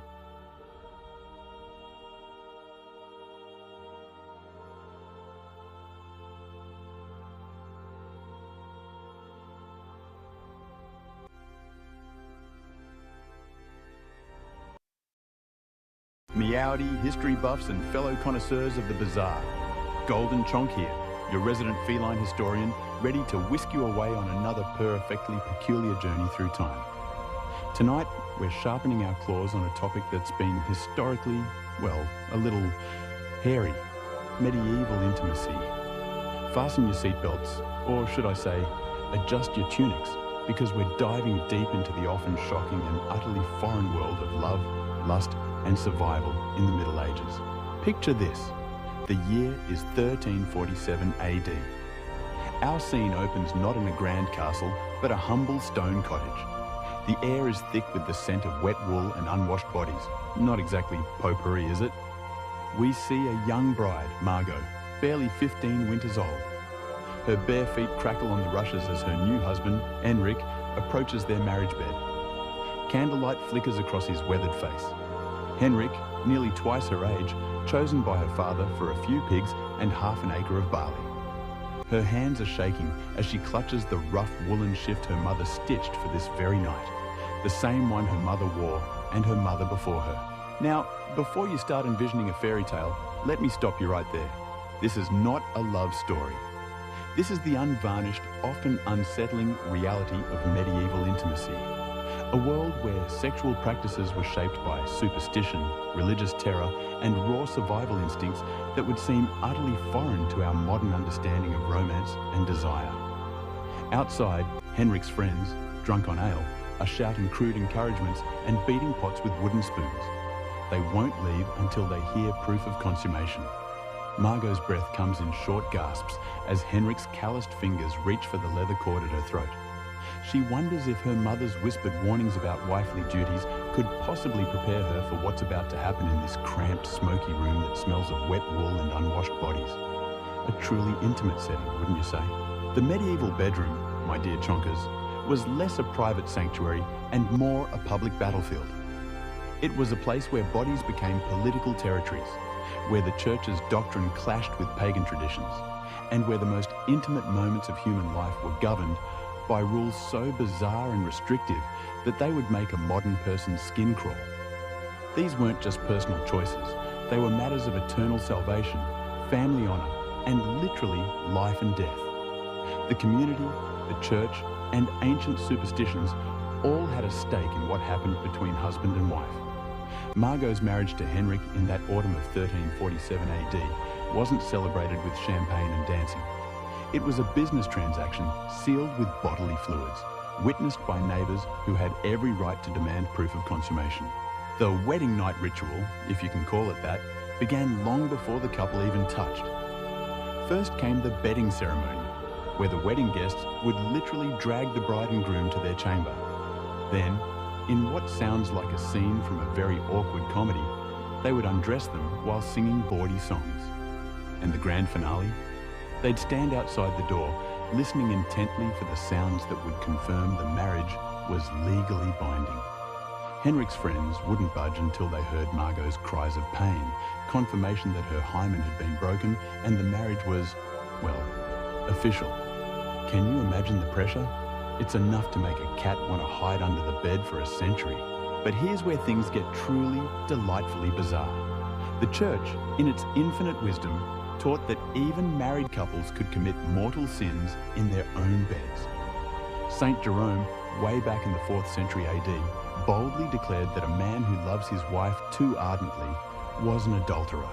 Yes, you heard that right. The church fathers believed that excessive pleasure, even within the sacred bonds of matrimony, was a corruption of the soul.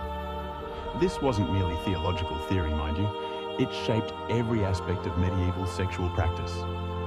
Thomas Aquinas, the big theological cat on campus, laid out explicit rules for married couples in his Summa Theologica around 1265 AD. Sexual intercourse was only acceptable on certain days of the week, during certain seasons, and in one specific position, man on top, woman beneath, face to face.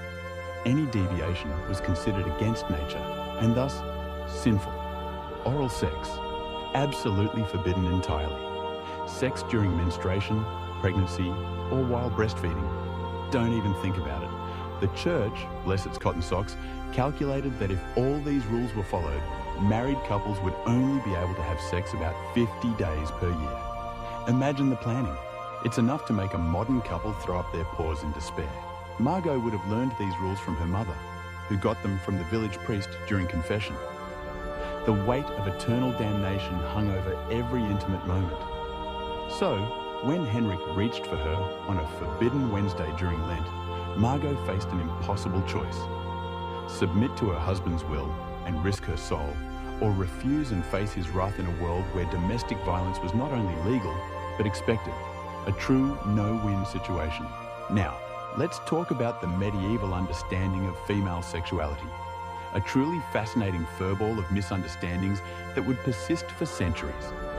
Medical texts from the period, heavily influenced by ancient Greek and Roman sources, taught that women were essentially defective men. Their sexual organs were simply inverted versions of male genitalia. The vagina, considered an inside-out penis, and the ovaries, internal testicles. This wasn't just mere ignorance, mind you. It was codified medical knowledge taught in universities across Europe. These beliefs had profound consequences for how medieval people understood female desire and pleasure. The physician Constantine the African, writing in the 11th century AD, claimed that women experienced sexual pleasure differently than men. They required prolonged stimulation and multiple climaxes to conceive. This led to the utterly bizarre medical belief that rape couldn't result in pregnancy because the woman couldn't achieve the necessary pleasure. So, if a woman did become pregnant after sexual assault, medieval courts often took it as evidence that she had enjoyed the experience and was therefore partially responsible. My fur stands on end just thinking about it. Margot's mother might have even warned her about the wandering womb, a condition medieval physicians believed could cause hysteria, madness, and even death. They thought the uterus could literally move around inside a woman's body, traveling upward to strangle her heart, or downward to escape through her vagina. Treatments? Fumigating the vagina with pleasant smells to lure the womb back into place, or applying foul-smelling substances to the nose to drive it downward. Just, wow. Makes you appreciate modern medicine, doesn't it? Beyond the church's iron grip, a complex web of pagan fertility beliefs persisted, which the church never quite managed to eradicate. Village-wise women, often later branded as witches by later generations, maintained an underground knowledge of herbs, rituals, and practices designed to encourage conception, prevent pregnancy, or even ensure the birth of male children. In the forests surrounding Margot's village, women would gather specific plants under the full moon. Pennyroyal and tansy were brewed into teas that could prevent pregnancy, though the dosage between contraception and death was perilously thin. Mandrake root, shaped like a human figure, was believed to increase fertility when worn as an amulet against the skin. These roots were so valuable that forged versions made from carved briny were common in medieval markets. The church officially condemned these practices as witchcraft, but even devout Christians couldn't entirely abandon them. The line between folk medicine and magic was impossibly blurred. A woman might pray to St. Margaret for safe childbirth while simultaneously burying a piece of afterbirth under her threshold to ensure future fertility.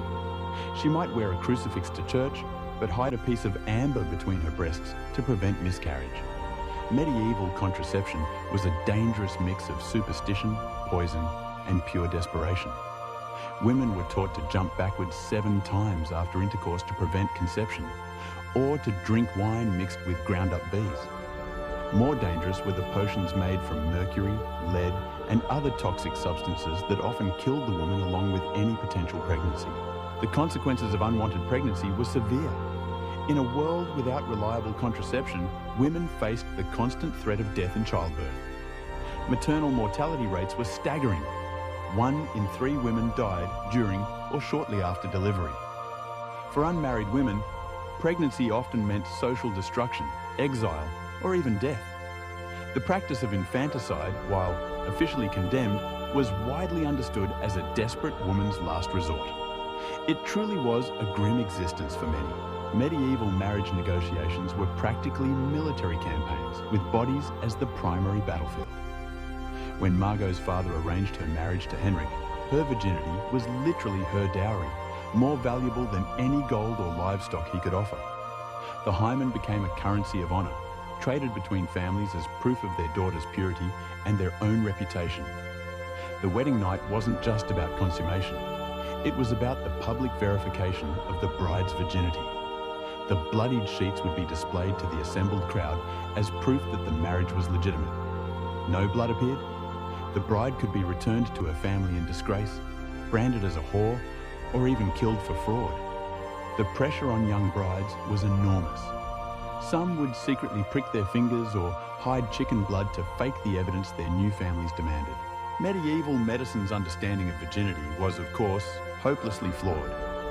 They believed that the hymen was a solid membrane that completely blocked the vaginal opening, rather than the partial, flexible tissue it is. They thought that its absence was absolute proof of sexual activity, when in fact it can be torn by horseback riding, heavy lifting, or simply natural variation in anatomy.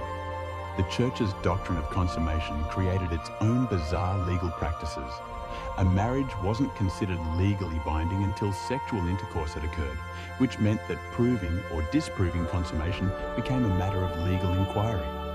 Church courts would examine both husband and wife, interviewing them separately about intimate details of their wedding night. They would inspect the woman's body for signs of penetration and question neighbors about what they had heard through the walls. Imagine that being your first marriage counseling session. Sexual positions were strictly regulated by church doctrine, but the reality was far more complex. The missionary position wasn't just preferred, it was the only position that wouldn't damn your soul to hell. The church taught that any position that put the woman on top was against nature because it violated the natural order of male dominance. Rear entry was considered bestial, linking human sexuality to animal mating practices. Yet, medieval literature hints at a more complex reality. The fabliaux, bawdy comic tales popular in medieval France, describe sexual encounters that would have scandalized the church authorities. These stories, often told by traveling minstrels in taverns and market squares, revealed a shadow world where couples experimented with forbidden practices despite the threat of eternal damnation. The French poet Andreas Capellanus, writing around 1184 AD, even described elaborate courtship rituals that included detailed instructions for sexual positions and techniques. His work suggests that at least among the nobility, there was a sophisticated understanding of sexual pleasure that went far beyond the church's restrictive teachings. But these were dangerous secrets. Discovery could mean excommunication, exile, or death. Medieval people lived in terror of sexual demons that were believed to prey on humans during their most vulnerable moments. The succubus and incubus weren't just folklore. They were accepted medical and theological facts. Church authorities taught that these demons could take human form to seduce men and women, stealing their life force through sexual intercourse. The succubus, a female demon who seduced men, was blamed for nocturnal emissions, sexual dreams, and any sexual thoughts that occurred outside of marriage. Medieval theologians developed elaborate theories about how these demons operated. They believed that a demon could first take female form to collect semen from a man, then transform into male form to impregnate a woman with the stolen seed. Any child born from such a union was believed to be cursed or demonic. The incubus posed an even greater threat to medieval women. These male demons were said to be physically stronger than humans and capable of overpowering their victims. Women who reported sexual dreams or experiences they couldn't explain were often accused of consorting with demons. The line between victim and witch was terrifyingly thin. Sleep paralysis, now understood as a neurological phenomenon, was interpreted as demonic sexual assault. Men and women who woke unable to move, often with the sensation of pressure on their chest, were believed to be under demonic attack. The church prescribed elaborate rituals of exorcism and purification, but many suspected victims were burned as witches instead. The medieval understanding of menstruation was rooted in terror and superstition that would persist for centuries. Menstrual blood was believed to be poison, so toxic that it could kill crops, sour wine, and cause men to lose their virility. The Roman naturalist Pliny the Elder, whose works were still studied in medieval universities, claimed that menstrual blood could drive dogs mad and cause knives to lose their sharpness. Women during their monthly cycles were considered dangerous pollutants who must be isolated from normal society. They couldn't enter churches, prepare food, or touch sacred objects. In many villages, menstruating women were required to live in special huts outside the community until their bleeding stopped. The church taught that menstruation was God's punishment for Eve's original sin, making every monthly cycle a reminder of feminine shame. The lack of understanding about menstruation created bizarre medical practices. Physicians believed that menstrual blood that wasn't properly expelled from the body would accumulate and poison the woman from within. They prescribed bloodletting, purging, and other dangerous treatments to balance the female humors.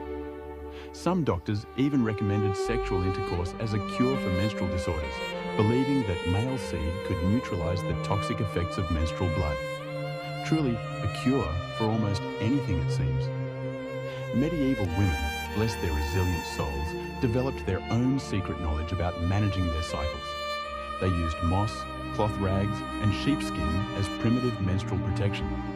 They tracked their cycles by lunar phases and developed herbal remedies to ease cramps and regulate their flow. This knowledge was passed down through generations of women, carefully hidden from male physicians and church authorities who might condemn it as witchcraft.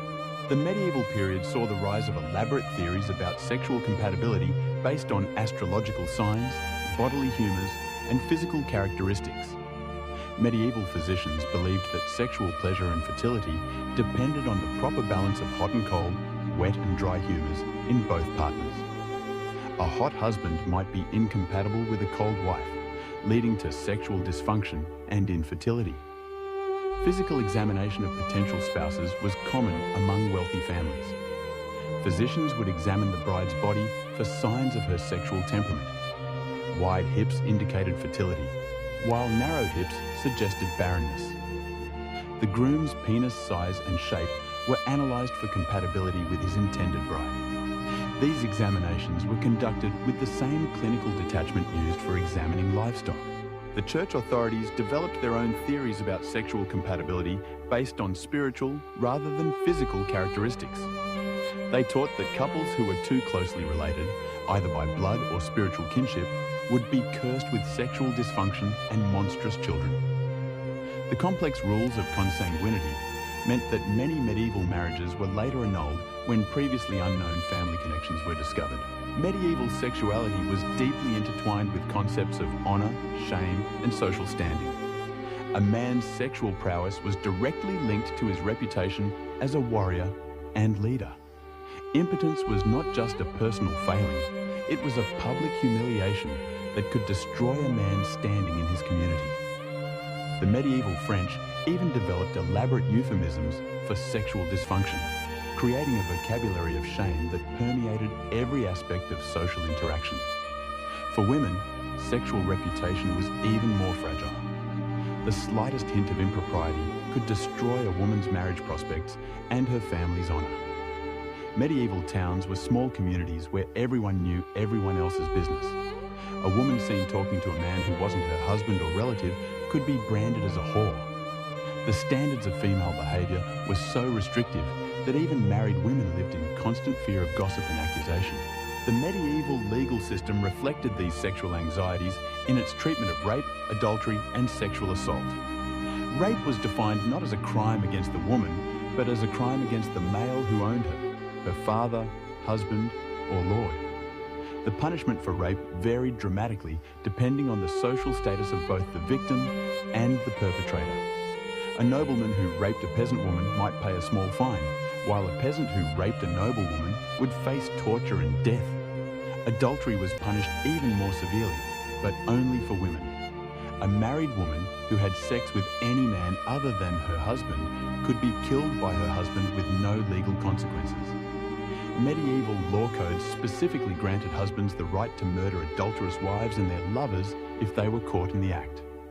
Men, however, were generally free to have sex with unmarried women, prostitutes, or their own servants without legal consequences.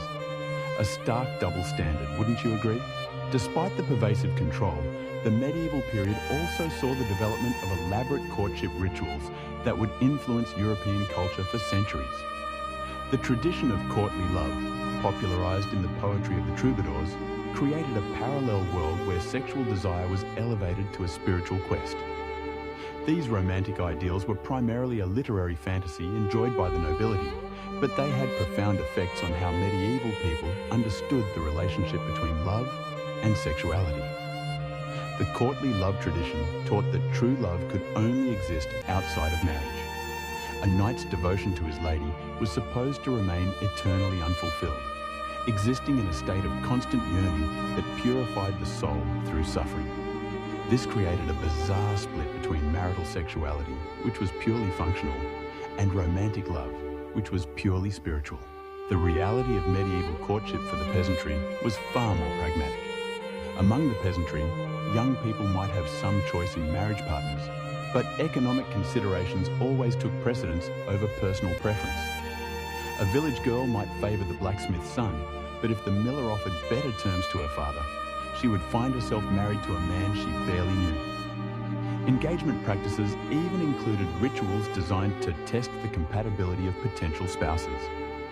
In some regions, engaged couples were allowed to sleep together clothed, separated by a wooden board called a bundling board.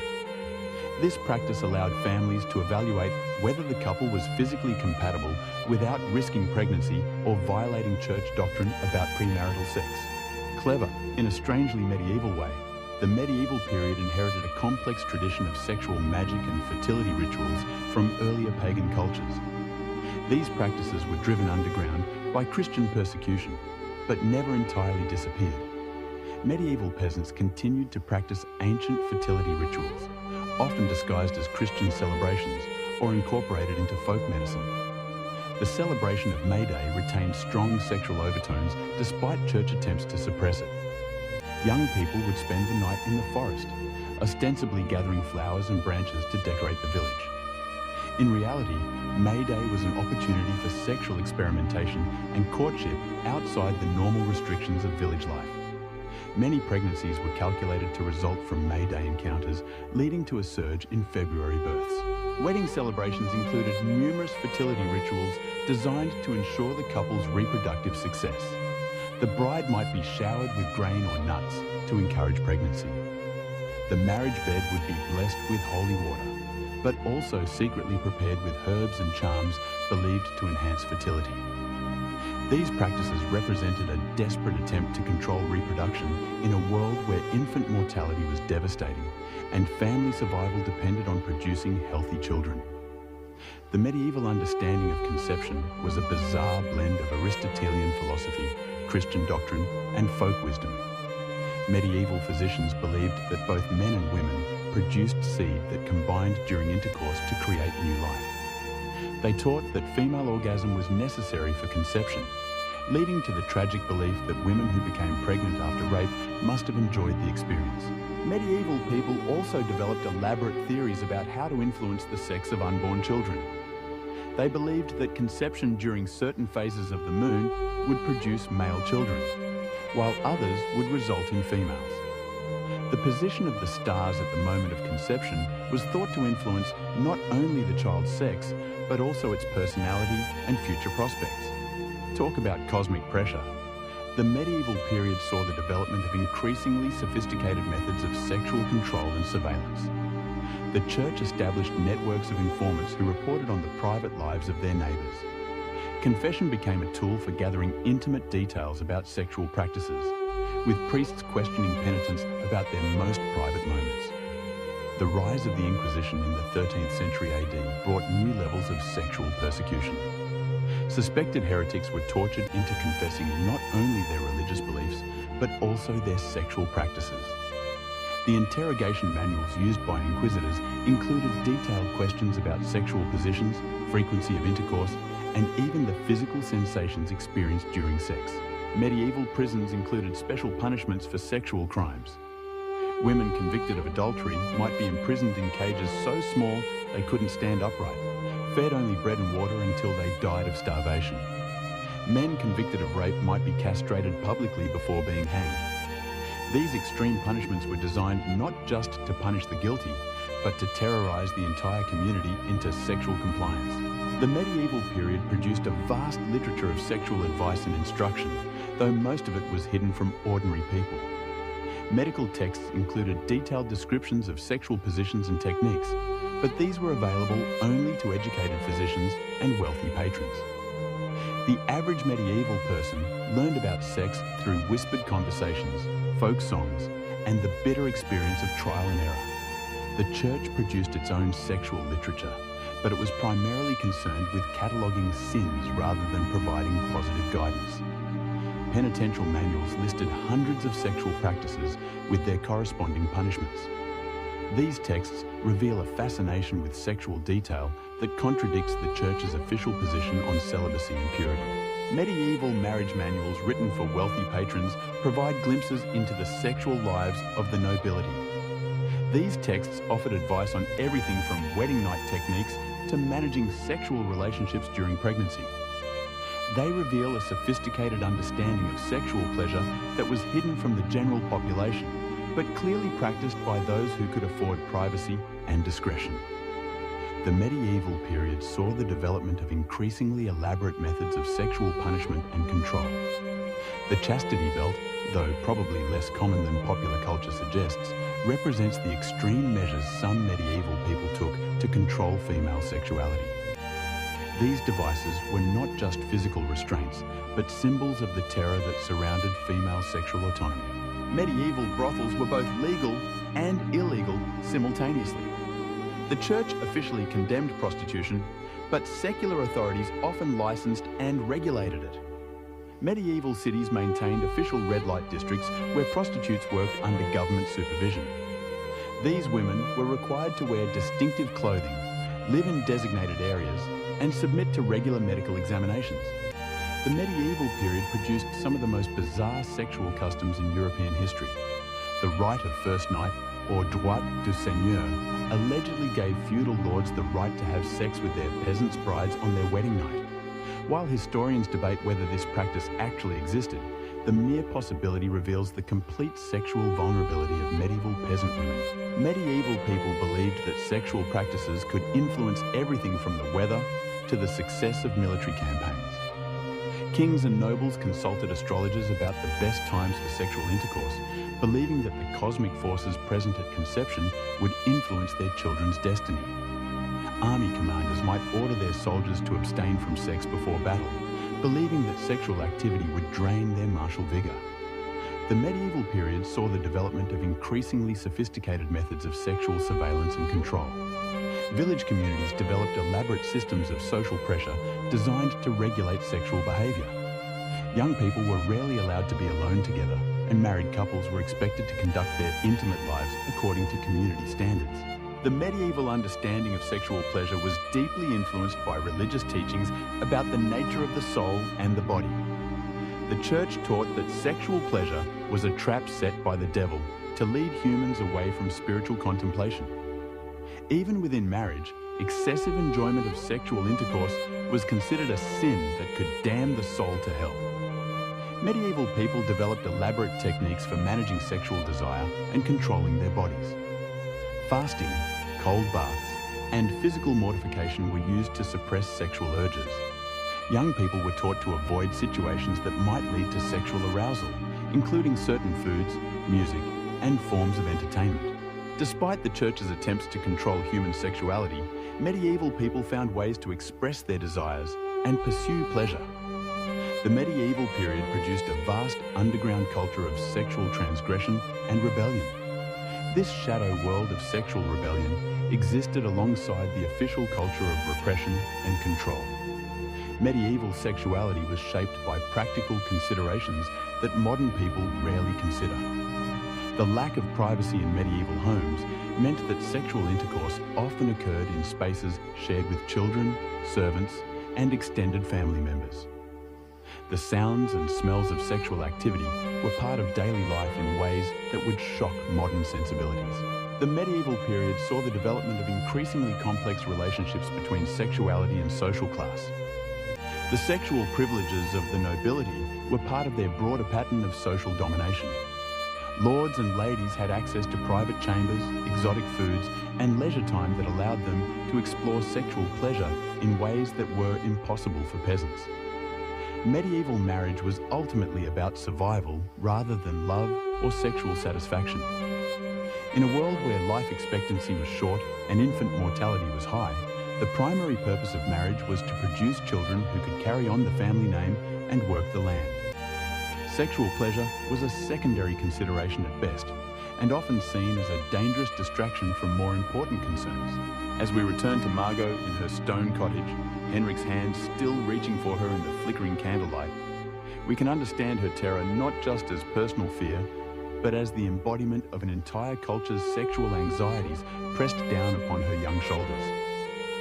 She carries the burden of religious doctrine, family honor, community surveillance, and her own desperate desire for survival in a world that offers her no protection.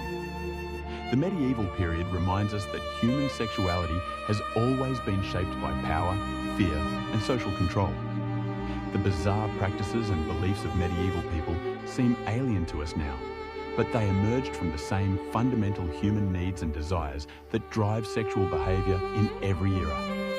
Understanding medieval sexuality helps us recognize how our own sexual culture reflects the power structures and social anxieties of our time. Medieval intimacy was never truly intimate. It was always public, always political, always dangerous. The bedroom was a battlefield where souls were won and lost, where family honor was defended or destroyed, where the most private moments of human life were governed by rules that seemed designed to eliminate pleasure and maximize suffering. The medieval period produced some of the most restrictive sexual customs in European history, but it also reveals the incredible resilience of human sexual desire. Despite centuries of religious persecution, social control, and legal punishment, medieval people found ways to pursue love, pleasure, and intimate connection. Their stories remind us that sexuality is one of the fundamental aspects of human experience, too powerful to be completely controlled by any system of authority. The strange and often disturbing sexual practices of medieval Europe were not simply the result of ignorance or superstition. They emerged from a complex interaction of religious doctrine, social structure, economic necessity, and genuine human need. Understanding these practices helps us appreciate both how far we have come and how many of the same underlying tensions continue to shape human sexuality today. In the end, the medieval period teaches us that sexuality is always political, always dangerous, and always essential to human experience. The bizarre, intimate practices of medieval people were their attempts to navigate these eternal tensions between desire and control, pleasure and danger, love and survival. Their struggles remind us that the quest for sexual freedom and authentic intimacy is not a modern invention, but an ancient human aspiration that transcends any particular historical moment. The candlelight still flickers across Henrik's weathered face as he reaches for young Margot. But now, we understand that this moment contains the entire weight of medieval sexual culture. The fear, the superstition, the desperate hope for survival, and the eternal human longing for connection despite impossible odds. In her trembling hands and his calloused fingers, we see not just two people, but the collision of an entire civilization's sexual anxieties and desires played out in the most intimate space imaginable, yet never truly private, never truly safe, never truly free. This has been Golden Chonk, reminding you that history, like a good catnap, is always full of unexpected twists. Stay curious, and I'll catch you on the next bizarre historical adventure. Good night. Meow, meow. Oh, hello there, dreamweavers and history snoozers. It's me, Golden Chonk, your fluffy feline guide to the truly wild side of history. Forget your cozy beds for a moment, because tonight we're not just drifting. We're pouncing headfirst into the most outrageous, paw-dropping secrets of royal bedrooms. Welcome to the Royal Rumpus Room. Tonight, we're not just peeking. We're clawing our way into the lavish, the absurd, and yes, sometimes the suspiciously sticky bedrooms of medieval royalty. These were places where power, passion, and absolutely no concept of personal space collided in a spectacular hairball of history. Before we dive into this litter box of royal scandal, take a moment to hit that like button with your softest paw and subscribe if my tales genuinely make your whiskers twitch with delight. And please, tell me in the comments where you're curled up right now and what time it is for you. It's always a treat to see who's purring along with us from across the globe. Now, dim those lights, maybe turn on a fan for that perfect soothing hum, and let's embark on tonight's incredibly messy journey together. King John, the cat who always landed in trouble. First up, we have King John of England, often called John Lackland, and informally known as the worst dinner guest in British history. You might remember him for signing the Magna Carta, or maybe for losing half of France. But my furry friends, he somehow still found time to be wildly inappropriate with most of the nobility's daughters. John's reign, from 1199 to 1216, was a masterclass in how not to run a kingdom, or frankly, how not to behave at a royal banquet. Politically, a disaster. Personally, somehow even worse. John didn't just take lovers, he collected them. He was notorious for kidnapping noble women, which in royal terms meant politely escorting them to his castles, holding them captive and entertaining them until they were either conveniently married off or simply forgotten. His favorite trick for breaking up powerful families wasn't a grand battle. It was seducing the wife, alienating the husband, and then charging the poor fellow double taxes. Efficient if you're a king with a very peculiar sense of humor. Even the medieval chroniclers, who usually ignored witch trials and public floggings, got uncomfortable. They'd write things like, "He was not temperate with women," and "He did not abstain from wives and daughters." That's medieval, for he made the Christmas party really awkward. At one point, John reportedly had 30 mistresses on official record. That's not romance, my little mousers, that's a staffing issue.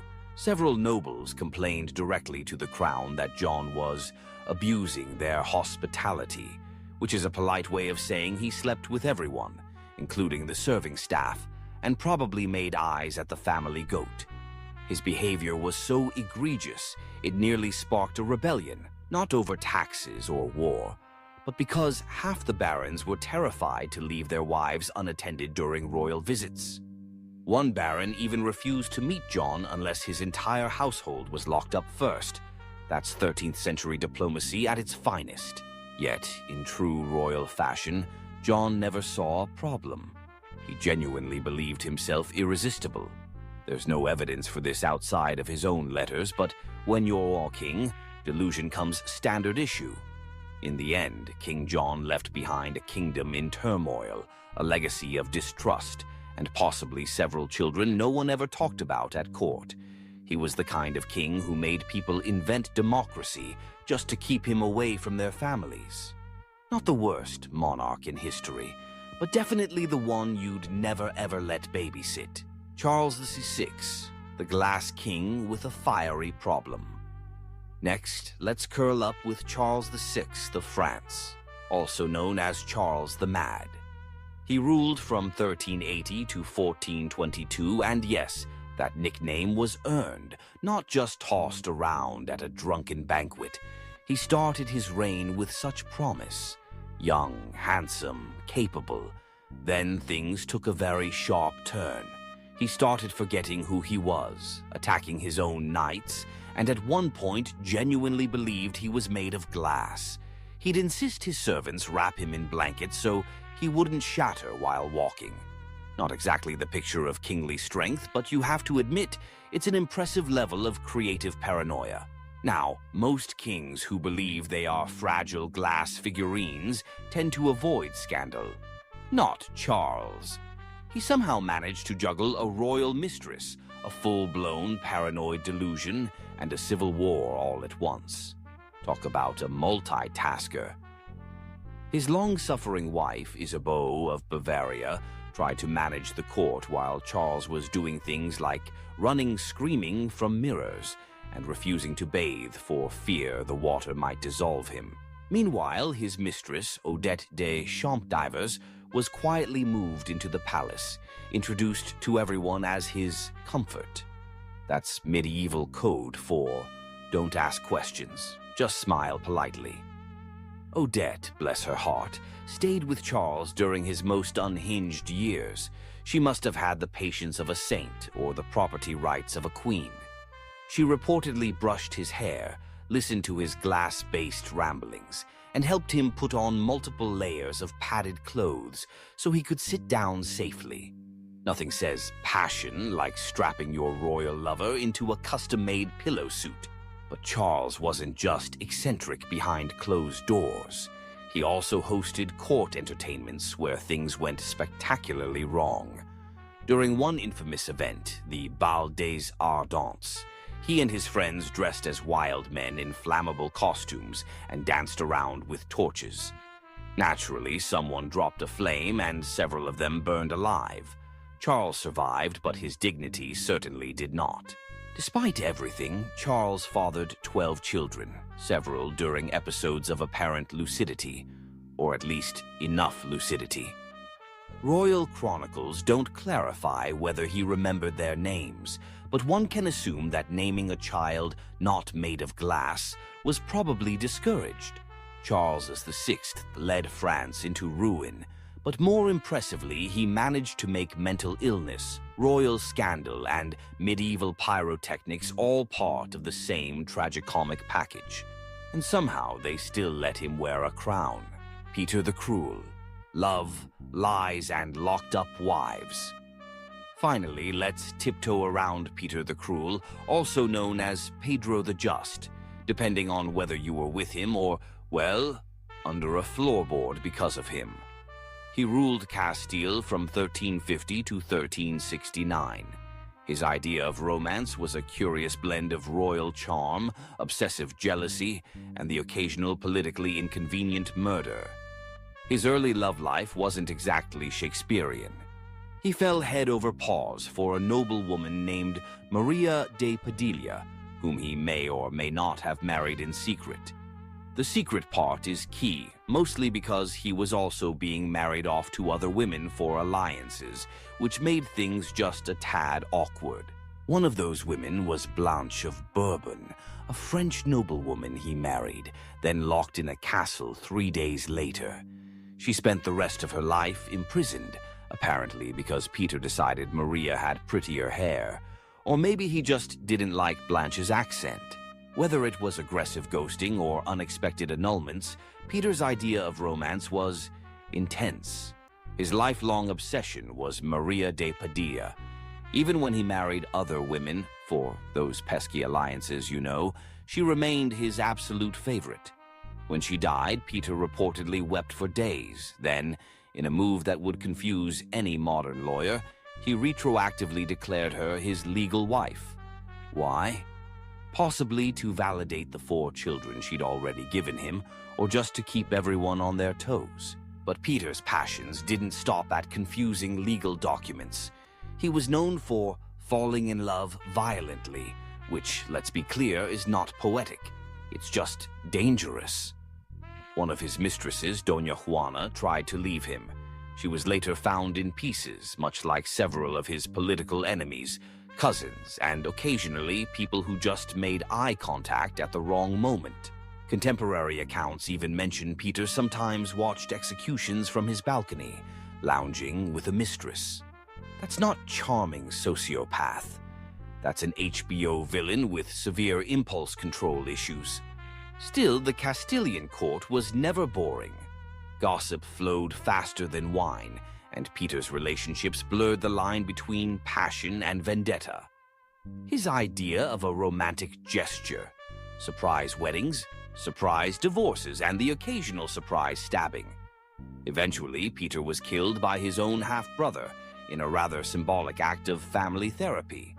But his reputation as one of Europe's most aggressively unromantic romantics lives on. If love is a battlefield, my dear friends, Peter brought the entire siege equipment. Edward II, the king who loved his bestie more than his queen. Next, let's pad silently over to Edward II of England, who ruled from 1307 to 1327.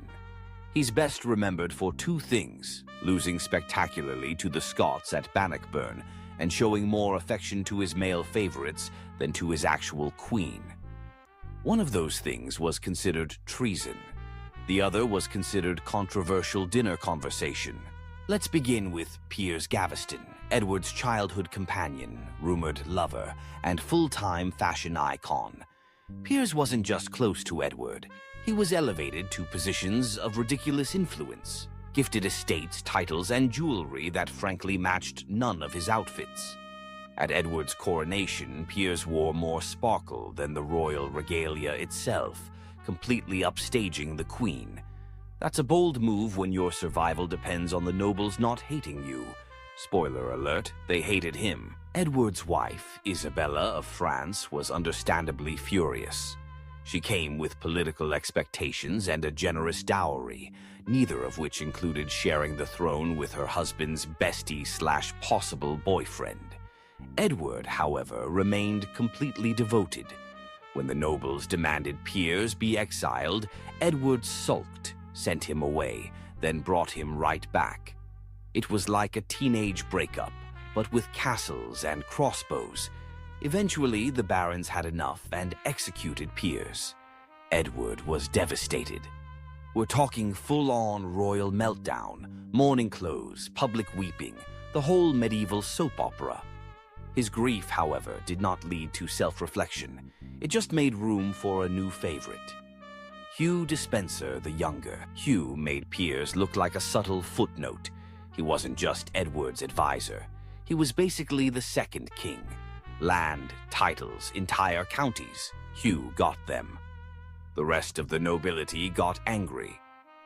Isabella, by this point, had switched from annoyed wife to full-blown vengeance avatar. She teamed up with a lover of her own, Edward's enemy, naturally, invaded England and overthrew her husband. Edward was imprisoned, stripped of his crown, and possibly murdered by a red-hot poker. Yes, that rumor exists. No, we're not discussing the physics of it. Let's just say medieval revenge was rarely subtle. Edward II's reign was less about governance and more about personal drama, so intense it could be a reality show. If the Plantagenets had Netflix, his season would have been banned in 3 countries. His mistake? Mixing politics with passion, ignoring everyone else, and assuming royal power meant nobody could touch him.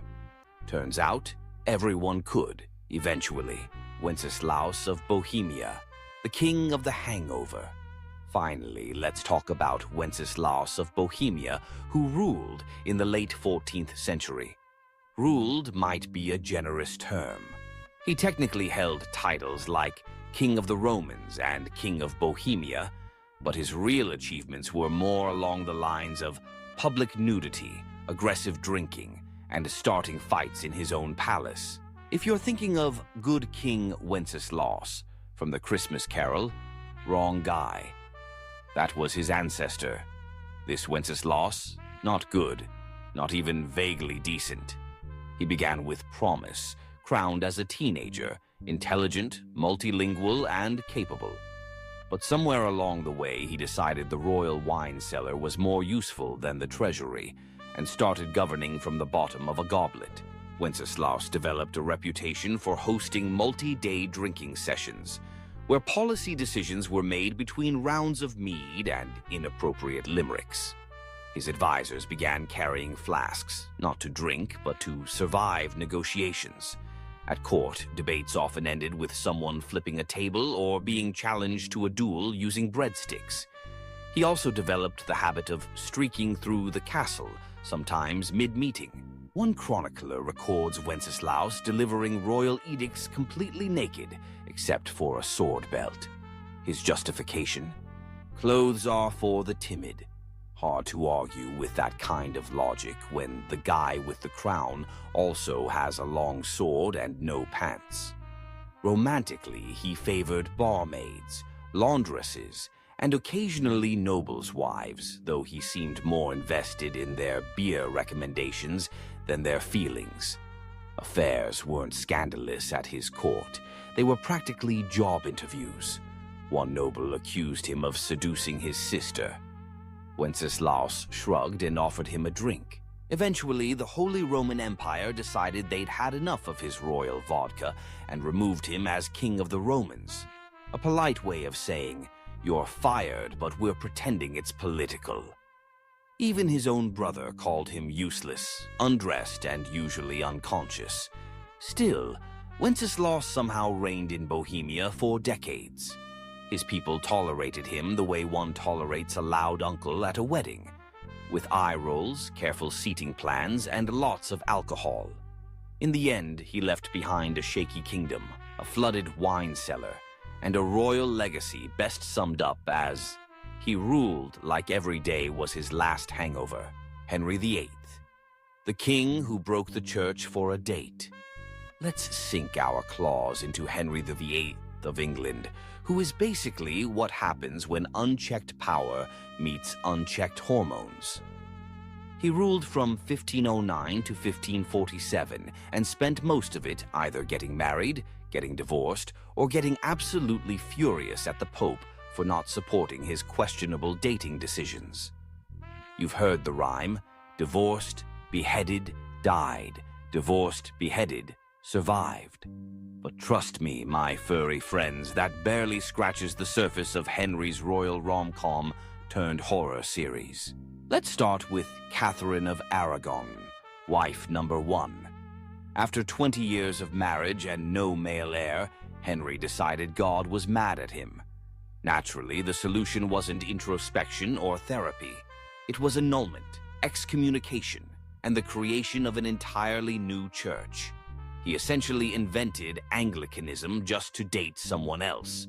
That's not devotion, that's pettiness with a cathedral attached. Enter Anne Boleyn, wife number 2. Henry wrote her love letters full of passion, obsession, and some truly dreadful poetry. She gave him a daughter, Elizabeth, who would later become one of England's greatest monarchs, but no sons. This led to Anne's swift arrest for adultery, witchcraft, and possibly giving Henry side-eye at court. She was beheaded. Henry, meanwhile, moved on with the emotional range of a potato. Jane Seymour followed, finally producing a male heir, Edward, before tragically dying from childbirth complications. Henry mourned her deeply, by which we mean he waited a respectful 11 days before scoping out wife number 4. Next came Anne of Cleves, who Henry chose based on a very flattering portrait. In person, he declared she looked like a Flanders mare. That marriage lasted a grand total of 6 months and ended in what we'd now call a no-fault divorce and a politely written Yelp review. Catherine Howard, wife number 5, was much younger and considerably less discreet. She was executed for adultery, though honestly it's hard to blame her. Being married to Henry at that point meant dealing with gout, paranoia, and a man who could barely walk but still insisted he was a gift to women. Finally, Catherine Parr, wife number 6, wisely outlived him by being literate, patient, and excellent at dodging accusations. By the time Henry died, he'd practically bankrupted England, eaten half its livestock, and turned the royal court into a soap opera where heads rolled more often than wedding bands. In short, Henry VIII loved hard, ruled harder, and left a trail of drama so legendary it's still being turned into musicals today. Francis was France's most seductive liability. Now let's talk about Francis I of France, ruling from 1515 to 1547. This king was the walking embodiment of the Renaissance, cultured, charming, sophisticated, and absolutely incapable of keeping his trousers buttoned. To his credit, he was a truly great patron of the arts. He invited Leonardo da Vinci to France, built magnificent palaces, and helped turn France into a cultural powerhouse. But while the painters were painting and the poets were poeting, Francis was busy seducing anything with a pulse and a title. His court was famous, or perhaps infamous, for its opulence, but also for being a kind of state-funded dating app. He employed gentlewomen of the bedchamber, a term that should have meant ladies-in-waiting, but really meant romantic shortlist.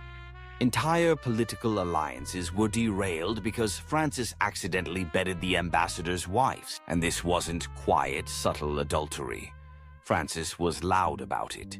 He once declared to foreign dignitaries that French kings were expected to be excellent lovers, which sounds noble until you realize it came from a man who treated treaties and mistresses with the same level of commitment, which is to say temporary.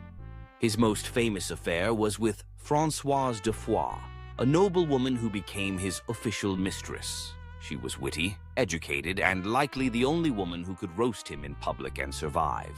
Eventually, she was replaced, because of course she was. She was followed by Anne de Pisseleu-d'Ailly, a woman whose name sounds like a medieval inside joke, and whose political influence was matched only by her ability to outlast the competition. Even his enemies couldn't help but notice. The Holy Roman Emperor, Charles V, once described Francis as more dangerous in the bedroom than on the battlefield. He meant it as an insult. Francis probably took it as a compliment. And somehow, amid the affairs, banquets, and what can only be described as diplomatic flirtation, Francis still managed to rule effectively. Though his wars were expensive and his taste in women even more so, the man was nothing if not enthusiastic. His reign was a whirlwind of silk, scandal, and second-hand perfume. Francis I wasn't just a king, he was France's most seductive historical liability. And honestly, he wouldn't have had it any other way. Alfonso XI, the king who publicly embarrassed his queen. Alfonso XI of Castile, who ruled from 1311 to 1350. Besides ruling a kingdom, he had one major hobby, ignoring his wife in the most public, extravagant way possible. His poor, politically strategic wife was Maria of Portugal, noble, well-connected, and unfortunately not Leonor de Guzman, the woman Alfonso actually cared about. Leonor was a Castilian noblewoman with a sharp mind, 11 children, and enough influence to basically run the court herself. And unlike Maria, she didn't need a crown to feel important. She just needed Alfonso's complete and shameless obsession. Now, most kings had mistresses. Alfonso turned his into a shadow queen. He built Leonor palaces, gave her land, and took her everywhere. Meanwhile, Queen Maria was left sitting alone at royal events like an unwanted centerpiece, while Alfonso made googly eyes across the hall at his side chick, who wasn't even trying to be subtle. To make matters worse, or better depending on your tolerance for medieval soap operas, Leonor wasn't just a mistress. She was politically active, negotiating treaties, commanding respect, and producing heirs like it was her full-time job. Which, let's be honest, it kind of was. Alfonso refused to even pretend Maria mattered. In fact, he only spent time with her once, purely for diplomatic optics. After that, he retreated to Leonor's estate like a man allergic to marital obligations. This didn't sit well with Maria's dad, who happened to be the King of Portugal. At one point, international relations got so tense over the whole situation that a war nearly broke out. Imagine your in-laws being so mad about your mistress, they consider military retaliation. But Alfonso didn't care. He continued parading Leonor around court like a royal trophy, and probably would have kept it up forever if the Black Death hadn't killed him in 1350. That's right, it took a literal plague to end his affair. After Alfonso died, Queen Maria finally had her moment. She had Leonore imprisoned and executed in a move that historians call vengeful and most of us would call extremely fair. Alfonso's reign may be remembered for military victories, but let's be real, his true legacy was being one of the most publicly whipped kings in medieval history, Philip IV, the fair-faced hypocrite. Let's talk about Philip IV of France, also known as Philip the Fair. And no, my little furballs, fair was not for his personality, it was for his handsome looks, which were, unfortunately, not matched by good behavior. Outwardly, Philip was pious, serious, and all about moral reform.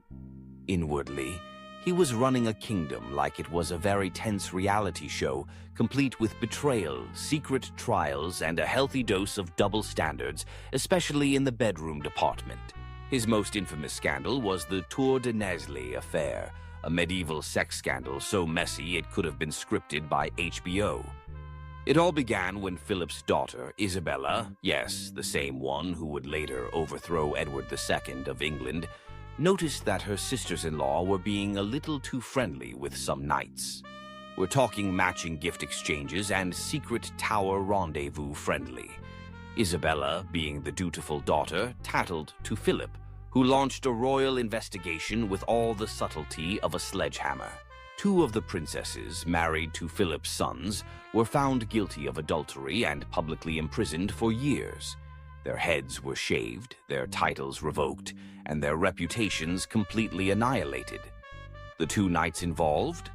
Tortured, flayed, and executed in the public square, because nothing says moral leadership like turning a family affair into a medieval snuff film.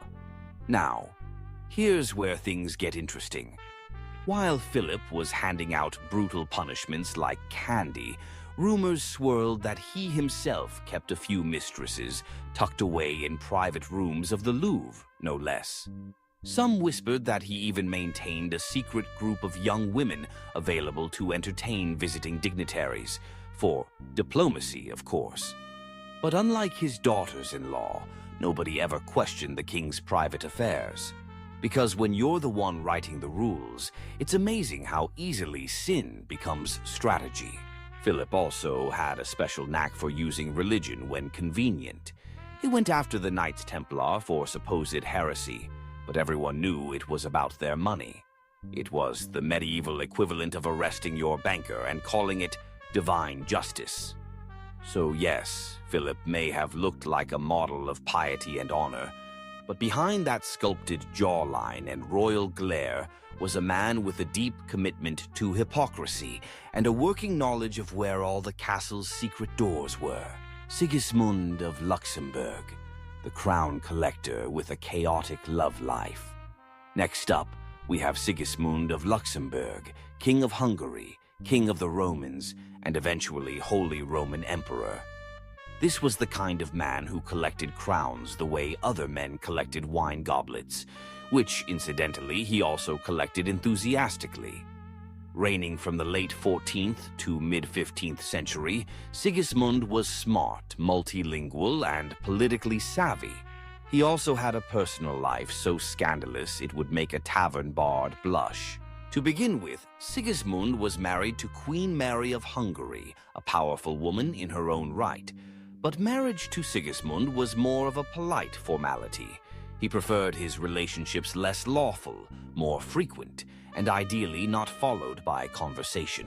His romantic side projects included noblewomen, laundresses, and at least one Italian opera singer, long before opera existed, which speaks to his innovative spirit. Court officials often lost track of his mistresses, not because there were so many, but because they changed so frequently. Some historians suggest they just started numbering them. At court, his mistresses had their own quarters, servants, and in one case, a private chapel, which is either deeply romantic or just wildly inappropriate, depending on how you feel about praying next to someone's mistress. Sigismund also had a fondness for disguises, particularly dressing as a commoner and sneaking into towns. Sometimes it was for espionage, sometimes to flirt with local women under the guise of being a very tall merchant. Apparently, nobody found this suspicious, despite him being the only merchant with a full entourage of servants wearing royal crests. And yet, the man ruled for decades, launched crusades, hosted the Council of Constance, and reformed imperial politics, all while carrying on affairs that would make even Casanova go, "Steady on, mate." One ambassador once wrote that Sigismund greets all women as equals, especially in private, which, while vaguely progressive, also sounded suspiciously like an HR violation. But despite his extracurriculars, Sigismund remained immensely popular, mostly because he managed to appear regal in public while quietly running the most chaotic love life in Europe. He wasn't just an emperor. He was a one-man renaissance, equal parts strategist, statesman, and scandal. And somehow he always got away with it. Louis XV, France's real after-party host. Finally, let's saunter into the bedchambers of Louis XV of France, known as Louis the Beloved. He ruled from 1715 to 1774, and by ruled, we mostly mean he hosted an endless royal after-party where governance was optional and silk bedsheets were not. He started out promising enough, young, handsome, and poised to carry on the legacy of his great-grandfather, Louis XIV. But somewhere around his 20s, Louis decided national policy could wait because he had a long list of ladies-in-waiting to attend to. Let's talk about the Parc aux Cerfs, the quiet little house near Versailles that Louis used for, let's call them, private auditions. Girls were recruited, usually poor but pretty, brought in discreetly and rotated like seasonal produce. There were so many mistresses, the palace guards likely had a clipboard system. His most famous mistress, Madame de Pompadour, wasn't just a pretty face. She basically ran France behind the scenes. But when she lost interest in the physical side of their relationship, Louis said, "That's fine," and built a second harem instead. The logic? Keep Pompadour for brains and banter. Keep the Parc aux Cerfs for everything else. It was all very organized chaos. Each girl received gifts, titles, and in some cases, discreet housing once their contract expired. It was France's most unofficial but strangely efficient internship program. And the queen, Marie Leszczyńska? She was around somewhere, mostly ignored. Once she stopped having children, Louis treated her like antique furniture, too expensive to throw away but no longer relevant to the room. The scandal at court was so normalized that nobles didn't ask if the king had a mistress. They asked how many this week. Even foreign ambassadors gossiped in their letters about the turnover rate at Versailles. That's not a monarchy. That's a brothel with better uniforms. Ironically, Louis genuinely thought he was a good ruler. Between lavish balls, discreet pregnancies, and awkward silences with his wife. His reign, while not catastrophic, set the tone for his grandson, Louis XVI, who would later lose his head, possibly because Grandpa spent too much time thinking with the wrong crown. In the end, Louis XV left behind a debt-ridden France, a disillusioned court, and a royal reputation that could best be summarized as loved by women, loathed by accountants. Christian VII, the king who was his own entertainment. Christian VII of Denmark, who ruled from 1766 to 1808. Though wobbled through life while other people ran the country is probably more accurate. You see, Christian had a few issues. He suffered from severe mental illness, likely schizophrenia, and was not particularly interested in the whole being king thing, unless it involved chasing servants with cutlery, which he apparently found hilarious. This made him more of a royal mascot than a monarch. Now, Christian had a wife, Caroline Matilda of Great Britain, a sensible young woman who expected a somewhat normal marriage. What she got was a husband who preferred masturbating in public, talking to his hand and disappearing during state dinners to ride imaginary horses down palace corridors. It's unclear what broke first, her patience or his grasp on reality. Enter Johann Friedrich Struensee, the king's physician.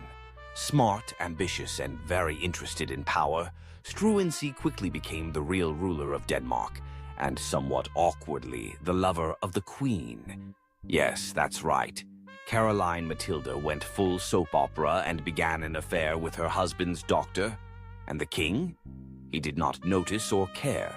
Struensee wrote the laws, signed the edicts, and kept Christian occupied with puppet shows, sword games, and gentle nudges away from sharp objects.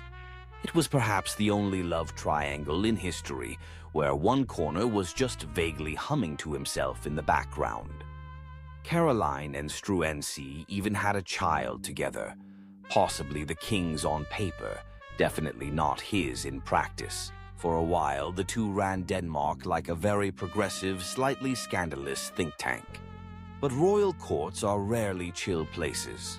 Eventually, Christian's jealous mother-in-law got wind of the affair and staged a coup. Struensee was arrested, tortured, and executed quite dramatically, while Caroline was shipped off to exile with her reputation in tatters. As for Christian, he returned to being a gently supervised liability, spending the rest of his reign in a kind of padded silence. His reign is remembered less for achievements and more for the sheer absurdity of it all. A king who ruled nothing, a queen who tried her best, and a physician who tried a little too hard. History calls it a constitutional crisis. We call it Europe's weirdest love story. Charles II, the merry monarch, and his many friends. Next, let's bring some cheer back with Charles II of England, who ruled from 1660 to 1685. He came back from exile with one clear agenda: bring back fun, preferably with as many mistresses as humanly possible.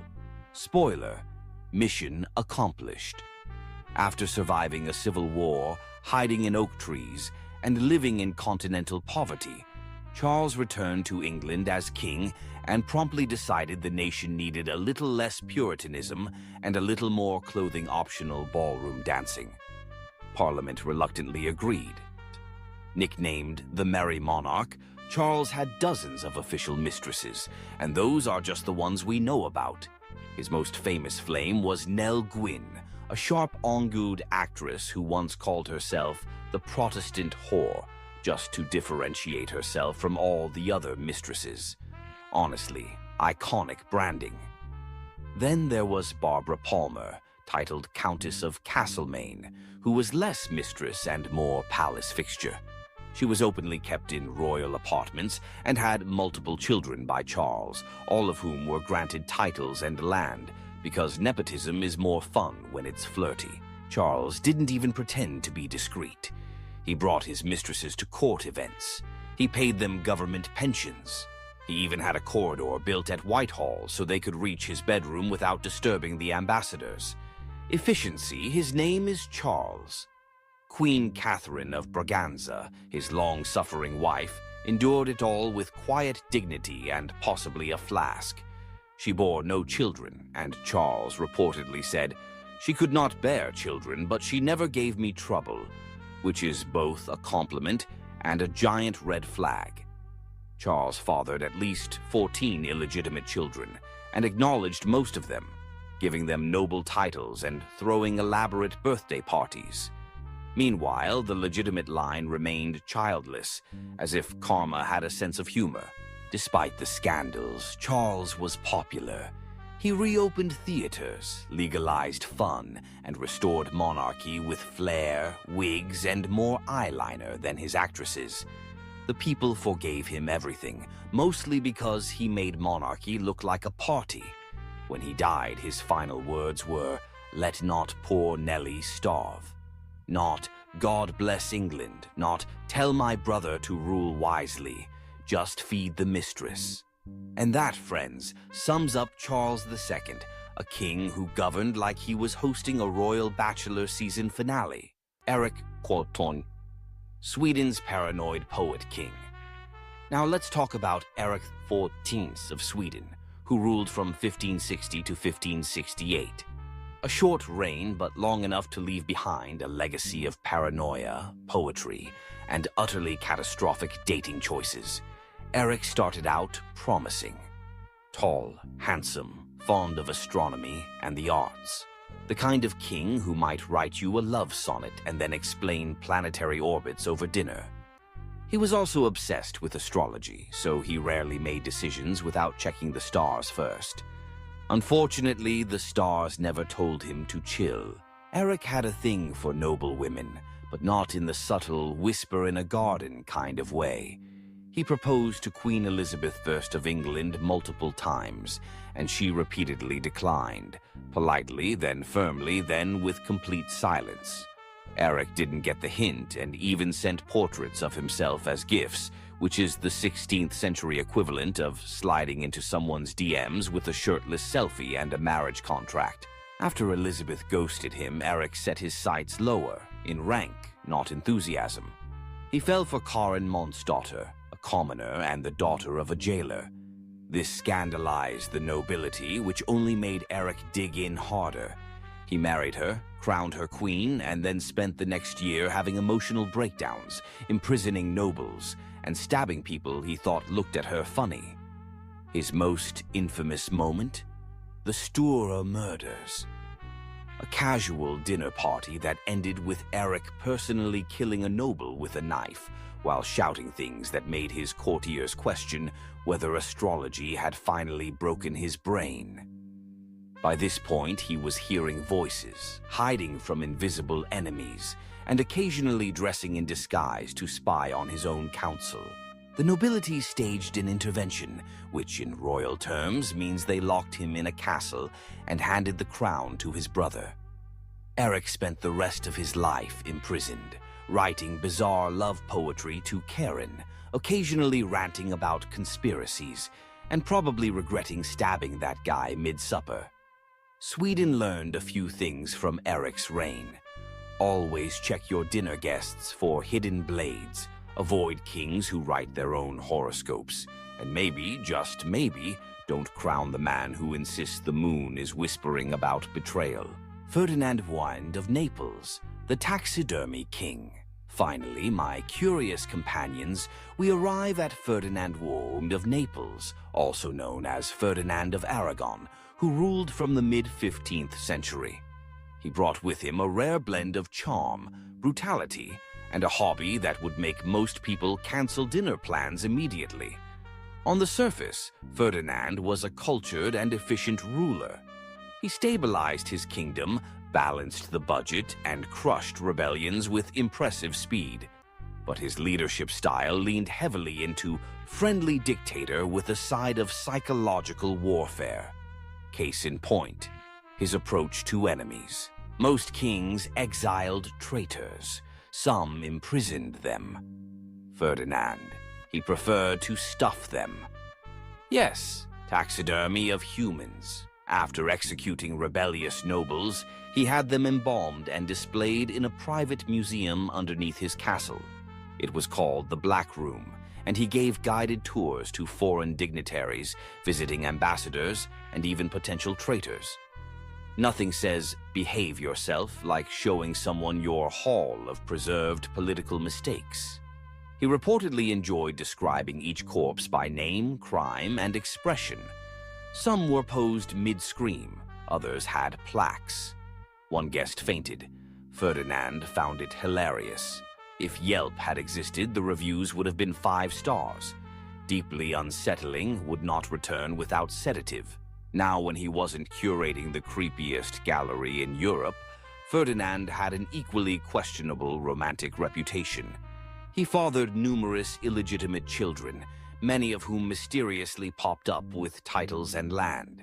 His official queen was just one lady among many, and it's suspected that Ferdinand saw marriage as more of a suggestion than a rule. His mistresses ranged from noble women to peasants, with the only common factor being his complete disregard for discretion. Royal banquets sometimes doubled as flirtation contests. One ambassador noted that Ferdinand never dined without sampling from multiple courses, political and otherwise. And yet, despite all this, Ferdinand remained popular. His people admired his strength, nobles feared him, and visiting enemies, upon seeing the Black Room, quickly lost interest in rebellion. He ruled for decades, died in his bed, and passed the kingdom to his legitimate-ish heirs. Ferdinand's legacy? A stable kingdom, a terrifying basement, and the firm understanding that some kings build alliances, others collect warning signs in glass cases. And there you have it, my magnificent historical voyeurs. From the subtly scandalous to the outrageously unhinged, we've journeyed through the wildest bedrooms and most baffling behaviors of royalty. I hope these tales have given you a newfound appreciation for your own peaceful sleeping arrangements. Remember, history isn't just about dates and battles. It's about the utterly human and often hilarious chaos that happens behind the velvet ropes. Sweet dreams, and may your own romantic lives be significantly less dramatic. Meow. Meow.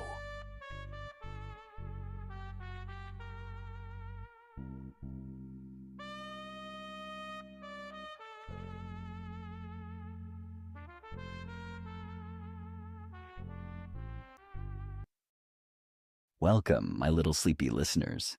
My name is Golden Chonk, your fluffy, feline friend and master storyteller. Tonight, I have a question for you. Have you ever wondered what happens when a community's darkest fears aren't imaginary, but an actual flesh and blood monster? Or what happens when a group of explorers, well-equipped and prepared, descends into madness and cannibalism in the frozen wilderness? What happens when a terrifying discovery reveals pure nightmare fuel in the wild places of the world? That's what we're going to explore tonight in two stories that will make your whiskers twitch and your fur stand on end. So, if you're a fan of the strange, dark, and mysterious, then you've come to the right place. Just don't get too scared, my kittens. You have Golden Chonk here to keep you safe. Now, my little ones, let's start with our first story. Our journey begins not in a land of snow and ice, but in a small, peaceful village in Uganda. This was a place nestled on the banks of a great lake, a place of red earth and vibrant green foliage, where the sun warmed the backs of hardworking people and children's laughter echoed through the air. This was the home of a man named John Manjin, a man of 64 years with a deep love for his family and his community. He had 9 children and 31 grandchildren, and he remembered a time, not so long ago, when this village was a true haven, a place of harmony and simple joys, a place where everyone felt safe. But that peaceful time, that idyllic memory, had been shattered 14 years earlier, in 1991. It was then that a shadow fell over the village, a shadow of fear and incomprehensible loss. People began to die, or to be more precise, people began to vanish, only to be found later, horribly mutilated and deceased, or to disappear completely, never to be seen again. At first, it was a rare and tragic occurrence, a whispered rumor. But as the years wore on, the disappearances became more frequent, more horrifying. Over the course of 14 years, a staggering 83 people had been killed, a number that represented a full 10% of the village's entire population. The tragedy had become so pervasive that every single person in the village knew someone, a family member, a neighbor, a friend, who had been taken by this mysterious unseen killer. The constant terror had worn down the villagers' spirits. They could not comprehend what was happening. They had no explanation for the horror that stalked their homes. So, in their desperation and fear, they turned to the supernatural. They believed a demon, or a malevolent spirit, had descended upon them. They thought it was something beyond their control, a curse or an act of fate, and they began to simply accept it as a grim part of their daily life. The disappearances became a dark, mournful part of their rhythm. They just had to live with it. But John, a man of fierce resolve and a deeply practical mind, refused to accept this explanation. He couldn't stand the idea of living in fear, of waiting for the day when the shadow would claim one of his own little ones. He insisted, "No, we need to look into this." He believed there had to be an actual, tangible explanation for the deaths. For years, his pleas were met with a resigned and hopeless silence. But then, in 2005, the shadow finally struck too close to home. A young boy from the village, a little one no older than John's own grandsons, went missing one morning and was never found. John, seeing the terror in the boy's parents' eyes, felt a fire ignite in his belly. He looked at his own grandchildren playing in the dust and knew he could not let this continue. He decided in that moment that this had to stop, and they had to take action. John, now fueled by a potent mix of grief and righteous anger, started moving through the village. He rallied his friends and neighbors, speaking with a force and conviction that had been absent for years. He told them, "Tonight, we are going to set up a stakeout. We will stay out all night if we have to, and we will wait for this demon, this creature, this person, whatever it is, and we will catch them in the act and put an end to this thing." His enthusiasm was infectious, and his determination was a beacon in the darkness. Slowly, the tide of opinion in the village began to turn. They went from a place of helpless acceptance to a place of determined action. John's call to arms gave them back a sense of agency, a glimmer of hope that they could fight back. That night, John and the group of brave volunteers he had gathered headed to an area in their village that had become a place of dread and sorrow. They called it the butchery. The name was a somber tribute to the place where the majority of the 83 victims were either found or last seen before they vanished forever. The butchery was located right next to a large placid lake, a body of water that, for years, had seemed so peaceful, but was now a source of deep, abiding fear. Everyone was terrified of the lake and the area around it. But tonight was the night they were going to get answers. John and his fellow volunteers made their way to the butchery, moving as quietly as possible, each of them with a knot of fear in their stomach. They found tall bushes and thick reeds right next to the lake, and each volunteer crouched down, their eyes constantly scanning the land and the dark, still water. Hours went by in tense, terrified silence. They looked at each other, maintaining eye contact to stay brave. They looked out at the black water, which was totally still, and there was nothing happening on land. For hours, they just sat there nervously watching, waiting for something to happen. They didn't know what it would be, or if one of the volunteers would be ripped away by this demon, or whatever it was. But all night, on this first night of the stakeout, they waited and watched on edge, and nothing happened. The next morning, John, ever the leader, insisted they go back out.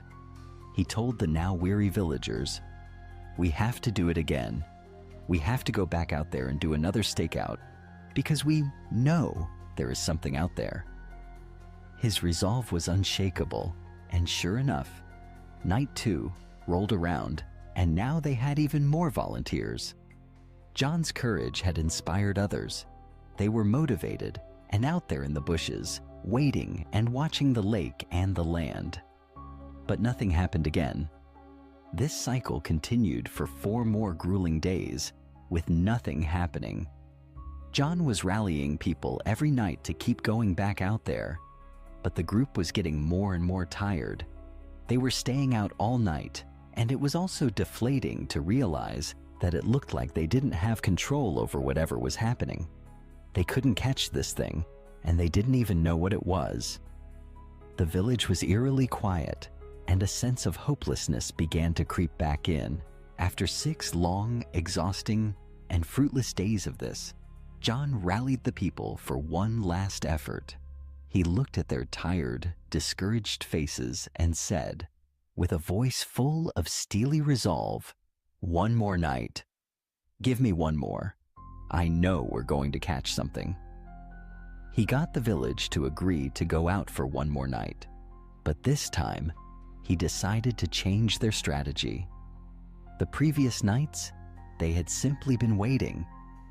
Tonight, they would be hunters. John and the villagers, believing that the killer was after meat, strung up organ meat in the trees right near the butchery.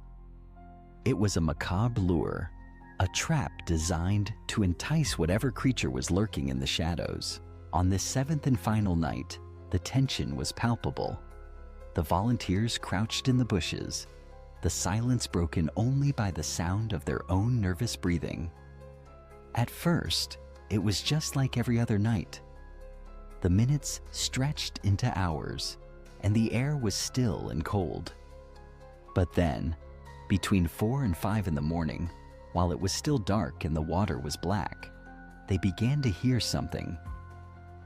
It was a low, rumbling sound that appeared to be coming from the lake, but it was hard to tell. They were looking out at the water, and it was just dark. This was the first time anything had happened during one of their stakeouts. John told them to stay down and stay quiet as they looked out at the water. The rumbling, growling sound started getting louder and louder. At a certain point, it was so loud that John could feel his body literally trembling from the sound. As that began to happen, even with the minimal light, they looked out at the black water and noticed ripples on the surface. Something was moving in the lake. Everyone was scared, but they were looking and waiting. John looked over at the other people in the bushes, and he could see their eyes were wide with terror. Then, eventually, a massive dark silhouette broke the surface and emerged from the lake. A deafening growl filled the air, and everyone froze. Whatever it was charged towards John, but it ran past him and went straight for the organ meat dangling from the trees. The meat, however, had hooks placed in it like a trap. As soon as the thing bit onto the meat, it got snared in one of the traps and couldn't move. It thrashed wildly, its massive tail whipping the air and its jaws snapping. But the hooks held firm. John, who had been waiting for this exact moment, got up and sprinted into the village, screaming for everyone to come and help them. 50 villagers, fueled by a mixture of terror and vengeance, came pouring out of their homes. They rushed to the tree where the creature was dangling, and in the dim light of the early morning, they finally saw what had been terrorizing their village for 14 years. It was not a demon. It was a monster of flesh and blood, the largest saltwater crocodile ever found in Uganda. This crocodile was 16 feet long and over 2,000 pounds, a silent hunter that had been sneaking into the village, grabbing its victims and dragging them back to the lake for over a decade. The few who had seen the beast had not lived to tell the tale. The authorities were quickly called to the village, and while the villagers wanted to kill the creature, it was instead captured and relocated, never to plague their village again. The terror was over. The demon had a name, and its reign of fear was finally brought to an end. And now for our second tale, we travel from the warm lands of Uganda to the frozen wasteland of the Arctic. One morning in April of 1848, a group of men were walking towards the coast of King William Island. This island is located in the freezing Arctic region of northern Canada. These men were members of the Inuit people, who are indigenous to King William Island. Today, they were going hunting, specifically to see if they could find any seals to hunt and kill for food and for clothing. However, even though the coastline was right in front of them, they couldn't actually see the water because there was this huge icy hill that obstructed their view. To look down to the water, they would have to crest that hill and look down. As these hunters got closer to the hill, the youngest of the hunters, an eager and quick young man, broke from the group and ran up the hill to get an early look and see if he could spot any animals down below. But when he crested the hill and looked down, he saw something that made no sense. He saw something that was not an animal, something that was pure nightmare fuel. He quickly ducked back down on his side of the hill, out of view of the ocean, and signaled to the other hunters to get up here and take a look. The other hunters, not understanding what was happening, but seeing the urgency and terror in the young hunter's eyes, ran up the hill as well. All together, they peered up and over the hill and looked down. For a second, they all just stared in horrified silence. Down below, wandering along the coastline, were not seals or walruses or any other animals these hunters might have expected to see. Instead, they saw people. Specifically, they saw Kalunat, which is their word for white men. But these men were not acting like people. They were lumbering, almost like they weren't in control of their bodies, with strange, jerky movements. They were all staring straight ahead with vacant, hollow expressions. Their skin was a sickly black and blue color. Their clothes were tattered and torn, and they were just kind of lumbering along the ice. There were about 40 of these Kalunat. For these hunters, they didn't have much exposure or experience around white men. All they really knew was that white men were pretty dangerous to the indigenous people. But they did know there was a group of Kalunat who were staying on a ship off the coast of King William Island.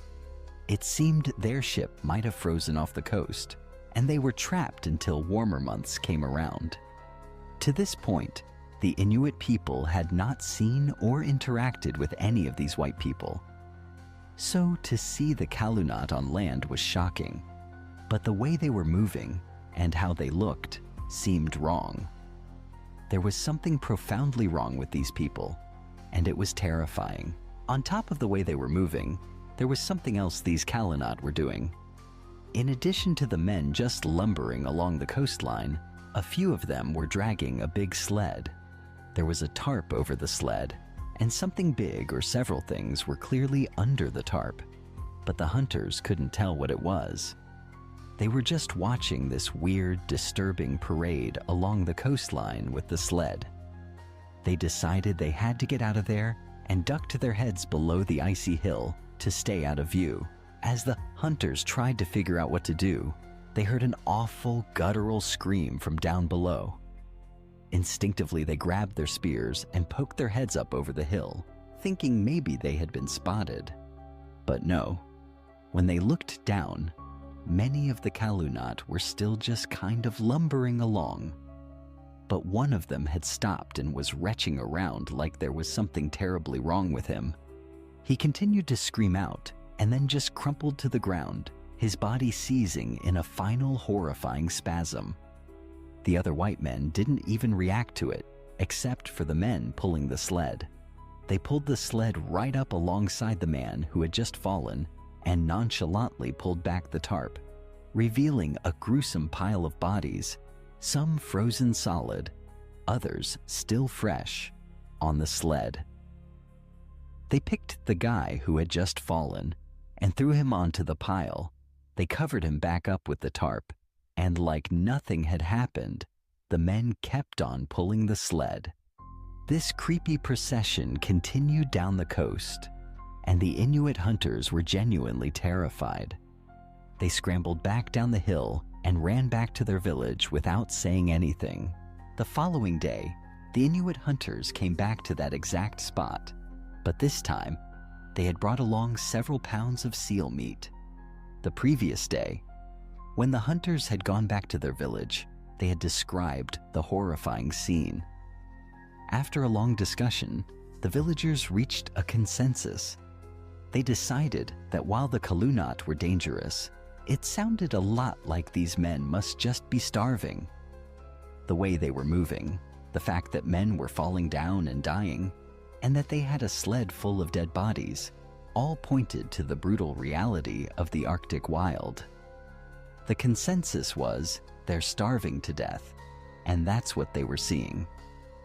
The villagers, ever generous, decided the hunters should go back, find these Kalunat, and give them some food to help them, and as a peace offering to ease the tension between the two peoples. So that day, the Inuit hunters made it back to their spot, climbed up the icy hill, and looked down towards the ocean. But there was nobody there.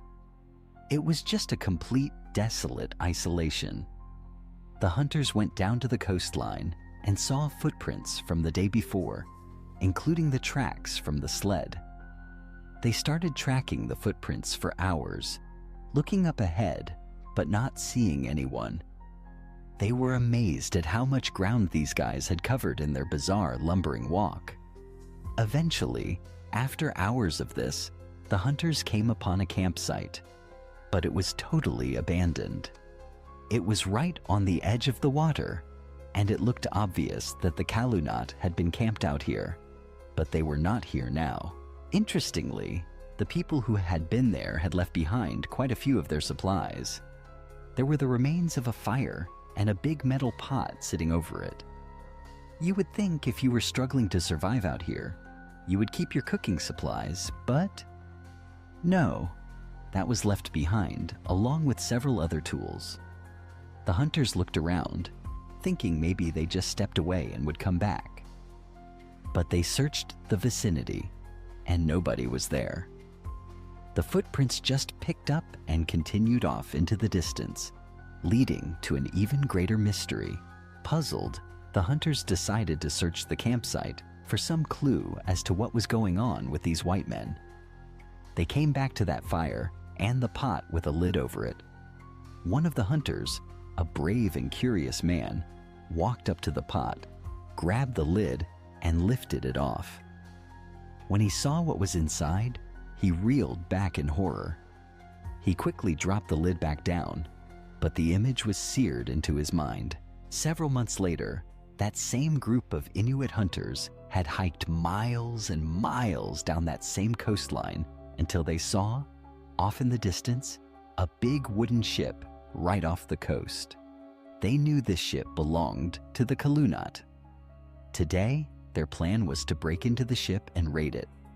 Just recently, these hunters had finally solved the mystery of what happened to those 40-some-odd white men. They had come across a mass gravesite of over 30 white men, all dead in the snow. Clearly, they had starved to death and died from exposure. It seemed like an unfortunate thing that these guys had just hiked and then fell down and died. But now that the Inuit hunters knew all these white men were dead, they thought, well, there's a ship sitting right out there that no one's going to claim. So why don't we take whatever's inside of it? The Inuit hunters walked out onto the ocean, which was completely frozen, creating a pathway of ice right up to the ship. When they got there, it was vacant, silent, and still. Clearly, there was nobody in the ship. As the hunters climbed the side of the ship, they had set their expectations that something must have happened here. They ran out of food, there was a leak, some sort of chaos ensued that caused them to abandon their shelter and head toward the Arctic wilds. But once they got on board and looked around, they quickly realized the ship was in pristine condition. There was no damage to the ship. It was practically brand new, preserved perfectly by the ice. When they went down below, they discovered luxurious bedrooms with comfortable-looking beds, bunk beds, and hammocks with linens and pillows. There was a library with hundreds of books, games, fine china, and a massive food storage room filled with canned goods that had been left behind. They were shocked to see that the ship was a sanctuary of comfort and supplies. The men hadn't starved on the ship. They had abandoned a perfect, well-stocked vessel to die horrible, senseless deaths on land. The hunters were baffled. What could have possibly driven these men to leave a sanctuary of comfort and food for the unforgiving wilderness? The answer to this riddle would not fully make sense for another 130 years. It wasn't until the 1980s that researchers began to analyze the remains of these white men. Those 30 or 40 men found dead on King William Island. It would turn out those men were explorers on what would be known as the Franklin Expedition, a famous British naval expedition to the Arctic. They had been well outfitted for their journey, given that incredible ship and all these supplies, including a whole bunch of canned food items. However, what these explorers didn't know is that their canned food had become tainted with lead. As they slowly ate all these canned food items, they were slowly poisoning themselves. One of the side effects of lead poisoning, in addition to feeling nauseous and sick, is that it drives you crazy. It gives you wild mood swings and leads to mental hysteria. In their madness, the men, no longer able to think rationally, decided to abandon their perfectly good ship and head into the wild to forage for food that wasn't there. As they slowly starved and the lead poisoning took its full effect, they devolved into a state of utter desperation and began to eat their fallen brothers. The sled they were dragging along was not to preserve the bodies for a proper burial down the road. It was their mobile refrigeration unit, a place to keep the bodies of their dead friends to eat later. And that pot the Inuit hunters found at the campsite?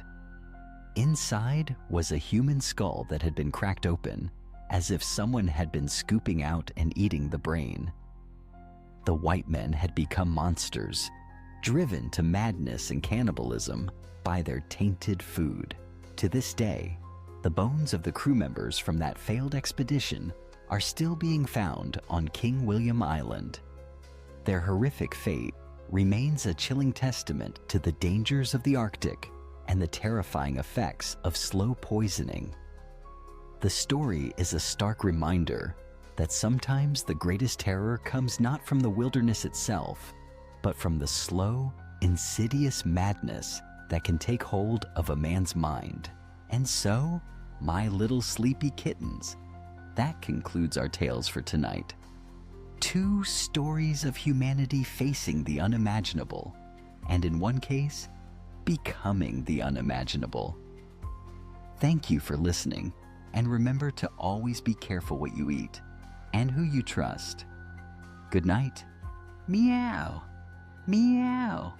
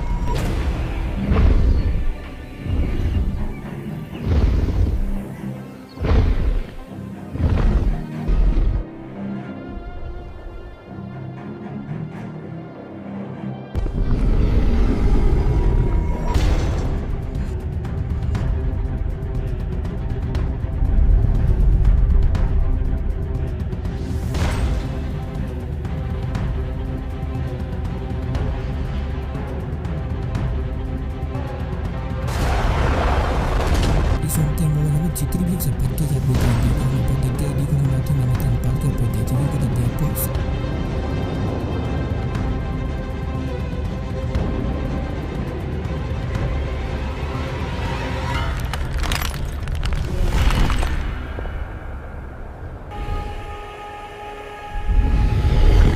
What are they doing? Are they leaving? Are they leaving?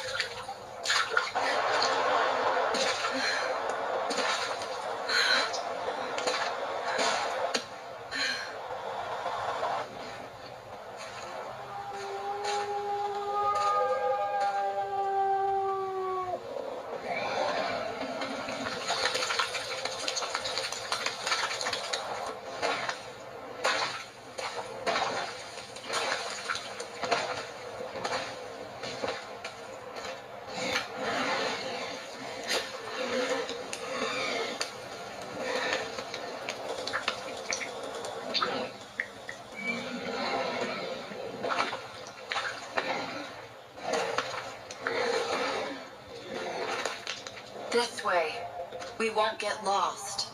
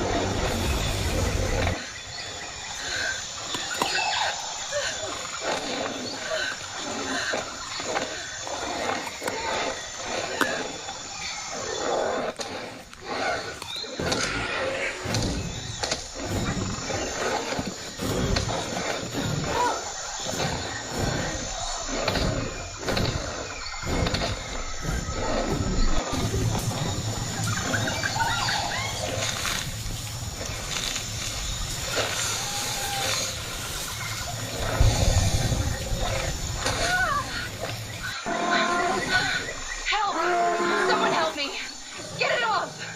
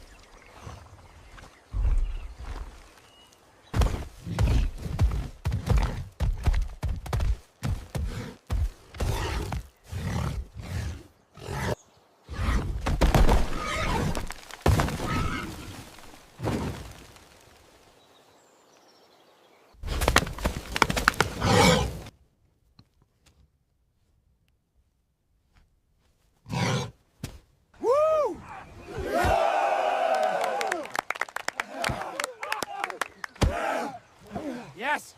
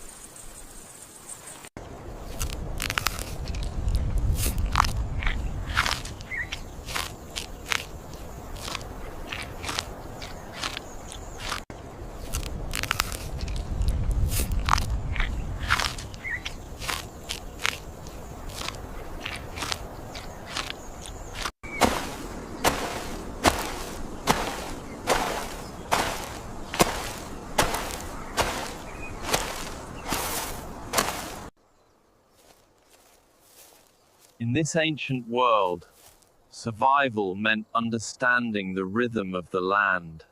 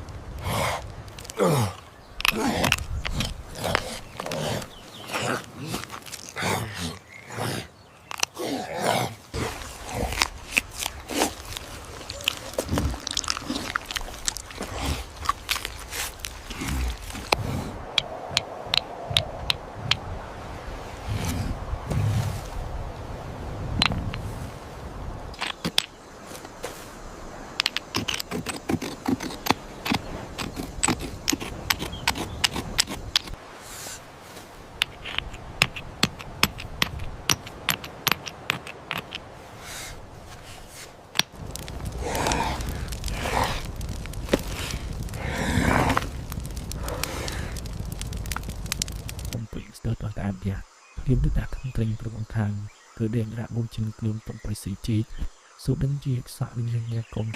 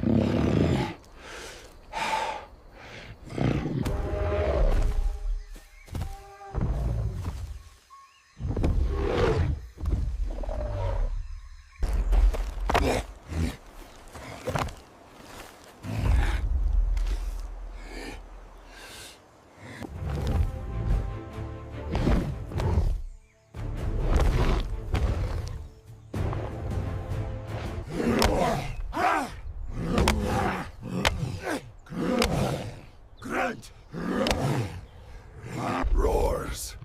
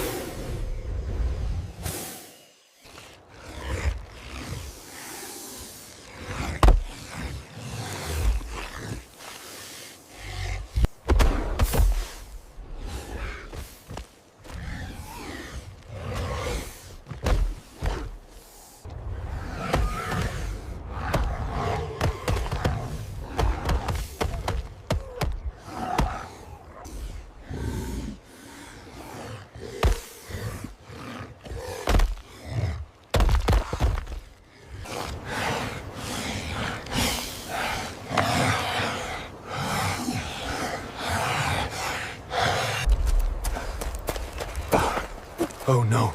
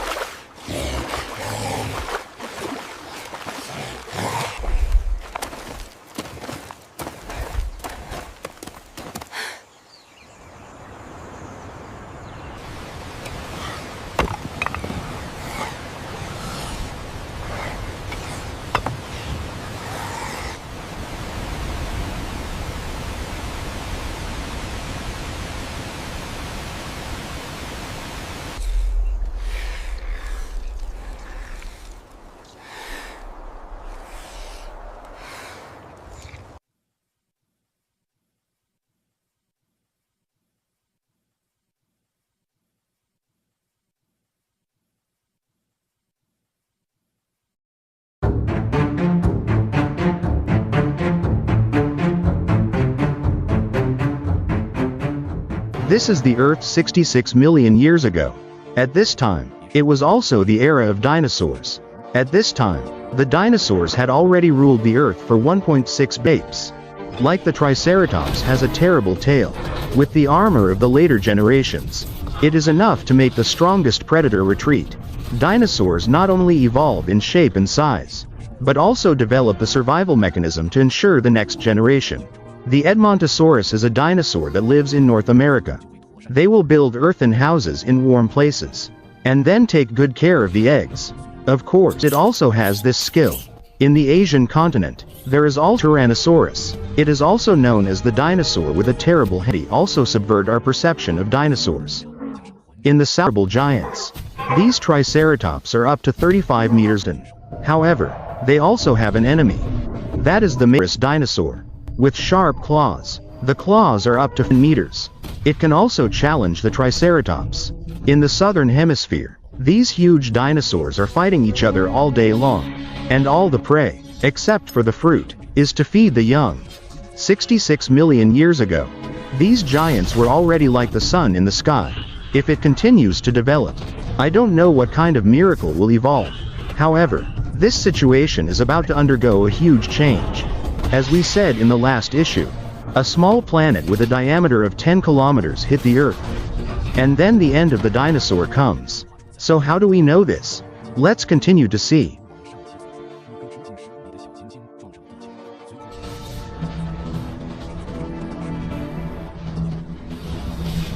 You are about to see the destruction of the dinosaur age. 66 million years ago, a 10-kilometer-long asteroid hit the Earth. This asteroid landed near the coast of Laos, which is now the Gulf of Mexico. The energy generated by the impact is equivalent to the explosion of 11 atomic bombs. The impact threw a large number of rock fragments out of the atmosphere. Subsequently, under the influence of gravity, these substances were pulled back to Earth, and the dinosaur near the impact point will be directly evaporated by the super high temperature shock wave in the next moment. According to the scientific model, the impact caused by the super high temperature shock wave can reach up to hundreds of meters in height. It will also land near the next wave. And all of this is just appetizers. The worst thing is that the destructive effect of this impact will spread further around the world. Fire, dust, acid rain will come again and again in the days to come. A large number of plants have been completely wiped out. At this time, the Earth is in a vicious cycle. There are mountains all over the place. There is no creature that can survive. The fire and high temperature devour everything. It seems that there is a dead end everywhere. And the thin volcanic ash and toxic gas begin to flood the world. It even covers the vast continent of the southern hemisphere. Those dozens of meters long dinosaurs are miserable. Once the size advantage made them great success. However, now it has become a burden. At this time, most of the dinosaurs on Earth are trying to escape this disaster. And the smaller creatures can hide in the underground and caves. Those big guys have no way. 75% of the world's life has been completely wiped out. This is also the last time that life has been wiped out. But what will happen to the dinosaurs that have escaped for the time being? In fact, now many people think that some dinosaurs have survived the previous disaster. The reason for the large number of wildfires is mainly due to the dust and acid rain caused by high-altitude spraying. When they returned to the Earth, the heat generated due to the friction with the air, so there was a large-scale wildfire on the ground. Although most of the dinosaurs are in trouble in this disaster. But when we simulate modeling and observe how the super heat wave spreads, the result was unexpected. Although the heat wave will spread over time, but there are still some places that are hardly affected. These possible safe areas will also inevitably have dinosaurs in danger. In addition, after analyzing the traces of the asteroid impact on the Yucatan Peninsula, using professional technology to scan the impact point, also found a meteorite pit 180 kilometers wide under the water. If you look closely, you will find that the top of the meteorite pit is open. This shows that the molten salt of the impact is flowing northwest. And the reason for this situation may also be that the asteroid hit from a certain angle. It is inevitable to hit from the north. So this disaster has a greater impact on the northern hemisphere.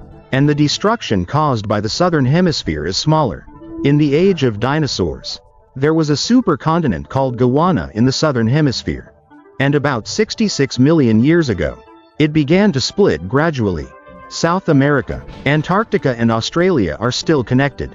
So many scientists believe that the extent of destruction on the southern continent, which is far from the impact point, it won't be so exaggerated, and the dinosaurs living there may have a great chance to survive. If so, how did they die, and what dinosaurs live on this continent? Let's continue to find out. This dinosaur has been starving for a week now. Just when it was looking for food, an accident happened. A predator appeared on the other side of the sky. Then this situation is more serious. What the hell is going on? It turned out that not long ago, the little star just hit the Earth. 2 young portalons were lucky enough to avoid the terrible disaster in the early stage. And they just came out of the cave and saw their parents' bodies. These predators also have feelings. But now they can't afford to be sad. After all, the instinct of animals is still alive. Although they survive in the heat and wildfire, they still have to face the crisis now. A large number of plants have turned into ashes. Even if there is a little survival, it is difficult to satisfy the 2 predators. Of course, not only the 2 portalons survived, but also their enemy Maipulong survived. I don't know how long it took for the 2 giants to come to the coast. At this moment, they are really too hungry. They usually have to eat 100 pounds of plants every day. But now they can only rely on their willpower. So the 2 dragons began to look for food desperately again. As a result, the beginning of the journey began. Maipulong was also one of the top predators in South America at that time. And as a quick enemy, the portalong used all his strength to climb up. He knew how fierce Maipulong's battle was. Unfortunately, he made a mistake this time. This is a lonely and weak Maipulong. This huge disaster destroyed his clan. So now he has no strength to eat this giant. The young portalong escaped, but if they still can't find food, they will still die. At that time, South America and Antarctica were still connected. So after about a month after the small planet crashed, the 2 portalong could hardly hold on. They almost swept away all the survivors along the way. But the miracle still appeared. After crossing a hill, they actually saw an endless green ocean. Yes, this is Antarctica. It's different from today's Antarctica. At that time, Antarctica was full of food. It was also the backyard of many dinosaurs. Obviously, this continent was not affected much by the previous disaster. There were always signs of life and death everywhere, and the 2 portalong were finally saved. Unfortunately, the appearance of outsiders also caused the local hunters to suffer.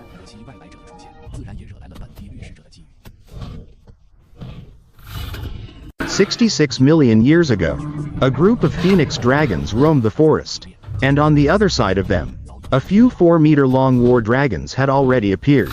Obviously, the phoenix dragons were not their match, and the real target of this group of war dragons was a 2-headed young portal dragon. Although there is a huge gap in the size of the 2 sides, the so-called small and large can show off their skills. In general, a strong war dragon will not choose this kind of beast. Many animals have a strong sense of territory. The 2-headed portal dragon is a sudden visitor, so they also caused a strong war dragon's response. It's a pity that sometimes you misjudge your own strength. The consequences are very serious. These 2 portal dragons are very tacit. This also saved each other from time to time. However, another disaster happened. If you want to explore more ancient biological knowledge, I strongly recommend you to go to Douyin. It is the new high-quality video platform launched by Douyin. The above videos are all highly high-quality content selected by algorithm. The documentary section also includes high-quality documentaries in various fields. You can watch it directly. If you are interested, you can directly go to Douyin to learn more. In the Mongolian region 70 million years ago, a group of bird dragons roamed on the grassland. The dragon's body is about 2 meters long. They cover their bodies with colorful feathers like birds. Another giant dragon follows them closely. This is a peacock dragon with a long tail. They also have feathers on their bodies.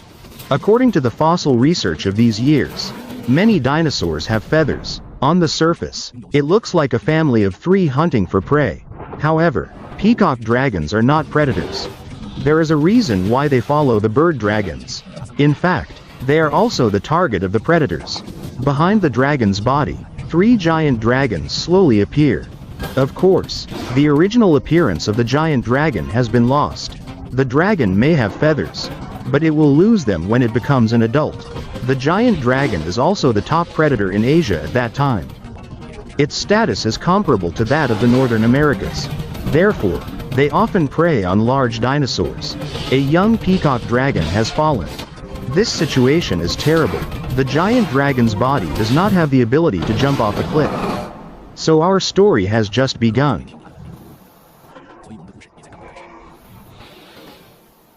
This is an old dragon. Its body length is more than 13 meters. However, today is clearly a sunny day. As a water-type dinosaur, it is also famous in the river. When they first found the dragon fossil, people even think it is stronger than the Tyrannosaurus. The Tyrannosaurus is stronger than the Tyrannosaurus. However, with the study of recent years, it is found that the strength of the Tyrannosaurus is not so exaggerated. And the goal of this trip is a large spearhead fish. Obviously, the Tyrannosaurus is also an excellent fisherman. However, it often walks by the river and does not shed blood. The sea is never the world of dinosaurs. In fact, there are other water-type dinosaurs in this era. It happened when the sun was shining leisurely in Keelung. This is the sea-type dinosaur of the dinosaur era.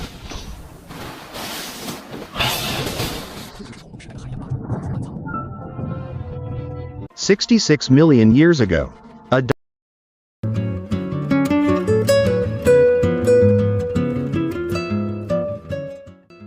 This is you. There's your dad, his dad, and his. Keep going. Soon, you'll fly past powdered wigs, chainmail, mammoths, and eventually stumble upon a guy squatting in the dirt, chewing on a beetle, and trying not to dive before sundown. That guy? That's your ancestor. He has no name, no shoes, and no idea that you, a distant descendant with a snack addiction and a mild caffeine dependency, even exist. But here's the thing, if that guy, or any one of the thousands of people in your ancestral chain, had tripped at the wrong moment, oh, I wonder what killed, gotten eaten by something creepy, Hell no. or just failed to reproduce, you wouldn't be here. You exist because 1,000 people before you didn't die when they should have. You're not lucky. You're the byproduct of violent coincidence and stubborn biology.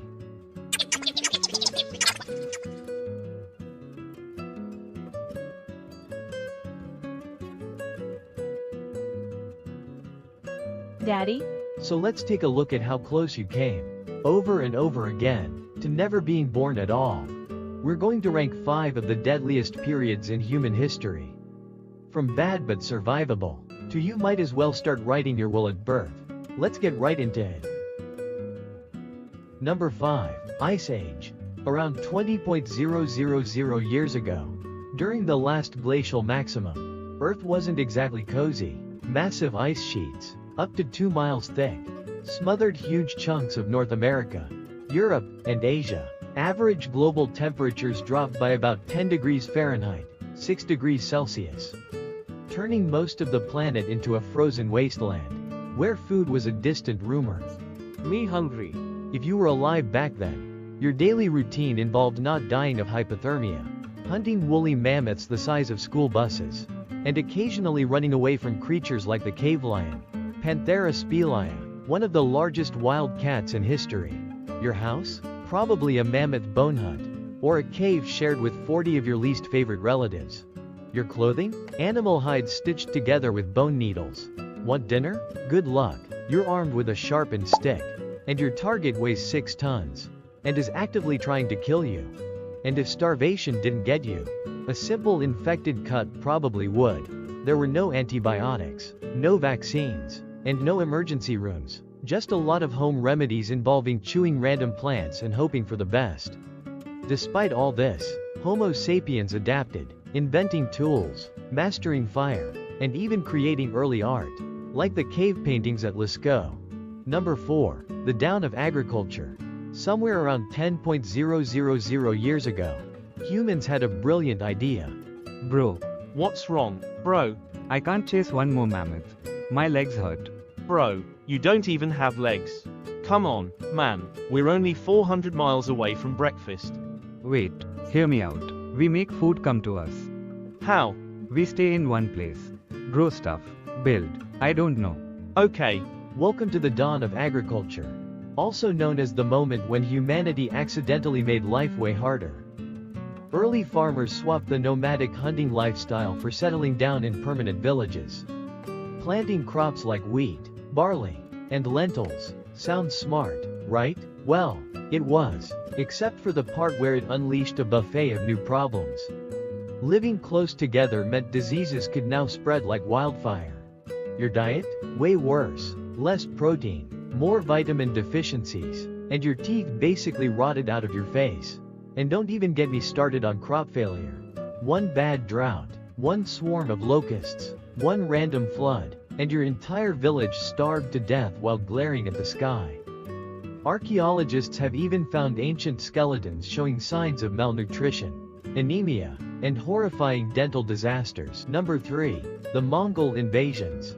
If you were alive in the 13th century and saw a cloud of dust on the horizon, you had about 3 minutes to panic before your city got turned into a parking lot. Led by Genghis Khan, a man who treated mercy like a myth, the Mongols carved out the largest land empire in human history, stretching from China to Eastern Europe. Their strategy? Show up fast, hit hard, and leave absolutely nothing standing. Entire cities were wiped off the map, population slaughtered, and survivors, if there were any, were sometimes used as human shields for the next battle. Mongol horse archers could hit you from 300 yards away while riding at full gallop, basically inventing mobile warfare centuries before tanks were even a thing. Historians estimate the Mongol invasions killed around 10% of the world's population, at a time when the world population was already tiny. Number 2. The Black Death. In 1347, Europe got an unexpected package from Central Asia, courtesy of some highly motivated fleas, and things went downhill fast. The Black Death, or bubonic plague, tore through towns and cities like a biological wildfire, caused by the bacterium Yersinia pestis. It traveled on rats, fleas, and humans who had absolutely no concept of personal hygiene. Once it hit, survival became a lottery. You could catch it from a handshake, a shared cup, or just by breathing the same medieval air as an infected guy. Symptoms included giant swollen lymph nodes, fever, vomiting blood, and, spoiler alert, death, usually within days. It's estimated that somewhere between 30% to 60% of Europe's population was wiped out in just a few years. Entire villages were abandoned, economies collapsed, and doctors walked around wearing creepy bird masks filled with flowers. Because apparently, vibe-checking the plague was peak medieval science. Number 1. The Toba supervolcano eruption. Around 74.000 years ago, the Toba supervolcano exploded, and nearly deleted humanity from existence. When Toba erupted, it launched over 670 cubic miles of ash and debris into the sky. Enough material to cover the entire United States. The eruption triggered a volcanic winter so devastating that sunlight was blocked for an estimated 6 to 10 years. Global temperatures crashed by up to 27 degrees Fahrenheit, 15 degrees Celsius. Plants withered, animals starved, and ecosystems collapsed worldwide. For early humans, already struggling just to find enough calories not to die every day, it was catastrophic. Food supplies vanished, entire landscapes turned to frozen deserts, rivers dried up, forests became graveyards. It's estimated that the total human population shrank to fewer than 3.000 individuals. A genetic bottleneck so tight that every person alive today likely descends from that tiny handful of survivors. No crops, no animals, no sunlight, no second chances. Imagine spending your entire life in darkness, freezing, starving, with the constant fear that today might simply be the last day anyone sees the sun. And yet, somehow, against all odds, a few stubborn, desperate humans managed to endure. You exist because they didn't give up when everything else did. Thanks for watching Golden Chonk channel. And remember, you are the miracle your ancestors fought mammoths for. So hit subscribe before natural selection does its thing.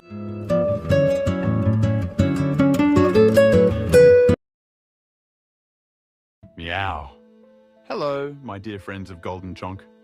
Tonight, as the moonlight spills its silver over quiet rooftops and ancient stories stir in the gentle wind, let us settle in for a tale, one both sad and strange, echoing the strength and weakness found in every human heart, even the hearts of emperors. Imagine yourself walking Rome's ancient stone streets in 67 AD. The night sky sparkles above, a cool breeze whispers among mossy tiles. Suddenly, you see him, Emperor Nero, the world's most powerful man, strolling arm in arm with a breathtaking new wife. Her beauty turns heads, but an uneasy chill lingers in the air, for all of Rome knows the truth. This woman was once a boy named Sporus, and her story is one of sorrow and cruelty. Sporus, perhaps an unfamiliar name, but his story will linger with you long after tonight. Before he was drawn into tragedy, let us consider the one who drew him in. Nero was not born a monster. When he became emperor at only 16, people hoped for a golden age. He reduced taxes, sponsored grand performances, and won the people's love. But absolute power, it can twist even the brightest soul. By 65 AD, something had cracked deep within him. Was it paranoia, the constant fear of betrayal? Or was it loneliness, the suffocating isolation of being emperor, above contradiction, beyond challenge? Or was it the loss of the only person he claimed to love, his wife, Poppaea Sabina? She was not only beautiful and clever, but matched his ambition and shared his dreams. Where his first wife, Octavia, was reserved, Poppaea was vibrant, a true partner, but also a dangerous obsession. Nero's passion for Poppaea became all-consuming. He divorced and exiled Octavia, married Poppaea in a lavish ceremony, and showered her with treasures from every corner of the empire. He watched her, isolated her, remade the world to keep her close. His love became possession, his devotion a prison. Poppaea understood the power and peril of her position. She promoted her family, built alliances, but crucially, she was not afraid to challenge Nero, even to mock him. This independence in the end proved fatal. One day, an argument escalated. Poppaea, pregnant with their second child, dared to criticize Nero's priorities. In a fit of rage, he struck her. Some say a single blow, others a prolonged attack. She died within hours, along with their unborn child. In that moment, the emperor who commanded armies, who was worshipped as a god, destroyed the only thing he truly loved. Nero's grief became madness. He refused the Roman funeral rites, embalmed her body, built her a mausoleum fit for a goddess, and spoke to her corpse as if she still lived. The court joined his delusion, leaving her seat empty at banquets, speaking of her in the present tense for fear of exile or death. It was then that Sporus entered Nero's gaze. A young freedman, perhaps 14 or 15, Sporus grew up in the palace and owed everything to imperial favor, a privilege but also a trap. What caught Nero's shattered mind was Sporus's face, a haunting resemblance to the lost Poppaea. For a man who had convinced himself he was a god, this likeness was an omen, a chance to undo the irreversible. The obstacle, Sporus was male, hardly mattered. Nero ordered physicians to surgically alter the boy, not merely to dress him as a woman, but to erase who he was. The procedure was dangerous, agonizing, and irreversible. If Sporus survived, he would never again be regarded as himself, but as an object of the emperor's will. Once recovered, Sporus was renamed Sabina and prepared for marriage to Nero. Seamstresses and jewelers transformed him. Makeup artists and tutors taught him the gestures, the walk, the voice of a Roman empress. Every lesson, every ornament, another chain binding him to a role he never chose. The marriage was held with imperial splendor, flowers, music, sacred rites. To outsiders, a spectacle. To those who knew, a moment of horror. Nero treated Sporus as his wife, his living Poppaea. Every day, Sporus performed under constant threat, forced to embody memories and emotions that were never his own. Ancient sources say he became skilled at this deception, but grew ever quieter, ever more withdrawn. For more than 2 years, Sporus lived this life, his true self buried beneath layers of forced femininity and imperial fantasy. When Nero's reign collapsed amid revolt and betrayal, Sporus fled with him, still bound to the man who had erased him. After Nero's death, Sporus became a pawn, passed between powerful men, forced to relive his trauma for their amusement.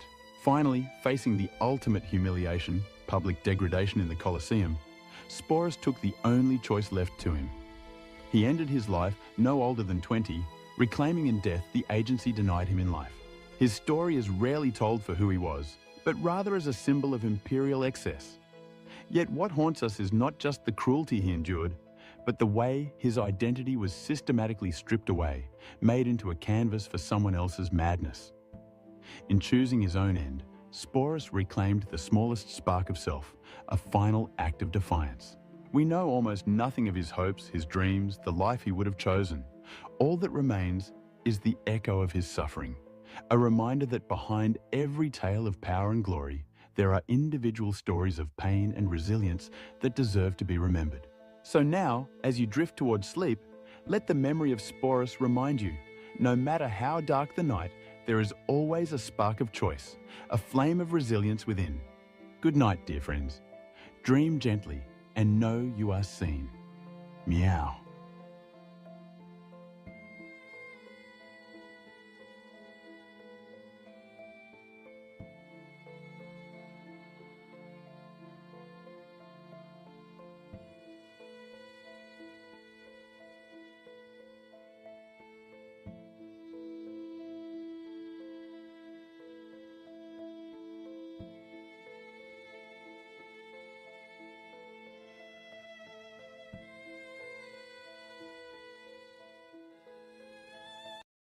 Hello, my dearest nappers and dreamers.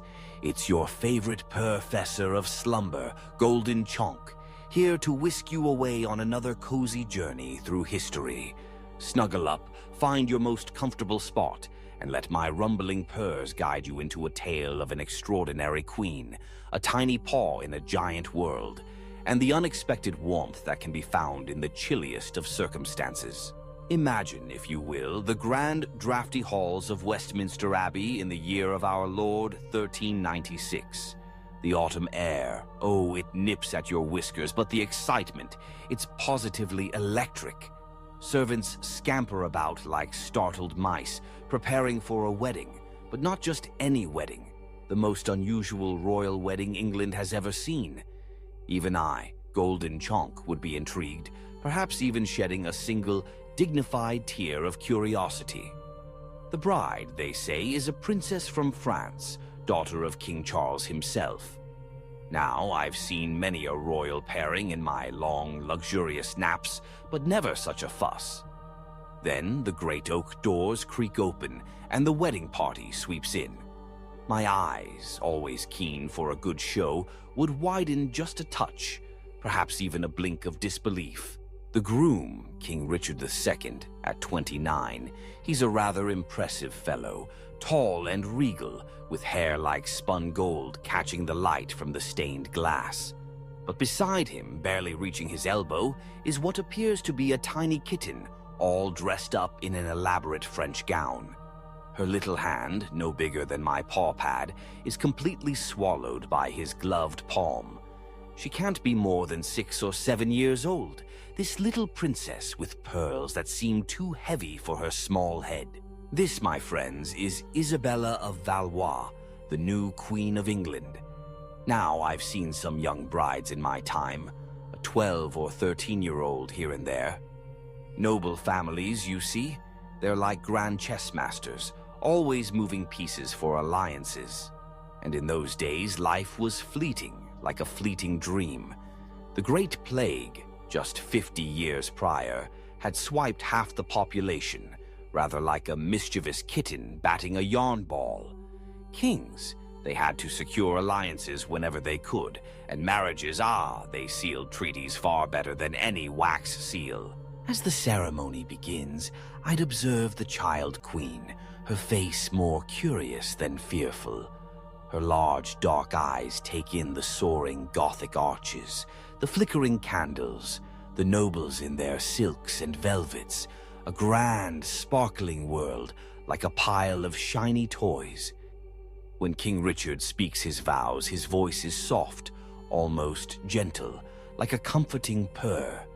This is no monster, my dears, but a king fulfilling his duty, securing peace with France through this sacred bond. Everyone understood, of course, that this marriage wouldn't be consummated. The little queen would be raised and educated at the English court until she came of age. It was simply the way things were done. I, Golden Chonk, would offer my silent blessings to their union, even as my heart beat a strange rhythm, contemplating the fate of this tiny queen in the dangerous game of royal politics. Now, before we delve deeper into these stories of survival and unexpected friendships, if you're enjoying this historical cuddle, do consider giving us a little like and subscribing for more tales like this. And please, do tell me in the comments below, where in the world are you listening from? It's truly incredible, isn't it? Us exploring these ancient stories together, connected across time and space by our shared curiosity about the past, much like a network of napping cats, each dreaming the same dream. The marriage of Isabella of Valois to Richard II, you see, was never meant to be a grand romance. Oh no, it was a masterpiece of medieval diplomacy, a human chess piece moved across the board to end one of the most devastating conflicts in European history, the 100 Years' War. To truly understand Isabella's journey, we must first understand the world she was born into and the forces that would shape her brief yet profound life. Isabella was born on November the 9th, 1389, in the opulent Louvre Palace in Paris. She was the eldest daughter of one of medieval Europe's most troubled monarchs, a king whose mind was, shall we say, a bit untamed. Her father, King Charles VI of France, suffered from bouts of madness, which must have made for some frightful moments for the young princess. He was known as Charles the Mad, and his condition would transform him from a capable ruler into a raving lunatic who sometimes forgot who he was, believed he was made of glass, or even refused to bathe for months. Imagine little Isabella's childhood in that opulent but unstable French court. One day, her father might bounce her on his knee, showering her with gifts and attention, like a cat showering a favorite toy with love. The next, she might find him cowering in a corner, screaming about assassins, or standing motionless for hours, convinced his glass body would shatter. The palace servants, of course, would whisk the children away during these episodes, but the fear and confusion they lingered in young Isabella's eyes. Her mother, Isabella of Bavaria, was a formidable woman, trying to hold the kingdom together during her husband's periods of incapacity. Beautiful and intelligent, she had her own political ambitions and understood that her children were valuable assets in the complex web of European politics. She watched her eldest daughter with calculating eyes, knowing that Isabella's beauty and royal blood would one day secure a crucial alliance for France, much like a queen cat assessing her most prized kitten. The world Isabella was born into was one of almost constant warfare. For nearly 60 years, England and France had been locked in a brutal conflict that had devastated both kingdoms, the 100 Years' War. It began over English claims to the French throne, but it had evolved into something far more complex. A struggle for national identity, economic dominance, and territorial control that had consumed entire generations. French villages lay in ruins from English raids, and English nobles had spent their fortunes financing campaigns across the Channel. Both kingdoms were exhausted, their treasuries depleted, their people weary of war, much like a feline after a particularly vigorous play session. By the 1390s, whispers of peace began to circulate in both courts, but peace required more than just words. It required bonds that could not easily be broken. This, my dear listeners, is where 6-year-old Isabella stepped onto the grand stage of European politics. The idea of marrying her to Richard II first emerged during secret negotiations between French and English ambassadors in 1395. Richard, you see, had been devastated by the death of his beloved first wife, Anne of Bohemia, the previous year. Anne was known as Good Queen Anne, adored by the English people for her gentleness and charity. Her death from plague had left Richard not only grief-stricken, but also without an heir, a dangerous situation for any medieval monarch. Richard's advisors urged him to remarry quickly, but the king was initially resistant. His marriage to Anne had been one of genuine affection, quite rare among royal unions. The thought of replacing her felt like a betrayal of her memory. But duty to the realm, that always outweighed personal sentiment. And when French ambassadors arrived with a proposal that could end the war, Richard, ever the thoughtful one, began to listen. The proposition was audacious in its scope, like a grand pounce from a very clever cat. They offered not just the hand of the king's eldest daughter, but a dowry of 800,000 francs, an astronomical sum that would go far toward refilling England's war-depleted treasury. More importantly, they offered a 28-year truce, long enough for an entire generation to grow up without knowing war. There was one significant obstacle, however. Isabella was only 6 years old. Even by medieval standards, this was unusually young for a royal bride. Most political marriages involved girls who were at least approaching adolescence. But the French negotiators, clever as they were, argued that this very youth was an advantage. The marriage, they said, would symbolize a new beginning, unsullied by the hatred and blood that had characterized relations between the two kingdoms. Isabella would be raised at the English court, learning English customs and loyalties. By the time she was old enough to rule as queen consort, she would be as much English as French. Richard's counselors were divided, much like a group of cats debating the merits of a new sunbeam. Some saw the wisdom in the proposal. The dowry alone would fund the royal household for years, and the extended truce would allow England to focus on other threats, particularly the growing power of Scotland and ongoing rebellions in Ireland. Others worried about the precedent of marrying a child so young, fearing it would scandalize even the medieval nobility. But Richard himself was intrigued by something else entirely. Court observers noted that when he saw the miniature portrait of Isabella sent by the ambassadors, something in his expression softened, like a cat's gaze when presented with a particularly comfortable blanket. Here was a child who would need protection, guidance, and care. Perhaps, some whispered, the childless king saw in this arrangement not just a political alliance, but the opportunity to be a father, as well as a husband. The negotiations stretched on for months, with ambassadors crossing the channel repeatedly to hammer out the intricate details. Every aspect of Isabella's future life was debated and codified. She would retain her French servants and ladies-in-waiting. She would be allowed to practice French customs and maintain correspondence with her family.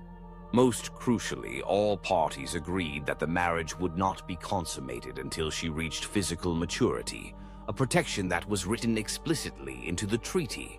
Meanwhile, in Paris, 6-year-old Isabella played with her dolls, blissfully unaware that her fate was being decided in council chambers and written into documents sealed with wax and ribbon. Her tutors began teaching her English phrases, and seamstresses started work on a trousseau fit for a queen. She was told she was going to marry a great king across the water, but at 6, the concept was no more real to her than the fairy tales her nurses told at bedtime. The wedding ceremony, my dears, took place not once but twice, reflecting the diplomatic complexity of the union. Isabella was only 7 when she wed Richard II at the English-controlled port of Calais on October 31st, 1396. This first ceremony was intimate, attended primarily by negotiators and high-ranking nobles from both kingdoms. Calais, as English territory on French soil, provided neutral ground for this historic moment, like a carefully selected napping spot that's just right. Standing in the great hall of Calais Castle, Isabella must have been overwhelmed by the gravity of the moment. She wore a gown of cloth of gold, so heavy with embroidery and pearls that she needed help walking, rather like a tiny kitten tangled in a particularly fancy curtain. Her new husband knelt to her level to exchange rings, and witnesses noted how gently he lifted her chin when she seemed frightened by the assembled nobles staring at her. A year later, she was crowned queen in Westminster Abbey. Allegedly, several people died in the crush to get a glimpse of the famous young bride. Oh, the perils of royal celebrity, even then. The English people had heard tales of their new child queen, and curiosity, that irresistible force, drew massive crowds to London for the coronation. The ceremony itself was a spectacular display of royal pageantry, designed to show both the English nobility and foreign observers that this unusual marriage had the full support of the crown. Isabella processed through London streets in a litter decorated with English roses and French fleur-de-lis, symbolizing the union of the two kingdoms, like two happy pairs intertwining. She wore a crown specially made for her small head, and her train was carried by English duchesses who had been chosen to serve as her guardians and teachers. The crowds that lined the streets called out blessings in English, which she was only beginning to understand, but she smiled and waved as she had been taught, a true little queen in the making. The coronation feasts that followed lasted 3 days, with entertainment that included jugglers, musicians, and elaborate theatrical presentations depicting the glorious future that this marriage would bring to both kingdoms. Isabella sat at the high table beside Richard, picking at her food with the careful manners her French tutors had drilled into her, while nobles toasted the health of the child queen. But even as the celebrations continued, experienced courtiers were already beginning to wonder how long this peace would last. Medieval truces, no matter how elaborately negotiated, were fragile things, like a carefully balanced tower of treats. Richard II, despite his current power, was not universally loved by his nobles.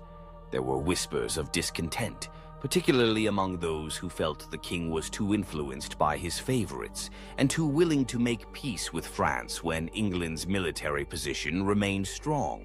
For the moment, however, Isabella was safe in her new home. Richard installed her in her own apartments at Westminster Palace, staffed with a carefully chosen household that blended French and English attendants. Her days were filled with lessons not just in languages and courtly accomplishments, but in the complex etiquette of English court life. She learned to curtsy in the English fashion, to prefer wine over ale at meals, and to speak English with the accent of the court rather than her French tutors. Much like a very clever cat adapting to new human customs, Richard himself took an active interest in her education and welfare.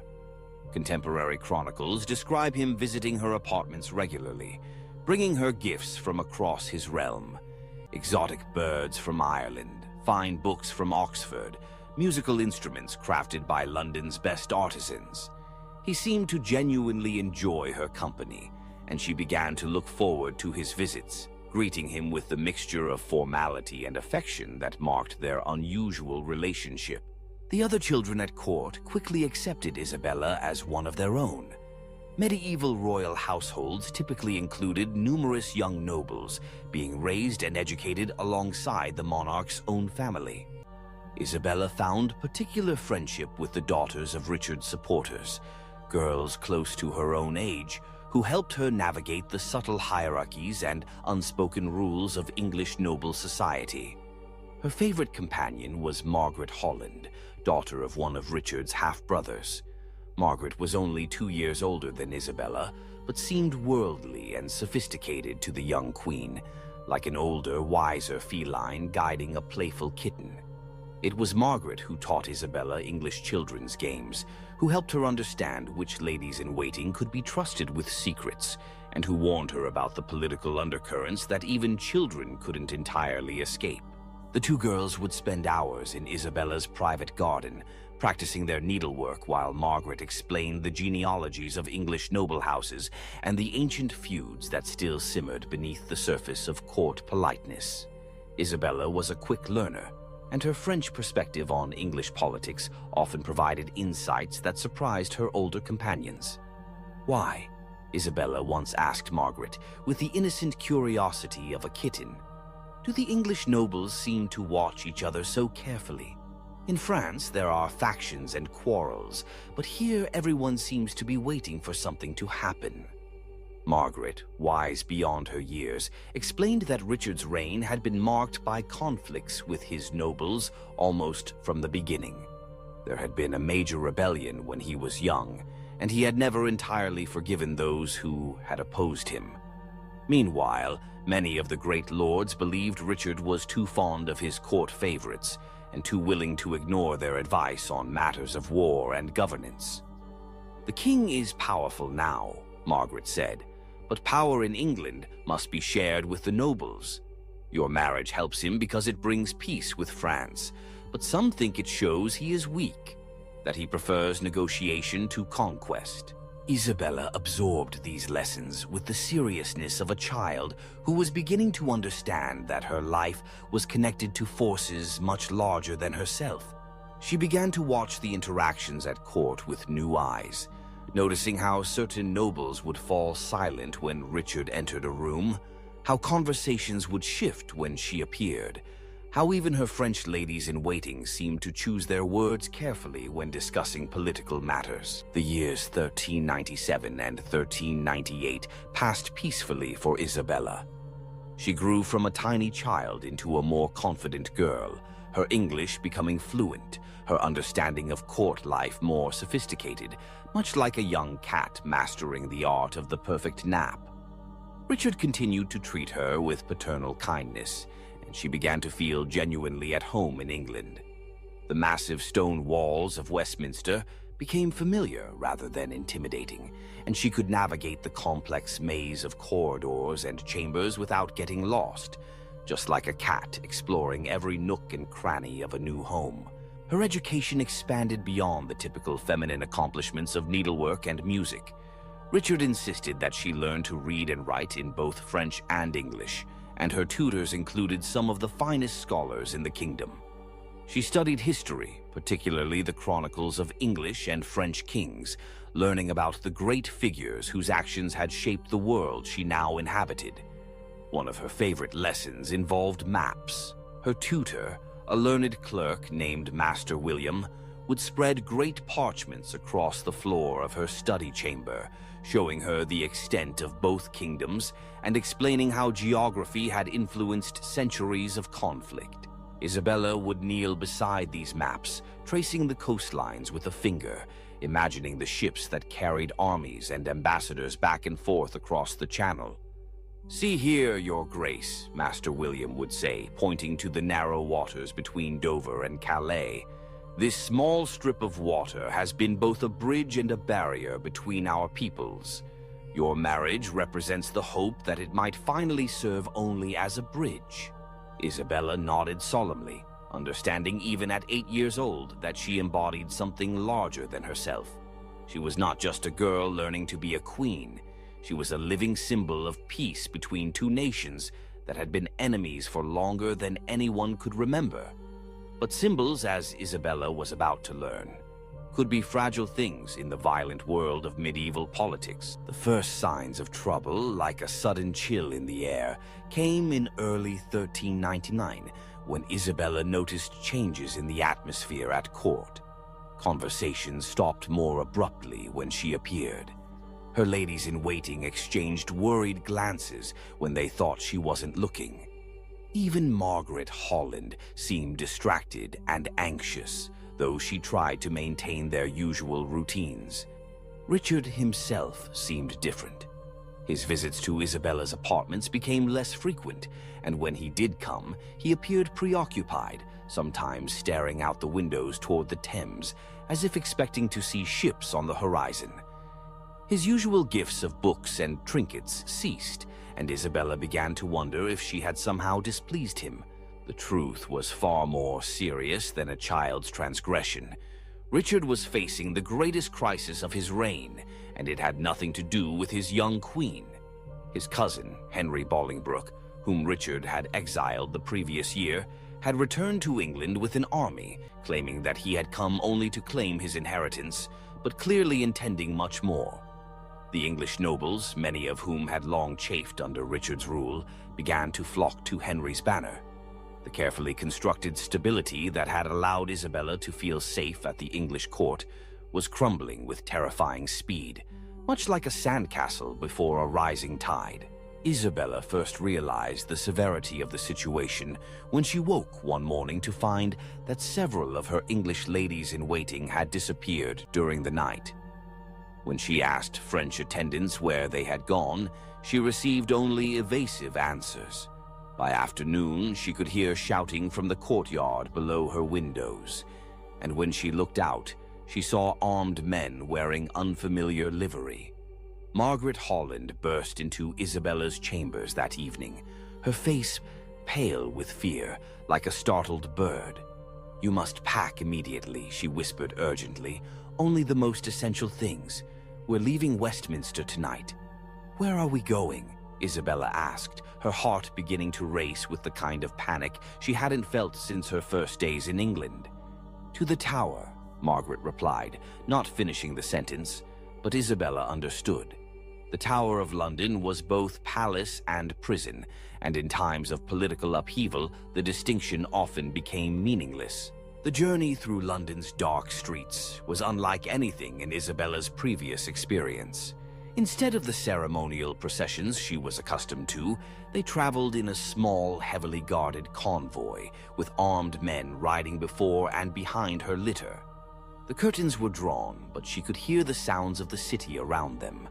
Not the usual noise of commerce and daily life, but something more urgent and threatening, like the distant rumble of thunder. At the tower, Isabella was installed in apartments that were comfortable, but clearly designed to contain rather than simply house their occupant. The windows were barred and guards stood at every entrance, much like vigilant house panthers. Her French ladies-in-waiting were allowed to remain with her, but most of her English attendants were dismissed. For the first time since arriving in England, Isabella felt truly isolated, like a lone kitten in a vast empty room. Richard came to see her on her second day at the Tower, and the change in him was shocking. The confident, kindly king she had known was gone, replaced by a man who seemed to have aged years in a matter of weeks. His clothes were rumpled, his hair unkempt, and his eyes held a wildness that reminded Isabella uncomfortably of her father's episodes of madness. "My dear child," he said, kneeling before her chair as he had done during their first meeting, "I'm afraid our circumstances have become difficult. There are those who question my right to rule, who seek to overturn the peace we have built with your father's kingdom." Isabella, now 9 years old and far more sophisticated than she had been 3 years earlier, understood the implications. "Are you still king?" she asked directly. Richard's smile was bitter. "For now," he said, "but Henry Bolingbroke has many supporters, and I may not be able to protect you as I once could." The conversation that followed was unlike any they had ever had. For the first time, Richard spoke to Isabella not as a child to be sheltered, but as a political equal who needed to understand the realities of her situation. He explained that Henry was claiming the throne, that many of the great nobles had abandoned Richard's cause, and that the future of both England and the peace with France now hung in the balance. "What will happen to me?" Isabella asked, displaying a composure that would have been remarkable in an adult, let alone a 9-year-old girl. "I don't know," Richard admitted, and Isabella could see that this uncertainty tormented him. "Henry may seek to use you as a bargaining chip with your father, or he may honor our marriage and continue to protect you. Much depends on whether he values peace with France above his own ambitions." This was Isabella's first real lesson in the brutal arithmetic of medieval politics. Her value as a person was secondary to her value as a symbol and a diplomatic asset. The love and care Richard had shown her, genuine though it may have been, could not shield her from the larger forces that were reshaping the English kingdom. The next few weeks passed in agonizing uncertainty. Isabella could hear the sounds of the city beyond the tower walls, but she was cut off from reliable news about what was happening. Her French ladies whispered among themselves in their native tongue, but even they seemed to know little beyond rumors and speculation. Finally, on a gray October morning, Isabella heard the sound she had been dreading, the heavy footsteps of armed men approaching her chambers. When the doors opened, she saw not the guards she had become accustomed to, but new men wearing the red rose livery of Henry Bolingbroke. The man who entered behind them was tall and imposing, with the bearing of a soldier and the calculating eyes of a politician. This was Henry himself, now Henry IV of England, come to meet the child who represented both an opportunity and a problem for his new reign. Isabella rose from her chair and curtsied deeply, as she had been taught to do when meeting a king. Henry studied her for a long moment, taking in her poise, her obvious intelligence, and perhaps calculating what use he might make of her, much like a cat assessing a new, intriguing object. "Your Grace," he said formally, and Isabella noted that he still used her royal title. "I regret that circumstances have made it necessary to discuss your future under such conditions." "What has become of the king?" Isabella asked, referring to Richard with the directness that had become her hallmark. "Richard of Bordeaux is no longer king," Henry replied, using Richard's birth name rather than his royal title. "He has abdicated in favor of my claim to the throne." Isabella knew enough about politics to understand that abdicated likely meant was forced to give up the crown, but she didn't challenge the euphemism. Instead, she asked the question that mattered most to her immediate future. "What becomes of me?" Henry's answer would determine whether Isabella remained a queen or became merely a very valuable prisoner. Her fate hung on the new king's assessment of how best to use the peace treaty with France, whether to maintain it or to risk war for the sake of other political objectives. "That," Henry said, "depends on many factors. Your father's response to recent events, the advice of my counselors, and perhaps most importantly, your own conduct in the coming months." With those words, 9-year-old Isabella began the most dangerous